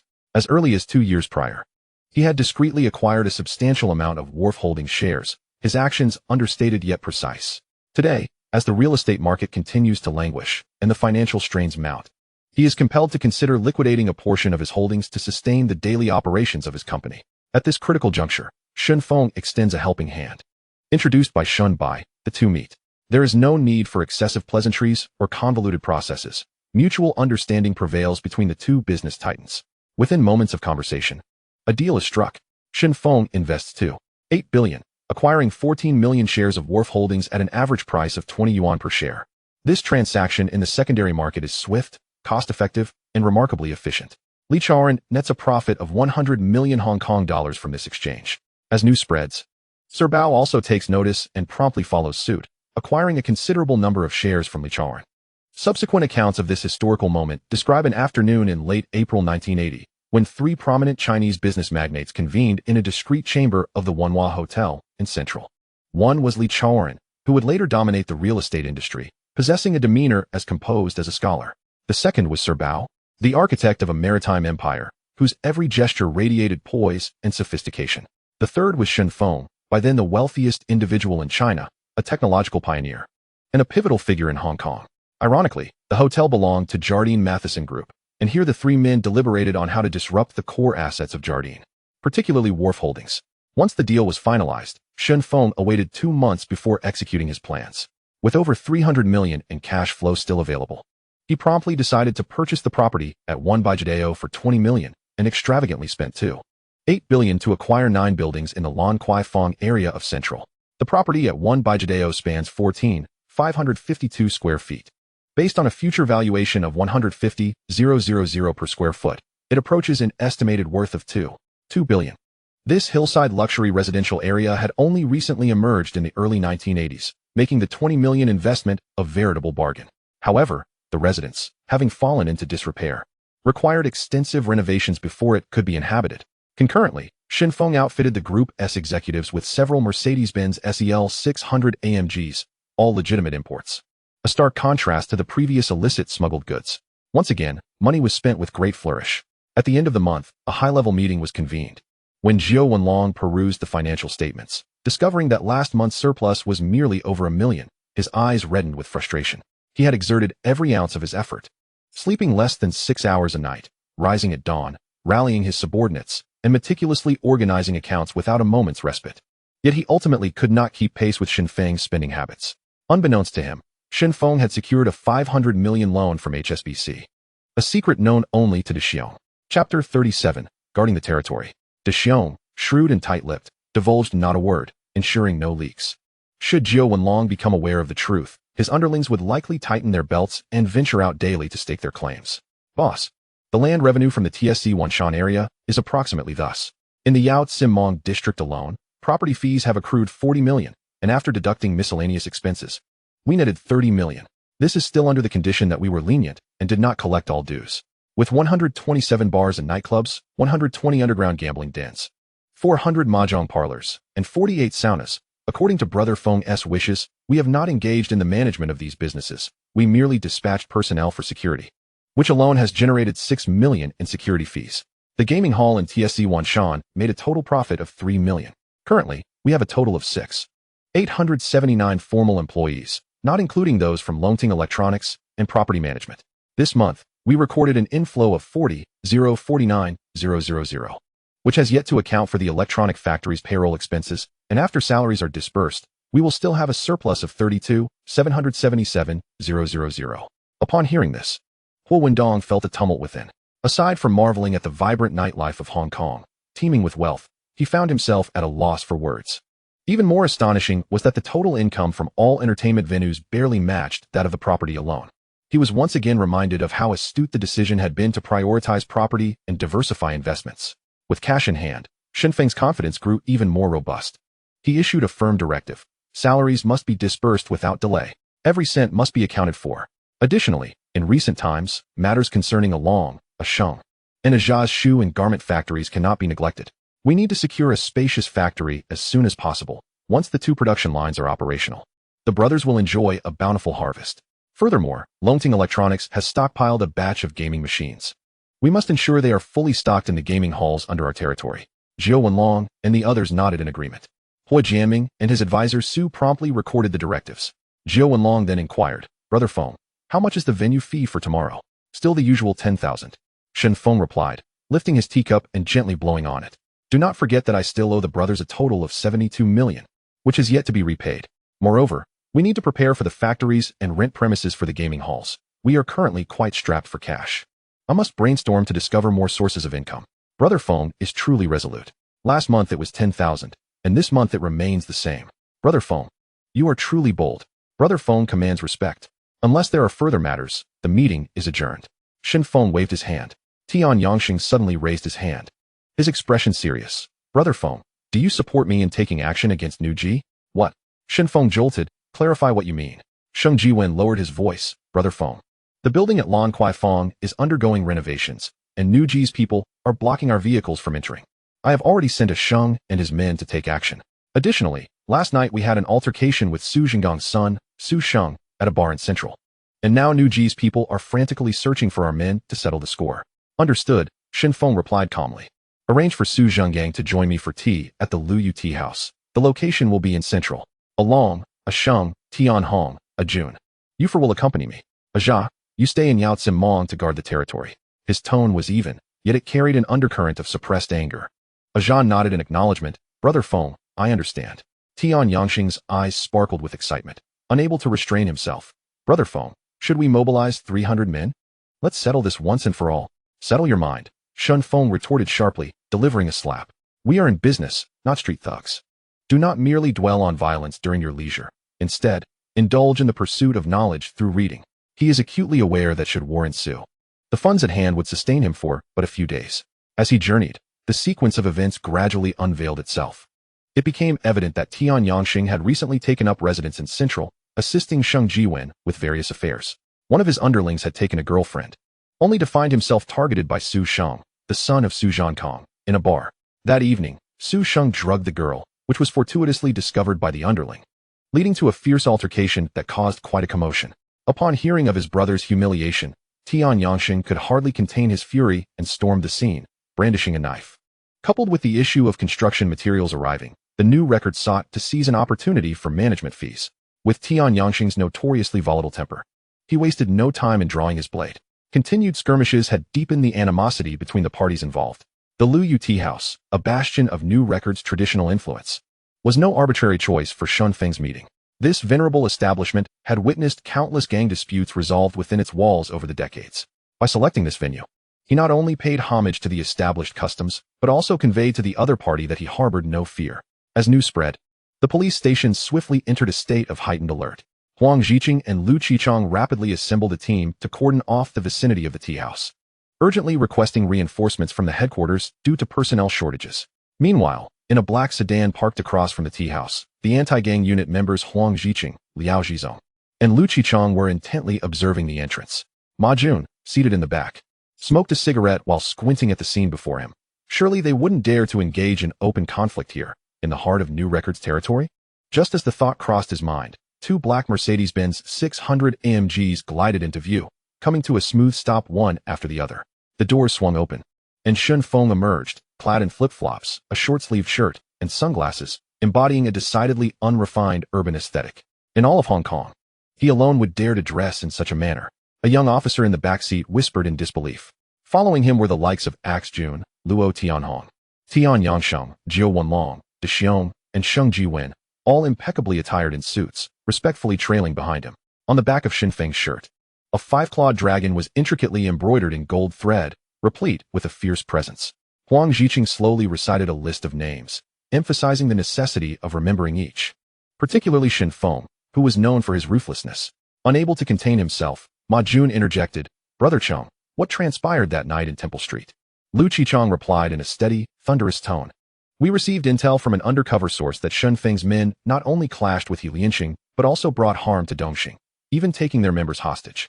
However, both He Lianxing and Dongxing have ordered a complete media blackout on the incident, forbidding their subordinates from mentioning it.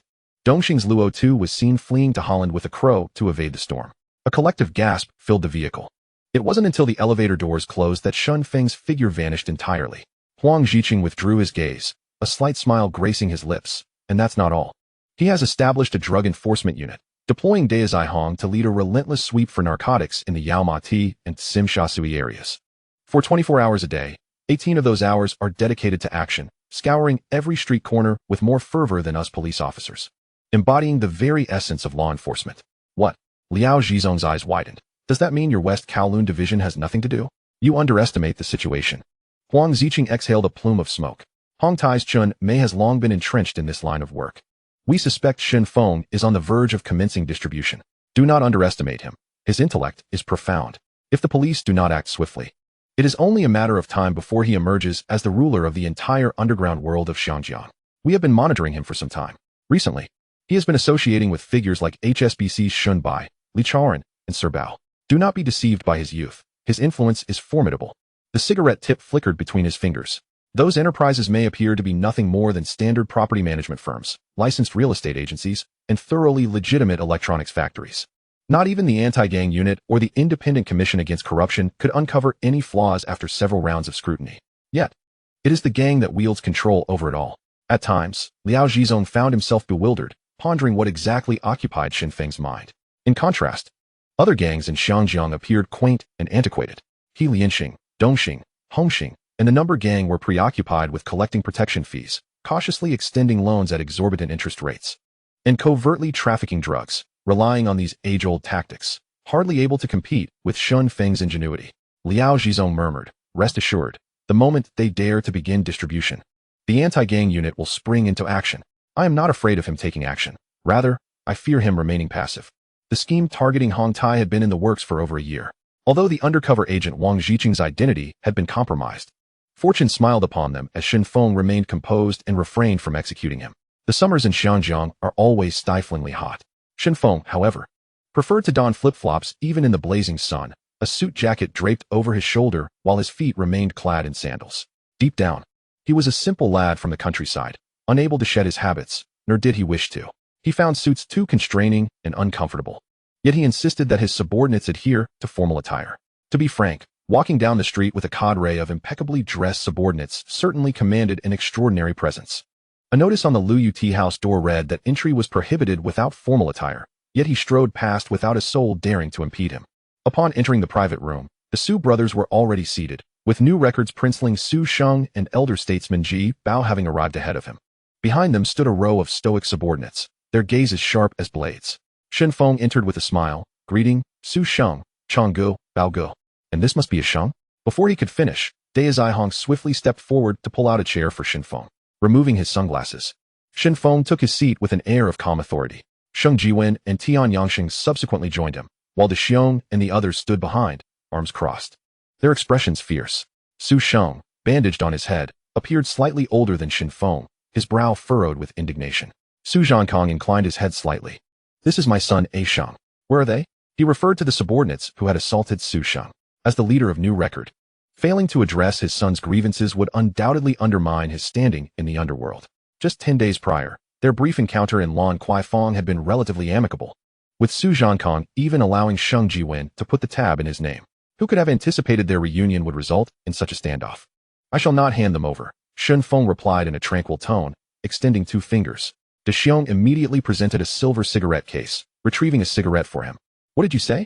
After keeping me waiting for so long, is this all you have to offer?" Chen Yaoqing abruptly stood, his voice rising sharply. He was the base tiger for New Record, a force to be reckoned with in Wanchai, known for his brazen demeanor. Chapter 38, Collecting Protection Fees. Shen Feng raised his gaze, casting a cold glance. "What is your name? Raising your voice in my presence. Do you believe I cannot send you flying out the door with a single slap?" The air thickened with malice. Su Zhankong swiftly interjected, "A Qing, silence." He understood that Shen Feng was no ordinary adversary, known for his ruthless methods that far surpassed those of typical leaders. The vast territories of Yao Ma Ti and the entirety of TSE Wanshan were under this man's dominion. Chen Yaoqing fell silent. Shen Feng ignited his cigarette, the smoke swirling as he slowly spoke. "My brother witnessed his girlfriend being humiliated and rightfully intervened. You, with your 100 or so men, were repelled by just a few youngsters, and you expect me to hand over someone to apologize?" "Su Sheng, on what grounds do you assert this?" Su Sheng scoffed, his fingers drumming on the table. Are you implying I deserve to be beaten? Should I now offer you tea as an apology? Shen Feng exhaled a smoke ring and replied languidly. Prince Sheng, you are indeed charming and surrounded by women, yet perhaps you cannot discern the married from the single. How about this? Let us consider this matter as something written on a blackboard, easily erased and forgotten. If you are still dissatisfied, he paused. A slight smirk gracing his lips. I shall choose a venue, set up 10 tables, and provide the finest liquor. If the revelry does not satisfy, our two factions shall step outside and settle matters with blades and clubs. What say you? Shen Feng's gaze was icy as he extracted a toothpick from the holder and casually tossed it into Su Zhonggang's teacup. Whoever dares to lay a hand on my brother's woman is courting death. Su Zhonggang fixed his eyes on the toothpick resting in the cup, hesitating to retrieve it. Once he did, there would be no turning back. He took a gentle sip of tea, his tone calm. As for this first cup of wine, there is no need for a toast. Let it merely serve to wet the throats of the younger brothers. With that, the teacup struck the table with a heavy thud, resonating ominously. Your men have always operated in Yaomati and TSC 1 Shan. Why venture into Central today? The words were light, yet carried the weight of a blade's edge. That territory is unsteady. Is it not a bit hasty to extend your reach across districts? The land in Lan Kwai Fong was purchased by myself and Ah One, Shen Feng replied with a cold smile.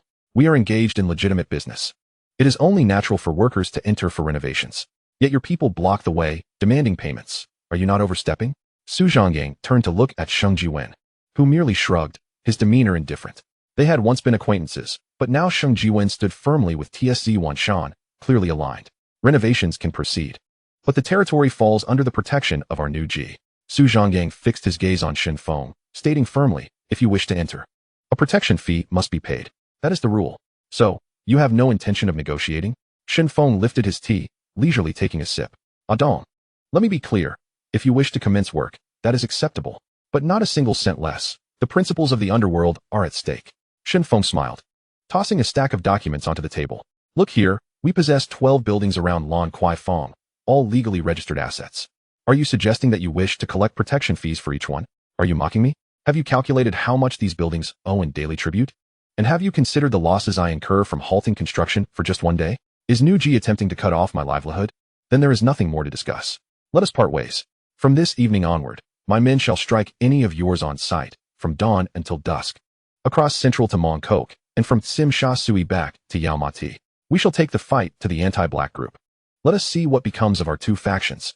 He withdrew another toothpick, tossing it into Su Zhonggang's cup. The message was unmistakable. I fear no war.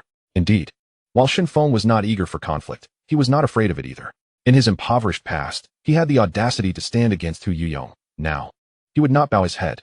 He had encountered the ruffians of TSC 1 Shan, the big circles, the Siamese, and the Vietnamese gangs. Fighting had never daunted him. You wish to sever my financial lifeline? I shall take your life instead. I have purchased these buildings. They are my domain. You wish to collect protection fees? Dream on. Even offering you a toothpick is already a courtesy. Su Zhonggang stared at Shen Feng for a long moment, indecision flickering in his eyes. With powers like Lianxing and Dongxing suffering losses at each other's hands, what could New Ji do to stand firm? There is a saying in the underworld, honest men fear the ruthless, and the ruthless fear those who are willing to risk their lives. The true daredevils never concern themselves with life or death. Surrounding Shen Feng were such individuals, big circle boys, Siamese, and Vietnamese, each a fierce character willing to wager their lives. Su Zhonggang gritted his teeth, ultimately choosing to retreat.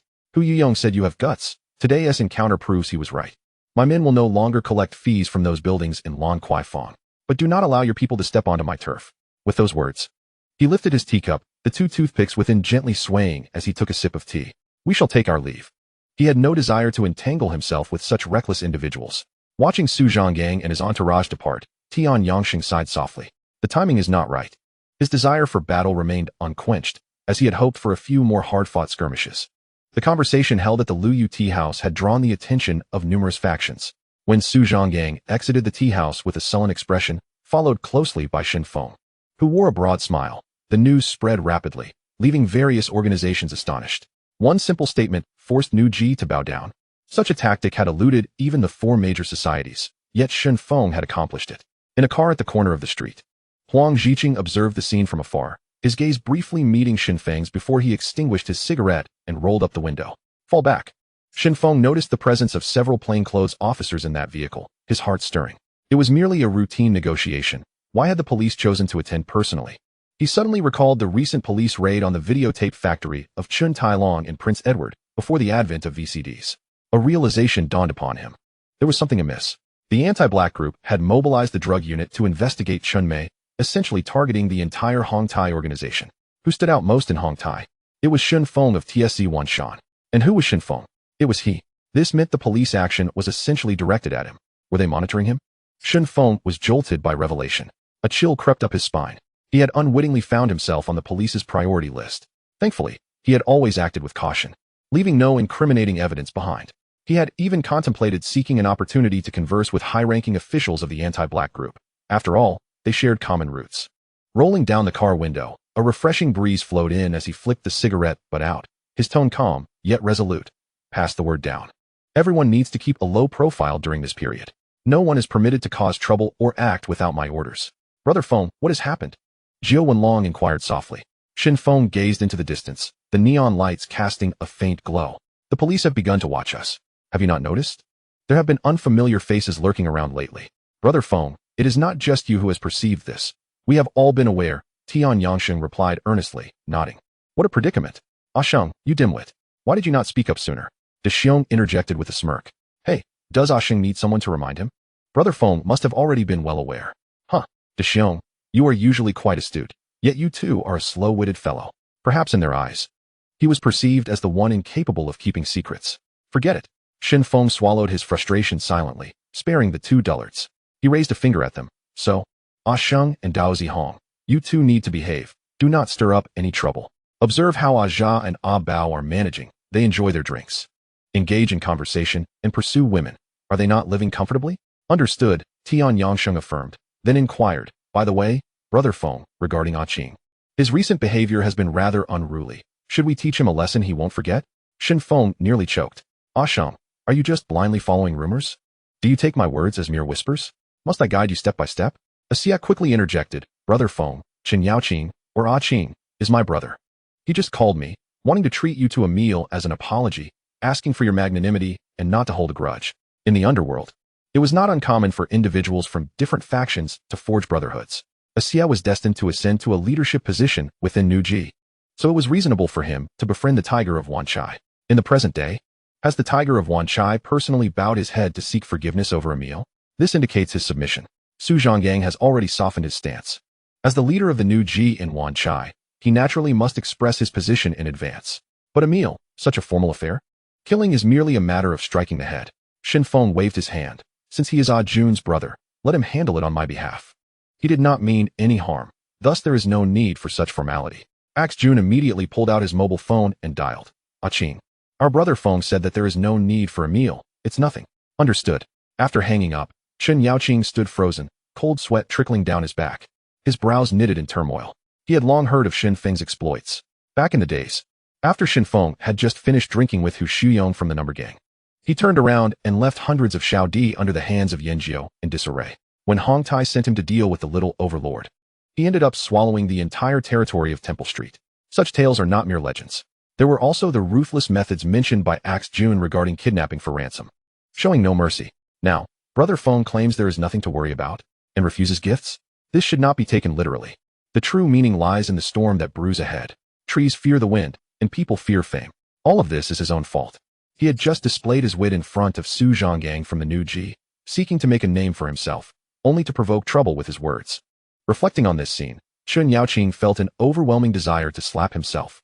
On the other side, within the cabin of a Mercedes 600 AMG, silence reigned, interrupted only by the soft hum of the air conditioning. Jiao Wenlong turned to Shen Feng and spoke in a hushed tone. Brother Feng, I have received word that Sangbo will be released next month. What day? Shen Feng inquired. Jiao Wenlong shook his head. The date was not yet set, but he had already arranged for brothers to take turns guarding outside of Stanley Prison. Chapter 39, Turning on a Dime. Find a few lawyers to communicate with those inside. As soon as there is any movement, notify Asyang so he can send Ruby to Lungting Building. Additionally, once Sangbo steps out of prison, gather a few trustworthy individuals to bring him to me. There are matters I must discuss with him face to face. Shen Feng's tone remained calm, yet his gaze darkened. This day had been long awaited. Understood, Brother Feng. The following day, May 1st, marked the annual day for the Society's financial report. Shen Feng, accompanied by Dao Zihong and Du Xiong, once again stepped into Uncle Mei's villa located in Kuntong. This time, things were different. Whether it was the servants in the kitchen serving dishes or Chun Tailong's wife, everyone displayed an unusually courteous attitude toward Shen Feng, especially Chen Tai who, upon seeing Shen Feng enter, immediately adorned her face with a beaming smile and warmly welcomed him. Wei Jixiang, smoking by the garden, lifted his head upon hearing the commotion and greeted him with a smile. Shen Feng nodded slightly, choosing not to engage in much conversation. The matters that needed addressing had already been discreetly settled.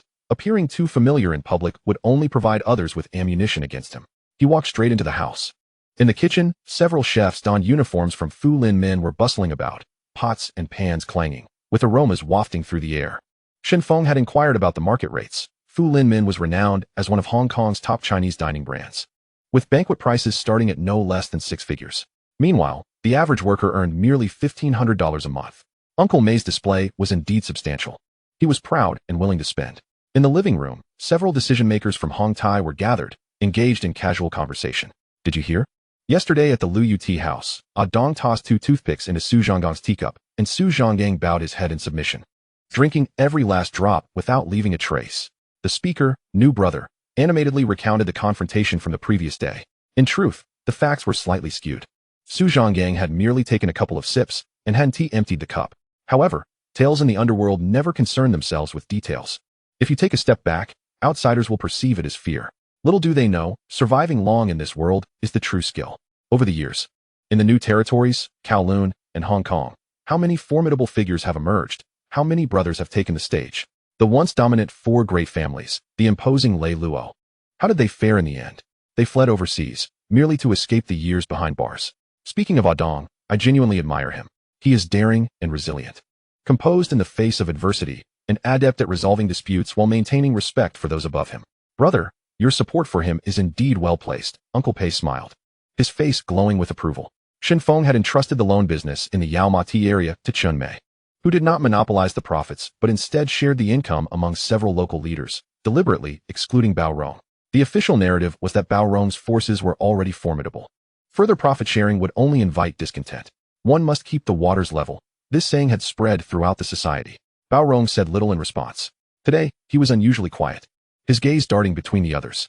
Earlier, he had received word from Shen Feng's subordinates indicating that someone within Hong Tai was plotting against him, and since then, he had been on high alert, feeling an undercurrent of tension all around him. The winds do not stir without cause. He first suspected Shen Feng, but soon dismissed that thought. Uncle May, with a cigar clenched between his teeth, maintained his cheerful demeanor. Ha ha ha, he has earned it on his own. It is worth our support. Oh, Dong, we were just speaking of you, and here you are. With Hong Tai's rising momentum, he too was basking in reflected glory. The organization could compel He Liansheng and Dong Xing to publicly acknowledge the dual red-collared position, forcing the Su family brothers of the new Ji to bow and retreat. The banner of Hong Tai now shone brightly, almost blinding. Old top, Shen Feng greeted. Dong, please sit. Crown Prince Chen Tailong was at the statue of Guangong, lighting incense, his posture straight, not turning back. Shen Feng chose to sit at the edge of the table. Fat Bo grinned widely. I heard you had a meeting with Su Zhonggang of the new Ji at the Liu Tea house yesterday? His round face beamed with smiles. And coupled with his ample physique, he appeared particularly warm. Shen Feng pulled out a pack of red cigarettes, distributing them around the table. He had not brought any rolling tobacco, only finished cigarettes. It wasn't anything serious, just a minor altercation.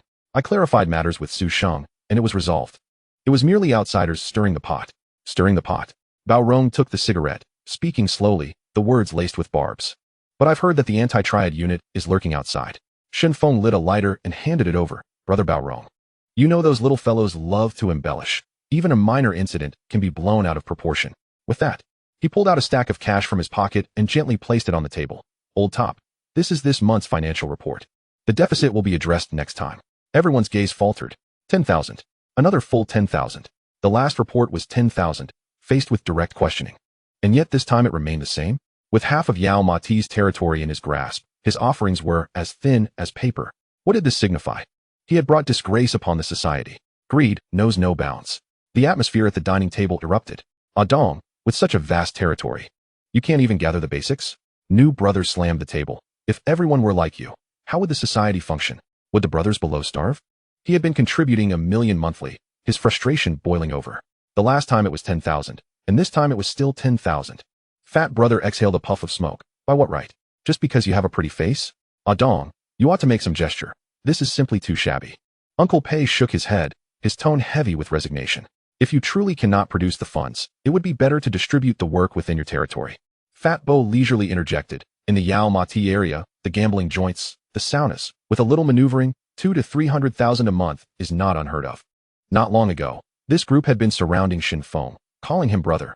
Now, friendships were severed quicker than flipping a book, especially Fei Bo, whose eyes betrayed an unmistakable hostility. Shen Feng was acutely aware that these individuals had insatiable appetites. Even after providing the desired business, they remained unsatisfied. Chen Mei, Crown Prince Chen Tai Long, and Bao Rong sat silently nearby, their lips sealed. It was truly impossible to extract any further funds this time. Had he possessed the money, he would have paid it already. Shen Feng, cigarette in hand, spoke with a calm demeanor. Today, he felt rather pleased. The stock price of Kowloon warehouse had surged dramatically, and there was no reason to be irate over trivial matters. We are all allies. Are you not familiar with my disposition, Shen Feng? I assure you, the next installment will be compensated in full. But will there even be a next time? Sang Bo is about to be released from prison, and the police's crackdown on Hong Tai is nearing its conclusion. Fei Bo sneered and waved dismissively. Who would believe your words? You said the same last time. I've already inquired. Each of the 18 arhats of Tsiun Mountain receives a salary of 50,000. The arcade rakes in millions monthly. Do you think this 10,000 is enough to appease beggars? The 18 arhats of Tsiun Mountain were originally known as the Seven Sons of Tianyang, a new title adopted by the Tony brothers, Luo Tianhong, and others. The previous names of the 10 heroes and 6 Iron Men were too convoluted to remember. Thus, they unified under the banner of the 18 arhats. Besides the old guard, even Axe Head Jun and Ah-1, Sheng Jiwen, were included in this new designation. Fei Bo. Silence. Chun Mei suddenly interjected, her cigar trembling slightly between her fingers. Adong has only been in charge for 2 months. Just last month, he secured Tsiun Mountain, completely changing the banner. This month, he seized territory in Yao Ma Ti from Dongxing and Helian Sheng. Which of these ventures did not require significant investment? Who among you has lent a helping hand? Have you, Fei Bo, ever lifted a finger for him? Hong Tai must not treat people this way. I, Chen Mei, owe a debt to Adong. Reflect upon your own consciences. What have you offered in return for Adong relinquishing the business? A society cannot simultaneously lavish benefits while exploiting its members. Furthermore, what of offering the 18 arhats a salary of 50,000? If we wish for the organization to endure, we must ensure the brothers lead dignified lives. Adong has done nothing wrong. I stand by him. Each word from Chun Mei struck like iron nails into wood. Damn. Shen Feng nearly flicked his cigarette, but at Fei Bo's face. Was this truly the reticent Uncle Mei? He was utterly transformed. Even Shen Feng was taken aback. With Chun Mei having spoken, the others were compelled to swallow their words. After all, Shen Feng had indeed brought business. Once Uncle Mei opened his mouth, it became clear to all why. The gifts Shen Feng had provided were substantial enough that any recipient would feel compelled to respond. Such venues? The properties on Bao Lane were worth their weight in gold, commanding respect from both the underworld and the legitimate world. This kind of gesture was effortlessly made, and anyone would remember this favor. However, Uncle Mei's tone softened as his gaze settled on Shen Feng's face, imbued with a touch of the elder's benevolence. Adong, in both life and work, one must leave room for maneuver. I understand you have difficulties, but if the offerings decrease, the outsiders will gossip, and we will lose face. Ensure it is compensated next time. Shen Feng smiled in agreement, his thoughts already drifting elsewhere. What he truly wished to know was how high the Kowloon warehouse stock had soared. In this age without mobile phones, information relied solely on telephone calls, and the wait was exasperating. Uncle Mei gestured, let us eat. Eat, do not linger. After the meal, Shen Feng made a beeline for the telephone booth, dialing his agent's number. Upon hearing the quote of $40, he nearly burst into laughter. He turned to Luo Tianhong and to Xiong, saying, the money you borrowed from me has now doubled. Luo Tianhong, gripping the steering wheel, looked incredulous. Brother Feng, I may not be well educated, but I am not foolish. Doubling in just a few days? Even loan sharks do not operate like that. What do you think, De Xiong? Shen Feng turned to him. De Xiong grinned. If Brother Feng says it will rise, then it surely will. If you say there is gold on the moon, I'll dig alongside you. Shen Feng chuckled softly, refraining from further explanation. Some might wonder why, with a similar British capital background, HSBC supported Chinese merchants while suppressing Jardine Matheson. This matter traces back a century. When Hong Kong opened its port, the establishment of banks required the governor's permission. HSBC was founded in 1865 but did not obtain its license until 1866 due to various complications, with Jardine Matheson playing a crucial role behind the scenes. The founders of HSBC were a group of British trading firms operating in China, many of which had long-standing grievances with Jardine Matheson. Among them, Baoshan Company, was particularly at odds, viewed as a thorn in Jardine's side. Just as the license hung in limbo, Baoshuan's head, John, not only poured money into the venture but also managed to win over Jardine's head, Robert's girlfriend who was residing in Hong Kong. Even more audaciously, he lavishly purchased a thoroughbred horse, snatching the Hong Kong Cup championship from Robert, who had held it for years. For a man, to have both woman and honor taken away is the utmost humiliation. From that moment on, HSBC and Jardine Matheson became embroiled in a feud that endured for an entire century. Chapter 40. The project progresses as planned. It is rumored that if employees from either company successfully lure away the spouses or lovers of the other's management, they will become legendary figures whispered about internally. As he watched the convoy depart from the villa one by one, Shen Tai Long rose, his tone tinged with dissatisfaction. Dad, a dong is clearly playing tricks by not repaying his debts. Why let him go so easily? If others see this, they will follow suit. And how will Hong Tai maintain its standards? Do not rush. I am well aware, Shen Mei said, setting down her teacup and lighting a cigar, the smoke rising slowly. Who would dare to imitate a dong's default? If someone does, they will be eliminated and replaced without hesitation. But if someone can default while also bringing in greater benefits for the society, then what harm is there in allowing that? There are countless individuals on the streets who aspire to be leaders, but how many can mediate and shoulder responsibilities? How many can ensure that other factions willingly share profits? If a dong desires some advantages, then let him be well fed first. He is not foolish. He understands when to advance and retreat, unlike you, who are always so single-minded. After speaking, Chen Mei glanced at her son. By the way, have you any news regarding the assassin I instructed you to find? Dad, arrangements are already in progress. Shen Tai Long replied in a hushed tone. This matter must be resolved by the end of the month. As the Mercedes-Benz 600 AMG entered the Kuntong area, Luo Tianhong gently applied the brakes, bringing the vehicle to a steady halt. What's wrong? Shen Feng, who had been resting his eyes, was interrupted and opened them to inquire. Luo Tianhong gestured forward with his chin. On the roadside, Bao Rong, cigarette in mouth, was flanked by more than 10 subordinates with fierce expressions, smiling as he waved towards them. He was the first to leave the meeting and had evidently been waiting for quite some time. Shen Feng exited the car, approaching with Luo Tianhong and Xiong. Bao Rong, just a phone call would suffice. There was no need for you to wait here in person. Adong, come to Kowloon tonight for a drink and to foster our relationship. Siyun Mountain and Yao Ma Ti are yours. Kowloon is my territory. We are neighbors, after all, and should interact more. Certain matters should be discussed face-to-face to clarify past misunderstandings. Bao Rong smiled warmly, showing no trace of hostility. The nightclub is not suitable for negotiations. Shen Feng removed his sunglasses, speaking coolly. I hear your hot pot is quite good. Set a time, and I will come by. All right, let us not miss each other tonight. I will personally select the seafood, Bao Rong replied with a smile, then turned and got into his car. His subordinates followed suit, and 3 black cars slowly drove away from the street corner.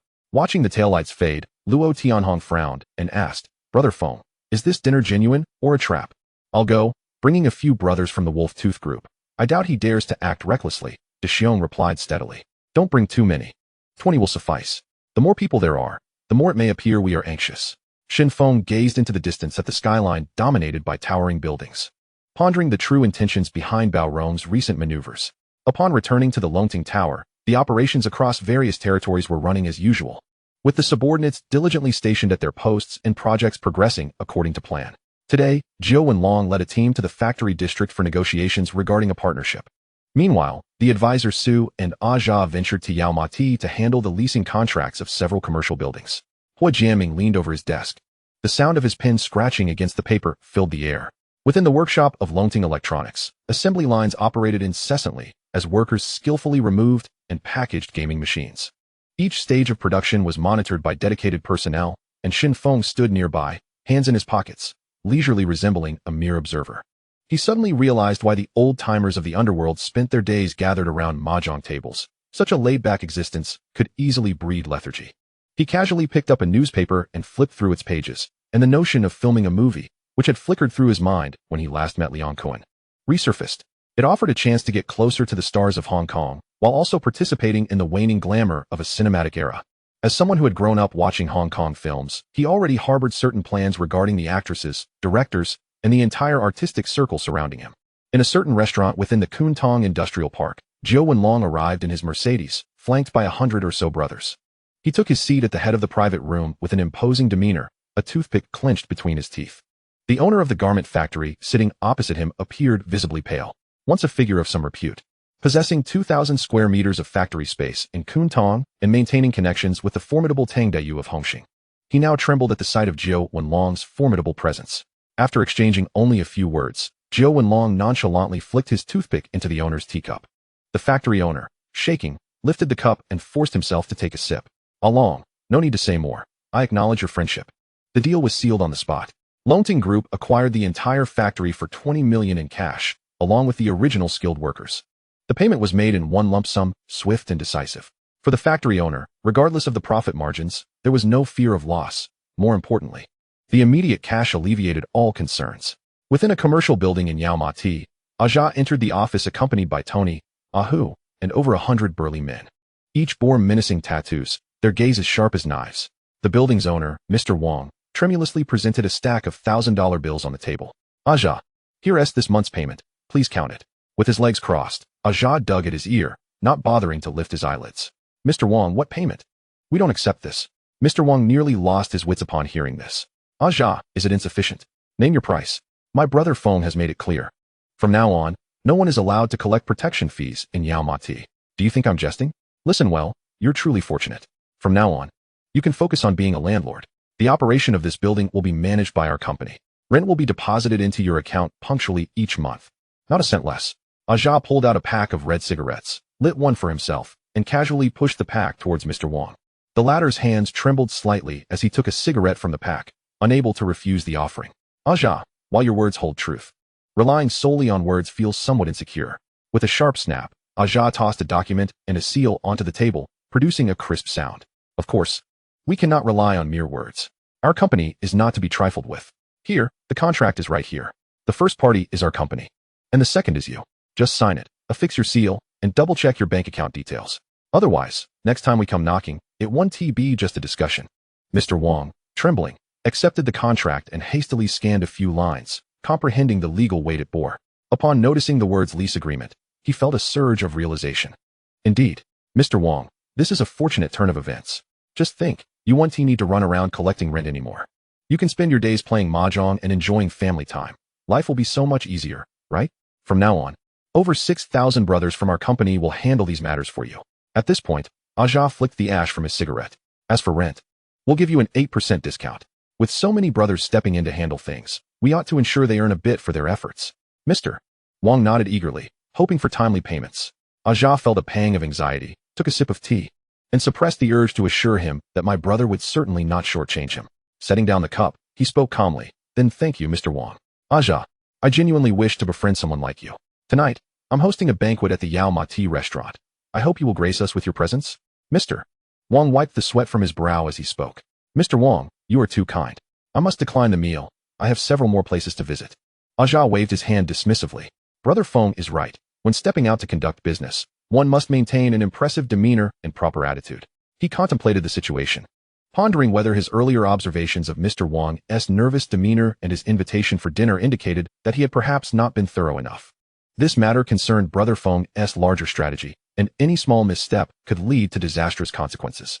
Thus, Aja straightened his posture and sincerely stated, Mr. Wong, if we have fallen short in any way, please feel free to speak candidly. Do not hesitate.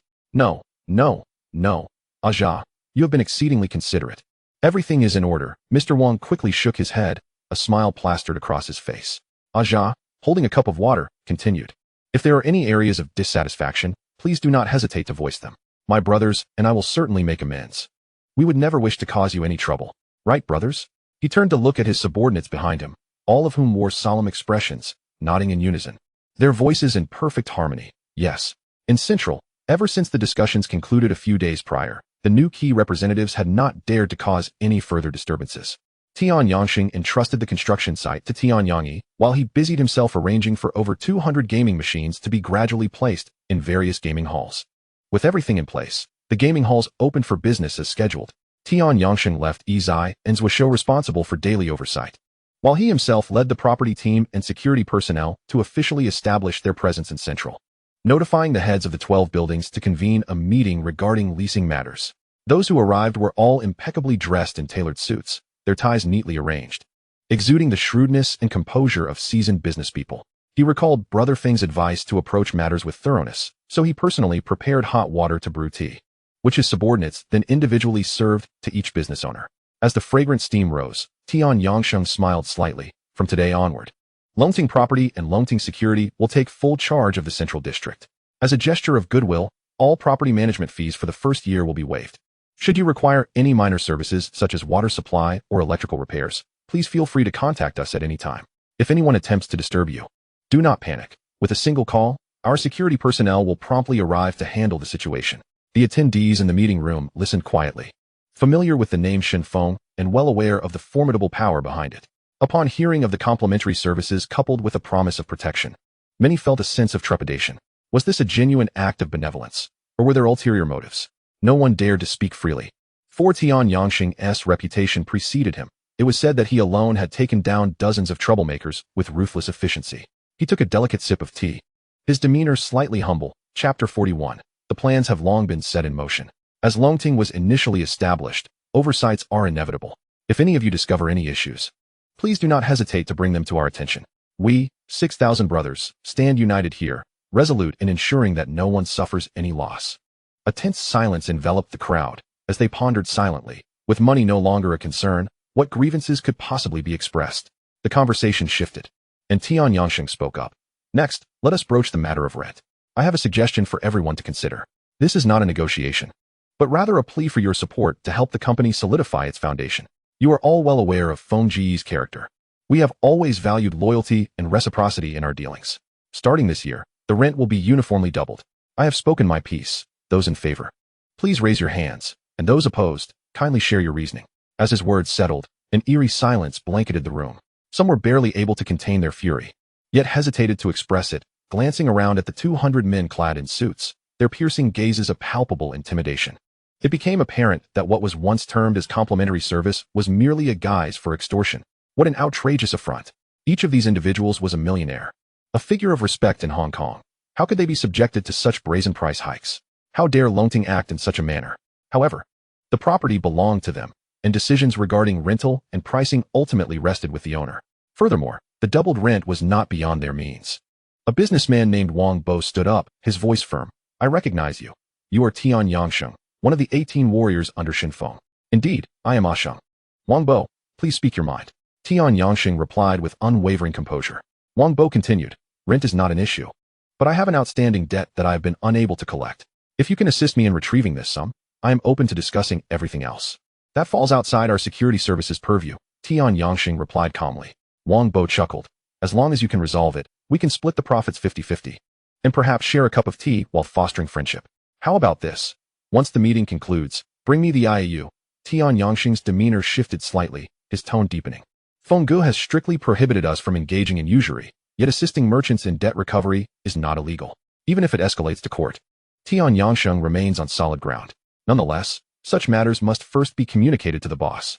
As soon as he finished speaking, the meeting room erupted into a flurry of chatter. Asheng, I have a few bad debts here too. If you can sort them out, we'll consider ourselves brothers. Asheng, let us meet tonight at Royal Number 1. I'll treat. Asheng, shall we unwind at the sauna? Shen Feng, having brewed a pot of tea and completed his paperwork, glanced up to find it was already 5 in the afternoon. At that moment, Leopard Rong sent an address via pager. He promptly instructed De Xiong to gather the team and prepare the vehicles. Dao Zihong still needed to inspect the nightlife for drug issues that evening and could not join them. De Xiong assembled the Wolf and Monkey along with others. 2 troop carriers and a Mercedes-Benz 600 AMG set off slowly toward Kowloon. The hot pot restaurant named Fu Lu Shi was nestled deep within an alley, a time-honored establishment. This area is popular among office workers from Wan Chai and Central, who enjoy a steaming hot pot after work. However, today the entire restaurant had been reserved by Leopard Rong. When Shen Feng and De Xiong arrived, Leopard Rong was already waiting at the entrance. Dong, for hot pot in Hong Kong, one must look to Kowloon. This place is the most authentic. I had someone deliver a live East-Star grouper this morning. You must try it later. He glanced at the 20 or so muscular men De Xiong had brought, all towering near 6 feet with fierce expressions, then shouted to the kitchen, add 4 more tables. Understood, Brother Rong.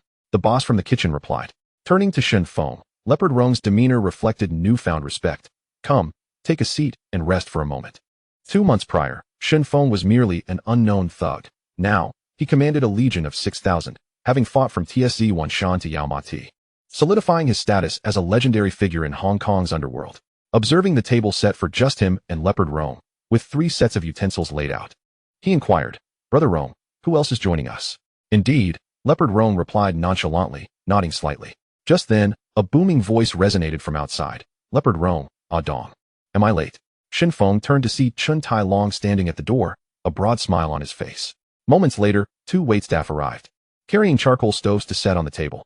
One pot simmered with East Star grouper, while the other brewed sauté soup, followed by plates of freshly sliced beef and seasonal vegetables.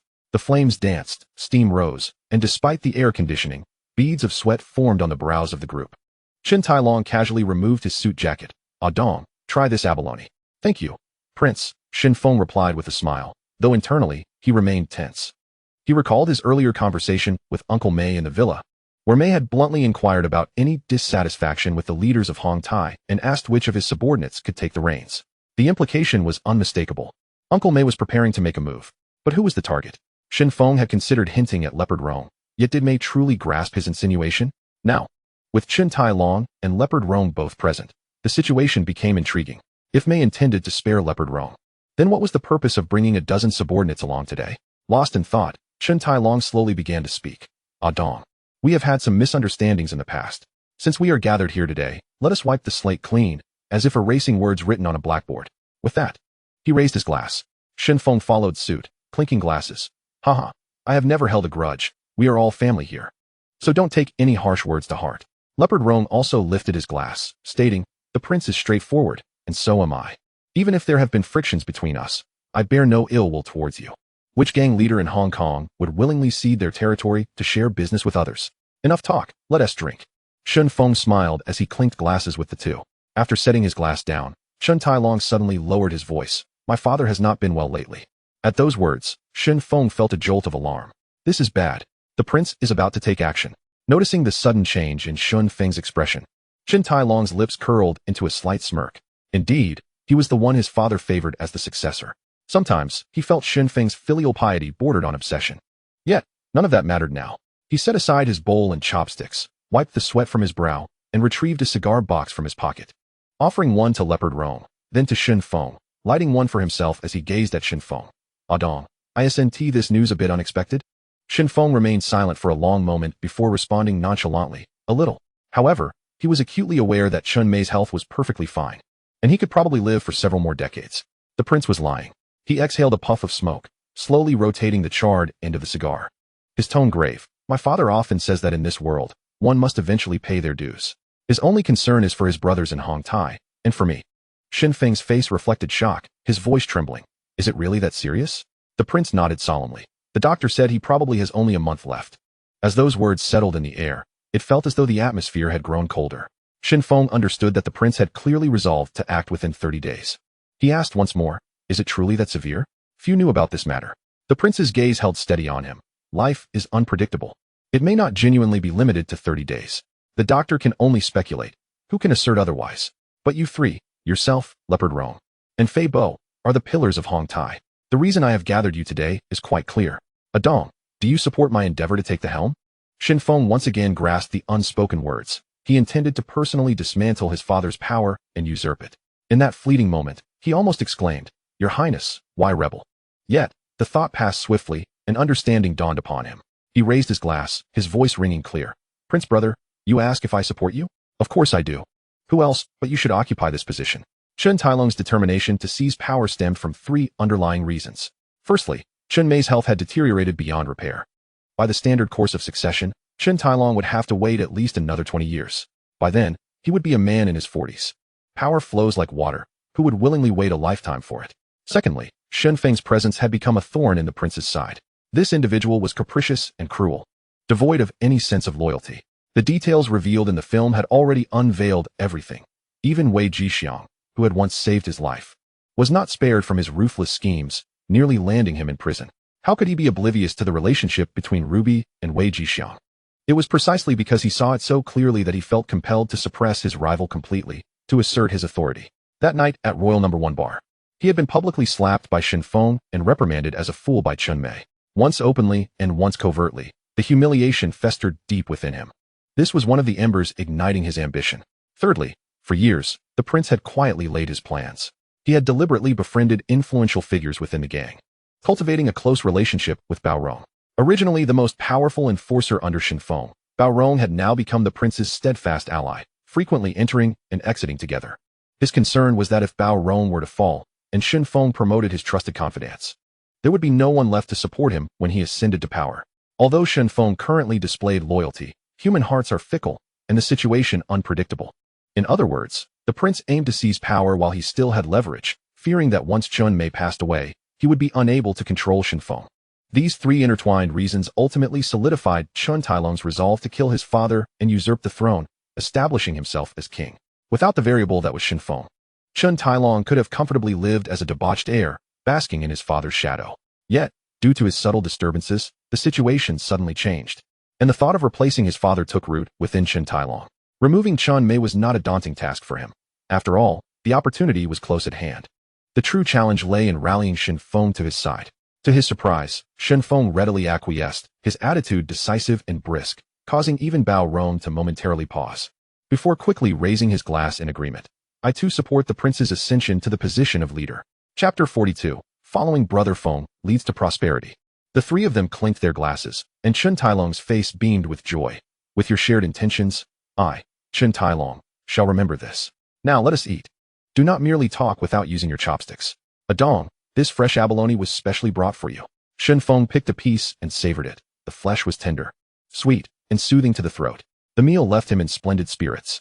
With such flavor, 3 bowls of rice would not be excessive. As they returned, the car headed towards Siamese Mountain. Shen Feng slapped his thigh in frustration, lamenting how he had forgotten to bring a recording pen. He turned to Monkey and asked, "You were a scout before. Tell me, can you stealthily install a few hidden cameras in Uncle May's villa without anyone noticing?" "Brother Feng, that's a trivial matter," Monkey grinned. "Give me 100,000, and I'll procure the equipment. I guarantee those guards won't find a single clue. I can capture even the prince being intimate with his woman." He pounded his chest, leaving no further questions. Orders from superiors must be executed. Shen Feng nodded. "All right. I'll leave this matter to you. The laws of Xianjiang clearly state that illicit recordings cannot be used as court evidence. Otherwise, the anti-Triad team could have dismantled all the gangs with a single undercover agent and a recording pen. However, once such evidence is placed within the gang's internal affairs, it becomes undeniable proof, leaving no room for rebuttal. Having detected Chun Tailong's treachery, Shen Feng naturally would not stand idly by. Without completely toppling the Qin family, how could he assert control over Hong Tai? The mere thought of the scenario exhilarated him. The prince kills his father, Sang Bo then slays the prince, and the police seize the opportunity to sweep in, a tempest of bloodshed and chaos, a grand spectacle unfolding.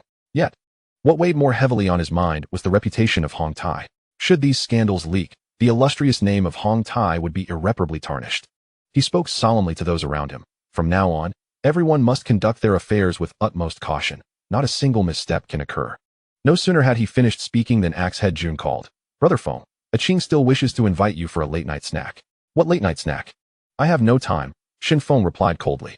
"Tell him I'm not one to hold grudges." With a storm brewing over Hong Tai, he had no leisure to deal with the likes of Chun Yaoqing, the tiger of Wan Chai. The anti-Triad team kept a close watch on him, and every step must be taken with care. At this critical juncture, he could not afford to act recklessly, at least until Hong Tai was secure. He needed to remain hidden. He opted for a low-profile existence, outwardly indulging in a life of excess, while quietly observing the unfolding events. The more he appeared unrestrained, the less the authorities perceived him as a threat. Thus, Shen Feng resolved that starting tomorrow, he would venture into the film industry. When Axe-Head Jun relayed this message to Chun Yaoqing, the latter immediately felt a surge of anxiety. He had already sought to meet Shen Feng on multiple occasions, yet the latter consistently avoided him. This was not a favorable omen. Shen Feng was displeased, and this was a hard fact to swallow.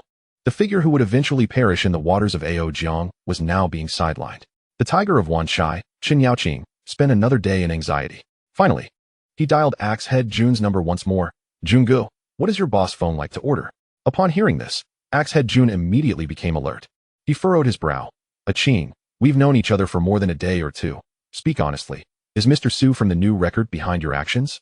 Was there a hidden blade in your words, intending to harm Brother Feng?" Rumors had long circulated about the intensifying conflict between Shen Feng and New Record.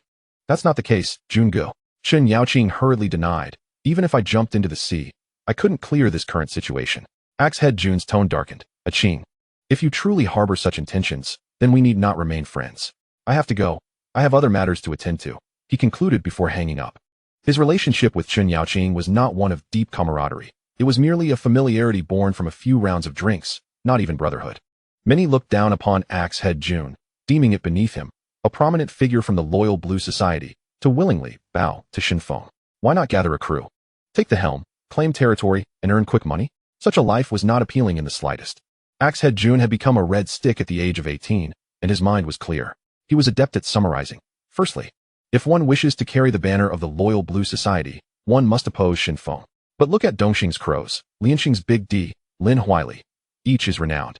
Yet they all ultimately fell into Brother Feng's hands.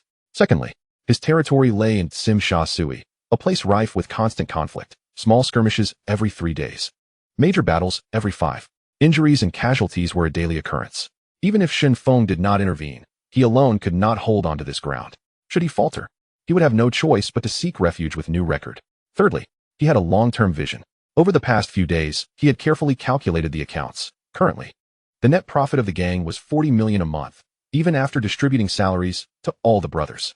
Following Brother Feng guarantees a profit without loss. This is not even accounting for the upcoming real estate projects, the strategic layout in the central business district, and the operational plans for gaming establishments. What does 40 million truly signify? Certain small gangs, and even some once prominent groups that are now fading into obscurity, might not even manage to accumulate such a sum in a year's worth of transactions.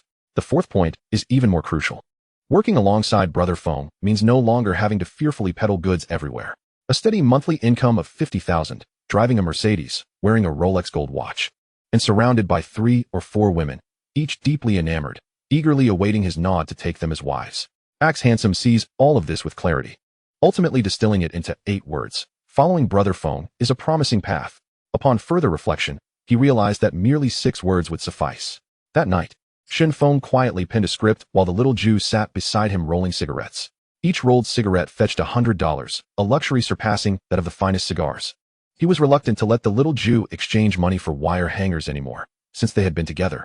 He had taken on all expenses for both her and the matchmaker.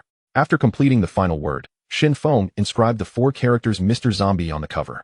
He had meticulously sifted through various stories. Although A Better Tomorrow was a classic, filming it now would be an overt provocation to the police. Other popular films in his mind featured overly intimate interactions between the leads, which he found unappealing. Only Mr. Zombie, a supernatural theme, had low production costs, high returns, and virtually no romantic subplots. It was the early 1980s, and zombie films had yet to gain popularity. With this thought, he glanced at the little Jew, who was engrossed in rolling cigarettes. I'll find you a proper job tomorrow. Staying home all the time isn't a solution. Sure, filmmaking, becoming a star. I don't like to be in the limelight. Then what do you plan to do? Just stay by your side. My little Jew, you can't become a sloth. I don't care. Besides, I heard that you need to be able to. Her voice trailed off. Nearby, Big Bear immediately coughed twice. Brother Feng. I'll step outside for a moment. It's too sweet in here. Once Big Bear left, the little Jew leaned in close to Shen Feng's ear and whispered one word. Strip. Indeed. Initially, Shen Feng had intended for her to play the female lead in Mr. Zombie. As an investor, supporting his own starlet seemed reasonable. Since she was unwilling, he didn't press the matter. After all, supporting her posed no burden. After a tender moment, night had deepened, and he first escorted the little Jew back to the housing estate. He himself was in no hurry to rest.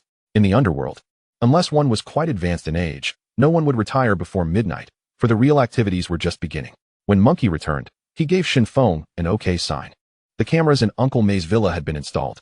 Shen Feng immediately understood Monkey's intention and nodded slightly in acknowledgement. Aja and his crew returned after completing their tasks, carrying stacks of documents, all rental contracts. According to the established plan, they needed to start contacting rental agencies in the Yao Ma Ti and Mong Kok areas tomorrow, aiming to bring them all under the Longting umbrella.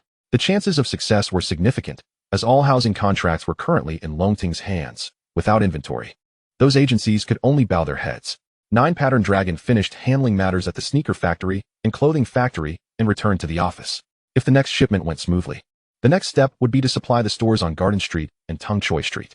Just the name Shen Feng on these 2 streets served as a pass. Who would dare to disrespect it? Who would even think of uttering a single word of dissent? After much contemplation, Shen Feng felt something was still lacking. He turned to 9 Pattern Dragon. Along, tomorrow you should visit these 2 streets and speak to the shop owners one by one. Brother Feng, how do you want me to negotiate? 9 Pattern Dragon asked calmly. Shen Feng took a sip of tea and slowly replied. The business on these 2 streets must be firmly in our grasp.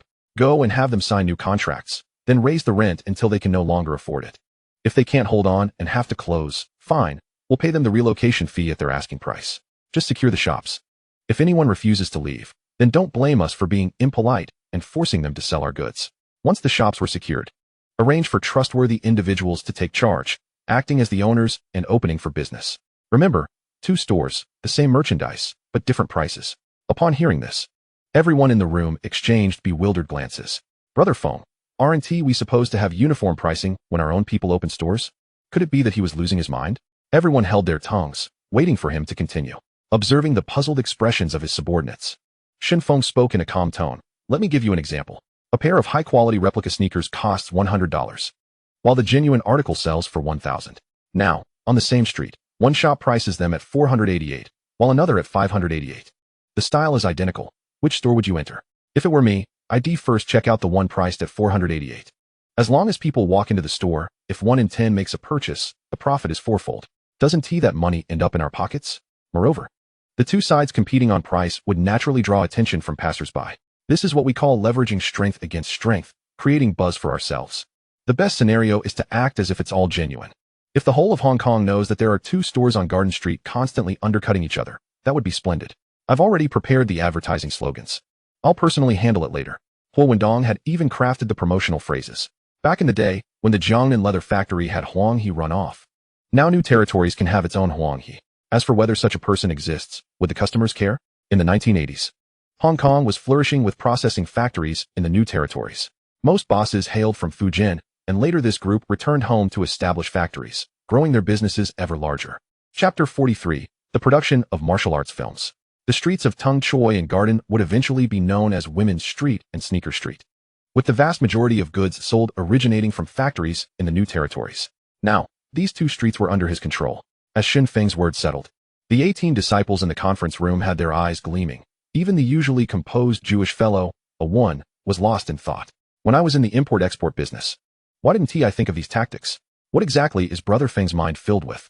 Dao Zihong suddenly posed a question, his face filled with curiosity. Brother Feng, why did you choose the prices $488 and $588? Why not $478 and $378? Shen Feng frowned in response. Dao Zihong persisted, raising his hand to inquire. Why not simply set them at $400 and $500? It's all our own goods, and it saves the trouble of making change. Shen Feng nearly lost his patience, his tone turning cold. If we are engaging in a price war, who would believe in round numbers? Others will only think you're artificially inflating the price. Can't you grasp this? In truth, he had merely borrowed the non-integer pricing method from books. Yet speaking it made it seem as if he had long understood its intricacies. The 18 disciples felt a jolt in their hearts. Brother Feng's grasp of human psychology was indeed unparalleled. Dao Zihong couldn't help but exclaim, Brother Feng, truly the essence of a shrewd businessman. 9-patterned dragon grinned. Brother Feng, that's quite cunning. Ajan nodded in agreement. Brother Feng's heart has never softened. Just a minor matter. Each of us will receive 3 points in the high-quality replica business from the sneaker and clothing factories. Shen Feng waved his hand. All right. You all can head back and rest. To be honest, relying on signing leases and raising rents to squeeze people out left a sense of unease in his heart. Wasn't this akin to bullying the weak?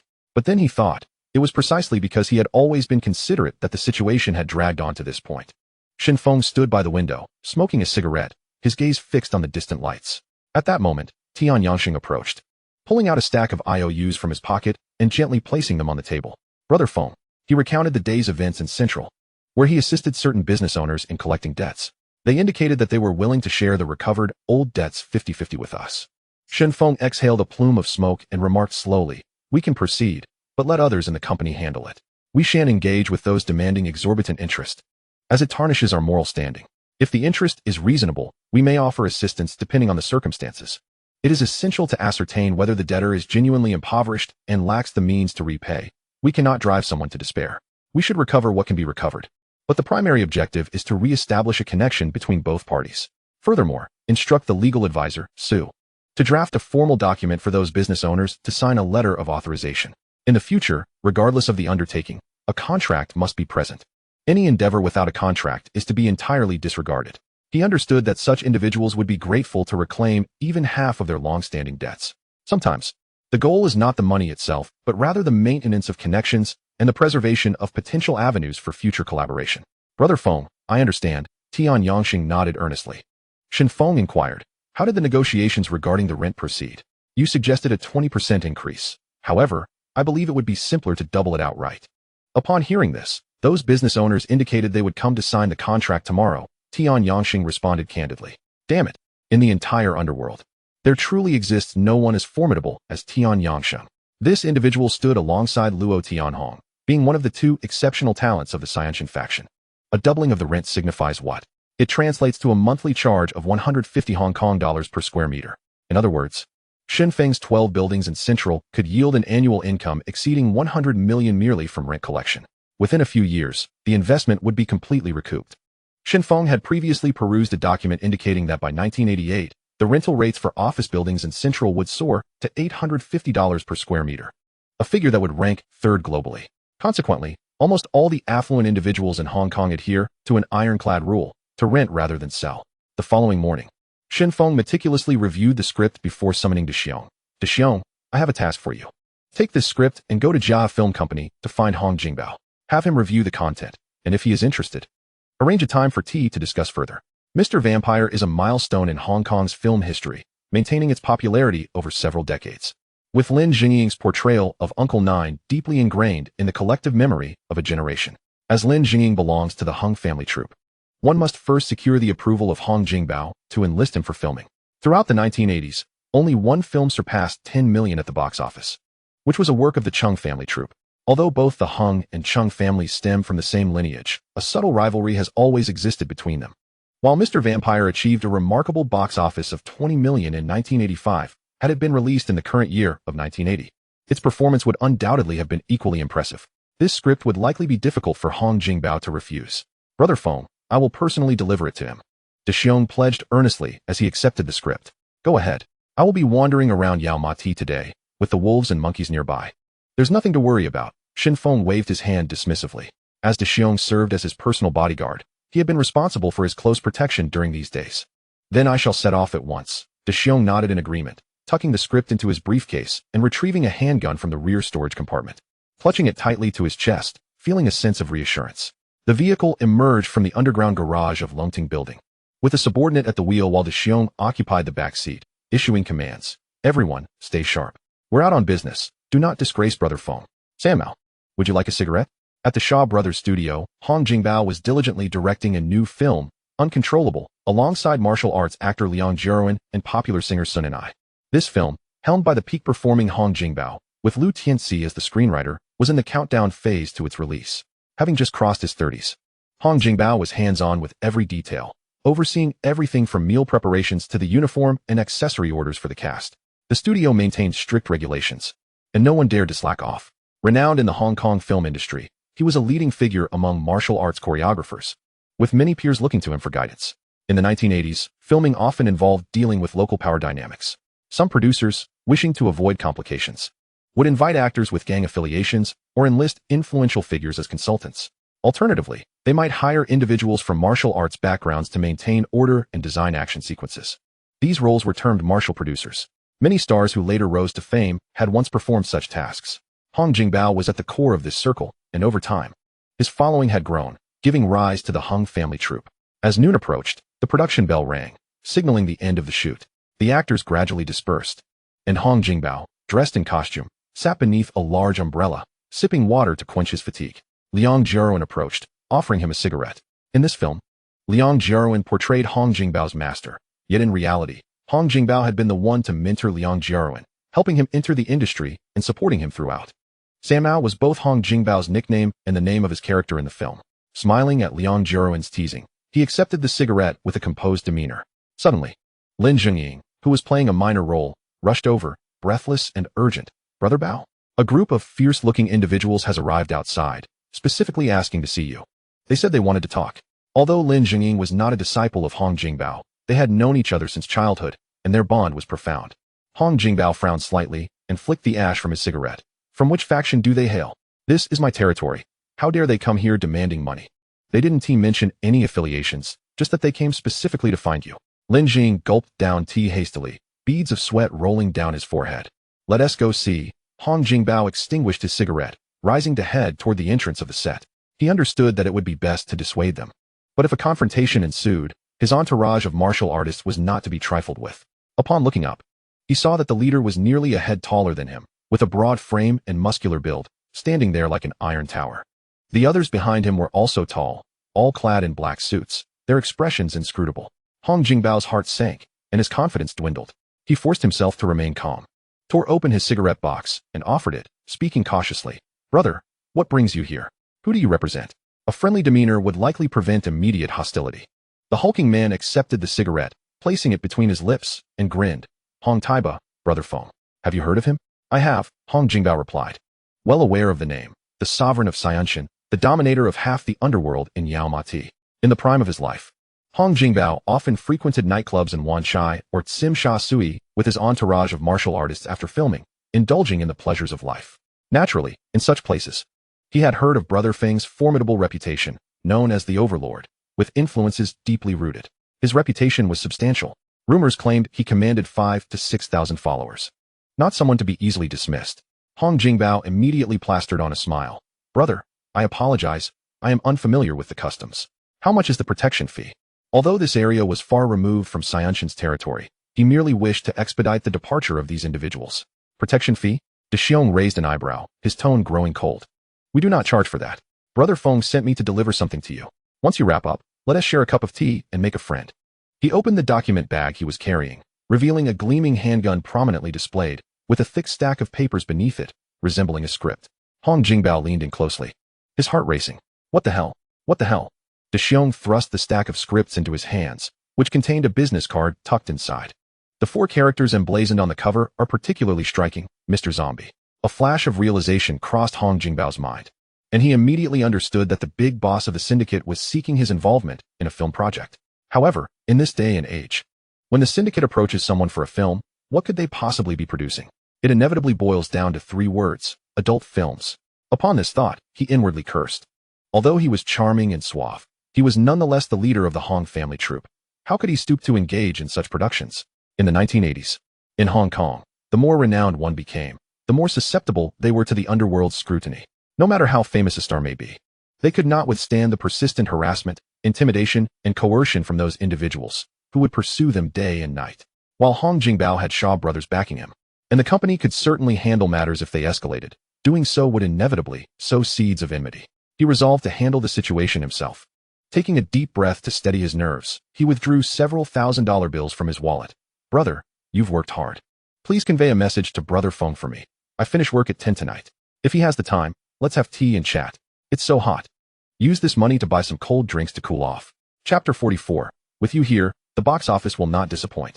No need for tea, De Xiong replied. Arms crossed. We must ensure that Brother Feng's instructions are executed flawlessly. We'll wait right here for you to finish. Regardless of the stature of those Brother Feng wished to invite, they had to be personally escorted back. Any oversight would incur grave consequences. Presently, the 7 sons of heaven were out earning money for Brother Feng, while he, along with Yi Lang and Hosey, remained at the gym training their juniors. This opportunity to run errands was not to be taken lightly. He could not afford to make a single mistake, nor could he allow Brother Feng to be disappointed in him. Upon hearing this, Hong Jingbao understood perfectly. These individuals were evidently here for him and were determined to meet him. Since they were willing to wait until he finished work, he saw no reason to decline and tacitly agreed. Inside the studio, he instructed his subordinates to treat their guests with utmost hospitality, ensuring that tea and cigarettes were plentiful. Yet, he himself had not even turned the cover of the script, as if the pages concealed not a story but merely the dust of the wind. Returning to the filming location, Liang Jiaoren, Xuanyi, and Lin Jingying immediately surrounded him. Brother Bao, are you alright? Should we call the police? There are only 5 of them. We can simply drive them away, they insisted. Hong Jingbao waved his hand dismissively, maintaining a calm tone. There's no need for concern. It's merely a boss delivering a script, wishing to collaborate on a film and make a friend. Tonight, Aing and a Biao, you will accompany me. He then whispered a reminder. Aing, be sure to bring over more tea and cigarettes later, and maintain a composed demeanor. Their background is significant. As dusk approached, it was just past 5 o'clock when Hong Jingbao, in his capacity as director, announced an early wrap for the day.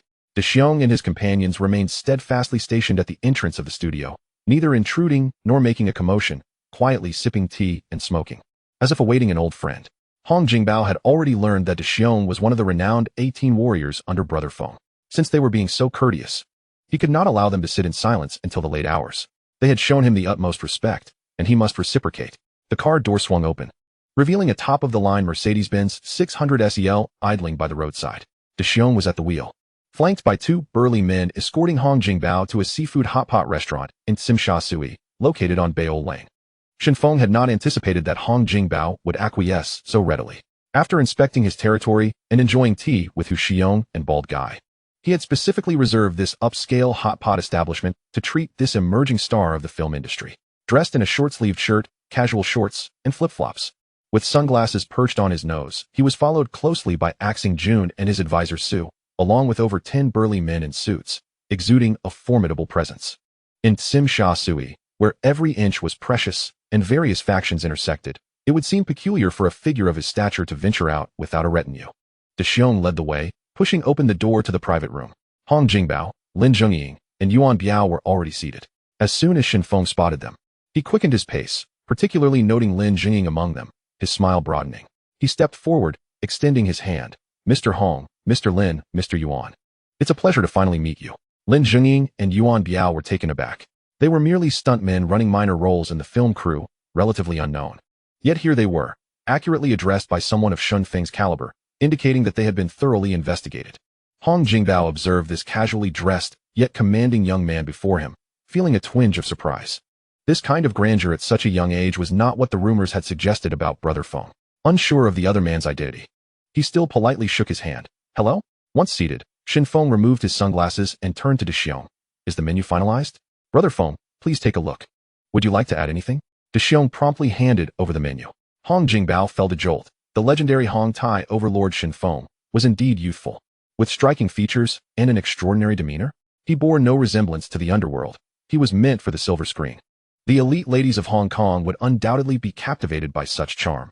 Even Jiahe and Shaw brothers would be compelled to elevate him to prominence. Let us have more beef. They must be famished after just wrapping up. Shen Feng glanced at the menu and turned to the waiter, asking, what would the three of you like to drink? Hong Jingbao took the menu, cautious not to order frivolously, selecting only a few bottles of foreign wine.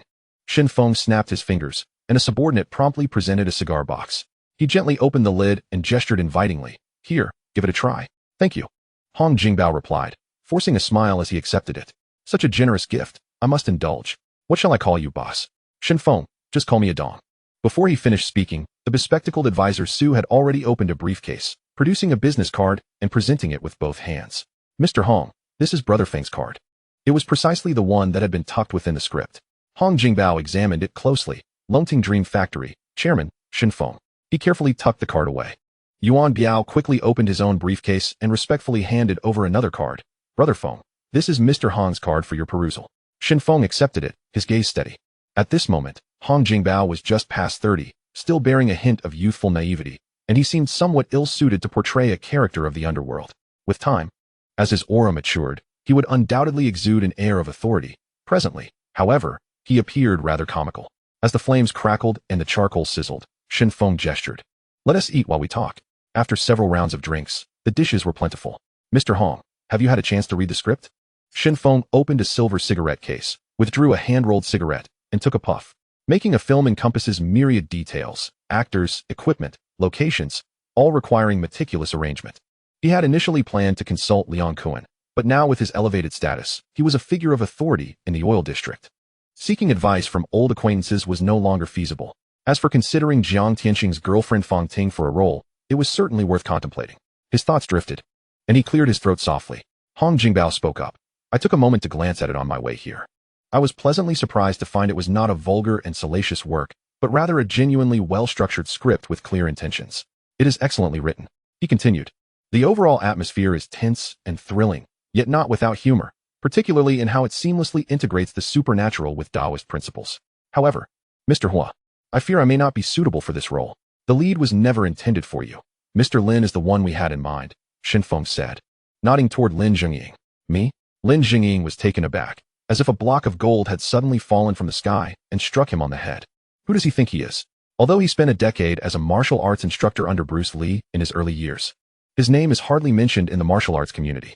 Shen Feng chuckled softly and suggested moving to a different location for their conversation. Half an hour later, they found themselves in a massage parlor in Tsim Shui. Two young women knelt on the floor, attending to his feet, while Shen Feng enveloped in a haze of smoke, engaged in a lively discussion with Hong Jingbao, asserting, "The script is mine. In my childhood, I had a neighbor who was a Taoist priest, and he shared many intriguing tales. For this film, there is but one rule: we must promote our own culture." He turned to A Ying. "You shall direct. Once the film is completed, you will not go unrewarded." Then he said to Bao Gu, "You will portray the character of Wen Kai. As for Qiu Shang, we just need to find a young man who possesses both martial skills and a pleasing appearance. Whether he becomes famous is inconsequential. With your presence, the box office will surely thrive." In his mind, Shen Feng already had a candidate for Qiu Shang, though that person was still too young to be on screen. It is amusing to recount that many films from the 1980s were indeed conceptualized in such establishments. When the elder brother personally requested a supporting role for himself, and with the lead role going to Lin Jingying, Hong Jingbao was naturally inclined to lend his support. He inquired earnestly, "What do you intend to pay me for this film?" Shen Feng raised a finger. Hong Jingbao's eyes widened in surprise. 1 million? It was not that he found the sum insufficient. Rather, he was astonished. Who in Hong Kong at that time had ever commanded such a fee? Shen Feng shook his head. "You will receive 100,000, and A Ying will receive the same." It was not a matter of being stingy. It was simply the going rate throughout the 1980s. When A.F.A. filmed A Better Tomorrow, his compensation was merely 200,000. What? Hong Jingbao nearly leaped from his seat. As a mere male supporting character, 100,000 would barely recoup costs. 300,000, and I'll make time to shoot. Bang! De Xiong abruptly drew his gun, slamming it onto the coffee table. His gaze piercing as he fixed it on him. "A bow. Is that how you speak to a big boss? If it's too troublesome, then let us not proceed." A Black Star pistol lay prominently on the table. Looking at De Xiong's physique, one punch could send him flying 10 meters away. Hong Jingbao quickly capitulated. "Fine. 100,000 it is. If I receive a single cent more, I'll be your grandson." He was the third lead, yet was being compensated the same as the male lead. What was there to argue about? With the esteemed Feng Ge from Xianshan and half of the Yaomati area treating him to meals and film shoots, along with monetary compensation, such courtesy was more than enough. Shen Feng smiled gently. "Bao Ge, rest assured, I will not let you suffer losses. When does your esteemed company plan to commence filming? Have the lead actors and director been confirmed?" Hong Jingbao asked directly, already in work mode. Shen Feng nodded slowly. "I am inclined to appoint Lu Guanji as the director. I will finalize the 2 leading ladies, and if you have any suggestions for other roles, feel free to propose them." Lu Guanji? The mention of this name surprised Hong Jingbao slightly. This individual was not a well-known director in the industry, but rather a favored cinematographer for the Hong family. He had only recently directed a low-budget work on his own last year. Feng Ge was well aware of the Hong family's intricacies. Entrusting him with the selection of the remaining cast was clearly a gesture of goodwill, allowing him the opportunity to insert members of his own crew. As long as the film did not incur excessive losses and did not tarnish the Hong family's reputation, all would be well. As for the 2 leading ladies, they could choose whoever they wished. The investors were not rushing to finalize roles. Why should he step in to dictate? In truth, Shen Feng's intentions were becoming increasingly apparent. With 9th uncle secured, the director chosen, and the second male lead settled, his sights were now set on the 2 leading ladies. He had no recollection of Rin Tingting or Dong Xiaoyu from the original work, not even recalling who had portrayed them. In a horror film, the female lead need not possess exceptional acting skills. What mattered most was a captivating appearance. Upon returning to Longting Building that day, Shen Feng rifled through an entertainment magazine, perusing its pages with the meticulousness of selecting treasures. Before long, 2 names caught his eye, Guan Zhiling and Zhong Chuang. Chapter 45, A Storm of Blood and Guts. Both were newcomers. Zhong Chuang had participated in the Miss Hong Kong pageant the previous year, but due to her lack of skill in high heels, she faltered on stage and ultimately secured only 4th place. Guan Zhiling had just graduated from high school and signed with Li Shi, currently filming a youth romance titled Sweet 24 Flavors alongside Leslie Chung. One was 18, the other 20. It was precisely because they were fresh faces that Shen Feng found them suitable. Newcomers are easier to mold, and he could personally guide them through the process, gradually refining their talents. On the corner of the street opposite Longting Building, Huang Zhiqing and Lu Qichang had been watching from the shadows all day. In recent days, Shen Feng had been unusually compliant, sending De Xiong to recruit stars during the day while working alone in his office at night, behaving like a respectable businessman. This was in stark contrast to the image they had anticipated. The anti-black group and the drug enforcement team were collaborating with a singular goal: to eradicate the malignant tumor that was Hong Tai. At present, the most prominent figure in Hong Tai was none other than Shen Feng. Thus, the task fell to them to keep an eye on him, waiting for him to slip up. Strangely, however, his territory, along with the entire Xianshan area, remained calm and devoid of any disturbances. Hadn't they agreed that after clearing the goods, they would take action to distribute? Why had there been no sign of movement to this day? The reports from the other end of the phone were unanimous. Brother Ba Wang's territory had been out of stock for quite some time, with many regular customers turning to other venues, and the nightlife business was sluggish, leaving the owners in lament. What scheme was Shen Feng concocting? Lu Qichang put away the binoculars, his brow furrowed. Huang Ziqing, cigarette in mouth, slowly exhaled a plume of white smoke. In our line of work, it's like fishing. Remaining inconspicuous is paramount. Whoever loses their composure first, loses completely. The flames flickered in the darkness. Perhaps it would be prudent to visit his territory personally to assess the situation. A monkey twirled a butterfly knife in his fingers, the blade glinting like silver. Brother Feng, those cops have been watching us all day, just like last time at the Liu tea house. Should we send them a bowl of hot soup? Standing around this long must be tiring. In his eyes, the anti-black group's tracking methods were riddled with flaws, almost tantamount to revealing their own identities. Clothing sizes, shoe sizes, walking postures, all written on their faces. If they wish to follow, let them. Shen Feng closed the magazine at hand, a smile playing on his lips. As for late-night snacks, there's no need. If you're itching for action, the big boss is giving you the chance to invite them out for a drink. Gulping. If they are following us so closely, it's about time we met. He took a sip of tea. Go, send a subordinate to Tsunwan to fetch some food. And make a detour to Tsim Sha Sui. Axing Jun's factory is waiting for them. Prince Chen Tailong's videotape factory was located in Tsunwan. Shortly thereafter, the stakeout officers suddenly raised their heads, lowering their voices to call out, Lu sir, Huang sir. Huang Ziqing quickly seized the binoculars, his gaze falling upon several burly men scanning the surroundings with vigilance. Approximately 60 seconds later, Shen Feng emerged from the building, glancing around before swiftly getting into a black Mercedes. The headlights flickered on as the vehicle slowly made its way toward Yao Mati. Huang Ziqing grabbed his walkie-talkie and gun holster and rushed downstairs, dialing the communication channel en route to alert the Tsunwan team to raise their vigilance. Traveling late at night, with a discreet itinerary, was evidently not the norm for a casual gathering. Tonight, there would surely be action. The group perked up, with patrol cars trailing the convoy from a distance, reluctant to draw closer. Inside the car, Shen Feng dialed the number of Hongxing's prince in Tsim Sha Sui. Prince. It's me, Adong. What is the matter at this late hour? Nothing much, just drinking. Heading to Axing Jun's place, he replied lazily. Gonzitai's heart tightened. Shen Feng is notoriously ruthless, and the midnight invitation raises suspicions. Could it be an incursion into his territory? Nevertheless, as the battle-hardened warrior of the Hongxing faction, he hesitates for but a moment before acquiescing, saying, very well, an invitation from the overlord is an honor. The familiar address, Adong, feels warm and personal, devoid of the politeness one might reserve for outsiders. Gonzitai, representing Hongxing, arrives with only two trusted subordinates, Piao Hu and Asan. The invitation for drinks serves merely as a pretext. Shen Feng's true intention is to express his gratitude in person. Recently, he had met with Hu Shuyong and Guangtou Zai, thanking them for their timely warning during the skirmish in Temple Street. This meeting with Gonzitai is also a response to the earlier overtures made by Hongxing towards him. The atmosphere is tense. The police are tightening their net. Within the Hong Tai ranks, undercurrents of treachery swirl as the prince, Chen Tailong, plots patricide, while Sang Bo, having served his sentence, is set to return, promising to unleash a tempest of bloodshed. Should chaos erupt within Hong Tai, it is naive to think other factions will remain indifferent. Shen Feng is skeptical that anyone in this underworld could truly stand idly by. It is prudent to cultivate alliances with fellow brothers. They may prove invaluable in moments of crisis. If the situation spirals out of control, each subsequent step will become increasingly arduous. Nathan Road in Tsim Sha Sui is ablaze with lights, lined with an array of bars. Just within the two streets managed by Axeman Jun, there are dozens of establishments. Upon the arrival of Shen Feng's convoy, Axeman Jun is already waiting at the entrance with several underlings. As the car door swings open, the crowd erupts in unison. Brother Feng, Brother Feng, Brother Feng. Shen Feng nods slightly and instructs Axeman Jun, let them go about their business.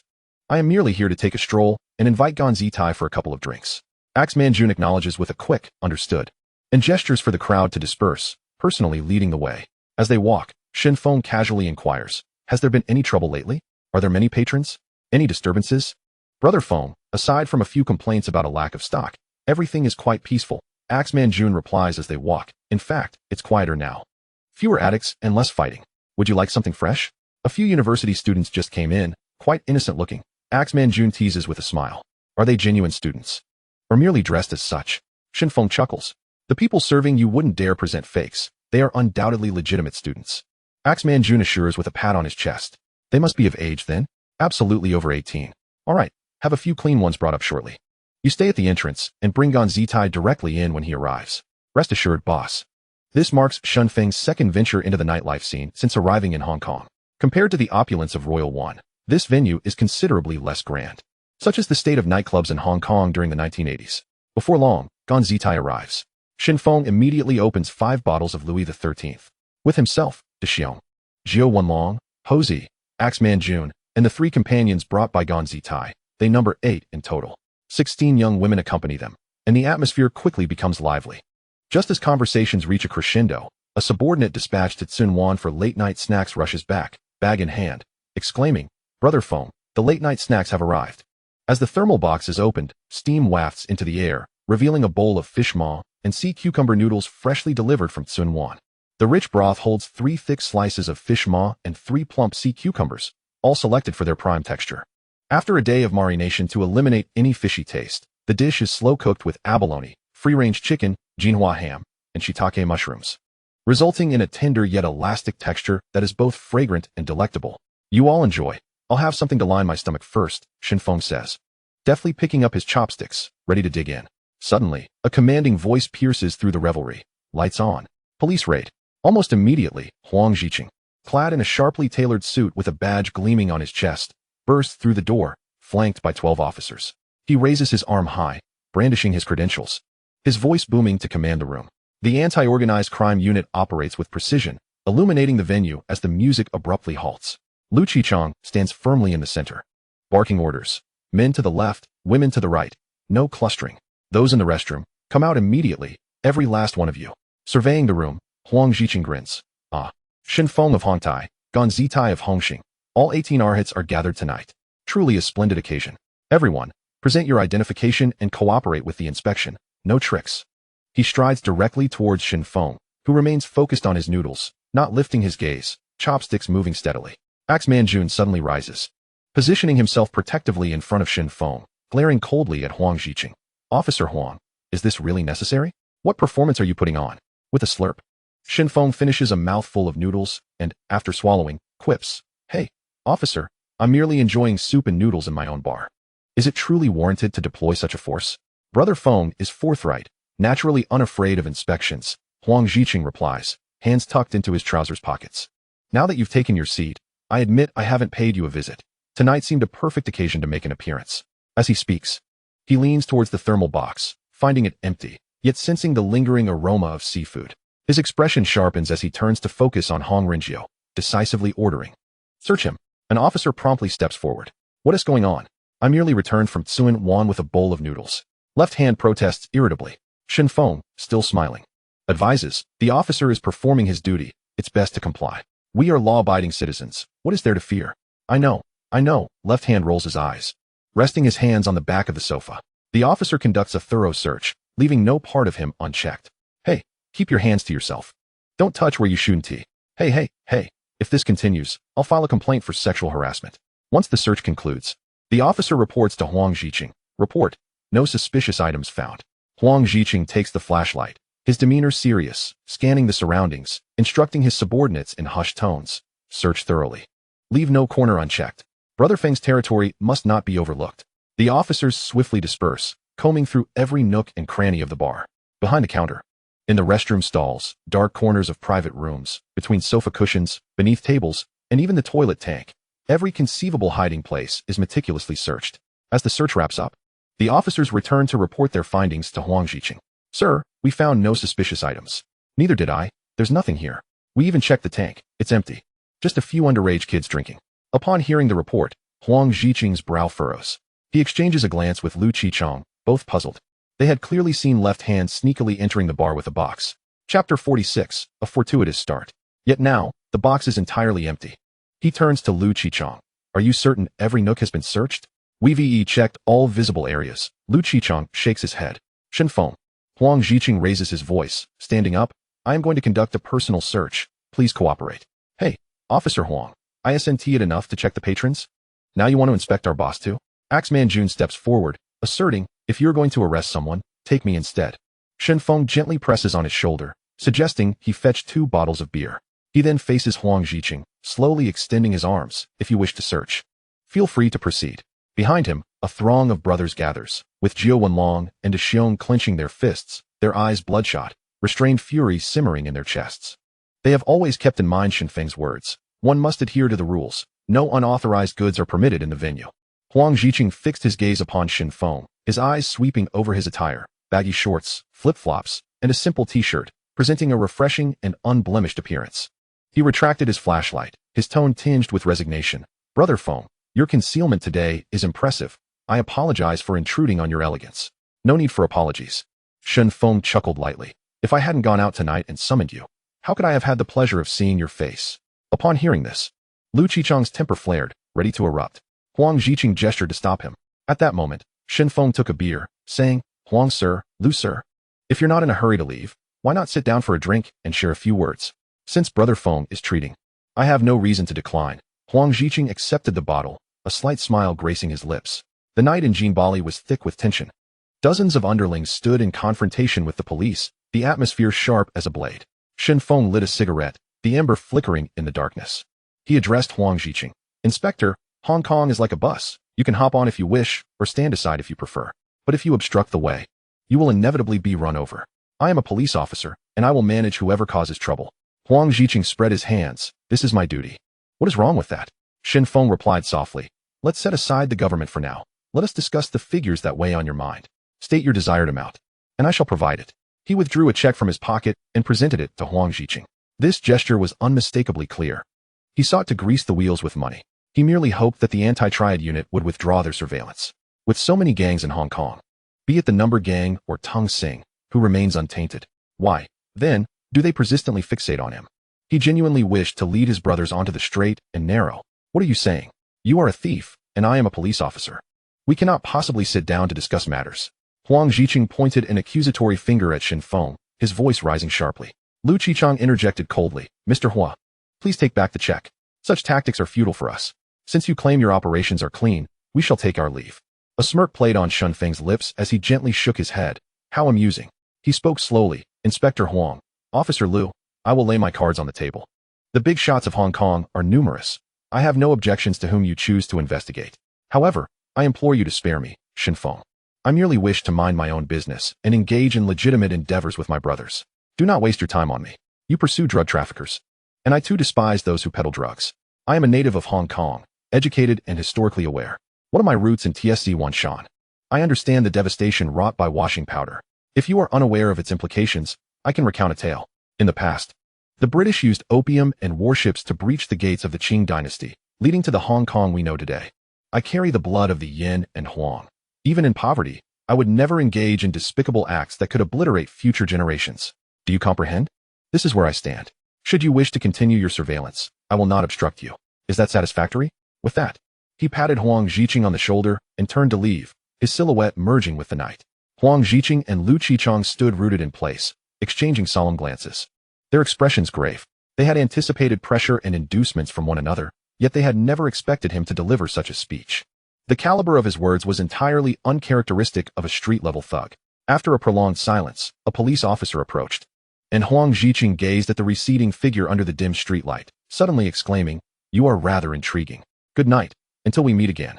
He then slipped into the car. Hey, what is this guy playing at? Lu Qichang fastened his seatbelt, perplexed. He called us out just to deliver a history lesson? Are we still following him? The engine roared to life, headlights slicing through the darkness. Huang Ziqing shook his head gently, muttering, he clearly anticipated our presence tonight. Withdraw the personnel. Next, focus intently on the videotape factory in Tsuanwan. Once he begins distributing goods, he will undoubtedly go to collect them. It is no surprise that he can see through our ambush. I am well acquainted with the intricacies of the 18 Arhats, and I know the backgrounds of Big Bear and Wild Wolf's crew. Those who roamed the underworld in the 1980s are mostly astute, possessing exceptional physical abilities, agility, and swift reflexes. Such individuals are typically not ones that either the police or the Triads would wish to provoke lightly. The following day, in central Lan Kwai Fong. At 9 in the morning, sunlight bathed the streets, a gentle breeze stirred, and the air was crisp, perfect for a grand opening. Shen Feng, Hong Jingbao, Tian Yangsheng, Jiao Wenlong, a Jia, a Bao, and Sheng Juwen stood in a row before the arcade entrance. Little Ju stood closely beside Shen Feng, ready to cut the ribbon. For this momentous occasion, Shen Feng had donned a tailored royal blue suit, his hair slicked back neatly, his posture upright. and his handsome visage reminiscent of a scion from a wealthy family. Pop! Bang! The firecrackers instantly ignited the atmosphere along the entire street. It was not unusual to invite a celebrity to bolster the occasion. Hong Jingbao, being well acquainted with Shen Feng, was naturally invited to lend his support. Snap! Several rugged figures from the underworld stood alongside entertainment industry elites before the red silk, with Shen Feng at the center, while Hong Jingbao and Sheng Jiwen flanked him. As they collectively cut the ribbon, the factory was already stocked with a substantial inventory. A day of downtime would be a waste of money. Hence, Tian Yangsheng wasted no time, commencing operations immediately after a brief renovation. As the ceremony concluded, those white-collar workers and foreign patrons who typically drove from Central to TSE Wanshan to play games surged into the venue. The bustling crowd heralded a successful business launch. Shen Feng presented a generous red envelope to Hong Jingbao, instructing Big Bear to personally escort him back to the set. Hong Jingbao glanced at the towering Big Bear beside him and quietly spoke. Brother Feng, could we perhaps refrain from having Brother Bear escort me? Why is that? Shen Feng inquired. Hong Jingbao leaned closer to whisper, Brother Bear's imposing presence creates a lot of pressure when walking together. Shen Feng chuckled, raising his hand to summon Tian Yangyi. Ae, please see Mr. Hong over. Understood. Please, Bao Gu. Tian Yangyi swiftly stepped forward, standing beside Hong Jingbao. A scar marred his lip, mirroring the one on Hong Jingbao's face, while his open shirt revealed bulging muscles and tattoos that peeked through, towering above by half a head. He exuded an intimidating aura. Damn, every one of Huasheng's subordinates is formidable. In the afternoon, Shen Feng led Little Ju into a corner booth of a tea restaurant, where Lu Guanwei had long been waiting. Lin Jing sat nearby, clutching a script, the edges of the pages frayed as if they had been handled countless times. His eyes glimmered with fervor, as if he held the key to changing his fate. The cast list was swiftly taking shape. Rin Tingting's grandfather was assigned to Yuan Hua, not the one who sang A Cut of Plum, but rather an old actor from the Seven Little Fortunes, who had portrayed a landlord with a pipe on screen. The rice shop owner was to be played by Wu Ma, who had once swept the box office with his role as Yin Qixia, and Xiu Sheng was entrusted to Yuan Biao. These three names were among Shen Feng's most cherished actors, known for their reliability and skill. The remaining two roles were left unfilled, and Shen Feng merely stated, "Issue audition notices." Big Bear took his leave, as envelopes were dispatched to the film set and talent agencies. When Gong Chuhong's agent heard that the notorious Brother Feng from TSE Wanshan wanted her for a film at a price of 50,000 Hong Kong dollars, their hand trembled, nearly spilling the teacup. Without uttering a word, he unceremoniously dragged Zhong Chuhong away from the filming site of The Story of Hu Yu. This was her debut film, where she played the second female lead, sharing romantic scenes with the legendary actor Chow Yun-fat. Produced by Shaw Brothers, her prospects were boundless. $50,000, an astonishing sum in an era when monthly salaries barely reached 1,500, was enough to entice a star of Hong Gu's stature to grace the screen. Such a figure could indeed stir up a tempest. Hong Gu's agent, Chen Ziqiang, personally offered a Marlboro to Shen Feng, his demeanor marked by a reverence that bordered on caution. He was well aware that Shen Feng did not partake in his cigarettes, yet he felt compelled to extend the gesture, akin to presenting a pact of allegiance. In the entertainment circle of the 1980s, Chen Ziqiang was a formidable figure, commanding a roster of dazzling stars, ensuring that whoever he supported would inevitably rise to prominence. He understood clearly that if he could secure a collaboration with Feng Gu on this film, Zhong Chuhong's career trajectory would be irrevocably altered. Not to mention, Feng Ji's reputation was formidable. He had traversed the territories of the Number Gang, stepped upon the spine of He Lianxing, shattered the facade of the Zhongqing society, and even made the Dongxing Hall tremble. Even the new record dared not breathe audibly in his presence. Such a man commanded respect and necessitated the cultivation of relationships. Those who had navigated the entertainment industry for long knew that having one more friend meant broadening one's escape routes. The following morning, Chen Ziqiang personally accompanied Zhong Chuhong to the audition. Lu Guanxing leaned closer to Shen Feng, whispering, "That gentleman is San Ge, who has sworn brotherhood with Deng Guangrong, known in the underworld as the Galaxy Rat Team." And who, one might wonder, was Deng Guangrong? He was the scion of the leader of the Union Commune, a pivotal figure at the intersection of organized crime and the film industry. In those times, the lines between the screen and reality in Hong Kong were often blurred. Many stars bore the marks of their affiliations, radiating charm on stage, while lurking behind the scenes were shadows of danger. Shen Feng raised his hand, signaling, "Mr. Chen, please. Have a seat." Chen Ziqiang immediately smiled and leaned closer. "Feng Ge, do you find this girl appealing?" Before the camera, Zhong Chuhong was engaged in a scene with Lu Guanxing, her delivery smooth and demeanor natural. Shen Feng inhaled deeply, gently tapping off the ash from his cigarette. While her performance had yet to reach its peak, the raw talent was undeniable. Truth be told, Hong Gu's visage, with its hints of Southeast Asian allure, was not exactly his preferred type, yet there was a certain charm, akin to the night breeze caressing the tropical rainforest, captivating, yet unassuming. Chapter 47. I too am quite moved. The corners of Chun Ziqiang's mouth lifted slightly as he remarked with significance, Feng Gu, I leave this girl in your capable hands. Does she even require guidance? Shen Feng replied, shaking his head gently, his expression earnest. Zheng Chuhong's acting had already reached an extraordinary level, requiring no further elaboration. It was hard to believe that one could master emotions with such precision without witnessing it firsthand. She was merely a trophy away from achieving divine status. Next to enter the room was Guanjilin. She emerged like a lady from a traditional ink painting, breathtakingly beautiful. Her skin was as fair as snow, imbued with a faint rosy glow, as if a gentle touch would send ripples across her surface. Her demeanor was gentle, exuding an innate grace in every movement. Unassuming, yet utterly captivating. It was a beauty that transcended the mundane, stirring emotions in all, regardless of gender. Each glance, each soft smile, resembled a meticulously crafted work of art. She was universally recognized as a stunning beauty in Hong Kong. Guanjilin hailed from a family of performers, her parents being well-known figures in the film industry, and she had enjoyed a life of luxury from a young age. However, at merely 18, her acting skills appeared somewhat unrefined. During the audition, she stumbled over her lines, her delivery fragmented and hesitant. Lu Guanxing frowned repeatedly. At that time, television salaries were meager, nowhere near the glamour of film. The Guan family had long since fallen from grace. Her father's failed investments had squandered their savings. And after her mother and brother quietly fled to escape their debts, it was left to her to bear the burden of repayment. This was the reason she found herself compelled to step onto the set. As the opportunity began to slip away, her eyes reddened, her fingertips trembling slightly. This is the one, a clear voice resonated. A tall, upright young man approached, casually patting Lu Guanxing on the shoulder. Since Mr. Hua had nodded in agreement, there was no doubt. Lu Guanxing immediately responded, his attitude exceedingly respectful. This was Shen Feng, and if he approved, who would dare to disagree? Even if her performance faltered, was there not Feng Gu himself to provide guidance? Before departing, Shen Feng imparted softly, remember, this film must evoke the unique, eerie essence of the Chinese world. You need to finalize the schedule with the actors promptly, ensuring the filming commences on time.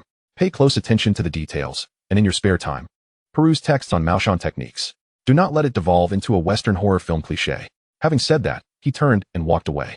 Mr. Hua, allow me to see you out, Lu Guanxing offered. Despite the latter's insistence that it was unnecessary, he hurriedly followed suit. After watching the Mercedes-Benz fade into the distance, he returned to the set. Guanjilin immediately approached, whispering, Director Lu, who was that just now? Humph, you've struck gold. Lu Guanxing coughed lightly to compose himself, feigning calmness. That was the film's investor, Shen Feng, known in the circles as Feng Gu. Go back and study the script thoroughly. Do not squander this opportunity. Shen Feng had pressing matters to attend to. The heir apparent, Chun Tai-long, had sent word, requesting a meeting at Royal One in Wanchai. Shen Feng entered, followed by Jiu Wenlong and Tian Yangsheng, the private room dimly lit. On the table lay several bottles of Remy Martin, and Chun Tai-long lounged on the sofa, his expression cold. How has Uncle May been lately? Shen Feng inquired with a smile, his tone easygoing. Let's set that aside for now, Chun Tai-long replied, patting the empty seat beside him. I've heard you've been quite active lately, opening a gaming hall in Central and having Hong Jingbao support you? Word on the street is that you are venturing into the film industry? In truth, Shen Feng was far more astute than Chun Tai-long realized. The matter of sweeping 12 buildings in Central was not registered under his name, but was entrusted to Longting Group through another company for management. With the stock price of Kowloon warehouse fluctuating daily, his thoughts had already moved beyond street-level struggles. He sought ascendance, a respectable identity befitting a significant player. Whether through filmmaking or public appearances, at the very least, it would grant him recognition in the newspapers. Seated, Shen Feng rested his hand on the shoulder of the girl beside him, softly saying, You jest, Brother Tai. Filmmaking is primarily about helping the actresses hone their craft. He emphasized the word hone. Upon hearing this, Chun Tai-long erupted in laughter, raising his thumb in approval. You're quite the good sport. Come, let us drink to that. The glasses clinked, and he lowered his voice. Brother Adong, after all this time in the drug trade, when will your territory start moving product? Brother Tai, is it really that profitable to sell laundry detergent? Shen Feng replied, his eyes wide with feigned innocence, as if hearing this for the first time. It's about that. Chun Tai-long replied nonchalantly, extending 5 fingers. A single shipment, several million in capital, the profits are in that ballpark. The units were implied. He had just received a new batch, hidden deep within a videotape factory. The immediate priority was to open up sales channels. Inviting Shen Feng tonight was precisely for this purpose. Zhou Wenlong and the others sat quietly on the other side, smoking. The elder brother discussed business while the younger brothers kept their silence. Is this line of work dangerous? Shen Feng inquired. A hint of yearning mixed with concern in his tone. Chen Tailong paused, scrutinizing him for several seconds. In the underworld, life is granted by heaven, but wealth is earned through one's own efforts. Surely, you understand this principle? Brother Tai, to speak frankly, I too am quite moved, Shen Feng sighed, placing his cup down. But yesterday, the police raided my venue in Tsim Sha Sui. Had they found something, I wouldn't be sitting here drinking with you now. He paused, locking eyes with Chen Tailong. Can you help me smooth things over with the police? If you're willing to intervene, I can assure you a larger share of the profits. That won't be an issue. These words, naive and reckless, echoed like those of a fledgling novice. Dazzled by the allure of profit, yet apprehensive of falling into a pit. Chen Tailong smirked coldly within, finally discerning why Shen Feng had remained silent for so long. Fear. Even the act of collecting debts and lending had been relinquished, all stemming from that very sentiment, fear. The urgency in Shen Feng's eyes did not escape Chen Tailong's notice, and a sudden, more ruthless thought flashed through his mind. Since Shen Feng was willing to hand over the lending business in Oil Matey, allowing Uncle May to share in the profits, why shouldn't he seize the opportunity to grasp the authority over the distribution of goods as well? Typically, individuals of his stature never personally handled the distribution, delegating such tasks to prominent figures within their organization. Yet now, with Shen Feng as weak as a lamb, why not be a bit bolder and directly intervene in this line? With Oil Matey and the bustling Lan Kwai Fong in Central, what areas could be more lucrative in all of Hong Kong? Once he controlled the distribution channels, Chen Tailong could swiftly ascend to a position rivaling that of the four great families of the money era. He licked his lips, his tone casual. If I could settle the matter, would I need to discuss it with you? Ah Dong, if you're afraid of taking responsibility, relinquish the distribution rights in your territory. I shall send someone to handle it. Pretty brotherly, right? If anything goes awry, my men will take the fall, and the profits will be split. Once a month, 5 million. This proposition, though it sounded like a negotiation, carried an undertone of insincerity. Just moments before, he had claimed a net profit of 50 million from a single transaction, yet he tossed Shen Feng a mere 5 million, as if treating him as a fool. Shen Feng furrowed his brow slightly. Brother Taizi, this amount is truly insufficient. Moreover, the authorities have been closely monitoring Oil Matey lately. He was uninterested in this meager dividend. Once Uncle May fell, who would ultimately possess those assets? Would they not end up in his hands? What he desired were tangible assets, land and territory. Foundations he could firmly grasp. Chen Tailong sensed a shift in Shen Feng's tone, his heart warming as he donned a sincere expression. Ah Dong, this sum is not insignificant. We are brothers in collaboration. You carve the territory, and I supply the resources. A steady 5 million monthly, lounging as you collect, is a comfort even the likes of Bao Shengji may not enjoy. Brother Taizi, it's not a matter of the amount, Shen Feng countered, shaking his head. I seek something concrete, like land or territory. To be frank, I am planning to venture into real estate. Besides, if I alone take the money, how will my men perceive it? Will they be convinced? I understand. Chen Tailong's eyes sparkled. Suddenly, he slapped his thigh, exclaiming, speaking of land, I happen to have a parcel in Tuen Mun. You know well that Hongxing dominates that area. All of them are brothers. It's a matter of whether you have the courage to take it. Butterfly Bay, a full 500 acres. Shen Feng shook his head outwardly. That place is too remote, lacking in vitality. Yet internally, a storm surged. That was Butterfly Bay, the future site of the Tuen Mun ferry terminal. The Hong Kong government would soon announce the construction of a permanent ferry terminal here, establishing a direct route to Central. And land prices would inevitably soar. Butterfly Bay was not far from Pingcheng, adjacent to Haokong, and if Shen Feng truly wished to orchestrate a layout, he could easily establish a direct line to Haokong. Once this route was opened, the ramifications would extend far beyond mere monetary gain.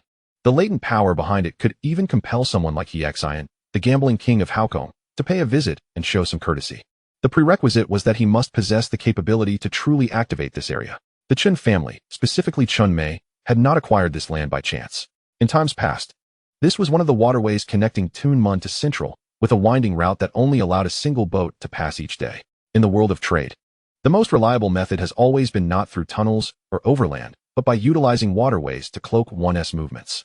It was for this reason that Chun Mei had gritted his teeth and taken on this land as a covert passage for operations. Even today, their goods would first be sent to a videotape factory in Kwai Tsing as a cover before being quietly transported to Tuen Mun and then stealthily sent to Hong Kong via water. Chen Tailong understood that while this land was sizable, its valuation was merely 20 million, a trifling figure compared to the businesses in Oil Matey and Central. After a moment's contemplation, he spoke. The location is indeed a bit off. How about this? I'll additionally assign you the management of Yunham Street in Central. However, the real power over the distribution of goods must remain in my hands. What say you? Yunham Street encircled Lan Kwai Fong, stretching less than 500 meters. Yet in Shen Feng's eyes, it was a critical strategic point. He no longer hesitated and directly acquiesced. Brother Taizi, now that you've brought this up, if I were to refuse, it would be a lack of appreciation. Listen carefully, do not meddle in Oilmatey for now. Feel free to operate in Central as you please. Once the storm passes, you may return to that side. Have someone bring the contract and lawyer right away. Only Shen Feng knew that Shen Tailong would not last more than 2 months. Thus, he was unperturbed by the commotion that might arise in Central. Furthermore, Central was filled with foreigners, accustomed to indulgence. Let them sell as much as they pleased. Who would care? Good. Adong, I knew I had not misjudged you. Chapter 48, The Game of Capital. What are you all standing around for? Quickly pour a drink for Brother Feng. Shen Tailong bellowed, yet when he turned his face, he dared not meet Shen Feng's gaze. His mind was already in turmoil. My father truly is blind, thinking Shen Feng formidable, yet in reality, he is singularly focused. Merely a reckless fool. What use is good looks if one does not act with heart? What significance does seizing territory hold? Does he think it's still the old days? Collecting protection fees to live lavishly? What year is it? Power lies in influence. Shen Feng lightly patted the thigh of the student beside him. Drinking alone is dull. Let us order some dishes. Yes, yes, bring out several more. Shortly thereafter, the lawyer arrived, and Shen Feng instructed his assistant, Su, to meticulously verify the document's contents. Once confirmed, he signed without hesitation. Shen Tailong, fearing Shen Feng might regain his senses and reconsider, hastily opened several bottles of Louis XIII, pouring cup after cup into his mouth. Terrified, he might utter any words of change. Adong, this toast is for you. From now on, we shall share in the riches together. Adong, another toast. What do the likes of Tsiyun Mountain and Yao Ma Ti matter? The entirety of Hong Kong shall be under your command. He raised his glass repeatedly, his tone fervent to the point of flattery. After downing 3 cups, Shen Feng waved his hand. Brother Taizi, no more need for flattery. There will be plenty of days to drink. All right, Adong, take care. No need for farewells. Both harbored the same thought of foolishness in their hearts. Tun Mun, Butterfly Bay. The cigarette end flickered in the darkness. Shen Feng opened the car door, the sea breeze rushing in. Before him lay a desolate stretch of tidal flat, with a few dilapidated fishing boats anchored in the distance. Gazing at this forsaken land, he smiled at his companions, Jiao Wenlong and others. Along, Ashong, Ahong, Aja, do you know why I traded the rights to distribute goods for this land? Is it because Brother Taizi is nearing his end? Jiao Wenlong's eyes brightened. He had been managing the affairs of the dead wave and knew the other party would soon be released from prison. Shen Feng nodded, acknowledging this as one reason. Secondly, this place is merely 50 kilometers from Haokong. Tell me, whose territory is Haokong? Tian Yangsheng replied, the territory of the Number Gang. Since the 1950s and 60s, after the leaders of the Number Gang were expelled, they took root in Haokong, which was also a key factor in their organization's loose structure and inability to consolidate. Shen Feng shook his head, incorrect. Haokong does not belong to the Number Gang. It belongs to the gambling king of Haokong. If we build a terminal at Butterfly Bay, establish a direct route to Haokong, and then set up a tourism company, have you considered how much this line could potentially yield? Knife Boy scratched his head. Brother Feng, are you aspiring to emulate Fat Bo and the others by establishing a ferry business on the 8 line? Ha ha ha, the 8 line. Shen Feng chuckled softly, gently shaking his head, as if observing a group of children yet to awaken to reality. He slowly elucidated. This area will eventually become the heart of Tun Mun Pier. Once constructed, I shall establish a tourism company dedicated to ferrying gamblers to the Macau casinos. At that point, even the king of gambling in Macau will have to bow down and collaborate, offering me a share of the profits. While gambling is prohibited in Hong Kong, it thrives in Macau. However, no matter how grand a casino may be, it remains an empty shell without clientele. With this pier, we can effortlessly rake in billions each year. Upon hearing this, the expressions of those present transformed entirely. What had appeared to them as a worthless wasteland now seemed, through Shen Feng's words, like a veritable gold mine. Brother Feng remains the same Brother Feng. While others see mudflats, he envisions a road paved with gold. This territory in Tun Mun has always been under the dominion of Hung Hing, a cohesive force, with no one daring to interfere. The one in charge here is a formidable figure known as the Dinosaur, whose subordinate, a local strongman named Shen Feng, is deeply rooted in the area. Such a situation makes any manipulation a daunting task. Shen Feng narrowed his eyes, the smile on his face gradually fading. As he turned to a few of his subordinates beside him, find an unfamiliar young thug to probe into the dinosaur's background. Brother Feng, are you planning to establish a brand here? Tian Yangsheng and Knife Boy's eyes brightened, their voices brimming with excitement. He shook his head, not necessarily establishing a flag. It depends on whether Jiang Tianxing understands the rules. If he is wise, we can focus peacefully on the pier's construction. The wind has cooled, let us return. On the way back to TSC Wanshan, the sea breeze fluttered the edges of their garments. Jiao Wenlong leaned in, Brother Feng. I've looked into Garden Street and Tung Choi Street. There are two troublesome establishments backed by a syndicate. They also operate a sneaker factory selling surplus foreign goods. Whose people are they? Shen Feng exhaled a puff of smoke, his tone laced with curiosity. They are with Lianxing, under the tutelage of Deng Bo. Can I approach these two? A glimmer of sharpness flashed in Jiao Wenlong's eyes. Lianxing indeed harbors some noteworthy characters. Not only is there one Jimmy willing to do business, but there are also such talented individuals emerging. Since they are engaged in legitimate business, let us refrain from resorting to violence. By aligning with Deng Bo, they seek stability in their livelihoods. You are now a big brother, not a street brawler. Do not act impulsively, Shen Feng spoke slowly. Surplus foreign goods are merely that. How much volume can they really command? If we drive the prices down, we can force them to yield. If they also lower their prices, then splendidly, let us engage in a commercial battle. I understand what to do, Jiao Wenlong replied softly. Brother Feng only advised against violence, yet the term not moving is too broad. Not resorting to violence does not imply we cannot exert pressure.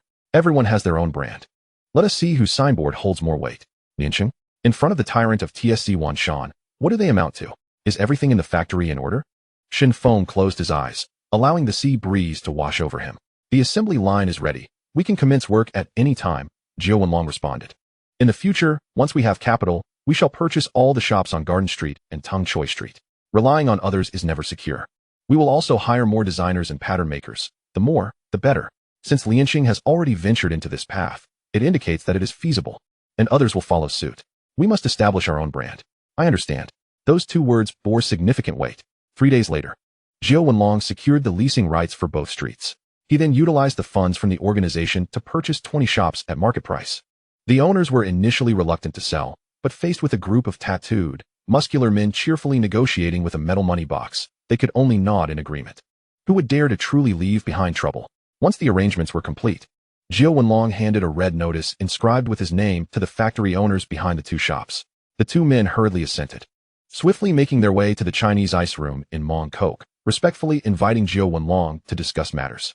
This ice room, nestled within the bustling city, is among the earliest establishments of its kind in Hong Kong, having rooted itself in Mong Kok for many years. From the outside, the facade appears dilapidated.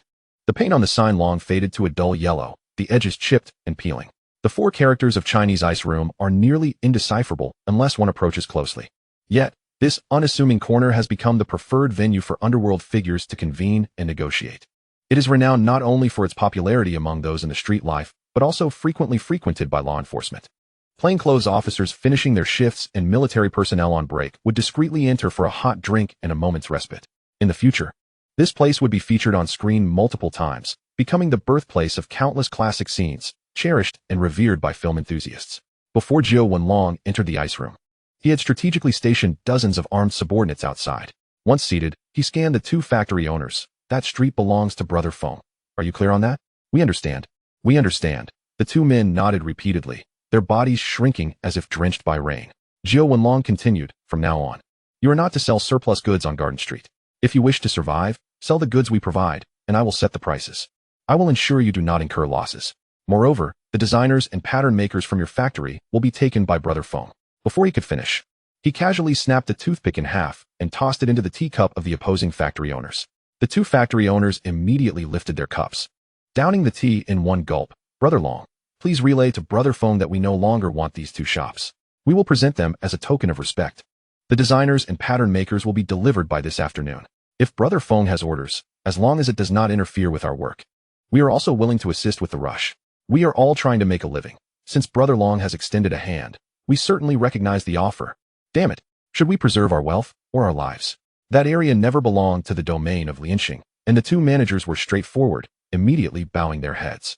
Jiao Wenlong observed them, feeling a tinge of helplessness in his heart. Damn it, walking down the street, there are even young girls calling me handsome.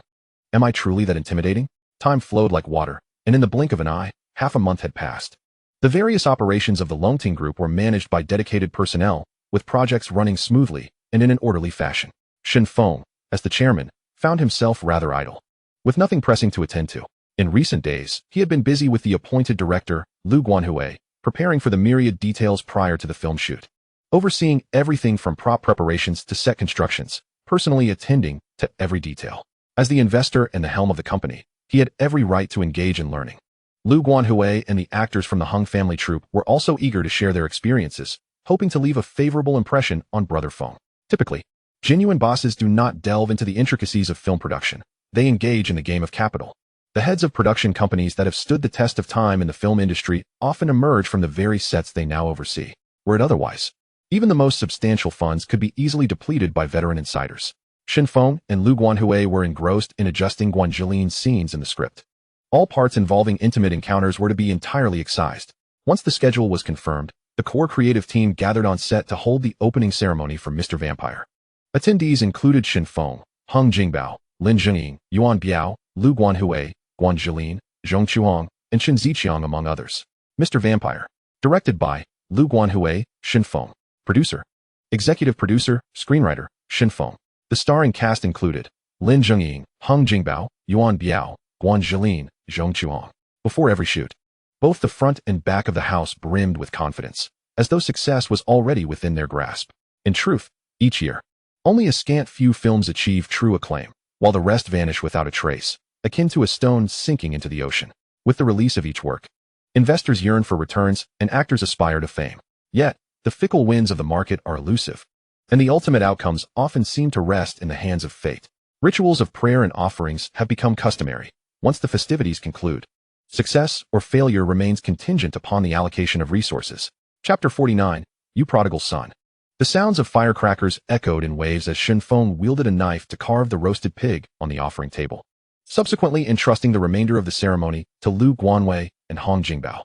Brother Feng, a real estate developer, just called, inquiring if we are willing to sell the land at Butterfly Bay. De Xiong, clutching a large mobile phone, hurried to Shen Feng's side to relay the message in hushed tones. A flicker of interest crossed Shen Feng's eyes, a slight smile playing at the corners of his mouth. He recognized that news about that parcel of land had finally spread. He decisively commanded, De Xiong, from now on, anyone who inquires about the Butterfly Bay property is to be turned away, no exceptions.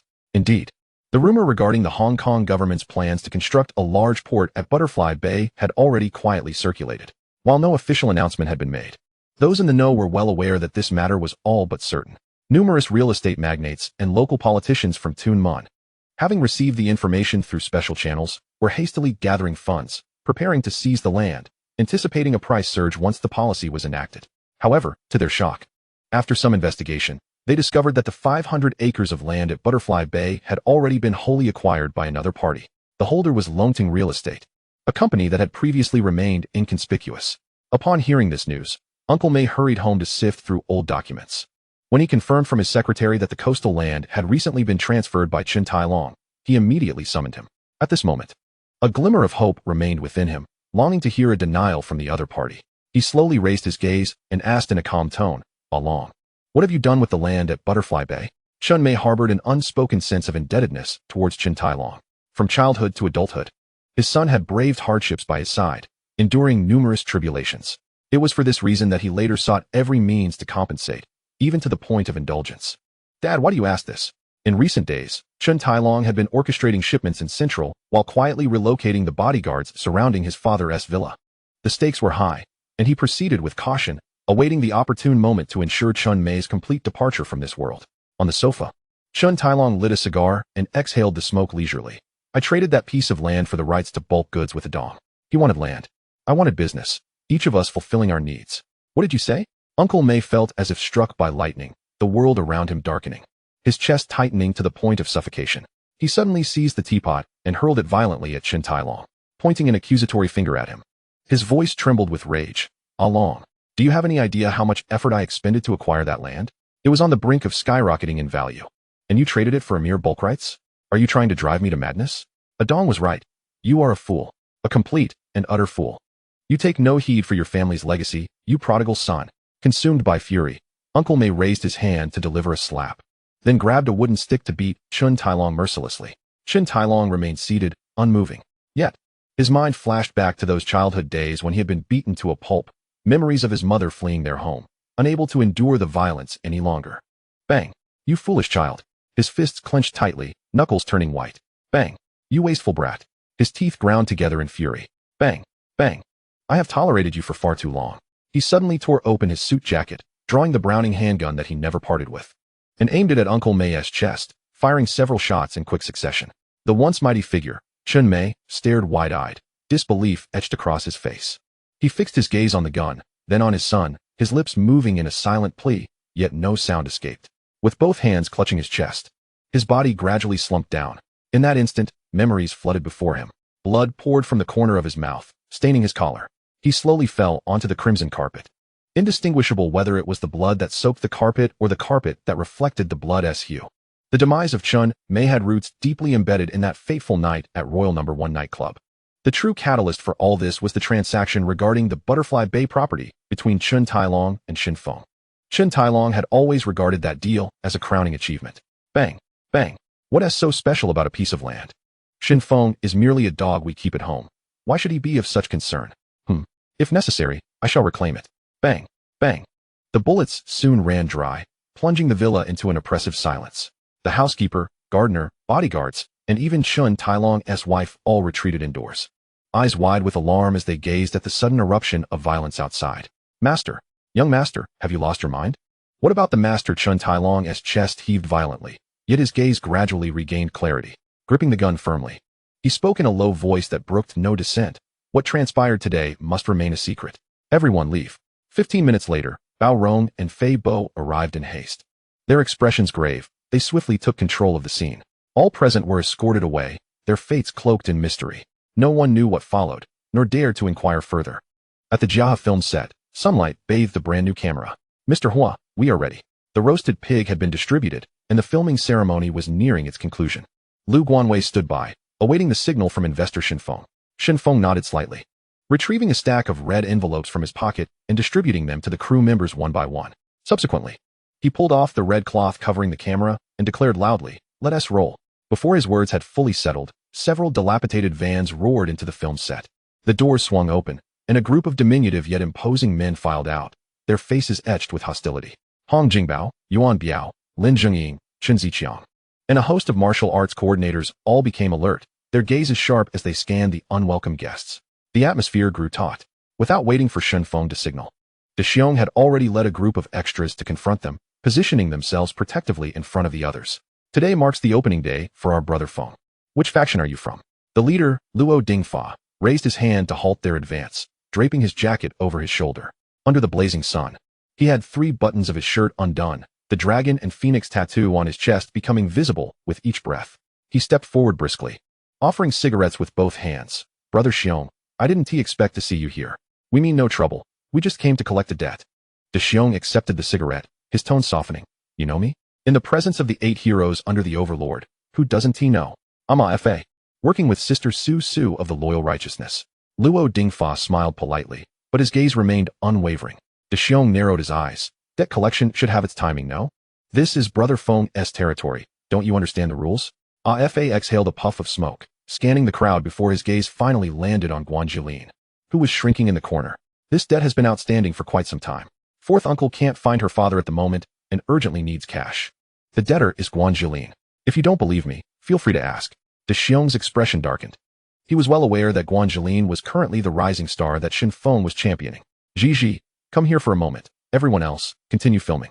Shen Feng's voice was not loud, yet it resonated clearly. He beckoned Guan Jilin over, then extracted a cigarette from his pack and lit it. The flickering flames danced in his eyes, his expression dimming slightly, and an air of gravity suddenly enveloped him. Guan Jilin approached with measured steps, her fingertips trembling ever so slightly. She was well aware that Shen Feng intended to support her, not only revising the script himself, but also paving the way for her at every turn. Yet, he had never overstepped his bounds nor revealed any personal sentiments. Between them lay merely a nodding acquaintance, yet her heart had already begun to ripple with unspoken emotions. Mr. Hua, she murmured softly. How much does your father owe those people? What is the accumulated interest?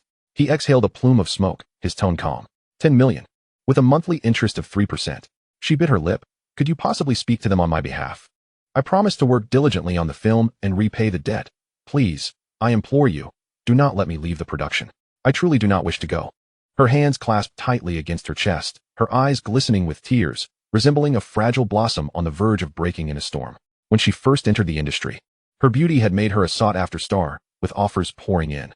However, after several encounters with creditors demanding repayment, a wave of anxiety swept through the industry, causing many directors to hesitate, leading to an extended period of silence. Brother Feng, offer is here. The voice arrived before the figure did. Luo Dingfa hurried forward, his face beaming with a smile. Shen Feng remained silent, merely nodding at De Xiong. De Xiong immediately presented a black mobile phone, which Shen Feng handed to Luo Dingfa. Call forth uncle. I will speak. Understood, Brother Feng. I will do as instructed. Luo Dingfa quickly dialed the number. The mention of Lian Haolong's name hushed the surroundings. The reputation of Xian Mountain was not to be trifled with. Who would dare show disrespect? After a brief conversation, he respectfully returned the phone. Shen Feng took it and brought it to his ear. Fourth uncle, it's a dong. Oh, a dong. Is Gigi working with you now? Tang Liu's voice was gentle, his amusement barely concealed. She is filming my project. Since she is under your wing, I naturally must extend this courtesy to you. Delaying her for a year is not out of the question. How could I trouble you with that? I will repay her debt. Can we meet before the end of the month? Ha ha ha. If a dong speaks, why would I not believe you? Tang Liu paused, handing the phone to Alpha. Let me say a few words. The name of the tyrant could command an entire city. No matter how obstinate Tang Liu was, he had to bow his head. Luo Dingfa took the phone, responded a few times, then returned the device to De Xiong, turning to Shen Feng. Brother Feng, I apologize for the intrusion today. As the words fell, the group turned and left with efficiency. Thank you, truly, thank you, Mr. Hua. Guan Zhiling gazed at Shen Feng's profile, her eyes reddening. On the verge of tears. A promise that bore the weight of 10 million in debt was something she had never imagined anyone would undertake for her. In a time when her monthly salary barely reached 1,000, 10 million was an unfathomable sum. It would take 600 years of saving just to repay it. Not to mention the interest that would accrue. How can I ever repay you? Repay? The best way is to sign with my company in the future and earnestly act in films. For now, focus on mastering the script. Pursuing someone is like fishing. It cannot be rushed, it must be approached gradually, especially for one who was widely acknowledged as the most beautiful in all of Hong Kong. Shen Feng was well aware of this. The first scene was set at the ninth uncle's feng shui site. Filmmaking was never a linear process. It depended on location, weather, actor availability, and required flexible arrangements. This was Lu Guanwei's first major film as an independent director, and he was particularly invested. Upon hearing that Shen Feng had taken on Guan Zhiling's 10 million debt, Hong Jingbao and others were also determined to put forth their utmost effort. Brother Feng's generosity inspired everyone to show sincerity, knowing that if difficulties arose in the future, they could readily ask for help. However, Lu Guanwei remained dissatisfied with Yuan Biao's portrayal of Qiuxing. It was not that Yuan Biao lacked diligence, but rather that the overall vibe felt amiss.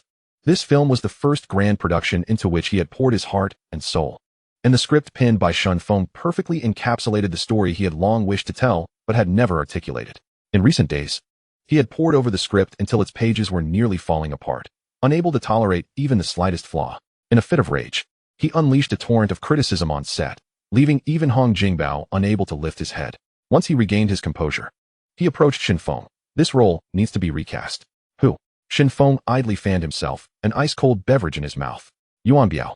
I do not doubt his abilities. It is simply that his temperament does not align with the character. Chapter 50, A Stroke of Genius. Lu Guanwei slammed the script down emphatically. Mr. Hua, you are aware that while Lin Jingying is the protagonist, it is Qiuxing who truly ties the entire narrative together. This character is intricately intertwined with the female ghost Gigi, possessing an unlikable nature that can even be somewhat irksome. Hence, it must be portrayed by a young man of outstanding presence and striking appearance. Historically, female ghosts have always been enamored with scholars, and Yuan Biao lacks that delicate, scholarly aura. After listening, Shen Feng glanced at Yuan Biao in the distance, and indeed, he fell short of the ideal image. He lit a cigarette, the ash gently falling. Then who do you think is suitable? Name someone, and I will invite them. Alpha. Lu Guanwei shook his head. To be honest, from the very beginning, I envisioned you as the prototype for this character. Your appearance is the most fitting. Shall we do a screen test first? Lu Guanwei's eyes sparkled with excitement. I haven't really studied the script, so I fear it may not work. Who understands acting better, you or I? Stop making excuses. If we delay any further, the schedule will be thrown into chaos. Furthermore, it is your script. Who knows it better than you? Hurry, bring the costume. Lu Guanwei was burning with urgency in his heart.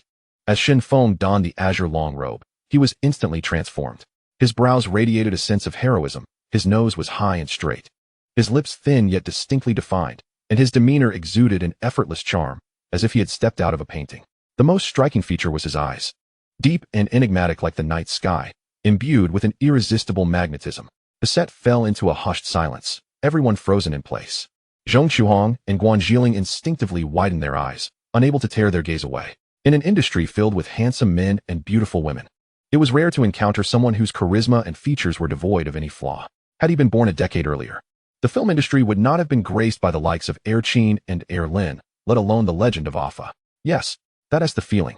Lu Guanwei suddenly slapped his thigh and shouted, "What are you still standing there for? Quickly, get Mr. Ho ready for makeup. Where's the hairstylist? Hurry up." Although Shen Feng had never acted before, having penned the script himself meant that the character had already taken vivid shape in his mind, with Lu Guanwei providing guidance. Their collaboration was seamless. Each scene typically passed after just 2 or 3 takes. The shooting schedule progressed significantly faster. The catering for the crew was handled by Shen Feng, with meals delivered warm from Tsiyun Mountain. At that time, on-set food was generally quite basic, but the bento boxes he brought were well-balanced and steaming hot, much to everyone's satisfaction. As night fell, the pivotal scenes commenced filming. The emotional arc between Xiuxing and the female ghost Dong Xiaoyu officially unfolded. Shen Feng and Guan Zhiling's striking appearances added considerable allure to the narrative. Lu Guanwei, astute and perceptive, understood the preferences of investors and was adept at catering to the tastes of the screenwriters present. He boldly revised the plot, transforming Dong Xiaoyu from a fearsome ghost into a lonely spirit who died in the wilderness, her bones left unburied, and who Xiuxing tenderly laid to rest. The first scene underwent a complete transformation. It was no longer a ghost seducing a mortal, but rather a few ruffians attempting to take advantage of Dong Xiaoyu's beauty. Xiuxing just happened to pass by and stepped in to help. "Miss, are you all right?" "I'm fine, thank you," Guan Zhiling replied softly, her eyes glistening with tears. Her voice delicate yet moving. "Where do you live? Allow me to escort you home." The night was thick and heavy. Shen Feng rode an antiquated bicycle, the rear seat occupied by the elegantly attired Guan Zhiling, her arms gently encircling his waist. The wind caressed the hem of her skirt as the background music softly played The Ghost Bride. Upon arriving at the entrance, a torrential downpour suddenly descended from the heavens. In an effort to accentuate the protagonist's character, Lu Guanwei meticulously adjusted the details once more. Xiuxing was no longer a reckless man with a cluttered mind, but rather a refined gentleman, embodying grace and propriety. He took refuge in the hall, shivering from the cold, yet resolutely refusing to retreat to the warmth of a bed. Dong Xiaoyu lay in the inner chamber, casting a sidelong glance at the trembling figure outside, her heart quietly blossoming with affection, unable to sleep through the night. From that point onward, each day after work, Shen Feng would ride his bicycle to escort Guan Zhiling home. The evening breeze stirred their garments. A spirited young man and a grateful soul drew closer, their hearts gradually aligning. On another stormy night, on Guan Zhiling's birthday, Shen Feng presented her with a gift he had lovingly prepared. Though modest in value, it was imbued with heartfelt sentiment, causing her eyes to shimmer with light upon gazing at him. Her gaze sparkled like a starlit night, captivating and poignant, as she suddenly leapt into Shen Feng's embrace. He held her gently, her form as light as a breeze, her features painted as if by an artist's hand, reminiscent of a spirit fox emerging from ancient scrolls. Bewitching to behold, the flickering candlelight cast a soft glow within the room. Clad in a flowing white gown, her hair cascading over her shoulders, she stood still, the red veil behind her billowing softly, ethereal as a dream. The pair exchanged tender glances, smiles warm with affection. Drawing slowly closer until their lips met in a tender embrace, their figures eventually melding into the depths of the crimson drapery. The flame of the candle danced, illuminating their entwined silhouettes as garments gradually slipped away. Outside the set, Lu Guanwei, Hong Jingbao, and others held their breaths in rapt attention, fearful that even the slightest sound might shatter the serene beauty. Suddenly, a loud sneeze broke the silence, jolting everyone back to reality. Lu Guanwei slapped his thigh in exhilaration. "It's perfect. Absolutely sublime. This scene is a masterpiece." Within the crimson enclosure, Shen Feng calmly adjusted his attire, remarking, "I was too immersed in the moment earlier. My apologies." "No worries," Guan Zhiling replied, her cheeks flushed, as she hurriedly lifted the curtain to exit. Lu Guanwei, oblivious, rushed forward to clasp Shen Feng's hand tightly. "Mr. Hua, that shot was breathtaking. Truly a stroke of genius. This is the most enchanting scene in the history of Hong Kong cinema in the 1980s. This film is destined for greatness. I'm already contemplating the next project, your story with Guan Zhiling, titled The Unfinished Love Story." By the time they wrapped up for the night, it was already 9 o'clock, and the filming location was far out in the suburbs. The production team had arranged buses to transport the crew back. Stars like Hong Jingbao departed in their own vehicles. Shen Feng changed into a short-sleeved shirt, shorts, and slippers, driving a Mercedes-Benz 600 AMG. After dropping Lin Zhengying and Yuan Hua off, he offered Guan Jiling a lift to the leisure artist's apartment. During the journey, the car was enveloped in silence, both of them choosing not to speak. Suddenly, the ringtone of a mobile phone pierced the quiet. Shen Feng answered, and the voice of Jiao Wenzhong came through. Brother Feng. We've apprehended the person. Jiao Wenzhong was just released from prison and we've detained him. Has Wei Jixiang been informed? Shen Feng asked steadily, one hand on the steering wheel. Yes, my brother has delivered Wei Jixiang's woman to Longting Building. Well done. When I return, check if there's 10 million on the ledger, and tomorrow, go see Uncle Tang Liu to discuss repayment. Pay whatever amount they ask, and maintain a respectful demeanor. Be sure to retrieve the IOU. Shen Feng instructed in a low voice. Understood, Brother Feng. After ending the call, the Mercedes entered the Hongham Tunnel. Upon arriving at the apartment building, Guan Jiling tightly clasped the edges of her garment and softly inquired, Mr. Hua, would you like to come up for a bit? A glass of water, perhaps? Before the age of 18, she had been the envy of all as a wealthy young lady, basking in luxury and admiration. However, her father's bankruptcy and subsequent disappearance abruptly halted her idyllic life. Once a princess living in a fairy tale, she found everything dissolve into a dreamlike haze when the midnight bell tolled. From a life of privilege to solitary existence, the turn of fate struck unexpectedly. Just as she felt utterly lost, Shen Feng appeared, his presence unwavering, like a light piercing through the fog. The heart of a young girl invariably beats for someone special, and her dreams concealed a castle of hope. Shen Feng's background remained obscured, shrouded in rumors that only added to his allure. Even if he was not a prince, but rather a figure emerging from shadows, Guan Jiling was drawn to him. She gazed at him, her eyes glistening, lips trembling, as 1,000 unsaid words coalesced into a gentle murmur. Shen Feng retrieved a silver cigarette case, drew out a cigarette, and ignited it with a DuPont lighter, the flame briefly illuminating his composed profile. Gigi, do not overthink things. Once this film wraps, clarify matters with your agent. Henceforth, you will be under my company's management. If you wish to act, you may. If not, take a break. This 10 million is merely pocket money. Rest early. I have plans for tonight. She nodded. Her footsteps slow as she ascended the stairs, glancing back through the door's crack at his figure below. Outside, De Xiong had opened the car door, and Shen Feng settled into the back seat, the vehicle sinking slightly under his weight. The three cars departed sequentially, vanishing into the night. Meanwhile, Jiao Wenzhong brought Sang Bo to an abandoned warehouse in Shatin. Upon Shen Feng's arrival, Sang Bo looked up, his gaze sharp as a blade. Who exactly are you? Who I am is of little consequence. What matters is what you intend to do, Shen Feng replied in a low tone, imbued with undeniable authority. Along. Put the money down. A stack of cash lay before him, thick and silent. What does this mean? Sang Bo narrowed his remaining eye. Shen Feng's lips curled into a slight smile. It means nothing more than this. Take the money, go wherever you wish, do whatever you desire. With that, he turned to leave, his silhouette cold and resolute, not pausing for a moment. The intention behind capturing him was not for intimidation, but merely to deliver this sum. Shen Feng understood that once Sang Bo was released from prison, his first act would undoubtedly be to seek out Wei Jixiang, the man who had ruined his sight. Blood for blood was the very essence of Sang Bo's existence. Watching the vehicles depart, Sang Bo seized the money without questioning its origin. He recognized that there was a purpose behind it, but what he needed now was resources, not answers. Inside Longting Building, the lights shone brightly. Wei Jixiang was waiting in the lobby with Ruby and Dahong. Upon Shen Feng's return, he immediately stood. Brother Feng, is everything known? Shen Feng inquired as he walked. Wei Jixiang nodded. All is clear. From here on, Ruby and Dahong will be your responsibility. Rest assured, you all can settle in here. It's safe, with ample rooms and a cafeteria that operates around the clock. If you need anything, just inform the staff. Shen Feng entered his office, not pausing his stride. Xiang. The prince is infatuated with beauty. Make good use of that. Pausing, he then asked, is the videotape factory's license still under your name? Wei Jixiang slightly nodded. The license is undoubtedly in my name. The prince pressured me into signing, and I had no way to refuse. Shen Feng's tone remained calm. The situation was not dire. You weren't directly involved. Finding a reliable lawyer should resolve it. Provide your lawyer's contact to our advisor Su, and he will take care of everything. Additionally, there are still stocks at the videotape factory. Xiang, you must ensure it's cleared out in the next few days.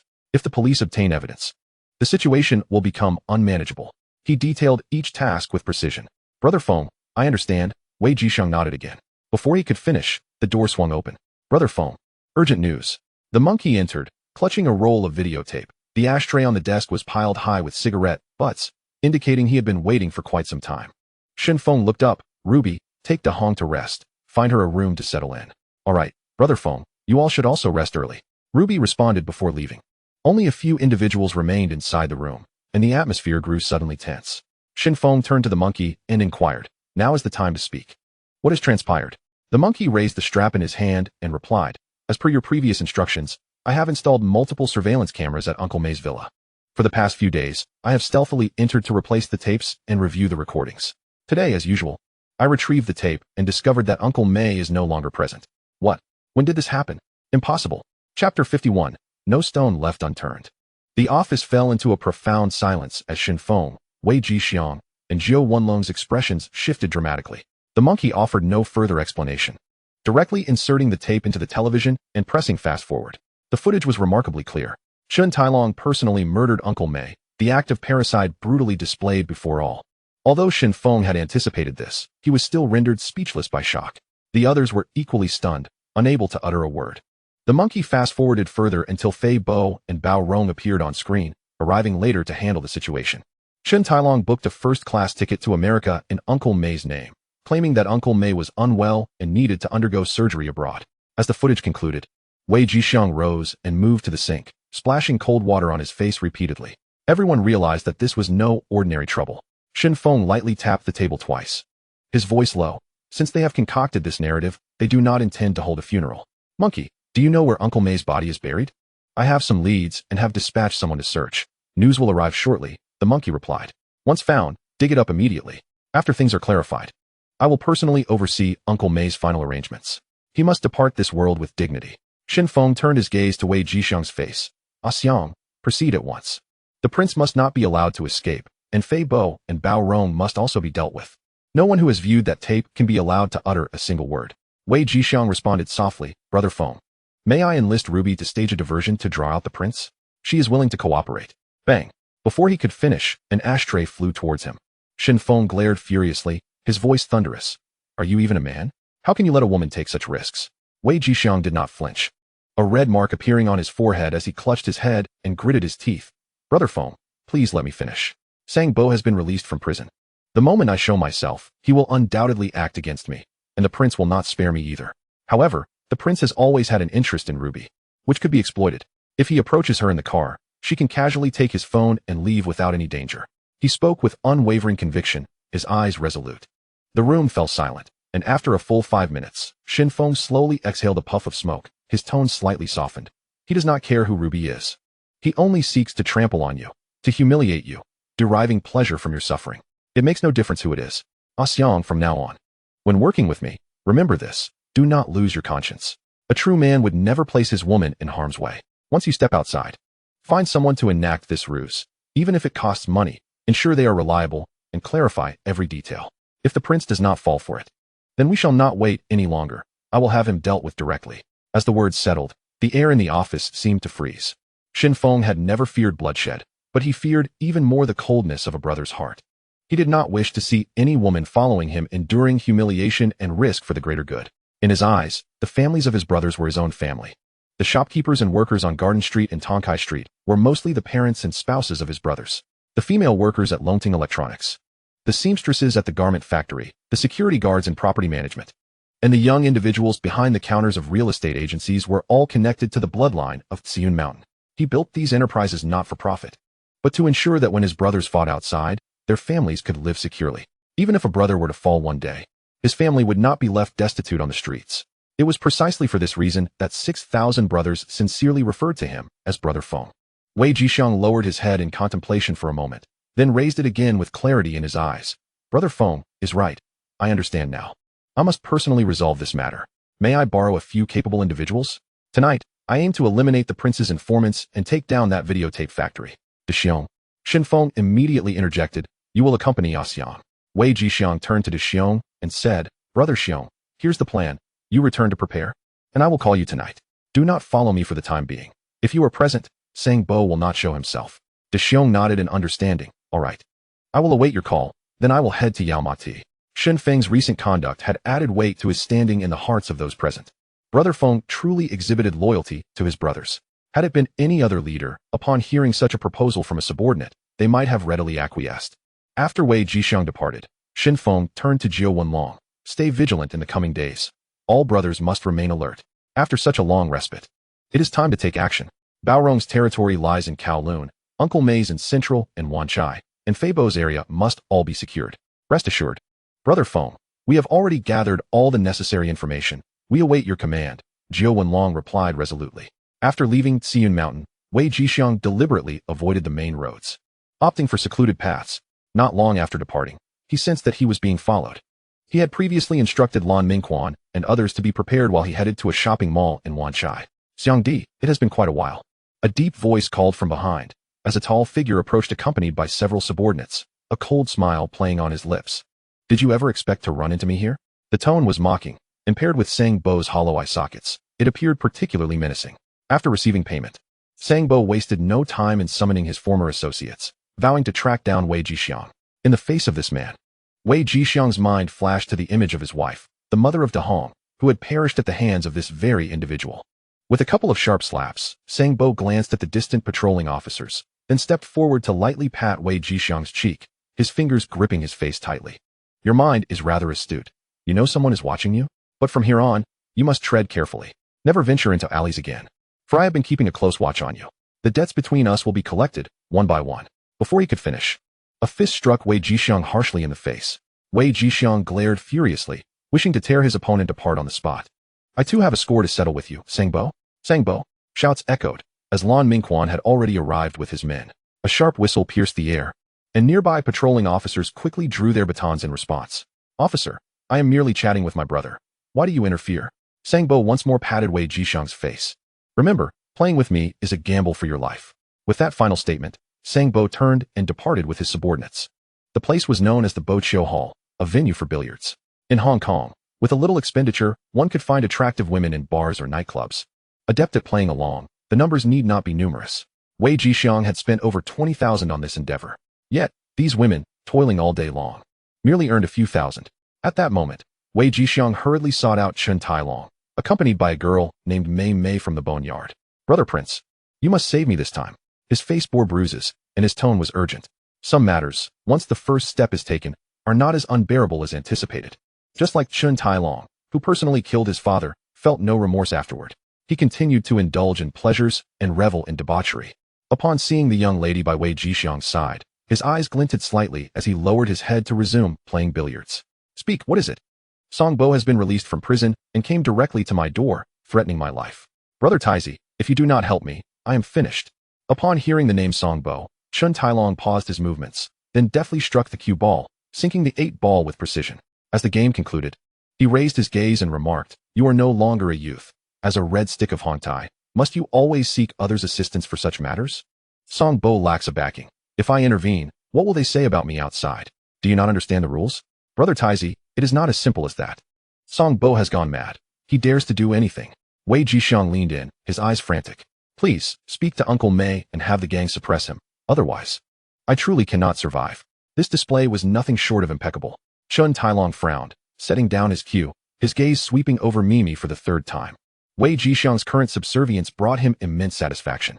If one day, Shen Feng could lower his head and plead like this, the scene would be utterly intoxicating. This matter is not one I can address lightly. After speaking, he turned and walked towards the door. Brother Taizi, I earnestly beg you. Wei Jixiang quickly followed a few steps, quietly signaling Mimi with his eyes. Mimi stepped forward, speaking softly. Brother Taizi, Xiang is truly at his wit's end. Please, help him. Chen Tailong crossed his arms and scrutinized her for a moment before suddenly asking, what is your name? Mimi, Brother Taizi, I am Xiang's woman. She responded naturally, as if they were indeed lovers. The girl, hired for 20,000, performed as though she were born for the stage. If Shen Feng were to see her, he would surely reserve a spot for her in his new production. Now you come to me seeking help for him? Of course. It is different. I have always been accommodating towards women. Yet this matter involves too much. Here is the deal. Tonight, you accompany me. Serve me well and to my satisfaction, and by tomorrow morning, I shall call Ah Dong to have him step in. It's settled. You two must come to terms with this. Shen Feng was not mistaken. With Chen Tailong's status, it would be effortless to toy with any female star. Yet he persistently focused on Ruby. What was his motive? Because he understood that Ruby belonged to Wei Jixiang. He relished the thrill of crossing boundaries. The more forbidden it was, the more exhilarating it became.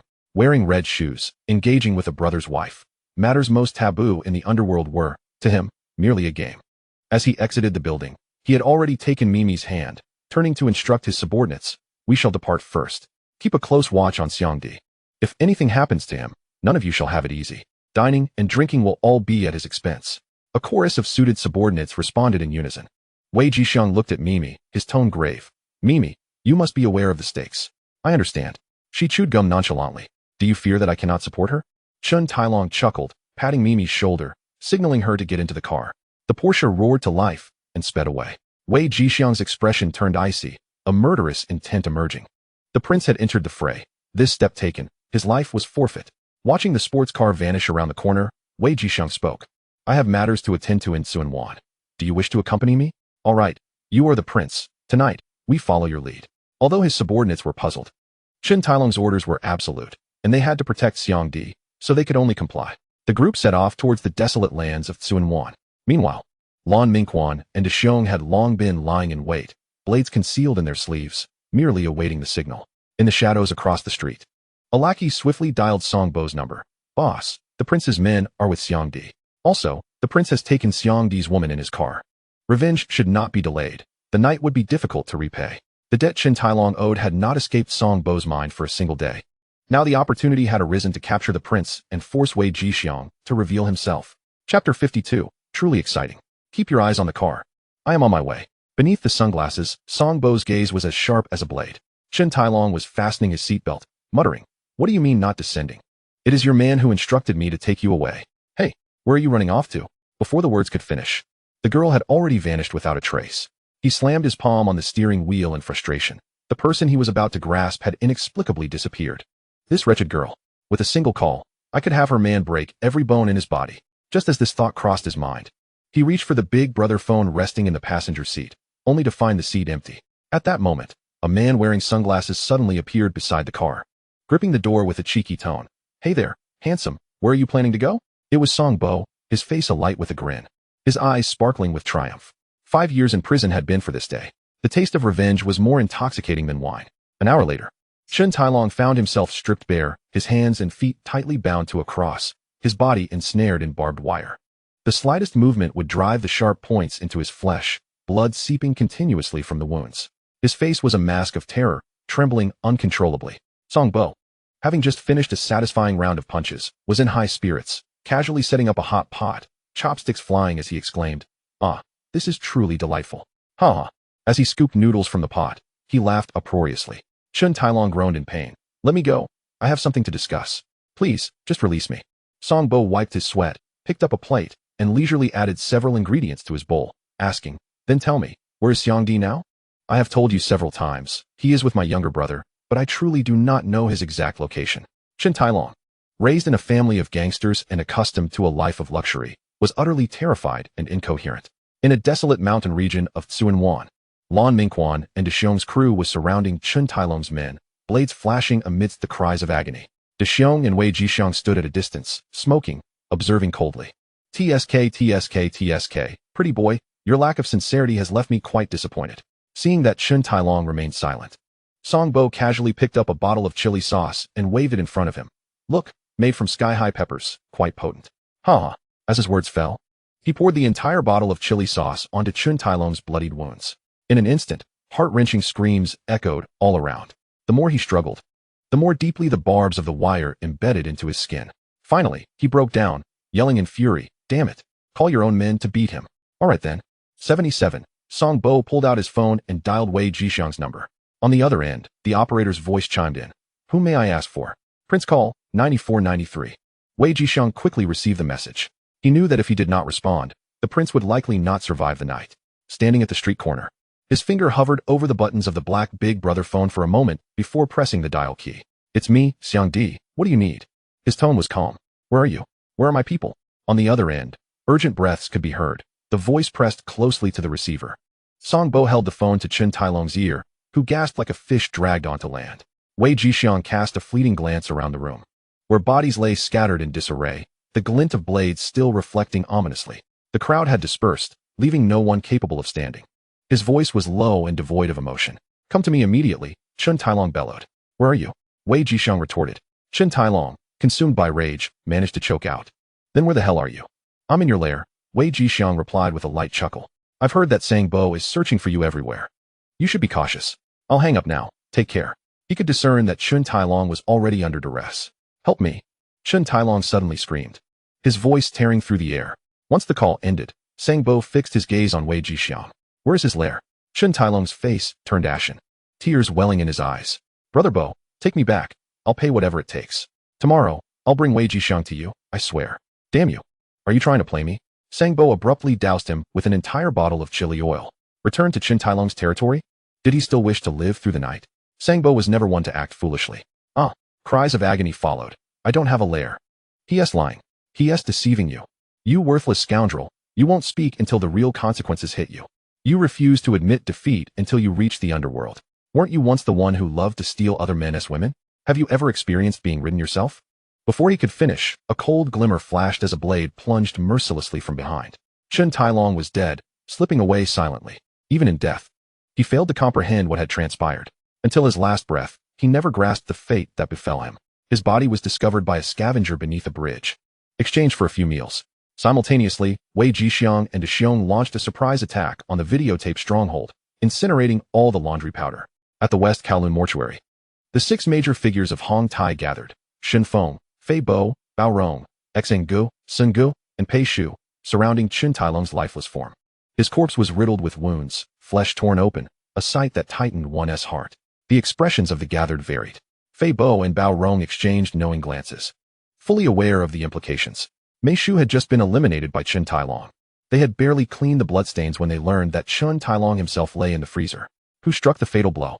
Regardless of who it was, they must be brought to justice. Shen Feng's gaze, sharp as a blade, swept over everyone present. Did anyone hear any rumors? Bao Rong quickly spoke up. I just received news that Sang Bo has made his move. He must be behind this. Good. Shen Feng's expression turned icy as he surveyed Bao Rong and Fei Bo. Where's Mei Shu now? He is already on a flight to America for treatment, Fei Bo replied, adhering to the predetermined script. Shen Feng snorted softly. This place is unsuitable for discussion.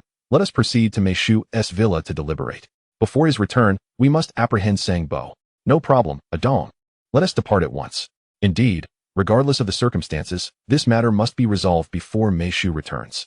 Upon their return to the villa in Kuntong, Chen Tailong's wife was already inconsolable, weeping uncontrollably. With both Mei Shu and Chen Tailong gone, how would she and her son survive?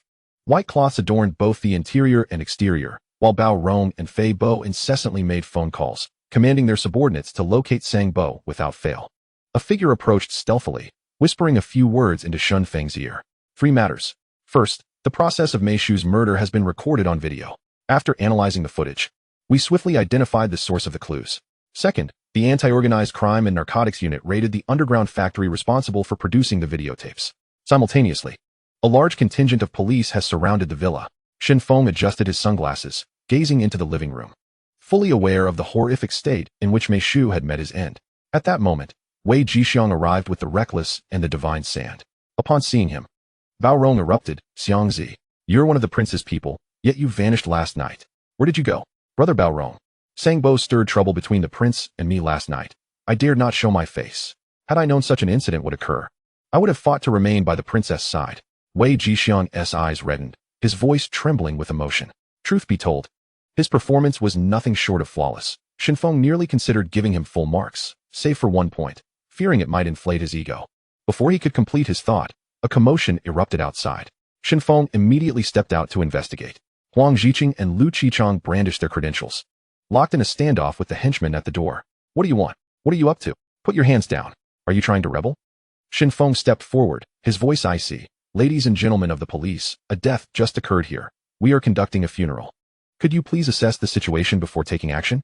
Huang Jiqing fixed his gaze on Shen Feng, smiling slightly. Brother Feng, we are not here to trouble you today.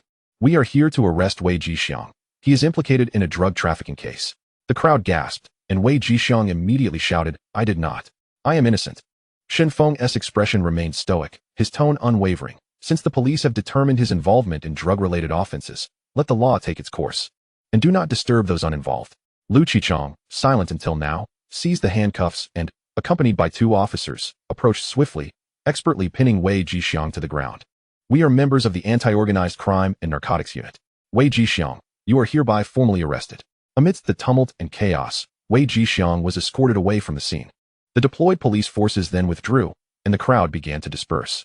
In the midst of the disorder, Fei Bo and Bao Rong exchanged a fleeting glance, understanding each other silently, quickly averting their eyes as if nothing had transpired. Both were acutely aware that the news of Mei Shu's demise had yet to be made public, and with the position of Hong Tai's leader now vacant, it was the perfect moment for a power grab. The Underworld was eternally thus. A lowly underling aspired to ascend to the throne, coveting the authority of the decision-makers. Once in power, they yearned for the ultimate seat of authority. Who hasn't felt the flames of ambition burning within? Who willingly remains subservient for a lifetime? Such opportunities are fleeting. Fei Bo and Bao Rong had already reached an unspoken agreement. Bao Rong would ascend to a high position, while Fei Bo would remain beneath him, jointly wielding control. Their respective subordinates were also en route, awaiting the signal to act. Within the villa, the air was thick with tension. Jiao Wenlong quietly approached Shen Feng, whispering two pieces of news. First, Sang Bo had been executed. Second, the Siamese faction was in place, with the Special Operations Unit and the Wolf Fang team on standby outside, ready to act at any moment. Shen Feng nodded slightly. Bao Rong exhaled a puff of cigar smoke, narrowing his eyes as he asked, Adong, have you located Sang Bo? A soft chime echoed. The individual has been dealt with. The body is in my possession. Shen Feng opened a silver cigarette case, leisurely retrieving a hand-rolled cigarette, igniting it with a DuPont lighter. Illuminated by the flame, he returned the case to his suit pocket, lifting his gaze to Bao Rong. What is the situation with Mei Shu? This was the third time he had inquired. Xian Gu, 690, Pei Shu, and others fixed their collective gaze on Bao Rong. Bao Rong hesitated momentarily before gesturing for his men to escort Chun Tailong's wife and children away. He sighed heavily, feigning sorrow at this point. I shall not conceal the truth from everyone. The boss has passed away due to illness, heart disease. What nonsense are you spouting, Bao Rong? We met just last week. How could he possibly die so suddenly? Xian Gu, Sun Gu, and Pei Shu all turned pale, disbelief etched on their faces. Fei Bo seized the moment to speak up. It's not that we wish to conceal it. The boss indeed suffered a sudden heart attack. We feared turmoil within Hong Tai, that others might seize the opportunity, which is why we temporarily suppressed the news. But at present, Hong Tai cannot be without a leader. I, Bao Rong, stand forth not for my own sake, but rather because I have spent the longest time within Hong Tai, laboring alongside my elder brother. A truth well recognized by all. His tone is steady, as if he is contemplating the welfare of the entire organization. Suddenly, applause erupts, and all eyes swiftly converge upon Shen Feng. Bao Rong's gaze flickers slightly, his voice tinged with tension. Adong, what do you mean by this? I genuinely care for Hong Tai. With a sharp crack, the air is pierced as Shen Feng strides forward, delivering a resounding slap that sends Bao Rong staggering to the ground. Are you still not willing to relent? Aren't you weary of this farce?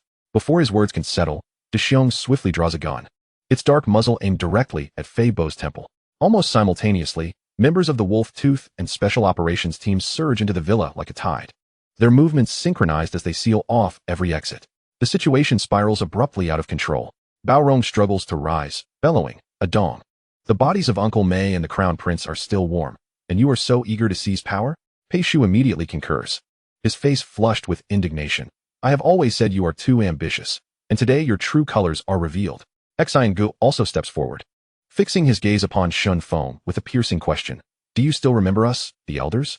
Do you not recall the rules of Hong Tai? A soft chuckle escapes Shen Feng's lips as he leisurely flicks away the ash from his cigarette, placing his foot upon the chest of the prostrate Bao Rong. There are matters I would rather not address, but it is imperative that I speak now. His cold gaze sweeps across the room. Bao Rong, Fei Bo. How do you believe Uncle Mei and the Crown Prince met their demise? Do you truly think you can conceal this for a lifetime? Bao Rong's pupils constrict sharply, an internal tempest rising within him. They had clearly handled everything with utmost secrecy. How could this information have leaked? Fei Bo, forcing a semblance of calm, murmurs, Adong. Revealing certain truths would only harm Hong Tai. Indeed, Chun Mei was killed at the hands of Chun Tai Long, and we grieve for this loss. However, we were not involved. Not involved. Shen Feng sneers. But you were aware, were you not?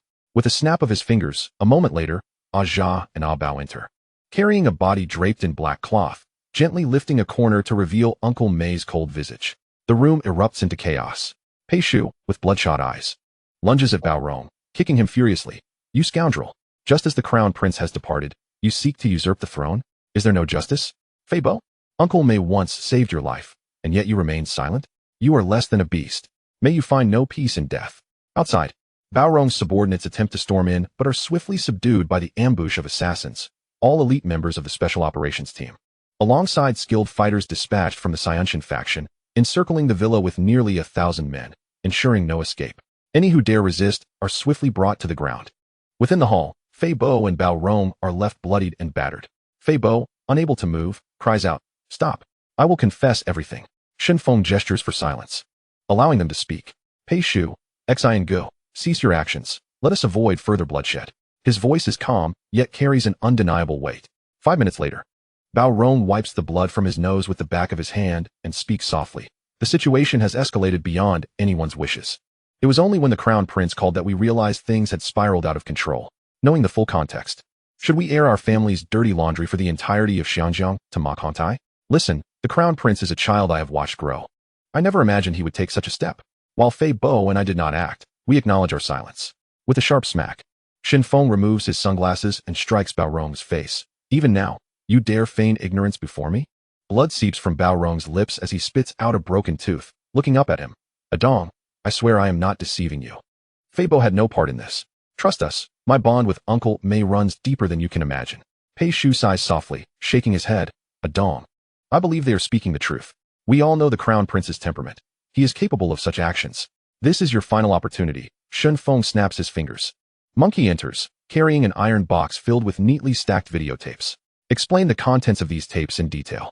Disclose how you and the Crown Prince conspired against Uncle Mei. If you confess now, I will spare your lives.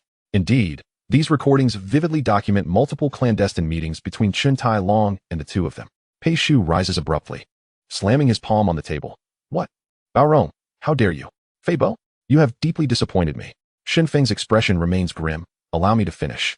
2 weeks ago, I sensed something was amiss. That day, the Crown Prince and Bao Rong invited me for drinks. Claiming Uncle Mei's health was failing and he would not last long. They asked if I would support his succession. Uncle Mei is merely 50 years old. In robust health, how could he suddenly be unwell? At the time, I thought little of it. But this morning, when Uncle Mei did not appear, I immediately took action and ordered a review of the surveillance in his villa. The moment I looked, evidence was laid bare. Crown Prince, Fei Bo, Bao Rong. The three of you had long conspired together. At this point, are you still in denial? By the laws of the Hongmen, what punishment do you deserve? The tapes lay before them, irrefutable evidence. Fei Bo and Bao Rong's faces drain of color, leaving them unable to refute their guilt. Bao Rong suddenly shouts, yes, I did it, so what? After so many years in Hong Tai, I have not only my contributions, but also my sacrifices. But if Chen Tai Long wishes to kill me, should I simply await my demise? Pei Shu seizes the ashtray, hurling it at him. You still dare to argue? Bao Rong laughs maniacally, his laughter chilling. Ha! These words were told to me directly by the Crown Prince. Do you think I could fabricate such a lie? Shen Feng strides forward, delivering a swift slap across Bao Rong's face. Who is Uncle Mei? Do you heed the words of the Crown Prince, or those of Uncle Mei? Have you lost your senses? Pei Shu, according to our ancestral laws, what must be done? The ultimate punishment awaits. Pack them in a box and cast them into the sea, never to see the light again. Pei Shu's voice is as cold as ice. Shen Feng's gaze turns to Aja. Take them away. Do not allow them to appear before me again. Aja and his men act immediately, and the sounds of anguished wails gradually fade. Yet the oppressive chill lingers in the air. The villa falls into silence once more. Shen Feng surveys the dining room, where once familiar faces gathered. Now 4 chairs stand empty. A wave of emptiness washes over him. Uncle Mei's death was too sudden, too brutal. Before he had the chance to truly engage with this old rival, he had vanished without a trace. How shall he now stir the winds and consume the great black gold? He turns to Xian Go, Sun Go, and Pei Shu. His tone somber. 2 matters must be settled. First, regarding the aftermath of the Crown Prince and Uncle Mei, we must present a unified front to the outside world, claiming that Uncle Mei succumbed to sorrow upon learning of the Crown Prince's passing. This will preserve their dignity. The three nod silently. This disgrace must not be made public. Even if Hong Tai's reputation is tarnished, we cannot allow outsiders to tear it further asunder. I shall bear the full cost of their funerals. Second, the leadership positions in Kowloon and Wan Chai must not remain vacant.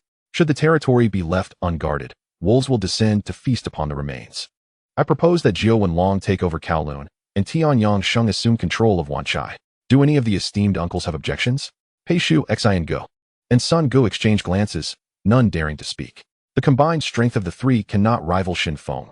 What more can they say in this moment? Had Bao Rong and Fei Bo still been present, perhaps they could have mustered some opposition. But with their departure, Hong Tai is left with but a singular voice.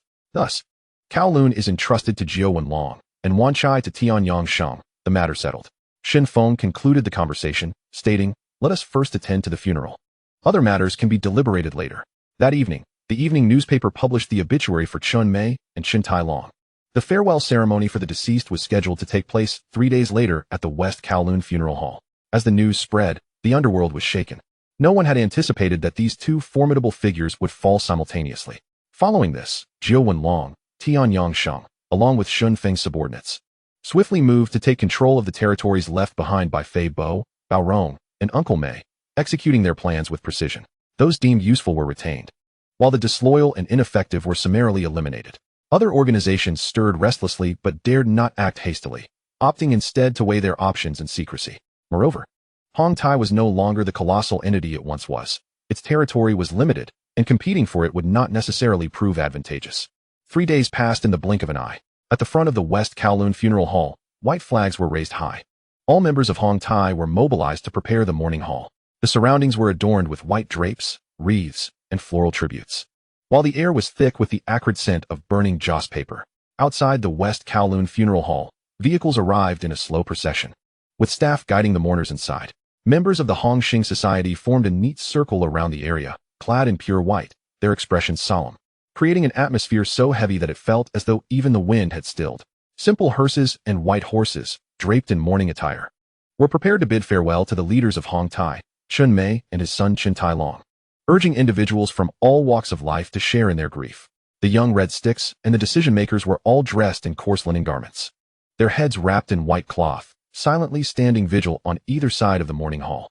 Wei Jixiang, having been released from detention through the efforts of a lawyer appointed by the elder Su, was restricted from leaving the port and was scheduled to appear in court in 4 days. As a member of Hong Tai, it was both a moral obligation and a manifestation of the code of the underworld to pay respects for the departed leader. Those who forsook this duty would ultimately be scorned by all. Shen Feng stood prominently before the altar, with the young Jew at his right and his trusted confidants like Hong Jingbao also present to pay their respects. When Guan Zhiling noticed the young Jew standing close to Shen Feng, her complexion suddenly turned pale. Chen Tai Long's wife had long since been reduced to tears, nearly fainting from grief. The Hong Xing Society arrived. Several black sedans entered in succession, their doors opening. Jiang Tiansheng led the procession, accompanied by Bai Jishan, Chen Yao, and numerous decision-makers. Han Bin, Shi San Mei, Kong Long, Xian, Jigu, and Lao Bi followed closely behind. The group walked with steady steps directly into the mourning hall. The portraits of Chun Tai Long and Chun Mei were prominently displayed on the incense table, their black and white images exuding a solemn tranquility. Jiang Tiansheng bowed first, then led his subordinates to pay their respects with incense. The family acknowledged their gesture, and the officiant quietly reminded them to maintain decorum. Shen Feng led the group in returning the gesture of respect. Jiang Tiansheng approached and took Shen Feng's hand, saying, "Adong, it is unfortunate that we meet under such circumstances. Take care." Everyone present understood what had transpired. With the passing of Chun Mei and his son, Shen Feng had effectively become the de facto leader of Hong Tai. The likes of Xian Ge and Pei Shu could hardly hope to contend with Shen Feng, and even in facing Axe Jun, their chances were slim. Although Axe Jun held no formal position, he was the chief of 2 streets, wielding considerable influence. He Liansheng has arrived. Despite past grievances between Hong Tai and He Liansheng, it was imperative to be present and pay respects on such an occasion. Absence would be deemed disrespectful, and the underworld would surely gossip. The current leader of He Liansheng entered the mourning hall, accompanied by his entourage. To complete the memorial rites, Shen Feng bowed in accordance with etiquette. Uncle Deng stepped forward, gently patting the back of his hand. "Adong, may you find peace in your sorrow. The number gang is here." Hu Xiangyong and Hong Hani represented the number gang. Loyalty and righteousness have arrived. The Lian brothers, Lian Haolong and Lian Haodong, were also present, with Uncle Lian Sitang Liu attending personally. Hong Li Society is here. Piao Go and Gentleman Sheng entered slowly. Lian Gong Society has arrived. Deng Guangrong came alone, presenting a wreath before silently stepping aside. Xing has arrived. Luxury vehicles continued to arrive at the West Kowloon Funeral Hall, with various societies assembling, wreaths piled high, and floral tributes standing like a forest, all exuding the last vestiges of respect from the underworld in a solemn silence. The scene was extraordinarily grand. The police had cordoned off the streets in advance, deploying a large number of personnel to maintain order. Otherwise, the traffic in West Kowloon would have already come to a standstill. Journalists were kept behind a barricade 500 meters away, only able to capture distant photographs. The police's actions were not biased toward the societies. Rather, The scale of the Hong Tai funeral necessitated such stringent measures to prevent chaos and avert any potential disturbances at the site. Chapter 54, Imitation. Following the conclusion of the memorial service, the proceedings transitioned to the stages of escorting the spirits and bidding farewell. After a whole day of rituals, the affairs of the two individuals were finally brought to a close. In the aftermath, Shen Feng invited Xian Gu, Pei Shu, and Sun Gu to the Longting building. In the conference room, he alone lit a cigarette, sitting quietly amidst the swirling smoke. The others refrained from lighting up, not out of desire, but due to the constraints of their positions. Gazing at Shen Feng's youthful countenance, the three exchanged glances, the atmosphere heavy with tension. Ultimately, Pei Shu spoke first, Adong. There is no need to say much. There are few left in Hong Tai who can speak with authority. We three support you in becoming the leader. Xian Gu swiftly followed. There were misunderstandings in the past. I hope we can put them aside from now on. Indeed, they echoed. Moving forward, we will work together. Adong, you need not question, we will stand by your side. Everyone expressed their affirmations. Shen Feng nodded in acknowledgement and slowly spoke. Thank you, uncles, for your support. I have gathered you here today to share a few heartfelt thoughts. After a brief pause, he spoke steadily yet clearly. As everyone knows, my business is currently flourishing. Having ascended to this position, I will take responsibility for everyone and shoulder the duties of the leader. However, I have also identified a problem, apart from me. Your strengths are insufficient. At this statement, the expressions of the three men shifted dramatically. Adong, wherever you point, I shall not stray, though I am older. My blade is still sharp and ready for battle. Allow me to finish, Shen Feng interjected, flicking his lighter, the flame illuminating his resolute expression. I have decided to request your retirement. Of course, I will ensure you do not leave empty-handed. Each of you will receive 500,000 monthly as retirement funds. I will arrange for someone to take over your territories. You are the elders of Hong Tai. No one will forget your contributions. What do you think of this arrangement? No one had anticipated that Shen Feng's first act of authority would be to demand their relinquishment of power. The three exchanged glances, silence enveloping them like iron. Those accustomed to wielding power do not easily relinquish it.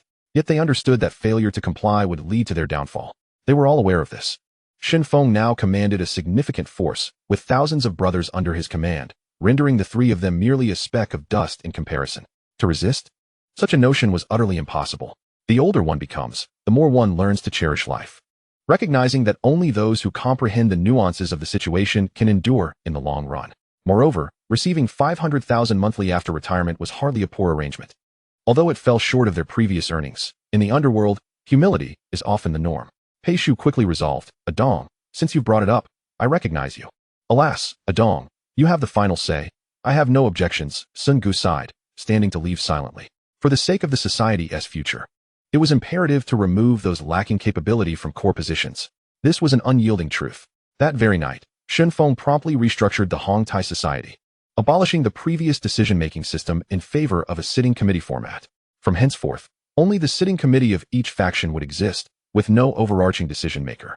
All significant matters would require collective deliberation and resolution. After considerable reflection, Shen Feng ultimately decided to entrust the defense of Central to Tian Yangsheng. For many years, the management has been entrusted to him. Wan Chai has been handed over to Wei Jixiang, while Axman Jun has ascended to the helm in Simsha Sui. The nine-pattern dragon continues to oversee Kowloon. The areas of Yao Ma Ti and Quansheng now fall under the jurisdiction of Yao Tsimong, presided over by Dao Zihong. Kuntong, once under the purview of Brother Xian, is now managed by Aja. Sai Kung, formerly the territory of Uncle Pei, has now been taken over by Bao. Sham Shui Pe, which was previously governed by Brother Sun, is now under the control of Tian Yangyi. TSC Wanshan has been entrusted to Big Bear. Thus, the configuration of the 9 major sit-downs of Hong Tai has been firmly established. Central, Tian Yangsheng. Wanchai, Wei Jixiang. Kowloon, 9-pattern dragon. Yao Tsimong, Luo Tianhong. Sim Sha Sui, Axman Jun. Kuntong, Aja. Sai Kung, A Bao, Sham Shui Pe, Tian Yangyi. TSC Wanshan, Big Bear. The role of the white paper fan remains under the stewardship of Master Su. All revenues from the various factions are to be uniformly remitted to the company account. With centralized distribution from headquarters, there will be no distinction between affluent and impoverished areas. Whether from Sai Kung or Central, the salaries in the sit-downs will be equal. Devoid of hierarchy, concentrating resources is essential for fostering overall development. Over the years, the remarkable growth of Hong Tai has been solely orchestrated by Shen Feng, and there are no objections to this arrangement. This step signifies Hong Tai's formal entry into the realm of modernization, bearing profound implications.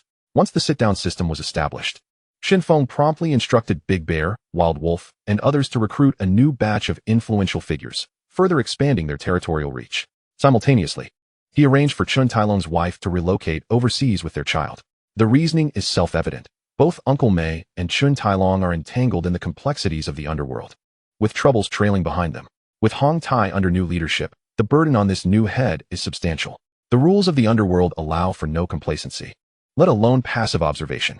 To quell the unrest, the sole condition is that those two individuals must leave Hong Kong with Shen Feng, never to set foot on this land again. No one shall sleep soundly beside my pillow. This phrase has always resonated in Shen Feng's mind. He felt little attachment to the villa left by Uncle Mei, promptly listing it for sale. Before selling, he personally inspected the premises, taking away all valuables.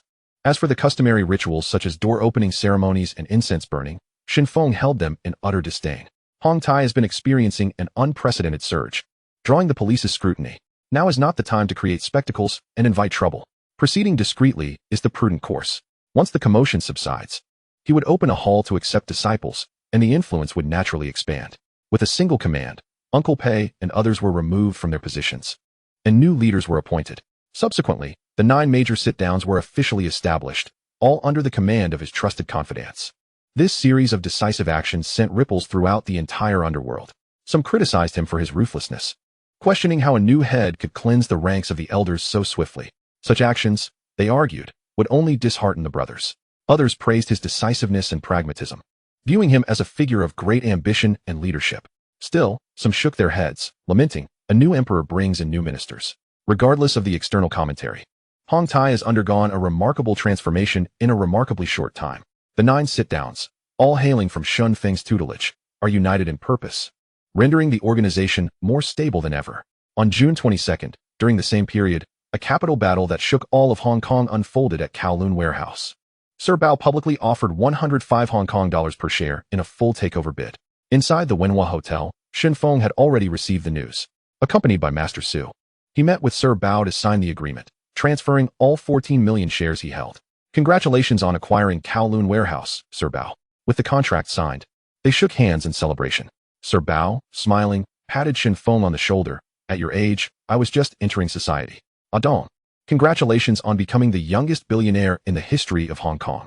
It's not that exaggerated, Shen Feng replied, shaking his head. This figure hasn't accounted for the HSBC loan, and some of the funds were raised from others. Compared to your achievements, I still have a long way to go. He understood well that the so-called billionaire status was merely superficial wealth. Sir Bao tightened his grip on his hand and said, I have other arrangements today. I heard you've become the new head of Hong Tai, so I specially commissioned a golden dragon statue for you to take back later. Thank you for your assistance. Once the Kowloon warehouse matter settles, I have another favor to ask of you. In recent days, Sir Bao had discreetly investigated Shen Feng's background, and his strategies, planning, and scale of operations were nothing short of astounding. Sir Bao's gaze was steady, already aware that Shen Feng had extricated himself from his past entanglements, stepping onto a path of righteousness and emerging as a formidable figure. If Shen Feng were merely a prominent figure in a street gang, he might not have given him much thought. However, this young man, barely in his 20s, had seized power and managed to pivot into the business world. His acumen and vision were not to be underestimated. Very well, I too have a matter to entrust to you, Shen Feng remarked, a subtle smile gracing his lips, his tone gentle yet confident. Exiting the Wenhua building, a sleek black Mercedes-Benz 600 AMG awaited him, with Master Su already standing respectfully by the side, opening the rear door. Shen Feng settled into the seat, leaning back, an unmistakable weariness etched across his features. In recent days, he had scarcely found a moment's respite. The legacy left by Uncle Mei had been thoroughly sorted, with cash amounting to a staggering 100 million HKD discovered in that hidden villa, filling a secret chamber. Since officially assuming the role of head, a continuous stream of system notifications had inundated him, with messages flooding his interface like a relentless tide. Host successfully eliminated Bao Rong. Reward of 5 attribute points and 10 million Hong Kong dollars credited. Host cleared Fei Bo's influence. Reward of 5 attribute points and 10 million Hong Kong dollars credited. Host dismissed Xian Ge from his position, unlocking master-level firearms proficiency. Host replaced Uncle Pei, receiving master-level gambling technique inheritance. Host once more dismissed Xian Ge, expanding system space tenfold. What surprised him was that the rewards from the power shift far exceeded those obtained through violent means. This indeed validated an old adage. The true underworld is not defined by bloodshed but by the balance of hearts and minds. The most significant notification followed closely behind.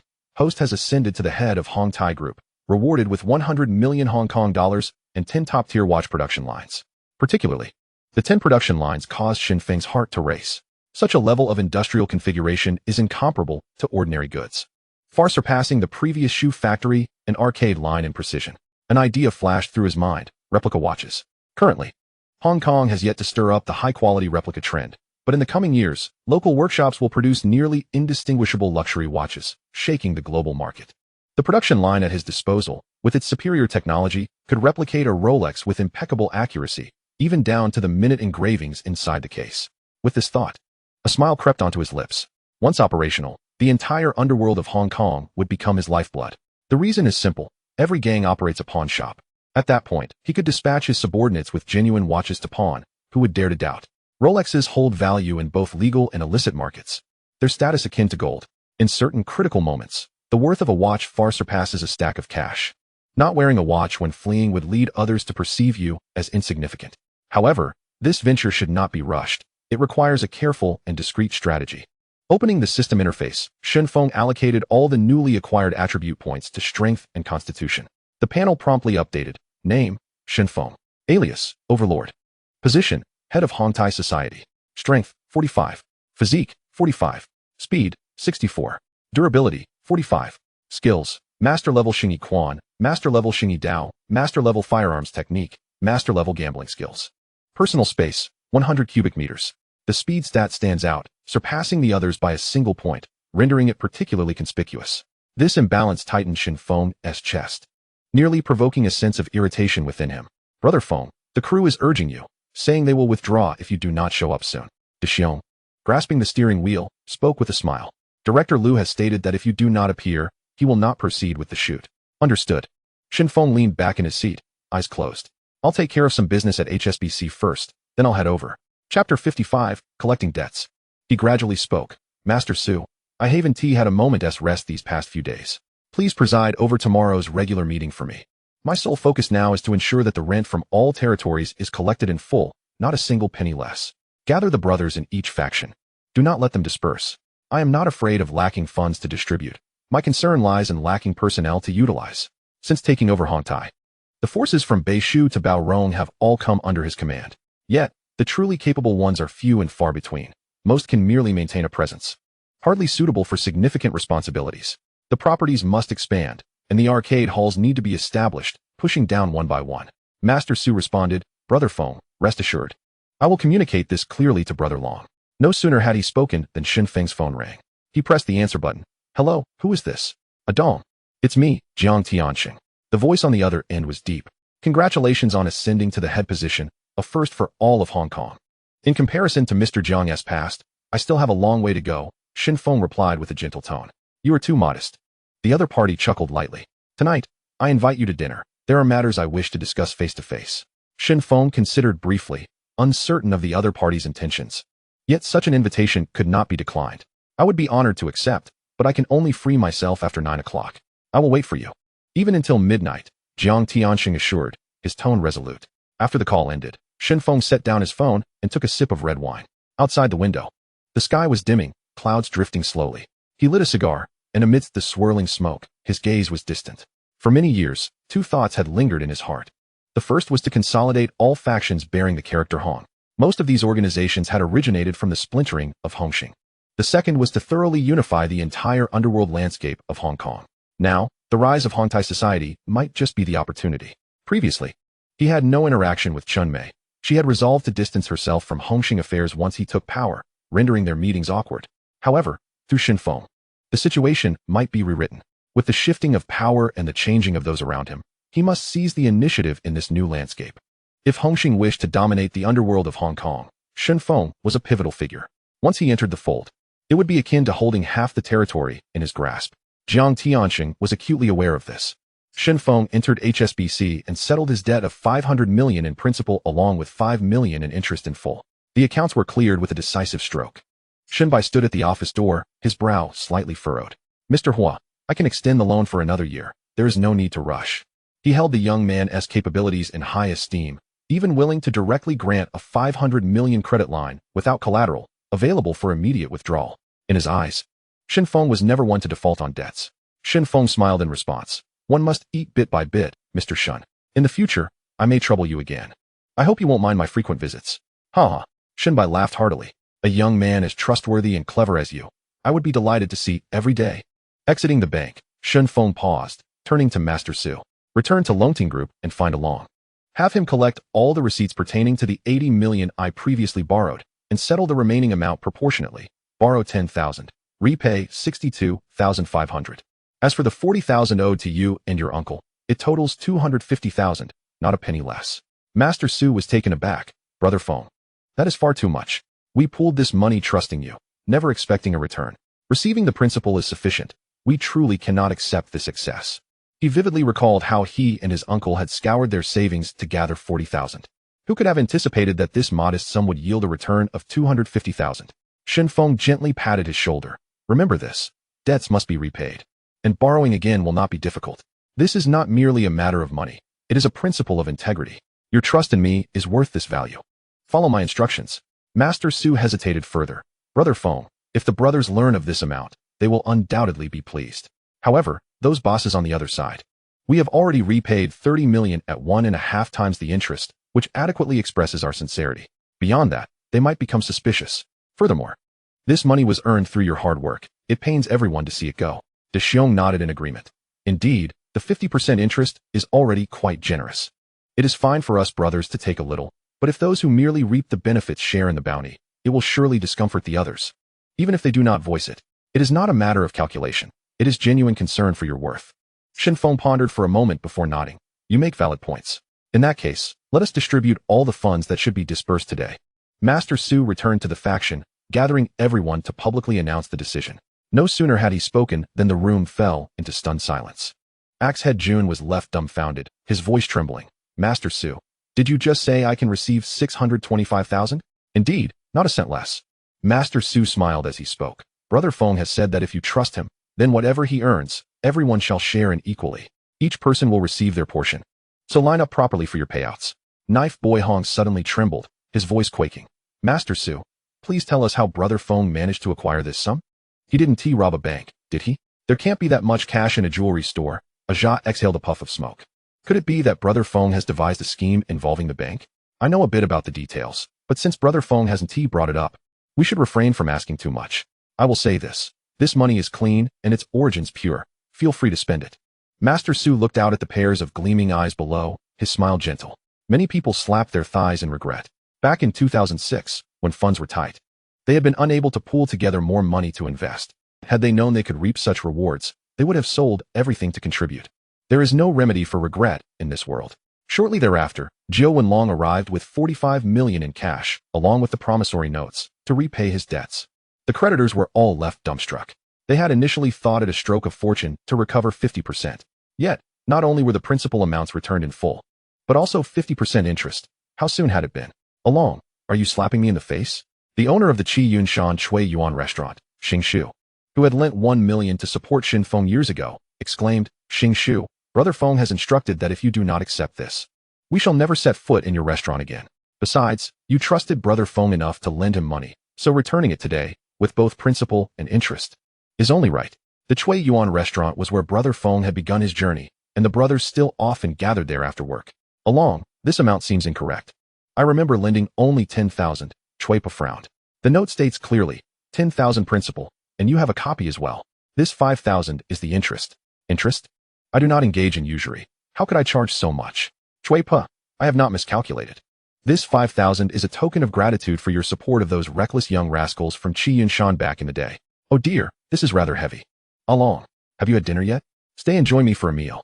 By the way, do you have a partner? Goodness, Brother Long, you startled me.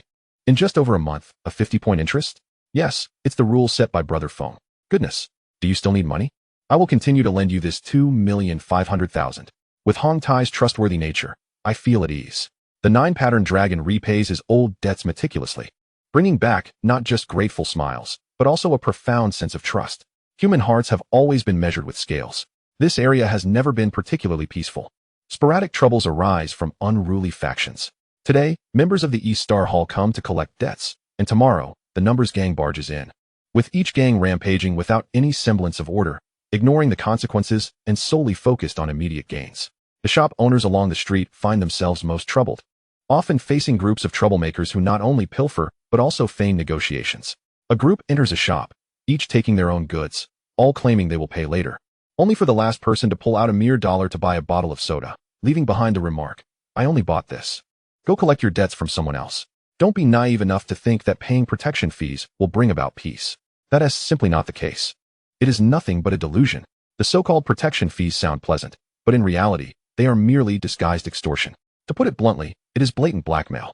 However, the people under Shen Feng are different. He has ordered that every street and every shop be assigned a dedicated contact, with phone numbers left behind. As long as a call comes in, no matter how late, they must respond. This level of diligence is unmatched even by the Hong Kong police force. Moreover, within Hong Tai's territory, there are patrols day and night, walking from dawn till dusk without pause. Anyone who dares to cause trouble must first weigh their own courage and speed. For the people in this region, although rent has increased somewhat and an additional management fee is required, life has become significantly more stable. The days of living in constant fear are long gone. And business at the shops is flourishing, with smiles finally returning to everyone's faces. Upon returning to the set, Shen Feng immediately immersed himself in filming.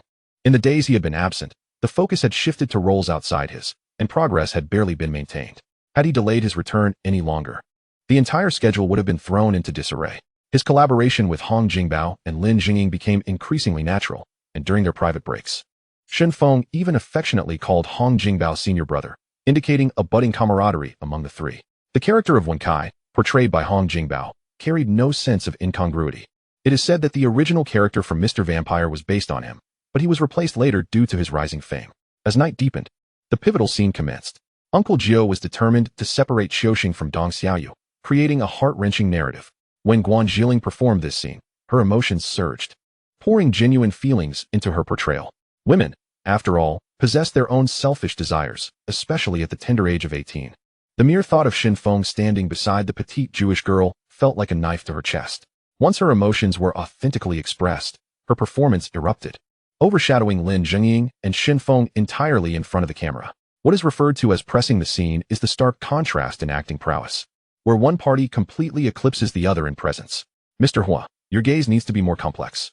You love her deeply, yet must let go.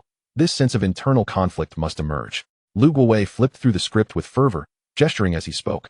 Look, Gigi. She stands there, without uttering a word, and as soon as a tear falls, the whole courtyard falls silent. Shen Feng gazed at Guan Zhiling, her eyes glistening with tears, her lashes trembling, reminiscent of the scene at Uncle May's grave, where the wind scattered the ashes. His heart jolted as if struck by something. The camera restarted, and the atmosphere in the courtyard grew tense. Uncle Jiao stood beneath the moonlight, his demeanor grave and imposing. Shen Feng and Guan Zhiling joined forces to cast a spell, yet they continued to falter. Master, stop! Shen Feng, bloodied and staggering, lunged forward, clutching Lin Jingying's leg tightly. If you destroy her soul, Xiaoyu will never have the chance to be reborn. Nonsense! Lin Jingying bellowed, his beard bristling. Humans and spirits are on different paths. Defying fate will lead to eternal damnation. Are you truly intent on destroying her? Guan Zhiling stood under the eaves, tears cascading down her cheeks. In matters of love, which affair is not pursued despite knowing it is futile? Chapter 56. I want more scenes. Moths to a flame are not necessarily drawn to the light, but rather because of an insatiable longing within. She looked at Shen Feng, her voice as soft as the breeze. Meeting you, I harbor no resentment. I only wish for your future years to be safe and smooth. Shen Feng stepped closer, finally enfolding her in his arms. Take care. Don't forget me. This scene was not in the script. Outside the set, Lu Guowei held his breath, while Hong Jingbao gripped his teacup tightly, and Yuan Hua discreetly wiped the corner of his eye. No one called for a stop, nor did anyone speak. All were enveloped in an inescapable sorrow. It was only when Guan Zhiling turned to leave, her figure fading into the night mist, that Lu Guowei snapped back to reality, shouting, "Cut! Fantastic! Simply brilliant!" Guan Zhiling wiped her tears with the back of her hand, and Shen Feng slowly relaxed his tense expression. The wrap-up bell rang, and the crew approached Guan Zhiling with bouquets, applause erupting in celebration of her completion of all scenes. As the crowd began to disperse, packing up equipment and extinguishing lights, Lu Guowei suddenly slapped his forehead and turned to Guan Zhiling with a smile. "Oh, Gigi, your scenes were supposed to be finished. But I've changed my mind. I want to add more. The emotional build-up between you and Mr. Hua is insufficient. I plan to add 2 more pivotal emotional scenes. Tomorrow, you must come back." Guan Zhiling was momentarily stunned, having thought she could finally lay down her burdens the next day, yet her heartbeat quickened uncontrollably. Hong Jingbao frowned. The budget has already exceeded 1 million. If we shoot more, I fear Mr. Hua. What do you think? It doesn't matter, Shen Feng replied with a calm smile. Money is not an issue. Having just profited billions from the Kowloon warehouse shares, spending a few extra million, or even multiplying it tenfold, is merely a number on the ledger. He looked at Lu Guowei, his tone resolute. Away, I trust you. I want this film to be perfect. Every detail must be impeccable, striving for excellence. Rest assured, Mr. Hua, this film will certainly be a hit. Lu Guowei responded, thumping his chest. Then it's settled. Gigi. Let us take Mr. Hua's car. On the way, I'll rehearse with you. The car moved slowly through the night. Lu Guowei narrated the scenes, elaborating on the emotional arcs of the characters, particularly deepening the emotional layers of the female ghost portrayed by Guan Zhiling, emphasizing that ethereal allure and melancholy. Upon reaching the entrance of the Hong family troupe, Lu Guowei exited the car. Shen Feng continued driving, taking Guan Zhiling back to her residence. Mr. Hua, are you particularly busy usually? Guan Zhiling softly inquired, her voice blending with the night breeze. Not too bad, he replied. One hand on the steering wheel while the other reached for the center console. There are many business matters.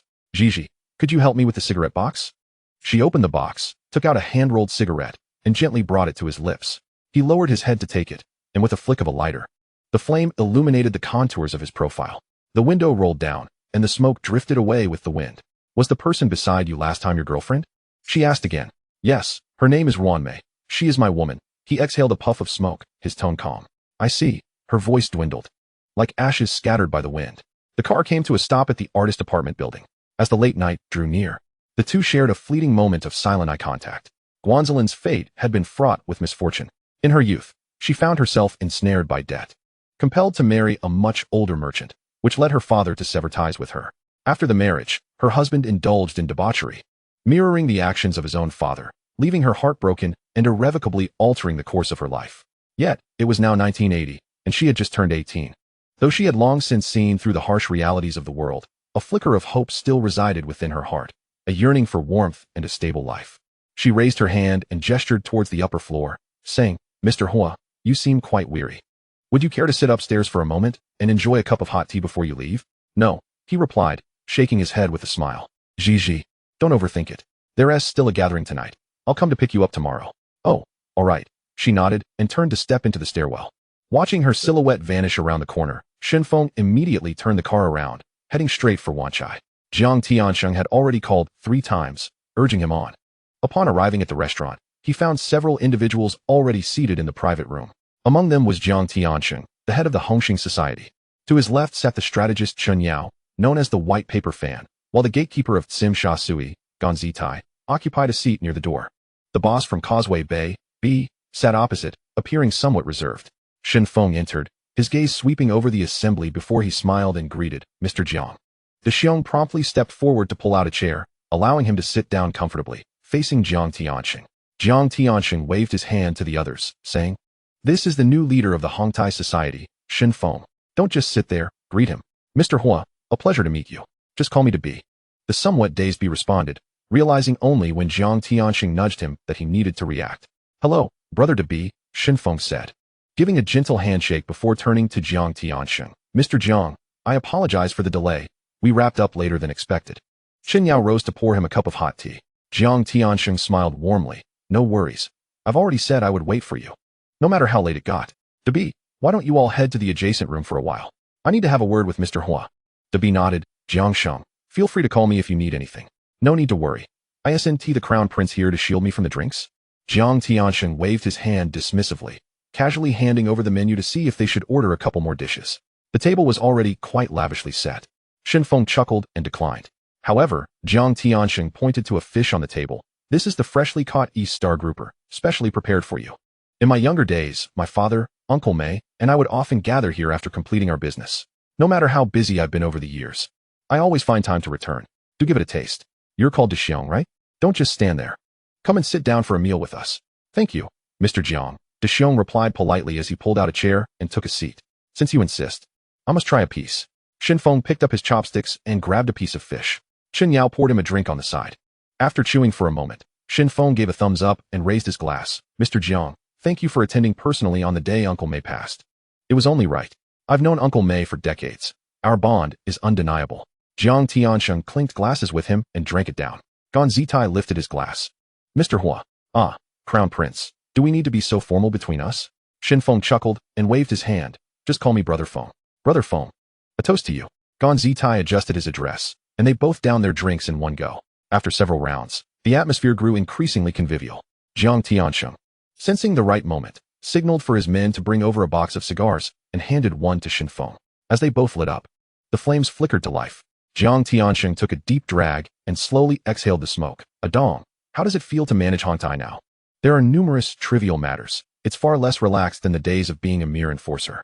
The title of leader seems glamorous, yet it bears a heavy burden. Especially after the passing of both Chun and his son. What is the reason for this? They left behind considerable debts with various nightclubs and restaurants. A significant sum indeed.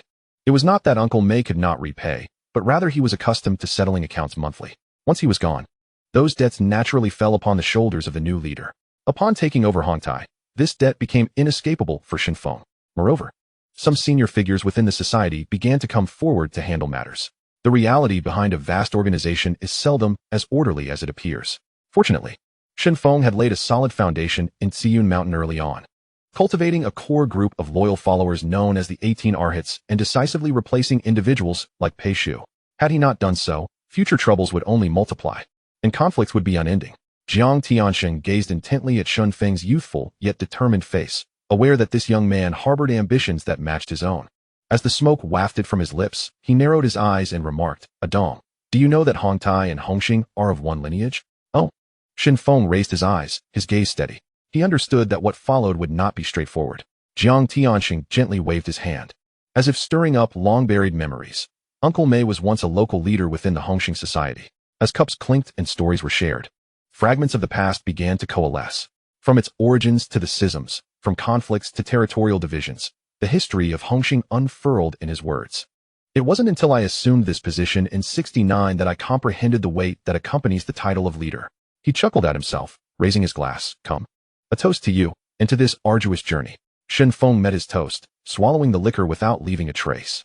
As the glass settled on the table, Jiang Tianxing's demeanor turned serious. Now that we've reached this point, I invited you here today for a specific matter to discuss. Please, go ahead, Shen Feng replied, his expression unchanged, already sensing what was to come. Jiang Tianxing's gaze bore into him, his eyes seeming to ignite with fervor. I can see that our aspirations align, and we seek the same goals. Since we are of the same root, and under the banner of Hong, why not unite as one? Integrate Hong Tai into Hongxing, and we shall surge ahead like a whirlwind. Your territory remains under your control. You will serve as the deputy leader, and we will split the spoils 50-50. Our common adversaries are Dongxing, Ma Yao Gang, and Lianxing. I have battled these forces for half a lifetime. They will never allow either of us to dominate alone. The moment we show a weakness, we will be besieged from all sides. Instead of fighting alone, let us join forces and reign supreme together. Address me as brother, and I shall protect you all the way. This is a sign of goodwill, 50 million. Before he finished speaking, he slammed a hefty black suitcase onto the table, popping it open to reveal a mountain of red bills. 50 million in cash lay before them, enough to sway most individuals. Had it been anyone else, they might have nodded in agreement. But Shen Feng was not just anyone. To him, this sum was merely a figure. Merging with Hongxing? How grand could Hongxing truly be?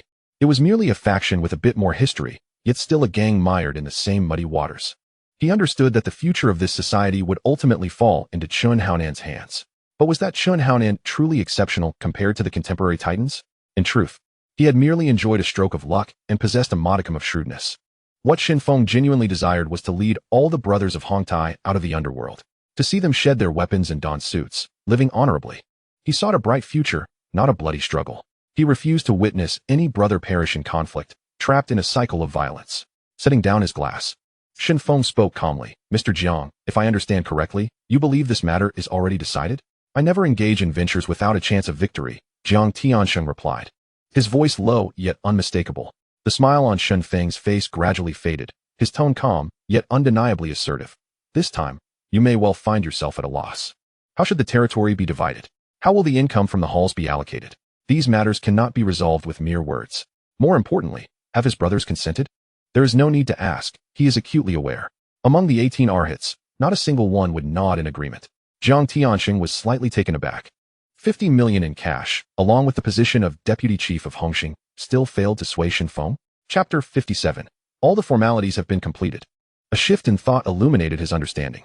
Shen Feng, currently riding a wave of success and freshly seated at the helm, brimming with ambition, would not easily bow down or accept a subordinate role. Yet he was unaware that Shen Feng had never regarded the so-called four major societies with any seriousness. Jiang Tiansheng maintained his composure, displaying neither anger nor regret. He replied coolly, I wouldn't say I'm disappointed. Perhaps upon your return, you should reflect on this matter. Your perspective might change one day. The doors of Hongxing will always remain open for you. Then I shall express my gratitude in advance. It is getting late.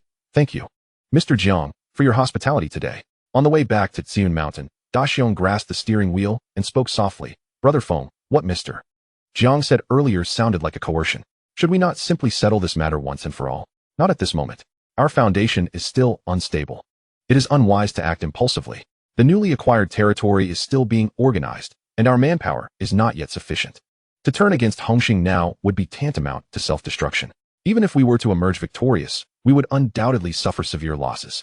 By then, Lianxing and Dongxing would surely swarm in, taking advantage of our vulnerabilities. Shen Feng remained calm and clear-headed, not losing his direction due to recent victories. Upon returning to the lounge on the top floor of Longting Building, he found Xiao Yu's grandmother, Grandma Kai, had passed away last month. After her departure, Shen Feng took Xiao Yu in to live with him. The room was as tidy as ever, not a speck of dust in sight. He gently pulled her into his embrace. After the storm, the night was serene. She nestled against his chest, her fingertips tracing slow circles.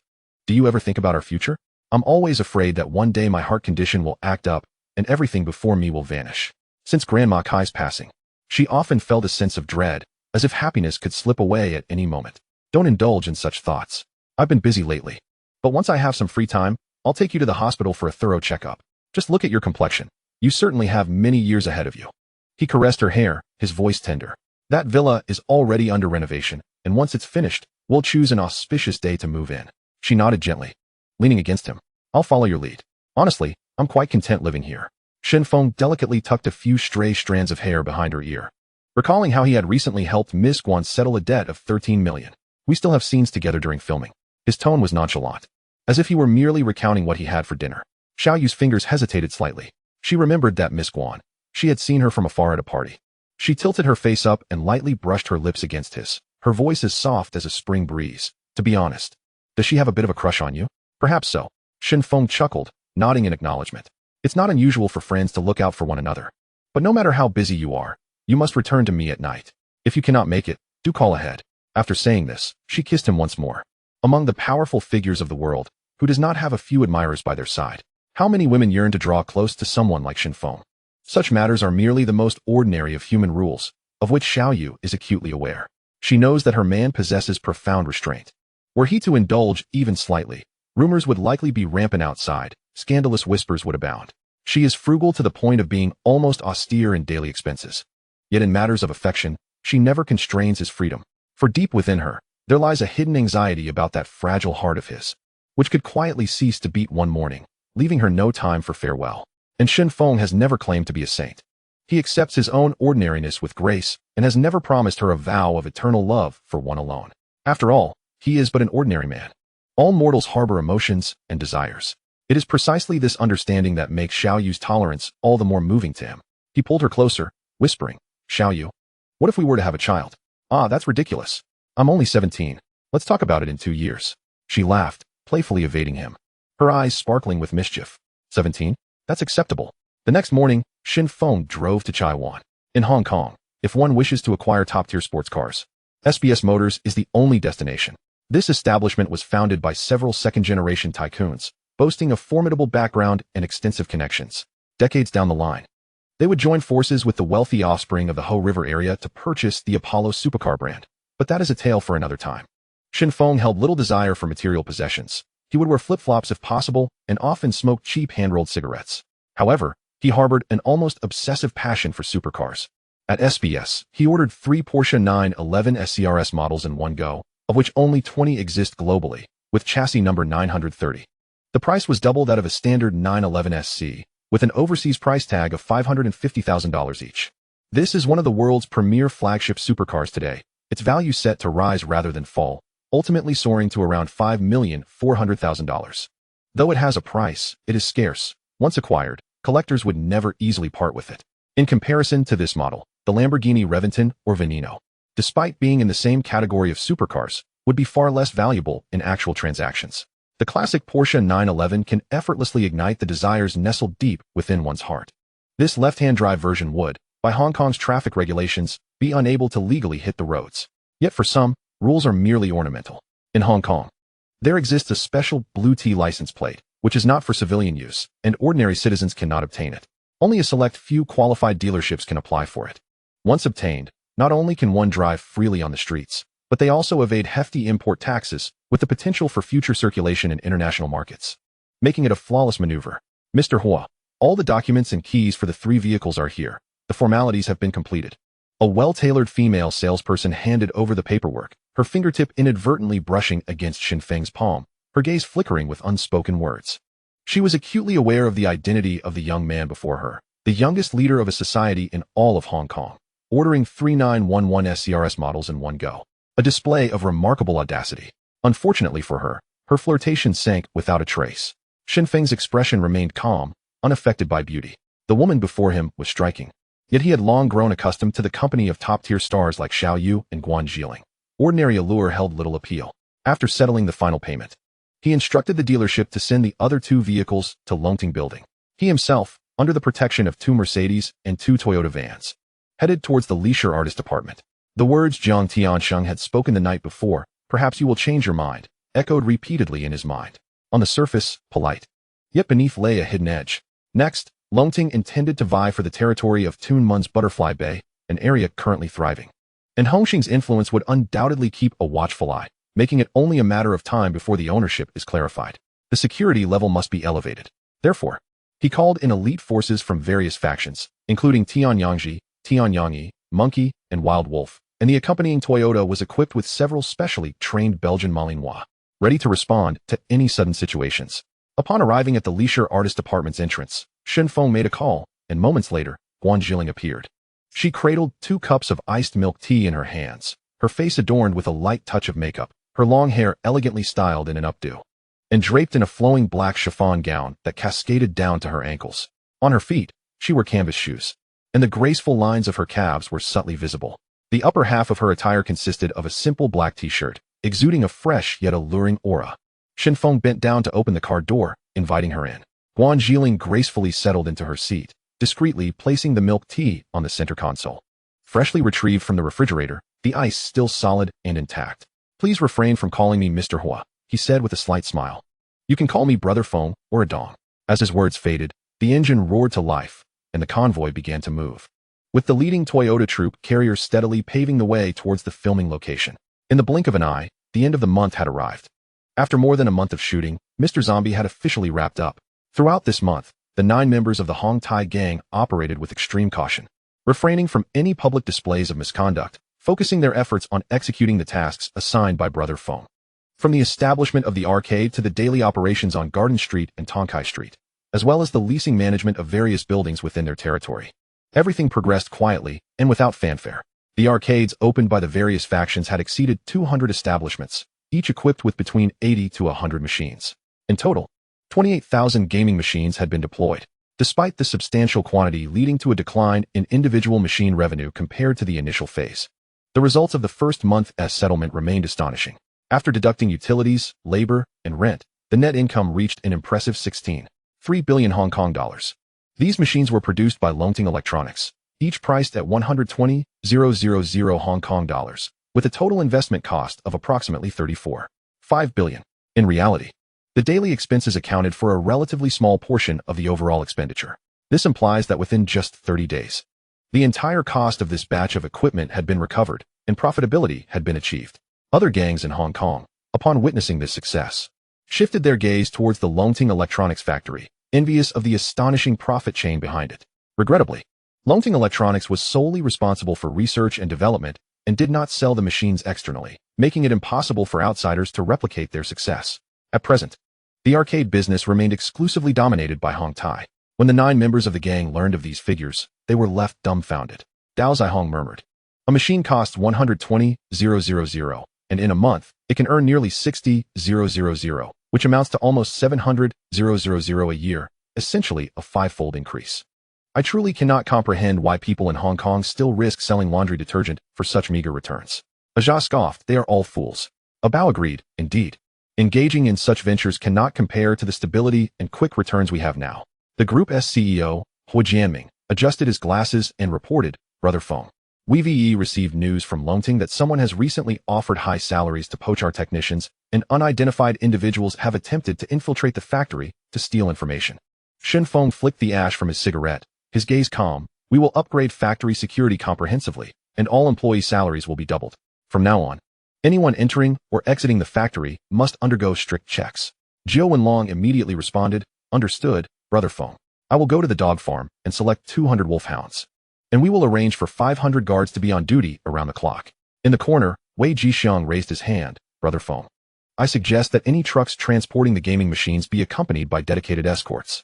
We cannot guarantee that someone won't resort to desperate measures and attempt to rob them on the road. This reminder was indeed prudent. Shen Feng nodded slightly, his eyes reflecting approval. 500 security personnel along with dedicated transport escorts would be sufficient to deter those with nefarious intentions.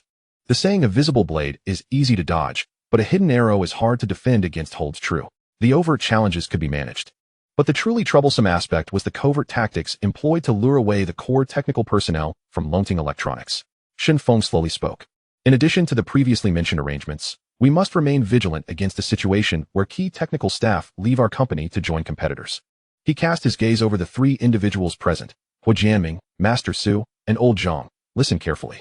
From now on, any employee leaving the electronics factory must sign a non-compete agreement. The term non-compete agreement was unfamiliar to those present. Hu Jianming, Zhang Zhongmo, and Master Su exchanged glances. Momentarily perplexed, Shen Feng elaborated, what is a non-compete agreement? Longting Electronics is a global leader in gaming machine development, possessing a wealth of core technologies and trade secrets.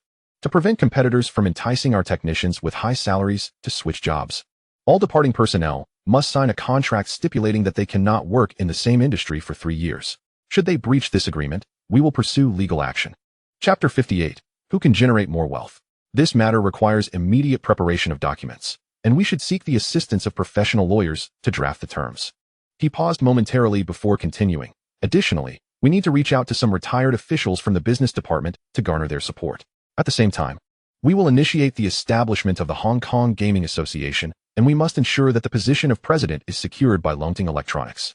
To win a game, not only do you need the strongest players, but you must also control the referees and even officiate the game yourself. This statement resonated powerfully, causing everyone present to feel a jolt of realization. Hu Jianming and Zhang Zhongmo quickly took notes, fearful of missing a single word. This was the true vision. To be able to fight at the center of the field while also standing on the referee's platform to control the rules. Who could have imagined such a strategic layout?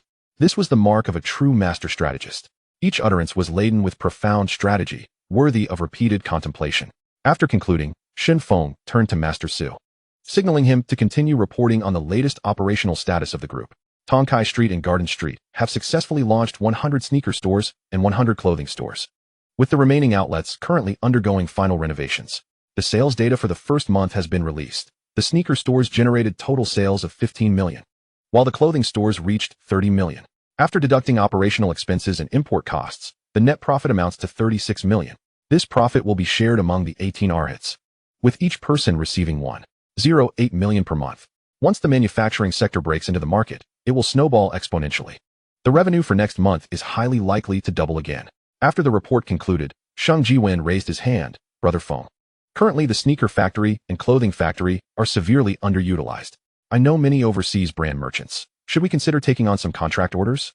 Having been deeply involved in international clothing trade for many years and being a foreign national, he possessed a natural advantage in securing foreign orders. Oh, Shen Feng pondered for a moment before slowly responding. Let's put the capacity issue aside for now. Our immediate priority is to renovate all the storefronts on Hong Tai Street and Garden Street as quickly as possible, and we will discuss further matters later. He paused again and added, let us simply buy all the stores on these 2 streets. Our current funds are sufficient to cover the expenses. Master Su, please continue. The conversation then shifted to the operational situation of the core business leasing contracts. What is the total area of the leasing properties currently controlled by Longting Real Estate? This was classified internal data. A mere 10 increase in rent, coupled with stable property management fees, yielded a net profit of 3 billion after deducting labor and daily expenses. Projects such as karaoke bars, gambling venues, and nightclubs were also contributing revenue, resulting in a total income of 524.94 million for Hong Tai this month. After distributing salaries to the brothers, covering meal expenses and other expenditures, there remained 393.97 million in the account. Notably, this figure did not account for Shen Feng's personal earnings. There was still 670 million in funds withdrawn from the Kowloon warehouse project.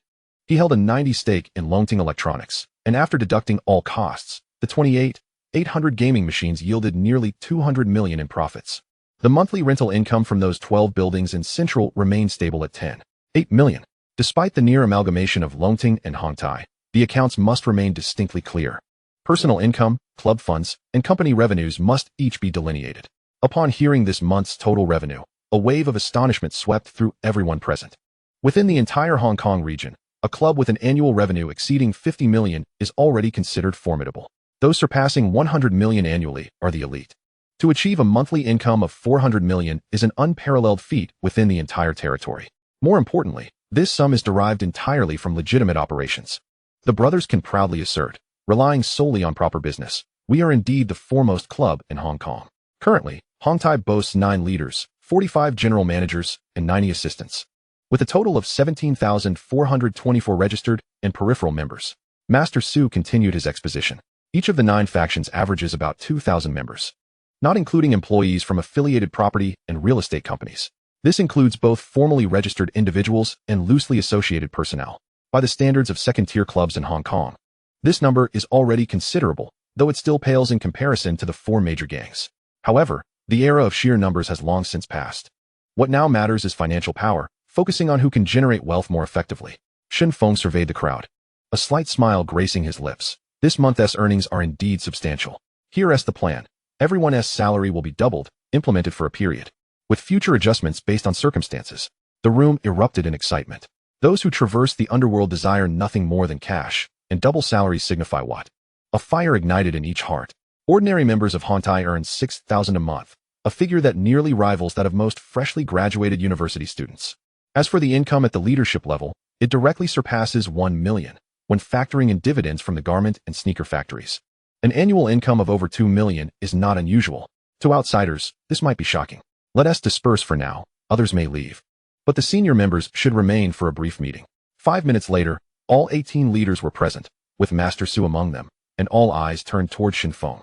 Aware that significant discussions lay ahead, Shen Feng began slowly. The warehouse has received new watchmaking equipment. Along, Master Su, please promptly find a batch of watchmakers. Our goal is to replicate high-quality replicas. My standards are stringent. The authenticity must exceed 95%. The funds in the accounts are frozen. No one is permitted to utilize them. The permit for the Butterfly Bay dock is nearing approval. We must seize the opportunity to construct the dock that belongs to Hong Tai before anyone else does. Once completed, Hong Tai will truly ascend to the pinnacle of Hong Kong. Accelerate the progress on the property license for the market. We must secure it. Finally, only Master Su and Jiao Wenlong remained. Shen Feng's expression turned serious. There is a matter that can only be entrusted to the two of you. We need to sift through Hong Tai's younger members and select those who previously exhibited commendable academic performance. I require their assistance. These individuals must be unblemished, without criminal records or tattoos. The two exchanged a glance, both taken aback. Discussing academic achievements in the realm of delinquents? This was unprecedented. Jiao Wenlong suddenly realized, Brother Feng, are you considering placing them within the police force? The words echoed like thunder. The intention was crystal clear. He was not seeking to develop informants, but to cultivate individuals capable of infiltrating the core of the police force. I understand. No records will be kept. Only a mentorship acknowledgement, Jiao Wenlong murmured, nodding earnestly. He recognized the gravity of this matter for the future. Shen Feng refrained from elaborating. Hong Tai's illicit dealings have gradually been extricated. He does not wish for his brothers to stray down the wrong path. They deserve a bright future. Why must those from humble beginnings be destined to toil as laborers? Why can't they step into offices, don uniforms, and work in air-conditioned spaces? He never intended for these brothers to become undercover agents or risk their lives. In a few years, righteousness will be the mainstream. Once Hong Tai has completely shed its former shadows, what need will there be for so many covert operatives? Furthermore, he could not afford to waste time. Even if individuals were sent to the police academy now, they would endure 27 weeks of closed training, only to start from the very bottom upon graduation. Such positions hold no significance for Hong Tai at present. If one truly aims to implant spies, why not strike at the heart? within the upper echelons of the police force, who would remain unmoved. With a bit of money, maneuvering a few positions is hardly a daunting task. Shen Feng understood that discussing certain matters extensively could be burdensome. He simply stated, as long as they are willing to attend school, the company will send money to their homes each month until they graduate and can support themselves. Jiao Wenlong looked up at him, responding quietly, I understand, Brother Feng. To outsiders, we shall claim they lack focus in their training and are not nimble. So be it. Shen Feng lightly acknowledged this and continued, Master Su, coordinate with Zhang Zhongmo and Hui Jianming to establish a fund. In the areas of TSE Wanshan and Shek Hasui, wherever Hong Tai holds jurisdiction, I will cover the expenses for children whose families cannot afford their education. Master Su furrowed his brow. Brother Feng, what exactly do you seek? Let me pose a question to you. Shen Feng flicked the ash from his cigarette. His tone steady yet resolute. We toil relentlessly, striving to ensure our parents can rely on us in their old age, and that our children have a viable path ahead. Each time I pass by HSBC and see those donned in suits and ties, I ponder, why can't we, who emerge from the streets, hold our heads high for once?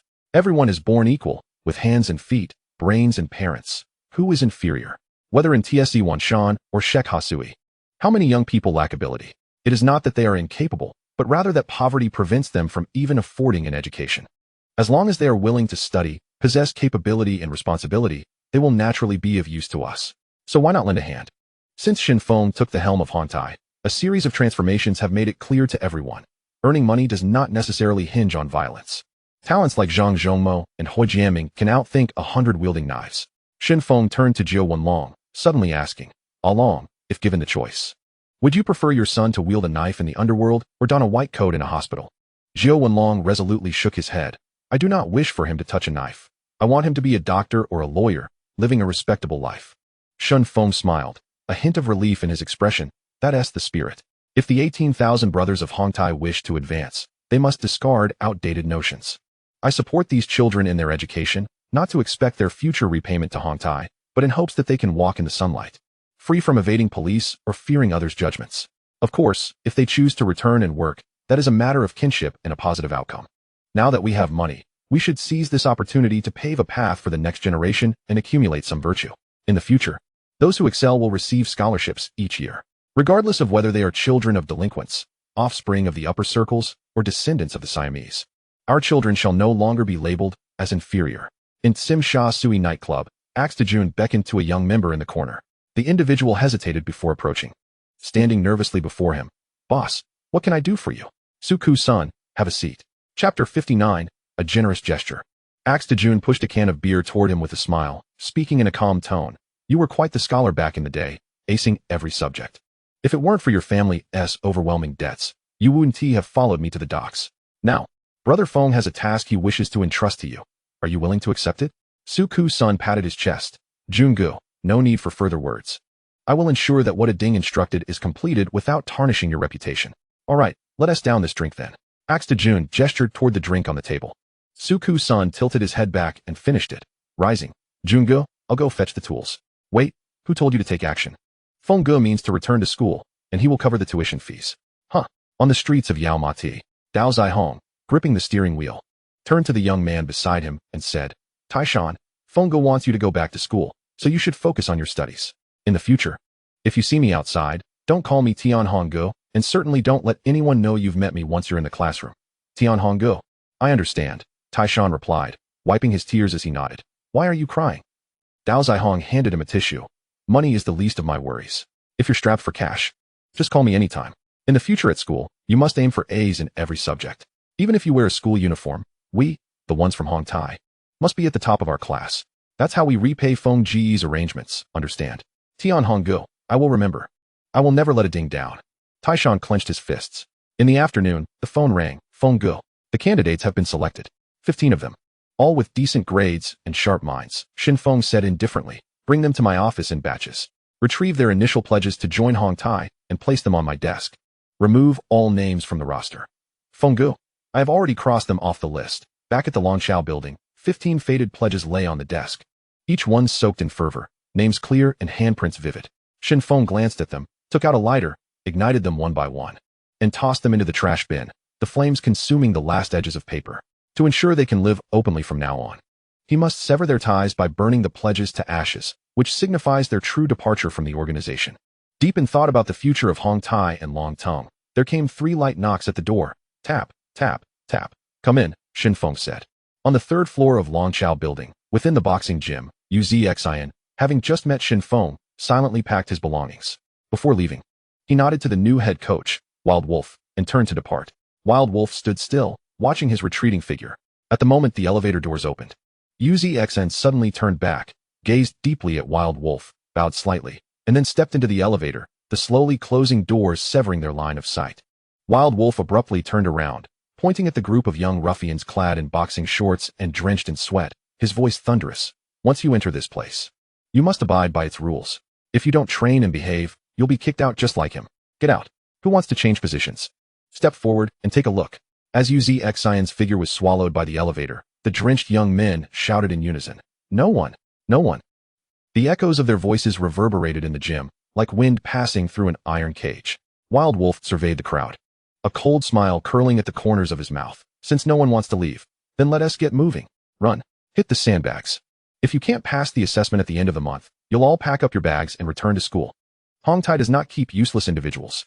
Chen Yongren stood among the ranks, gazing at the direction the elevator had closed, a tumult brewing in his heart. He was not afraid of being eliminated.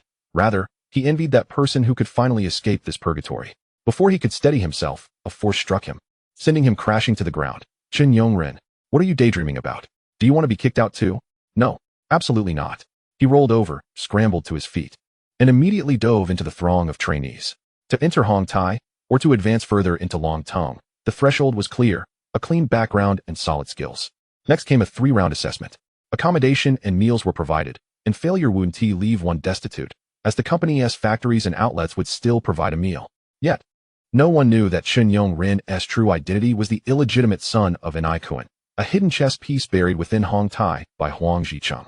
In an old building in the TSE Wanshan estate, Tai Shan, with an old backpack slung over his shoulder, pushed open the door to his home.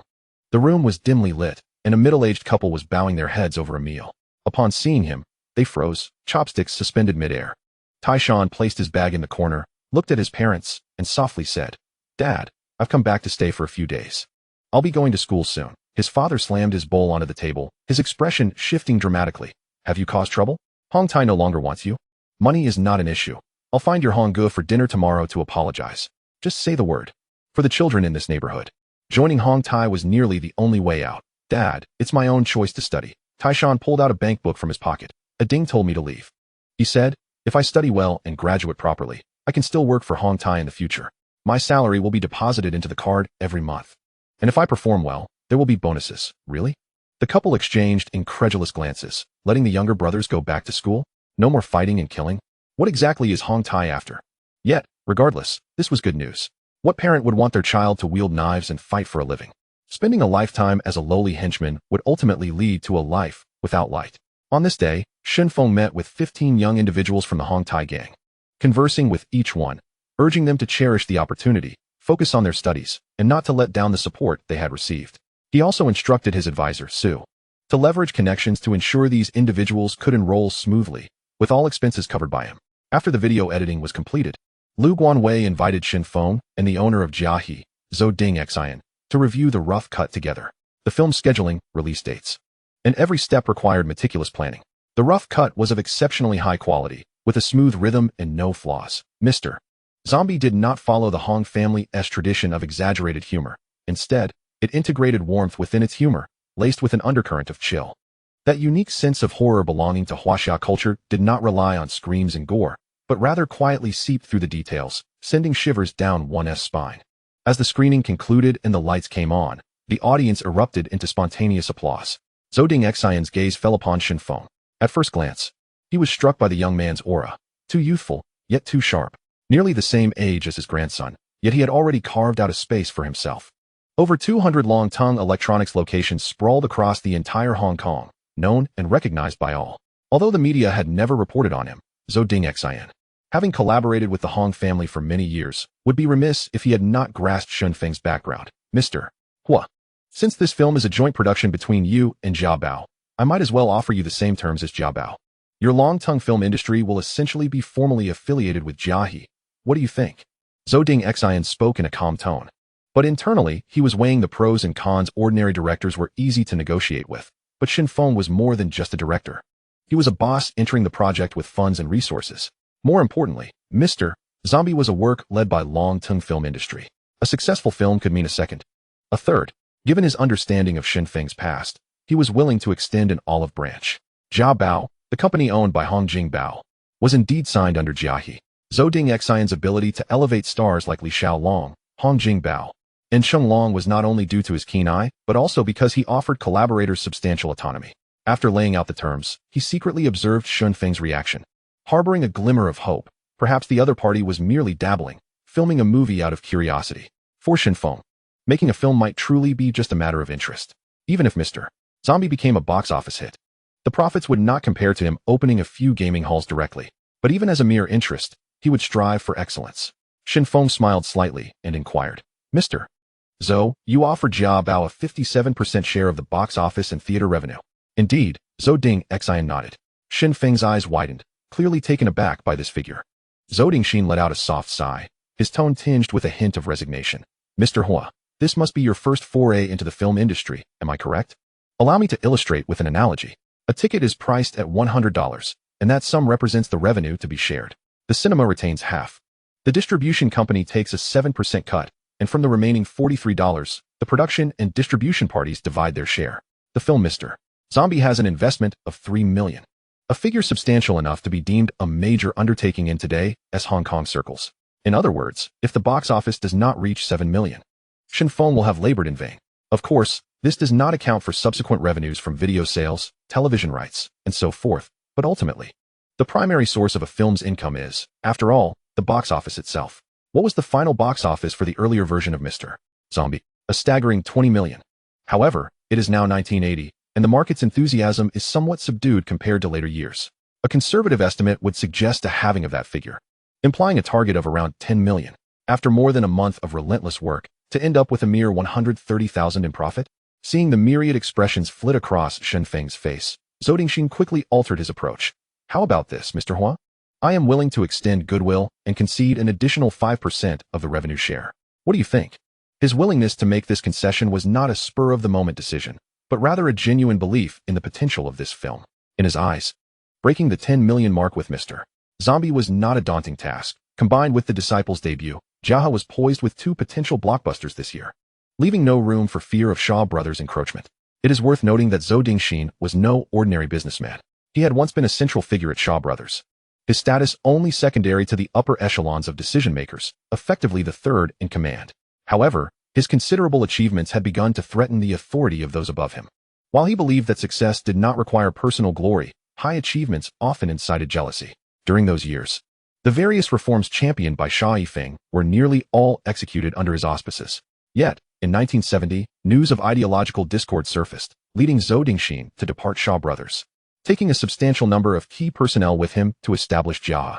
From that point onward, Jiahe stood shoulder to shoulder with Shaw Brothers in the Hong Kong film industry, engaging in fierce competition throughout the 70s and 80s. Chapter 60, The Emperor of the Film Industry. Rumors circulated that he had a hand in the infamous Li Xiaolong case. Though unproven, such whispers had never ceased. This man indeed wielded considerable influence, with connections in both the underworld and legitimate circles, rendering ordinary gangs voiceless in his presence. Otherwise, how could so many stars under his banner lead stable lives? Yet, when faced with someone like Shen Feng, who truly stood at the pinnacle of the industry, he dared not act recklessly. He had heard tales of Shen Feng's ruthless tactics during the territorial disputes with Lianqing, where he had employed Molotov cocktails to cut off reinforcements. Such cruelty and decisiveness were beyond prediction. Then there was that peculiar car accident, which, in retrospect, seemed shrouded in mystery. How can there be so many coincidences in the world? Big Bear and the others, having calculated the situation, were instantly filled with indignation. Their brother Feng had toiled tirelessly, enduring hardships while filming. How could they allow others to seize nearly half of the profits? Noticing Shen Feng's silence, the group's expressions turned cold, their gazes fixated on Zhou Dingxian. Who didn't he know that brother Feng only collected protection fees from others? No one dared to ask him for money. They had to engage Zhou Dingxian in a serious discussion about their future and choices. Zhou Dingxian's expression tightened as he spoke. How about this? The entire project employs Jiahe's personnel. It would be unreasonable for me to take all the benefits. For Mr. Zombie, we will only take 48% of the box office share, with Jiaha responsible for promotion and distribution, and I will personally handle negotiations with the cinema chain. Is this sincere enough? If the final box office surpasses 10 million, I will only take 30% of the excess. Shen Feng's brow relaxed slightly. He had initially thought the cinema's cut would not be so harsh. How absurd. It had always been him profiting from others. How could he be bitten back? It's not that I'm dissatisfied with the share. The crux of the matter lies elsewhere. I wonder, Mr. Zhou, is there a possibility for me to acquire a stake in Jiaha's cinema chain? The price is negotiable, and once we reach an agreement, I will pay immediately. He opened his silver cigarette case, retrieving a hand-rolled cigarette, tapping it twice on the table's edge. Big Bear immediately understood, pulling out a DuPont lighter to ignite it for him. Zhou Dingxin studied Shen Feng for a few seconds, then shook his head with a wry smile. Mr. Hua, I do not deny your business acumen, but the film industry is not a typical business arena. The rules are entirely different. With that, his refusal was unmistakably clear. He was currently locked in a stalemate with Shaw Brothers, the outcome uncertain, and could not easily allow an outsider to meddle in company affairs. The matter of shareholders affected the entire situation, and it was not a decision that could be made by one person alone. Big Bear was instantly furious, his face reddening as he opened his mouth to speak. Silence. Shen Feng's calm words halted him. He turned to Zhou Dingxin, his tone steady. Then let us proceed as you suggested. I will personally negotiate with Shaw Brothers. I will not mention the matter of acquiring shares for now. However, when you come to your senses, feel free to reach out to me. Apologies for the interruption. With that, Shen Feng stood, offering a slight smile to his counterpart. He understood that what could not be obtained at the negotiation table would not be willingly surrendered on the battlefield. After parting ways with the Hong family, he stood atop a pedestrian bridge, surveying the bustling market below, a cigarette pinched between his fingers, his gaze icy. Big Bear. Find out what Zhou Dingxin enjoys in his spare time, whether it be collections or hobbies. I need to give him a reason he cannot refuse. Also, inform Master Su and Jiu Wenlong that I intend to establish my own cinema chain. Understood, Brother Feng, Big Bear replied solemnly. In Clearwater Bay, at the Shaw Brothers film set, in the president's office, sunlight streamed in at an angle. Sha Yifeng set down his pen, stepping out from behind his desk with a warm smile. Mr. Hua, your presence today is indeed a rare occasion. It is a rare privilege to have you visit Shaw Brothers for a cup of tea. Sixth uncle is too kind. You are a veteran of the industry. While I am merely a fledgling, Shen Feng replied, his expression calm, unfazed by the barbs in Sha Yifeng's words. Ha, with the release of Mr. Zombie, who would still dare call you a newcomer? Sha Yifeng maintained his sharp tone. Mr. Hua, you must have more than just tea and conversation on your agenda today, correct? Shen Feng was well aware of the source of his displeasure. His film had predominantly utilized Jia's crew, even including Cheng Chuhong, who was under Jia's management, while his agent, Chan Zuqiang, was a former member of Shaw Brothers. Not a single actor from Shaw was involved. And now he sought to have his film screened through their cinema chain. Anyone in Sha Yifeng's position would feel slighted. Had he been in Sha Yifeng's shoes, he might have already stormed out. However, business is business, and there is always room for negotiation. The outcome could only be determined through dialogue. With a soft slurp, he took a sip of tea, setting the cup down as he said, I one tea beat around the bush in front of Sixth Uncle. I am here today regarding the release of Mr. Zombie and also to propose purchasing over half of Shaw Brothers cinema shares. You set the price, and I will settle in cash on the spot. What? Shen Feng, you have some nerve. You dare to set your sights on my cinema chain just because one film is a hit? Do you even know what you're saying? Just because you've garnered a few stars, do you think you can encroach upon my entire distribution system? When I was making films, you were still in elementary school. Sha Yifeng suddenly slammed his cigar onto the floor, his voice rising sharply. At this moment, he was far from the charitable figure who would later donate buildings and institutions. He was a true titan of the film industry, quick to anger. Yet, Shen Feng showed no signs of fear. Hong Tai, long tongue, plus my personal account. 15 billion in cash is securely at my disposal. With money in hand, he stood tall and resolute. In the circle of influential figures in Hong Kong, he regards none with any measure of respect. With a sharp sound, he placed the teacup back onto the table and rose to his feet. Uncle Lu, I address you as such out of respect. My intention to invest is solely to ensure mutual profit. If you are unwilling, then so be it. Abeo, let us take our leave. He gestured towards Hong Jingbao and turned to depart. At the moment his hand grasped the doorknob, a voice called from behind, Mr. Zombie. I shall offer you a 48 share of the box office, equivalent to that of Zhou Dingxin. What say you? Shen Feng paused, then promptly returned to his seat. Agreed. Xiao Yifu bent to retrieve his cigar, brushing off the ash, and leisurely took a puff. Moreover, in consideration of Sir Bao's esteem, I am open to selling the cinema chain, but I have 3 stipulations. First, for the initial batch, I can only sell you 30 of the shares. Second, should you manage to produce a film under the Shaw Brothers banner that gross over 10 million, I will transfer 60 of the shares to you. The remaining 10 shall remain with me. Shen Feng was momentarily taken aback. You and Sir Bao. Ah, a fellow townsman and his senior during school days. He would still address me as Brother Liu upon seeing me. Xiao Yifu raised his teacup and took a delicate sip. While the external world might perceive Xiao Yifu's prestige as inferior to that of Sir Bao or Li Chaoran, in terms of wealth, he was certainly on par with none. The true core asset of Shaw Brothers was not the cinema chain or the film production company itself, but rather the land on which the studios were built, held firmly in Xiao Yifu's grasp. Following Lin Xiaohe's passing, Xiao Yifu swiftly acted to acquire TVB, becoming its largest individual shareholder. He now possesses two major studios, TVB City and Shaw Studios. These two parcels of land are adjacent, occupying an entire hill in Clearwater Bay. The real estate value alone is incalculable. Shen Feng had glimpsed a set of figures from the future. TVB City was valued at 9 billion, while Shaw Studios soared to 200 billion. Without such a solid foundation, how could there be 100 billion in donations? Did it simply fall from the sky? Born into wealth, Xiao Yifu was revered from a young age and had never been regarded as inferior. He and Sir Bao hailed from the same institution.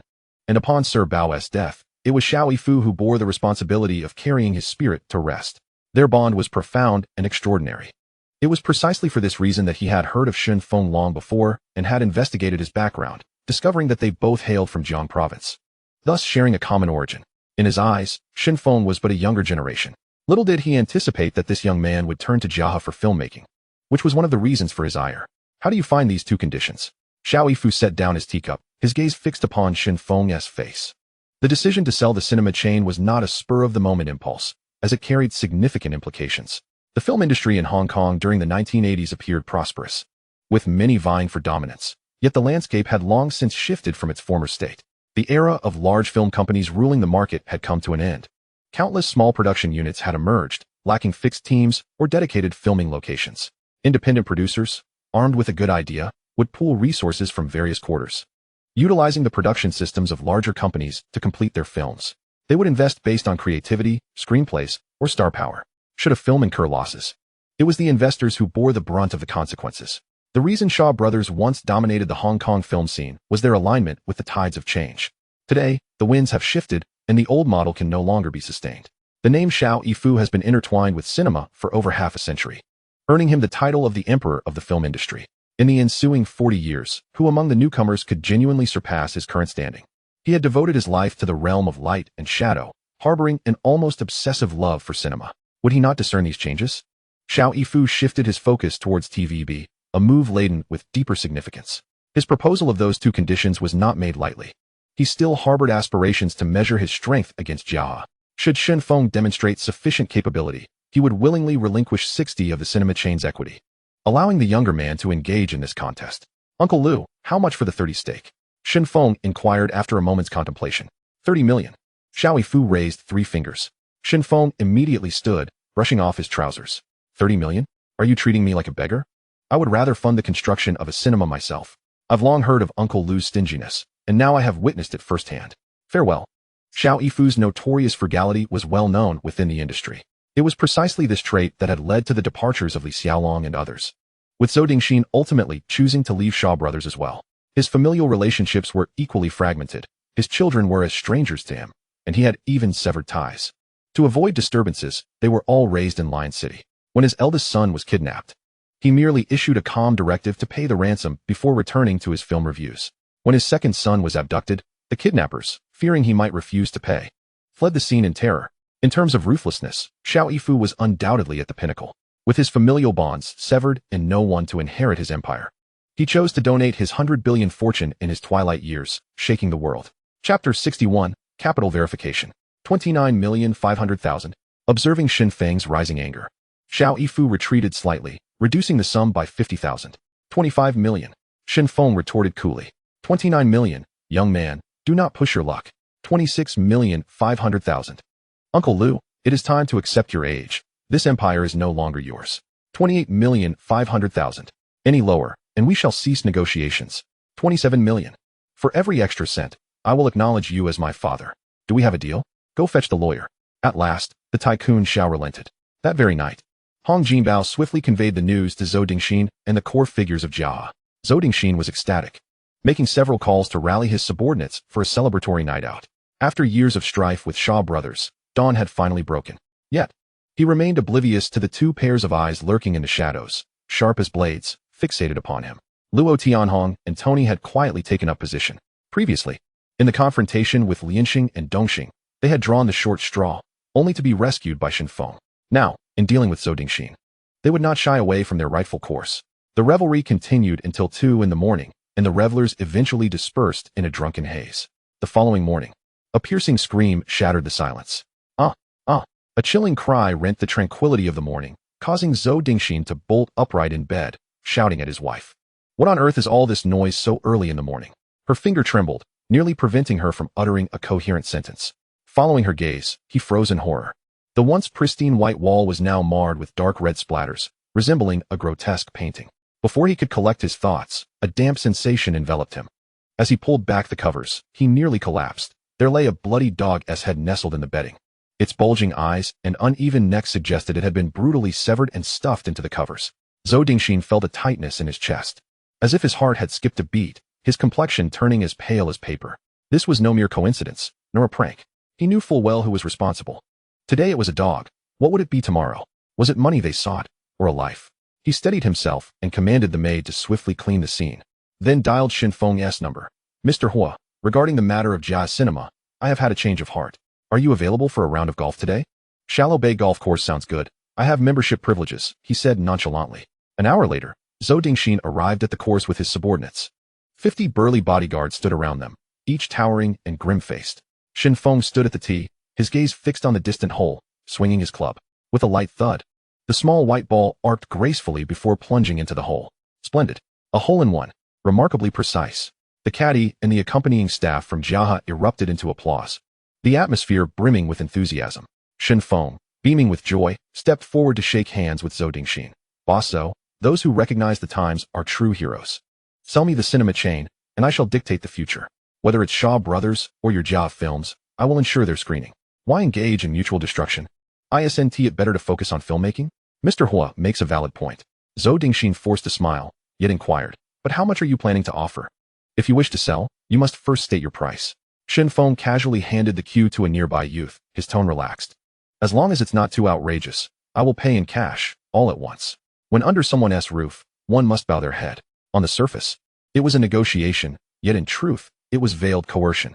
However, he saw no alternative. Adjusting his glasses, Zhou Dingxin smiled as he walked alongside Shen Feng. Our 6 cinemas, with 24 screens, including the land, are priced at 30 million. What do you think? Shen Feng pondered for a moment. The Shaw brothers had 97 screens, and they sold a 30% stake for only 27 million. When calculated, each screen amounted to a mere 900,000. He sat down, lit a cigarette, gazing at the horizon where the sea met the sky, his lips curling into a smile. Boss Zhou, your calculations seem off. I acquired 30% of Shaw brothers for only 27 million. Zhou Dingxin's lips twitched into a bitter smile. I understand, but our cinema chain is just starting out. Beside them, De Xiong grinned widely, his white teeth glinting under the lights. Zhou Dingxin's heart sank, and he quickly gestured. If Mr. Hua is interested in acquiring Jia Cinema, that would be an honor. How about 20 million, with cash up front and the contract signed? Without hesitation, Shen Feng opened his checkbook, swiftly scrawling 20 million on the paper. He nudged his sunglasses and said to his advisor, Su, bring the contract. It's here. Su, wiping the sweat from his brow, hurriedly approached. Once the contract was signed and stamped, Zhou Dingxin promptly arranged for the finance team to verify the funds. After the funds were confirmed, Jiahe swiftly released a statement, removing the Jiahe signage from all its cinemas overnight, replacing it with the brand new Longting Film Industry sign. On the same day, Hu Jiaming, CEO of Longting Group, announced that the company would invest 100 million to establish a new cinema chain.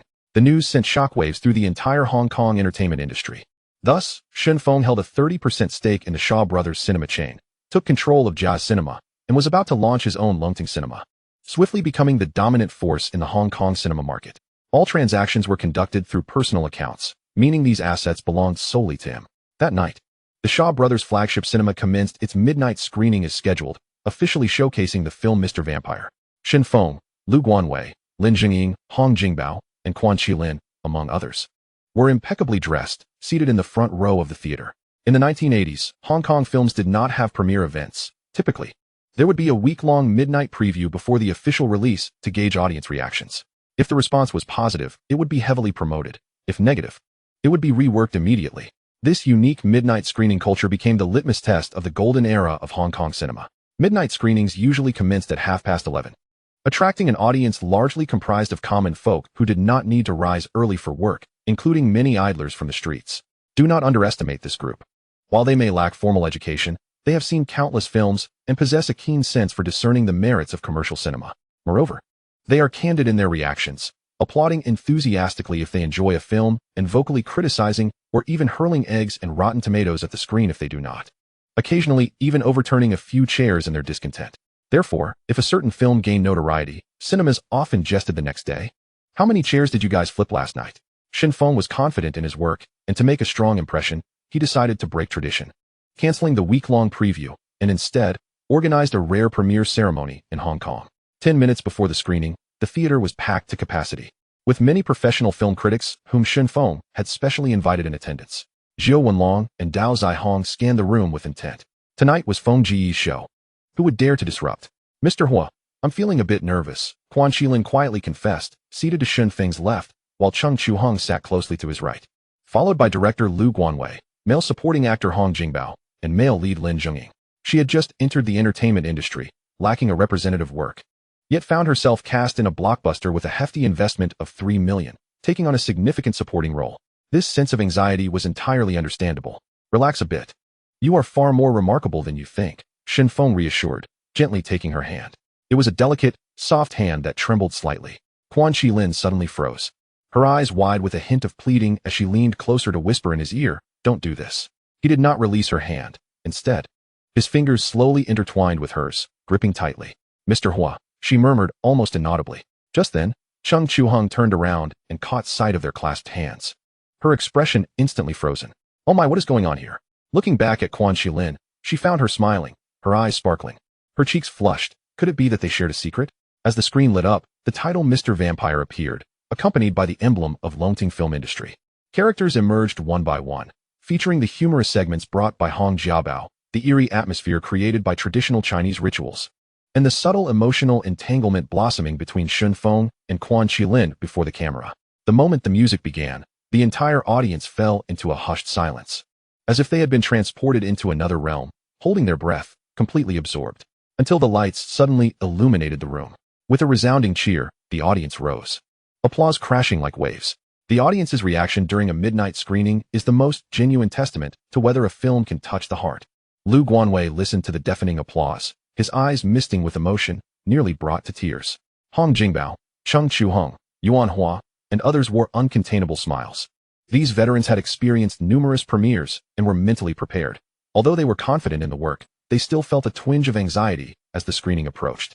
They had even discreetly prepared basins just in case the film flopped, to save face. Who would have thought they would be met with such a fervent response? At Shen Feng's signal, the creative team ascended the stage. He held the microphone, his voice warm. "Thank you all for coming out to support us at this late hour. We have prepared a small gift for you, which you can collect as you leave. I am Shen Feng, the producer of Mr. Vampire, Qiu Sheng. Qiu Sheng. I want to give you a monkey. Feng Ge is magnificent. Feng Ge is so handsome." Before he could finish speaking, the audience erupted into cheers, interspersed with the fervent shouts unique to the Hong Tai gang brothers.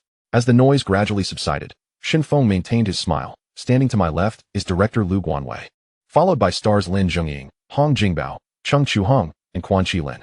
He introduced each member on stage before leading the group in a deep bow. "Thank you once again for joining us on this unforgettable night." The premiere event dazzled with bright lights, as Li Shi's Zhong Baoluo stood at the center of the stage, masterfully commanding the atmosphere.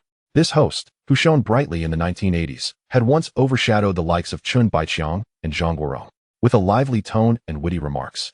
He effortlessly elicited laughter from the crowd. The creative team, under his guidance, shared anecdotes from the filming, eliciting waves of applause and laughter from the audience. This ceremony was not merely a celebration of the film's release, but also a significant step towards paving the way for its box office success. As the midnight screening quietly commenced, Shen Feng had already made all the necessary arrangements. Chapter 62, Rapid Rise in Worth. Renowned film critics from Hong Kong were present, each discreetly holding a token of goodwill. Those critics, who typically wield their pens like swords, would surely not spare any flattering words under the tacit agreement of 5-star reviews. A verbal momentum was subtly brewing. Outside the Peninsula Hotel, the night had deepened, the clock slipping past 3 in the morning. The celebration had dispersed, yet the scent of alcohol lingered. Lu Guanhui had been taken to the hospital, and the Hong family members returned to their homes. Shen Feng escorted Guan Zhiling to the entrance, where a sleek black Porsche 911 SCRS stood quietly at the curb. The streetlights cast a soft yellow glow, elongating their silhouettes. The air thick with a tipsy silence. He lit a cigarette, exhaling the scent of liquor. She stood across from him, her cheeks flushed. Gigi, we've been friends for so long. Won't you invite me up for a moment? He spoke, his tone low. Mr. Hua, then please, come up and rest, she replied softly. Her heart racing as she gazed at him, before following him inside, a sense of unease bubbling within her. Though she had once entertained fantasies, the film had wrapped, and it was time to awaken from the dream. Yet at this moment, each step felt as if she were treading on cotton, both weightless and anxious. This was the peninsula, where stars frequented. Her face burned with warmth as she lowered her head, reminding herself that this was merely a professional conclusion, and his escort was only natural. Upon reaching the door of the room, she glanced around as if fearing observation, quickly retrieving her key to unlock it. The small suite was tidy and neat, spanning 50 to 60 square meters, complete with a small kitchen for preparing hot meals. She hurried to the window, shutting it and drawing the curtains tightly. A few strands of hair fell, and she tucked them behind her ear, her earlobes already flushed. Mr. Hua, I must apologize for the inconvenience. Her voice was barely audible. He nodded, casually placing her bag down. I'll boil some water, she said, moving towards the kitchen. No need to boil. Just grab a bottle of water, he replied, his throat dry from the alcohol. It's not good to drink cold at night. Just wait a moment. She insisted, filling a kettle with water. Very well, he acquiesced, his gaze lingering on her slightly trembling hands. Shen Feng ceased to argue. Taking advantage of her moment in the kitchen, he slowly opened his arms, leaning against the back of the sofa, stretching lazily before reclining, letting out a soft yawn. Guan Zhiling stood in the cramped kitchen, glancing outside but remaining silent as she quietly tended to the stove, watching the kettle in anticipation of a boil. The room was enveloped in silence. Despite the lack of conversation, the atmosphere was far from awkward. Shen Feng relished this brief moment of tranquility. Reaching into his pocket for a cigarette, just as he was about to extract one, he reconsidered due to the confined space and instead placed the pack on the coffee table. Mr. Hua, if you wish to smoke, please feel free. Her voice was gentle, like a breeze grazing his ear. He shook his head lightly, his gaze falling on an old magazine at the edge of the table, casually flipping through its pages. We discussed this before. Once we finish this film, you will sign with my Longting Film Industry. I've already spoken with Chen Ziqiang about having him guide you into the industry.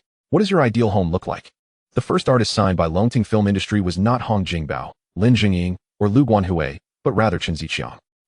I am actually fine with anywhere. Guan Zhiling replied, a hint of panic evident as her fingers fidgeted together. Gigi, you are 18 this year, correct? Shen Feng inquired, his gaze crossing the living room to the small kitchen at the end of the corridor. The dim light illuminated her, outlining her slender figure. She had donned a black lace mini dress for tonight's midnight screening, accentuating her skin like snow, translucent as jade. My birthday is in September, she murmured, lowering her head under his gaze, her voice barely a whisper. The water boiled, the lid of the kettle vibrating slightly. Carefully, she poured a cup of steaming water, bending down to gently blow on it, the warmth swirling around her lips. Once satisfied with the temperature, she approached him and handed him the cup. Shen Feng reached out to accept it, their fingertips brushing for a brief moment, as if they were old friends, akin to partners who have weathered many storms together. He took a sip and suddenly pulled her close to him. Guan Zhiling froze for an instant, but soon melted into his embrace, her back remaining rigid, her body trembling slightly. The faint scent of a youthful fragrance enveloped him as he tenderly stroked her long hair, slow and gentle. Her tension gradually dissolved, and they nestled against each other, silent, yet feeling an overwhelming sense of connection. He quietly asked, "Do you like me?" She nodded, after a long pause, finally whispering, "I like you very much." 6 words, spoken softly, yet they seemed to drain her of all courage. The man before her, accompanied always by 2 or 3 dozen bodyguards and a wolf dog, his entourage formidable.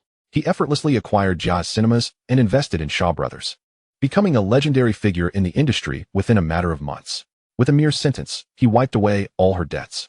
His very existence exuded an irresistible power, too dazzling for an 18-year-old girl. He spoke again. "Would you like to be my second wife?" Her heart skipped a beat, her thoughts swirling. She recalled her father, a man equally notorious for his infidelities, whose actions had shattered their family. Because of this, she had always harbored a deep-seated aversion to unfaithfulness. Yet this man before her was entirely different from her father. When life became murky, Shen Feng's presence was like dawn piercing through the gloom, quietly illuminating Guan Zhiling's world. He was never ostentatious, yet his kindness was intricately woven into every detail. He would wait faithfully downstairs to pick her up, even smoking only on the balcony. Fearful of disturbing her mood, she bit her lip, tears rolling down her cheeks. I truly do not know what to do. Since you cannot decide, allow me to make the choice. Shen Feng gently adjusted her shoulders, his voice low yet resolute. Very well, Guan Zhiling replied softly, her voice trembling. Mr. Hua, I will follow your arrangements. The following afternoon, De Xiong noticed that Feng Ge had yet to emerge and took the liberty of ordering takeout to the hotel, a bag containing 10 boxes, all filled with Shen Feng's favorite delicacies, oysters, sea cucumbers, abalones, each fresh and nourishing. He delivered the bag to the front desk, insisting it be sent directly to the room. Inside, it was serene. Shen Feng reclined on the bed, the soft lighting casting a warm glow on the white sheets. Guan Zhiling lay in his embrace, resembling a small beast worn out from slumber, her breathing steady. As the half-drawn cloud-like hair settled after a spring nap, she slowly opened her eyes to find him gazing at her. She raised her hand to gently caress his cheek, her voice still laced with sleep. Feng Ge, what time is it? Almost 3, he replied calmly. 3. Oh no, I have things to attend to this afternoon, she exclaimed, sitting up abruptly. He chuckled, pulling her back into his arms. What matters? You no longer need to go. What do you mean? He lightly patted her waist. You are now a part of Longting. Chen Ziqiang went to Lishur this morning and completed his resignation. Get up, we will go see the new house shortly. The villa originally scheduled for completion in a year had been delayed repeatedly due to Shen Feng's ongoing design modifications. Thus, he turned his attention to ready-made properties in Deepwater Bay. 2 independent houses, numbered 88 and 86 respectively. The affluent neighbors include Li Chaoran at number 79, Su Chuanwang at 80, Sir Bao at 77, and the Kadori family, who own numbers 68, 70, and 72. Both houses have been exquisitely furnished, and Shen Feng decisively purchased them outright for a total of 100 million. One house is reserved for himself and little Yu Tai, while the other is designated for Guan Zhiling. On that very evening, the film Mr. Vampire premiered simultaneously in 97 Shaw cinemas across Hong Kong and 24 under the Longting banner, with Golden Princess cinemas following suit, as the 3 major systems fully rolled out. Posters adorned the streets, and the sound of drums filled the air. A week later, the box office gross exceeded 50 million, a figure that took Shen Feng by surprise. With ticket prices set at $12, the number of viewers surpassed 400,000, meaning nearly 1 in 5 Hong Kong residents had stepped into a cinema. At that time, the population of Hong Kong was just over 3 million, suggesting that almost 1 in every 8 individuals had seen the film. The first week's box office surpassed 5 million, making the 10 million mark within reach. Longting Film Company was riding high, with Lu Guanwei becoming the second director in Hong Kong to join the 10 million box office club, his value rapidly ascending. Yuan Hua and Lin Zhengying, once obscure, suddenly found fame, while Guan Zhiling shone brilliantly, her elegant white attire completely overturning the traditional image of a female ghost. This film not only ignited a viewing frenzy, but also subtly transformed the landscape of Hong Kong cinema. Longting Film Company blazed forth like a meteor illuminating the night sky, breaking the silence and shining brightly in all directions. In the streets of East Star, Hung Hing, the Number Gang, and Lianxing, countless individuals recognized the character Qiu Sheng from the film. Wow, isn't that Feng Ge, the big brother of Hong Tai? Even Liao Zhizong from the anti-black group stopped Feng Ji's car on the roadside, merely to ask for an autograph for his daughter. As Mr. Vampire reached fever pitch, Shen Feng reaped substantial rewards, prompting various gangs to take action. XING established Yongxing Film Company, while the Number Gang founded Chonghui Film Industries, with various gang leaders eagerly following suit, stirring a tempest in the film industry. Hung Hing's handsome Quan even personally visited Shen Feng to inquire about the art of filmmaking. By the end of the month, Mr. Vampire officially concluded its run, with a total box office figure locked in at 18 million, a mere step away from 20 million. According to the revenue-sharing agreement, the division was 48 to 52 before reaching 10 million, but once surpassed, it shifted to 30 to 70. Ultimately, Shen Feng's earnings amounted to 10,080,000, excluding additional revenues from the cinemas. This sum was merely typical income for him. He generously distributed substantial red envelopes to the Hung family and all crew members. Meanwhile, Hong Tai had cumulatively invested 100 million, establishing 108 screens. Longting Cinemas controlled 132 screens, plus 30% of Shaw's cinema resources, effectively commanding 160 screens and firmly holding the industry's top position. At the end of July, in a nightclub in Tsim Sha Tsui, Quan arrived with a newly signed female artist to meet Shen Feng, ostensibly to seek advice on film matters. Coincidentally, the celebration banquet for Mr. Vampire was taking place there, and Shen Feng was hosting the entire production team. Chapter 63. Tun Mun is the territory of Hung Hing. Feng Gu, I am Fong Ting. I hope you will take care of me in the future. The woman said with a gentle tone and sparkling eyes. Upon hearing her name, Shen Feng felt a jolt. Was she not to become Jiang Tianqing's woman in the future? Upon closer inspection, she was indeed that fiery figure often seen in the world of fame. It turns out she had truly started from that kind of film. Quan spoke in a low, husky voice. Feng Gu is the assistant director of Mr. Vampire. If you have time, could you offer some guidance on Fong Ting's acting? His words implied a desire to push her into Shen Feng's embrace. Shen Feng, however, remained unmoved. This woman had likely been entangled with countless others. He chuckled lightly, raising his glass to gently clink with Fong Ting's. It's not about guidance. Tonight is my celebration banquet. We can discuss how to navigate this circle another day. Although Quan was older than Shen Feng, he humbly addressed him as Feng Gu in the industry, even when the latter affectionately called him Xiao Quan Quan. Quan replied respectfully, "Whatever you say, Feng Gu, I will follow." He raised his glass and downed it in one go. After several rounds of drinks, the dishes were mostly served. Shen Feng and Hung Jingbao sat on the sofa, puffing cigars. Hung Jingbao took a sip of whiskey and began to speak slowly. "Feng Gu, I thought about it all night last night and have discussed it with Lin Jingying and the others. I plan to bring Jia Bao and the entire Hung family under your wing. It all depends on whether you are willing to take us in." He looked earnestly at Shen Feng, fully aware of the collaboration terms between his sixth uncle and Shen Feng. With Mr. Vampire nearing 20 million in box office, producing another film that breaks the million mark was merely a matter of time for Shen Feng. Once Longting Cinemas secured 90% of Shaw's theaters, the dynamics of the Hong Kong film market would be irrevocably altered. At that point, countless film companies would have to bow to his influence. Thus, he chose to draw closer. Shen Feng asked, "Mr. Zhou has no objections?" He nodded, but mentioned that future filming would need to prioritize the talents from Jiahe. Hung Jingbao candidly revealed. Shen Feng raised his glass and gently clinked it with Hung Jingbao's. "Whatever treatment Jiahe offers, I will double it. Just focus on filming. I will help you elevate the box office share. Come tomorrow to sign the contract. I prefer not to have a cold, hard agreement, but rather a brotherly pact." Hung Jingbao nodded vigorously. "Feng Gu, from now on, I, Hung Jingbao, am at your service." Shen Feng smiled. "Perfect timing, you're here. I plan to launch a major production this year called A Better Tomorrow, directed by Wu Yusen, starring D. Long and AFA. You will be the producer.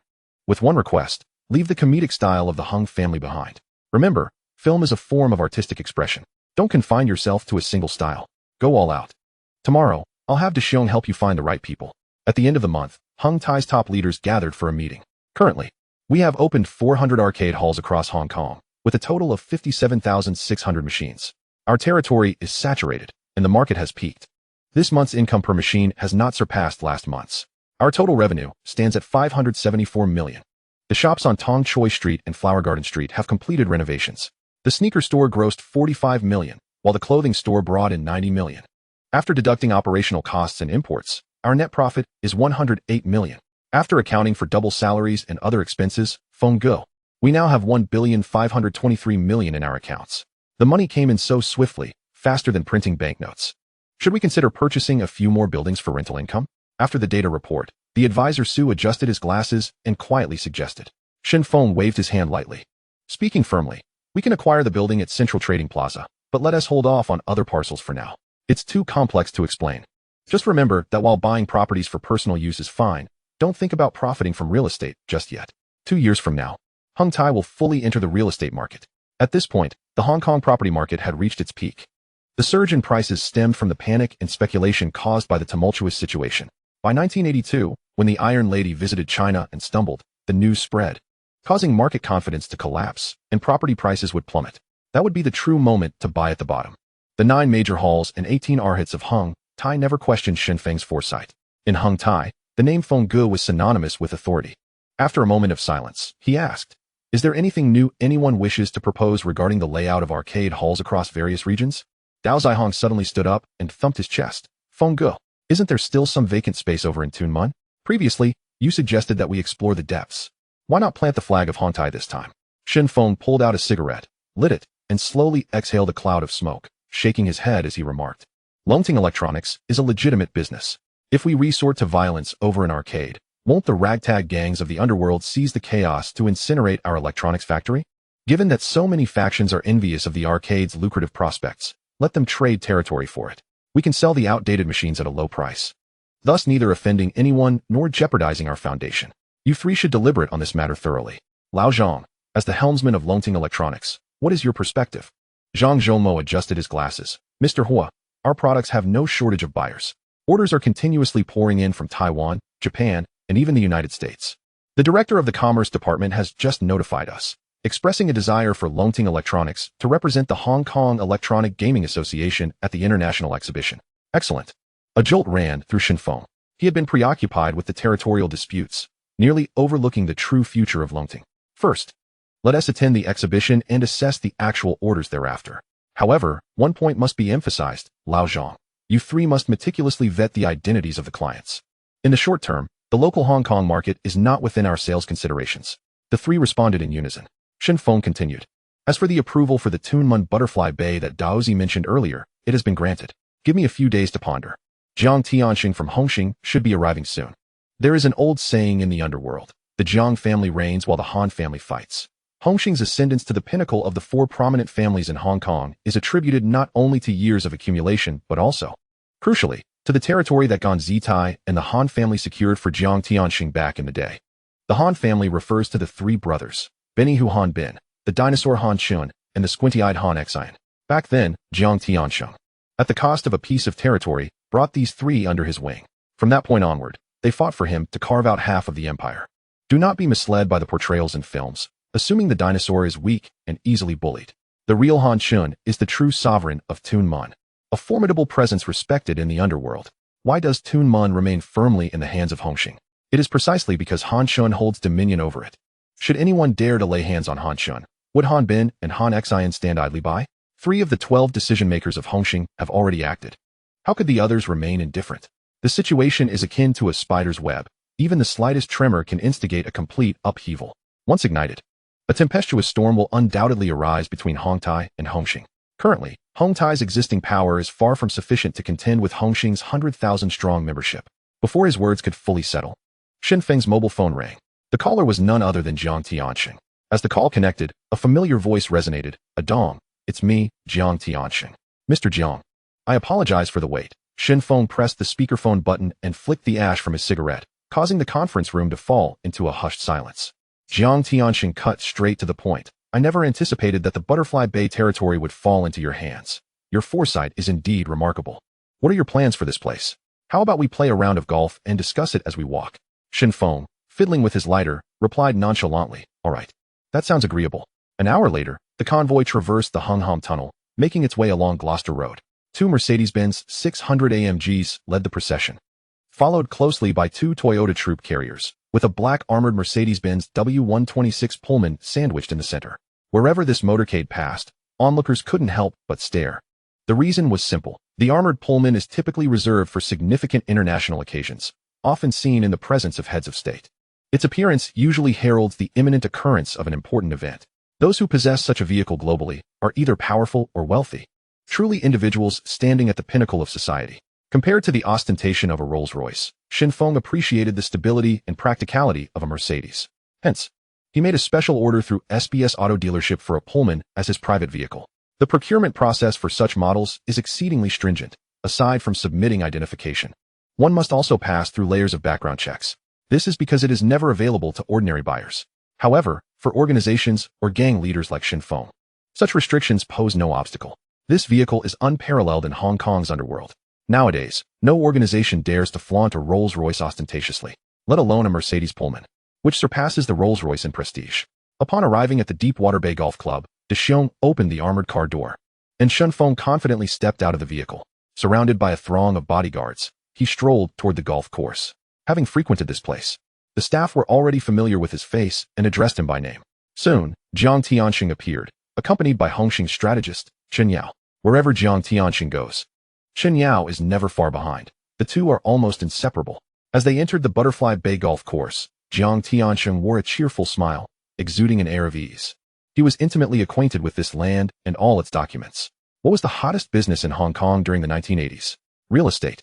He was certain that Shen Feng would not overlook this opportunity. However, Tunmun is Hongqing's territory. If Shen Feng wishes to break ground and erect buildings here, he must gain his approval. This signifies that Jiang Tianxing holds the vital lifeline of Hong Tai in his hands. Shen Feng stood at the edge of the green, his gaze fixed on the distant hole, and swung his club. The small white ball soared through the air, traversing the grass. But due to a misjudgment of the wind's direction, it landed slightly off course, merely a step away from the hole. Sigh. Clap, clap, clap. Jiang Tiansheng, wearing sunglasses, whistled and applauded. Beautiful. He then gestured to the caddy to place the ball on the tee, taking a swing himself, but unfortunately, his strength and angle were both lacking, sending the ball flying far off target. He put away his club and, appearing somewhat bored, inquired, Adong, what do you plan to do with that land in Butterfly Bay?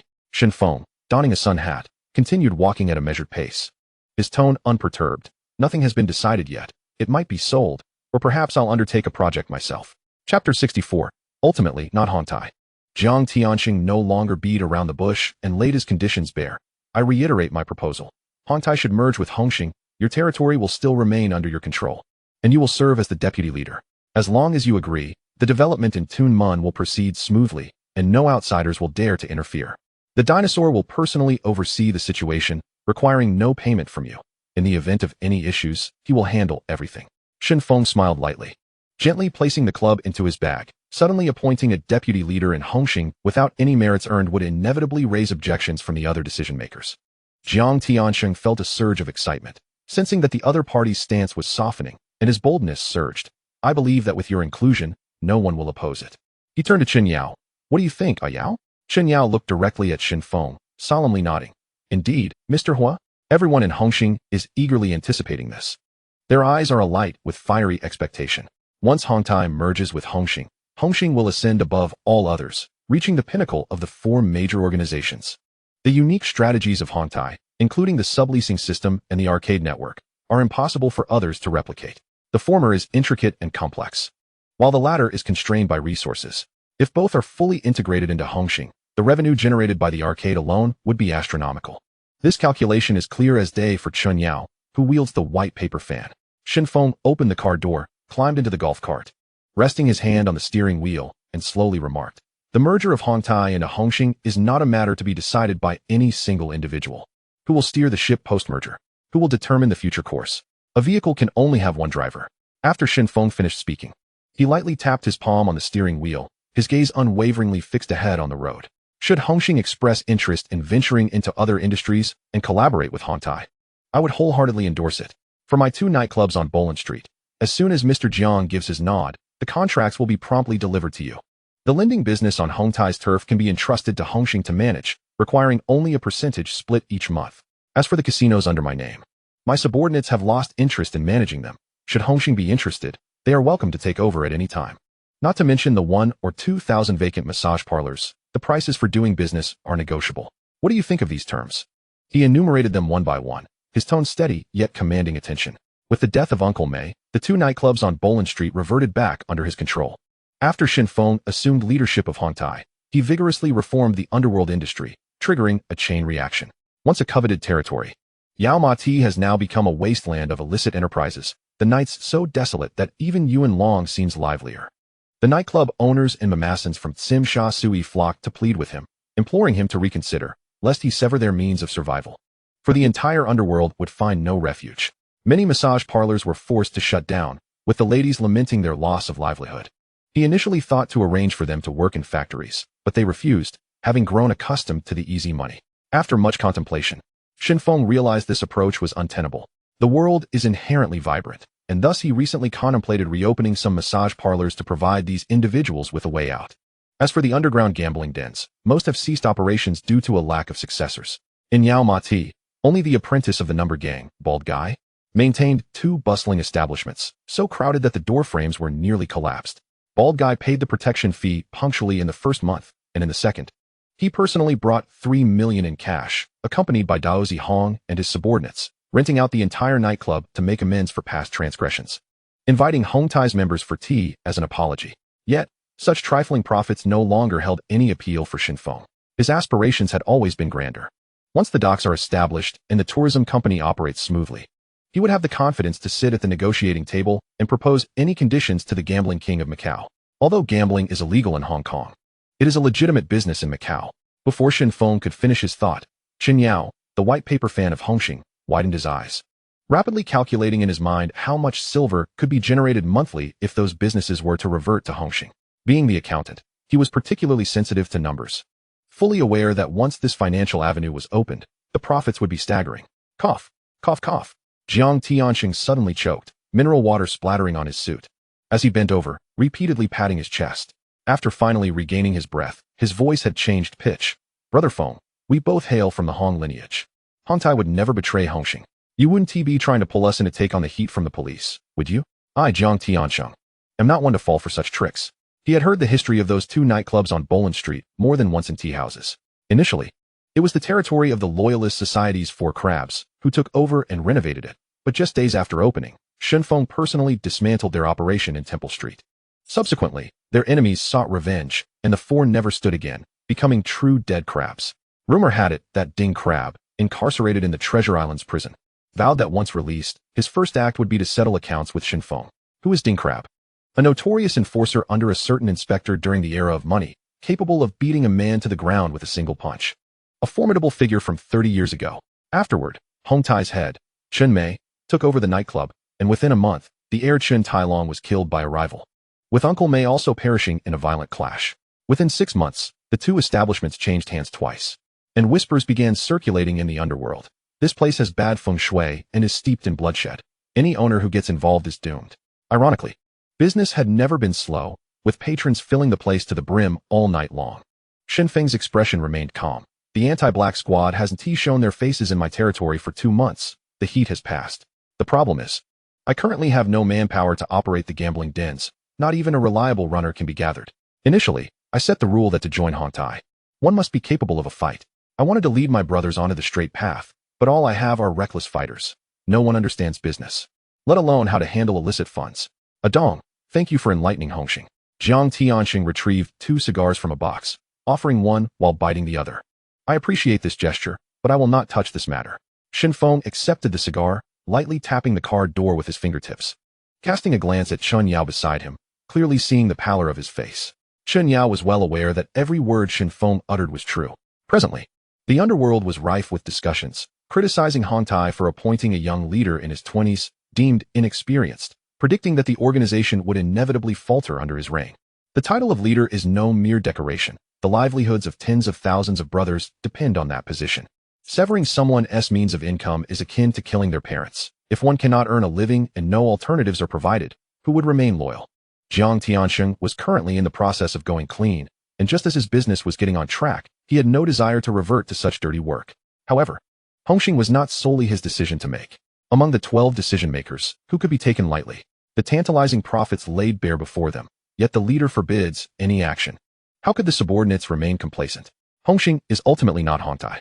At Hong Tai's banquet, oysters, sea cucumbers, and abalones piled high, with the 9 major establishments seated in a circle, indulging in gourmet delicacies while also enjoying a few wild vegetables to cleanse the palate. The abundance of choices became a burden, with every meal leaving them stuffed. Last month, each establishment recorded earnings of 2,680,000, and the 9 Arhut members collectively took home a staggering 1,800,000. This month was even more astonishing, just from the revenues of Tongkai Street and Huayuan Street, along with fixed income. Each of the 9 major establishments had surpassed 424,000. Axman Jun had kept over a dozen women outside, living a life of indulgence. Aja had acquired a luxurious mansion in Kun Tong, bringing his mother from Vietnam to enjoy her twilight years. Luo Tianhong purchased a Saab Turbo 900 convertible, renting an entire cinema during the release of Mr. Vampire to treat his younger brothers to daily screenings. Wei Jiachong enrolled De Hong in a prestigious school in Deepwater Bay. The sun shone warmly on them, the money flowing cleanly and spending freely, prompting everyone to willingly follow the higher-ups' arrangements, gradually distancing themselves from unsavory dealings. Could Hongxing completely shed its underworld business? Jiang Tianxing could not see that happening. The golf cart halted at the edge of the green. Shen Feng stepped out, casually selecting a club, and with a gentle push, the white ball rolled smoothly into the hole. The caddies and his subordinates surrounding him applauded in approval. He slowly spoke. Neither of us lacks money, but our brothers below need to eat. The expenses of tens of thousands are no trivial matter. Think it over again. Is there truly no room for negotiation? The answer I have given many times. Jiang Tianxing adjusted his sunglasses, a smirk forming at the corner of his mouth. As long as you nod. 50 million can be transferred immediately. Or would you like to ponder further? I'm not in a hurry. Shen Feng replied with a smile. All right. I will provide you with a prompt response. At the entrance of the Deepwater Bay Golf Club, Shen Feng waved goodbye to Jiang Tianxing, flashing a warm smile as he entered the armored Mercedes-Benz Pullman. Once the door closed, the smile gradually faded from his face. Jiang Tianxing sought to swallow Hong Tai. Did he not also wish to turn the tables on Hongxing? His ambition had never waned. His phone rang, and he dialed Dao Zihong's number. Hong. Gather all intelligence regarding the dinosaur and compile it for me. Brother Feng, this matter is best discussed in person. Dao Zihong's tone turned grave. Where are you? I'll come over. I'm heading to Yaomati.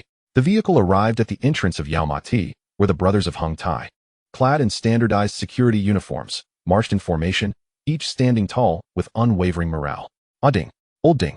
Upon noticing his subordinates drenched in sweat, Shen Feng opened the trunk and said, Jun, it's sweltering out here. Don't push yourself too hard. Go find some shade to rest. The leader, Jun, paused in surprise, not expecting his boss to remember his name, and quickly replied, just one more round, and then we'll call it a day. I'm fine. Earlier, he had passed by the Yuan Long ice room and had conveniently purchased several cups of chilled rock sugarbird's nest, which he had already distributed among the brothers. Shen Feng felt a surge of warmth in his heart. Each of Hong Tai's subordinates valued loyalty and was willing to fight. If only the police force exhibited such dedication. How could so many gangs continue to thrive in Hong Kong? A few young lackeys approached with smiles, collecting the bird's nest, their faces brimming with joy. Watching their retreating figures, he slowly retrieved a cigarette from his pack and lit it, saying, Master Sure, from now on, every patrolling brother will receive an additional $100 daily for cold drinks and heat allowances. Frontline brothers should earn no less than $10,000 per month, and team leaders at least $15,000. Once this subsidy is implemented, the income of the grassroots fighters would rise to a minimum of $10,000 a month, with team leaders reaching $15,000, nearly on par with ordinary police officers. Chapter 65. Shen Feng was no ordinary man. So how much additional expense would Hong Tai incur each month? Close to 100 million. Yet this sum was well within Shen Feng's means. The funds lying in the accounts were essentially equivalent to his private property. Currently, the total amount in the Hong Tai company account, along with his personal liquid assets, approached 20 billion. Master Su nodded lightly upon hearing this. Brother Feng, I will relay the message immediately to ensure everyone is at ease. As the vehicle drove into the headquarters, numerous brothers greeted them along the way, while local residents brought food, some carrying soup, claiming it was to help the brothers beat the heat. This is the fundamental reason why Hong Tai has managed to establish a foothold in Kowloon. The old residents of Yaomati are well aware of how chaotic this area used to be. In terms of disorder, the two most notorious places in Hong Kong were Kowloon Walled City and the Yao Ma Ti Fruit Market. When it came to the lawlessness of Kowloon, Yao Ma Ti had the final say. The fruit market's layout resembled a labyrinth, with twisted alleys harboring filth and vice, a melting pot of various social strata. Here, there was no law. Issues were resolved solely by the strength of one's fist or the caliber of one's weapon. At the peak of chaos, long lines formed for the sale of laundry detergent and other illicit goods, with transactions conducted brazenly.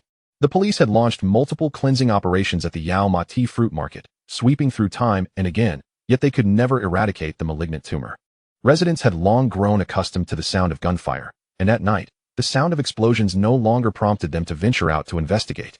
Until Hong Tai made its entrance. Dao Zihong led daily patrols, targeting the drug trafficking networks.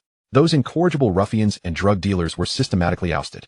Now, even the most stubborn of troublemakers had fled. Brother Feng, that's roughly the situation. The guy known as Dinosaur is no different from your average petty criminal. The only leverage we have against him is that he embezzled over 3 million in public funds during his tenure. Dao Zihong wiped the sweat from his brow after speaking. Shen Feng extinguished his cigarette, but in the ashtray, and said calmly, in Jiang Tianxing's eyes, embezzling a bit of money isn't a grave matter. The profits from the Tunmun area far outweigh this loss. He will weigh his options. Surely. Jiang Tianxing was aware of Dinosaur's misappropriation. He certainly was. With the Jiang family in power and the Han family in conflict, he was more than capable of calculating the implications. Exhaling a puff of smoke, Shen Feng rose, brushed the ash off his t-shirt, and addressed Ahong. Ahong. Tonight you will find Dinosaur and inform him I have a business proposition to discuss. I'll be waiting for him at the nightclub in Simsha Sui. Brother Feng, I'll take care of it right away, Dao Zihong replied, and turned to leave. Shen Feng pulled out his phone from his pocket and dialed Hu Suyong's number. A languid voice answered on the other end. Who is it, calling so late? At that moment, Hu Shuyong was lounging in a small room on Palam Street, with a schoolgirl in uniform nestled in his arms. Thoroughly enjoying himself until this call interrupted him, his tone unmistakably impatient. He had risen from nothing to become the leader of the number gang, boasting nearly 100,000 followers and a prominent status. Even the heads of Lianxing, Dongxing, and New Qi would nod in acknowledgement upon meeting him.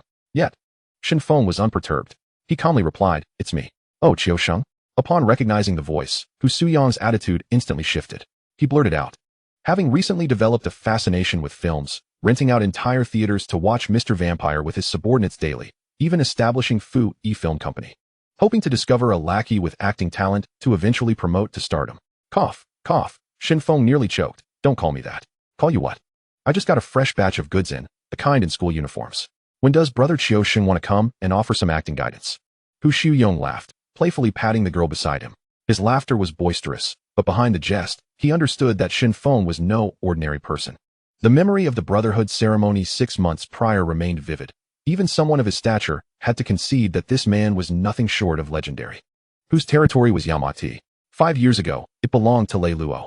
Indeed, that Lei Luo, the underground emperor known for his 5 billion fortune. The chief inspector of the Tonghua. Hu Suyong privately congratulated himself for having connected with Shen Feng back then and for having once done him a favor. Now, even his trusted aide, Baldy, could make a living on Hong Tai's turf.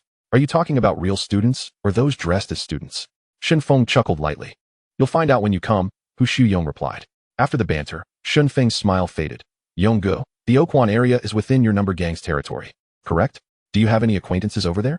Sister C2 Yulian is my godsister. What do you need her for? Hu Suyong countered. Sister Yulian was no ordinary individual. She was the female overlord of Oquan, once dubbed the Queen of Drugs, who later turned her life around and now possessed a fortune of billions, capable of stirring up a storm with just a single word in that region. Shen Feng stated directly, I wish to intervene with Hung Hing. They opened a gambling den in Oquan, and I'd like to enlist her help to disrupt their operations. Of course, I want to let her do it for free. ISNT Baldy thriving in Yao Ma Ti.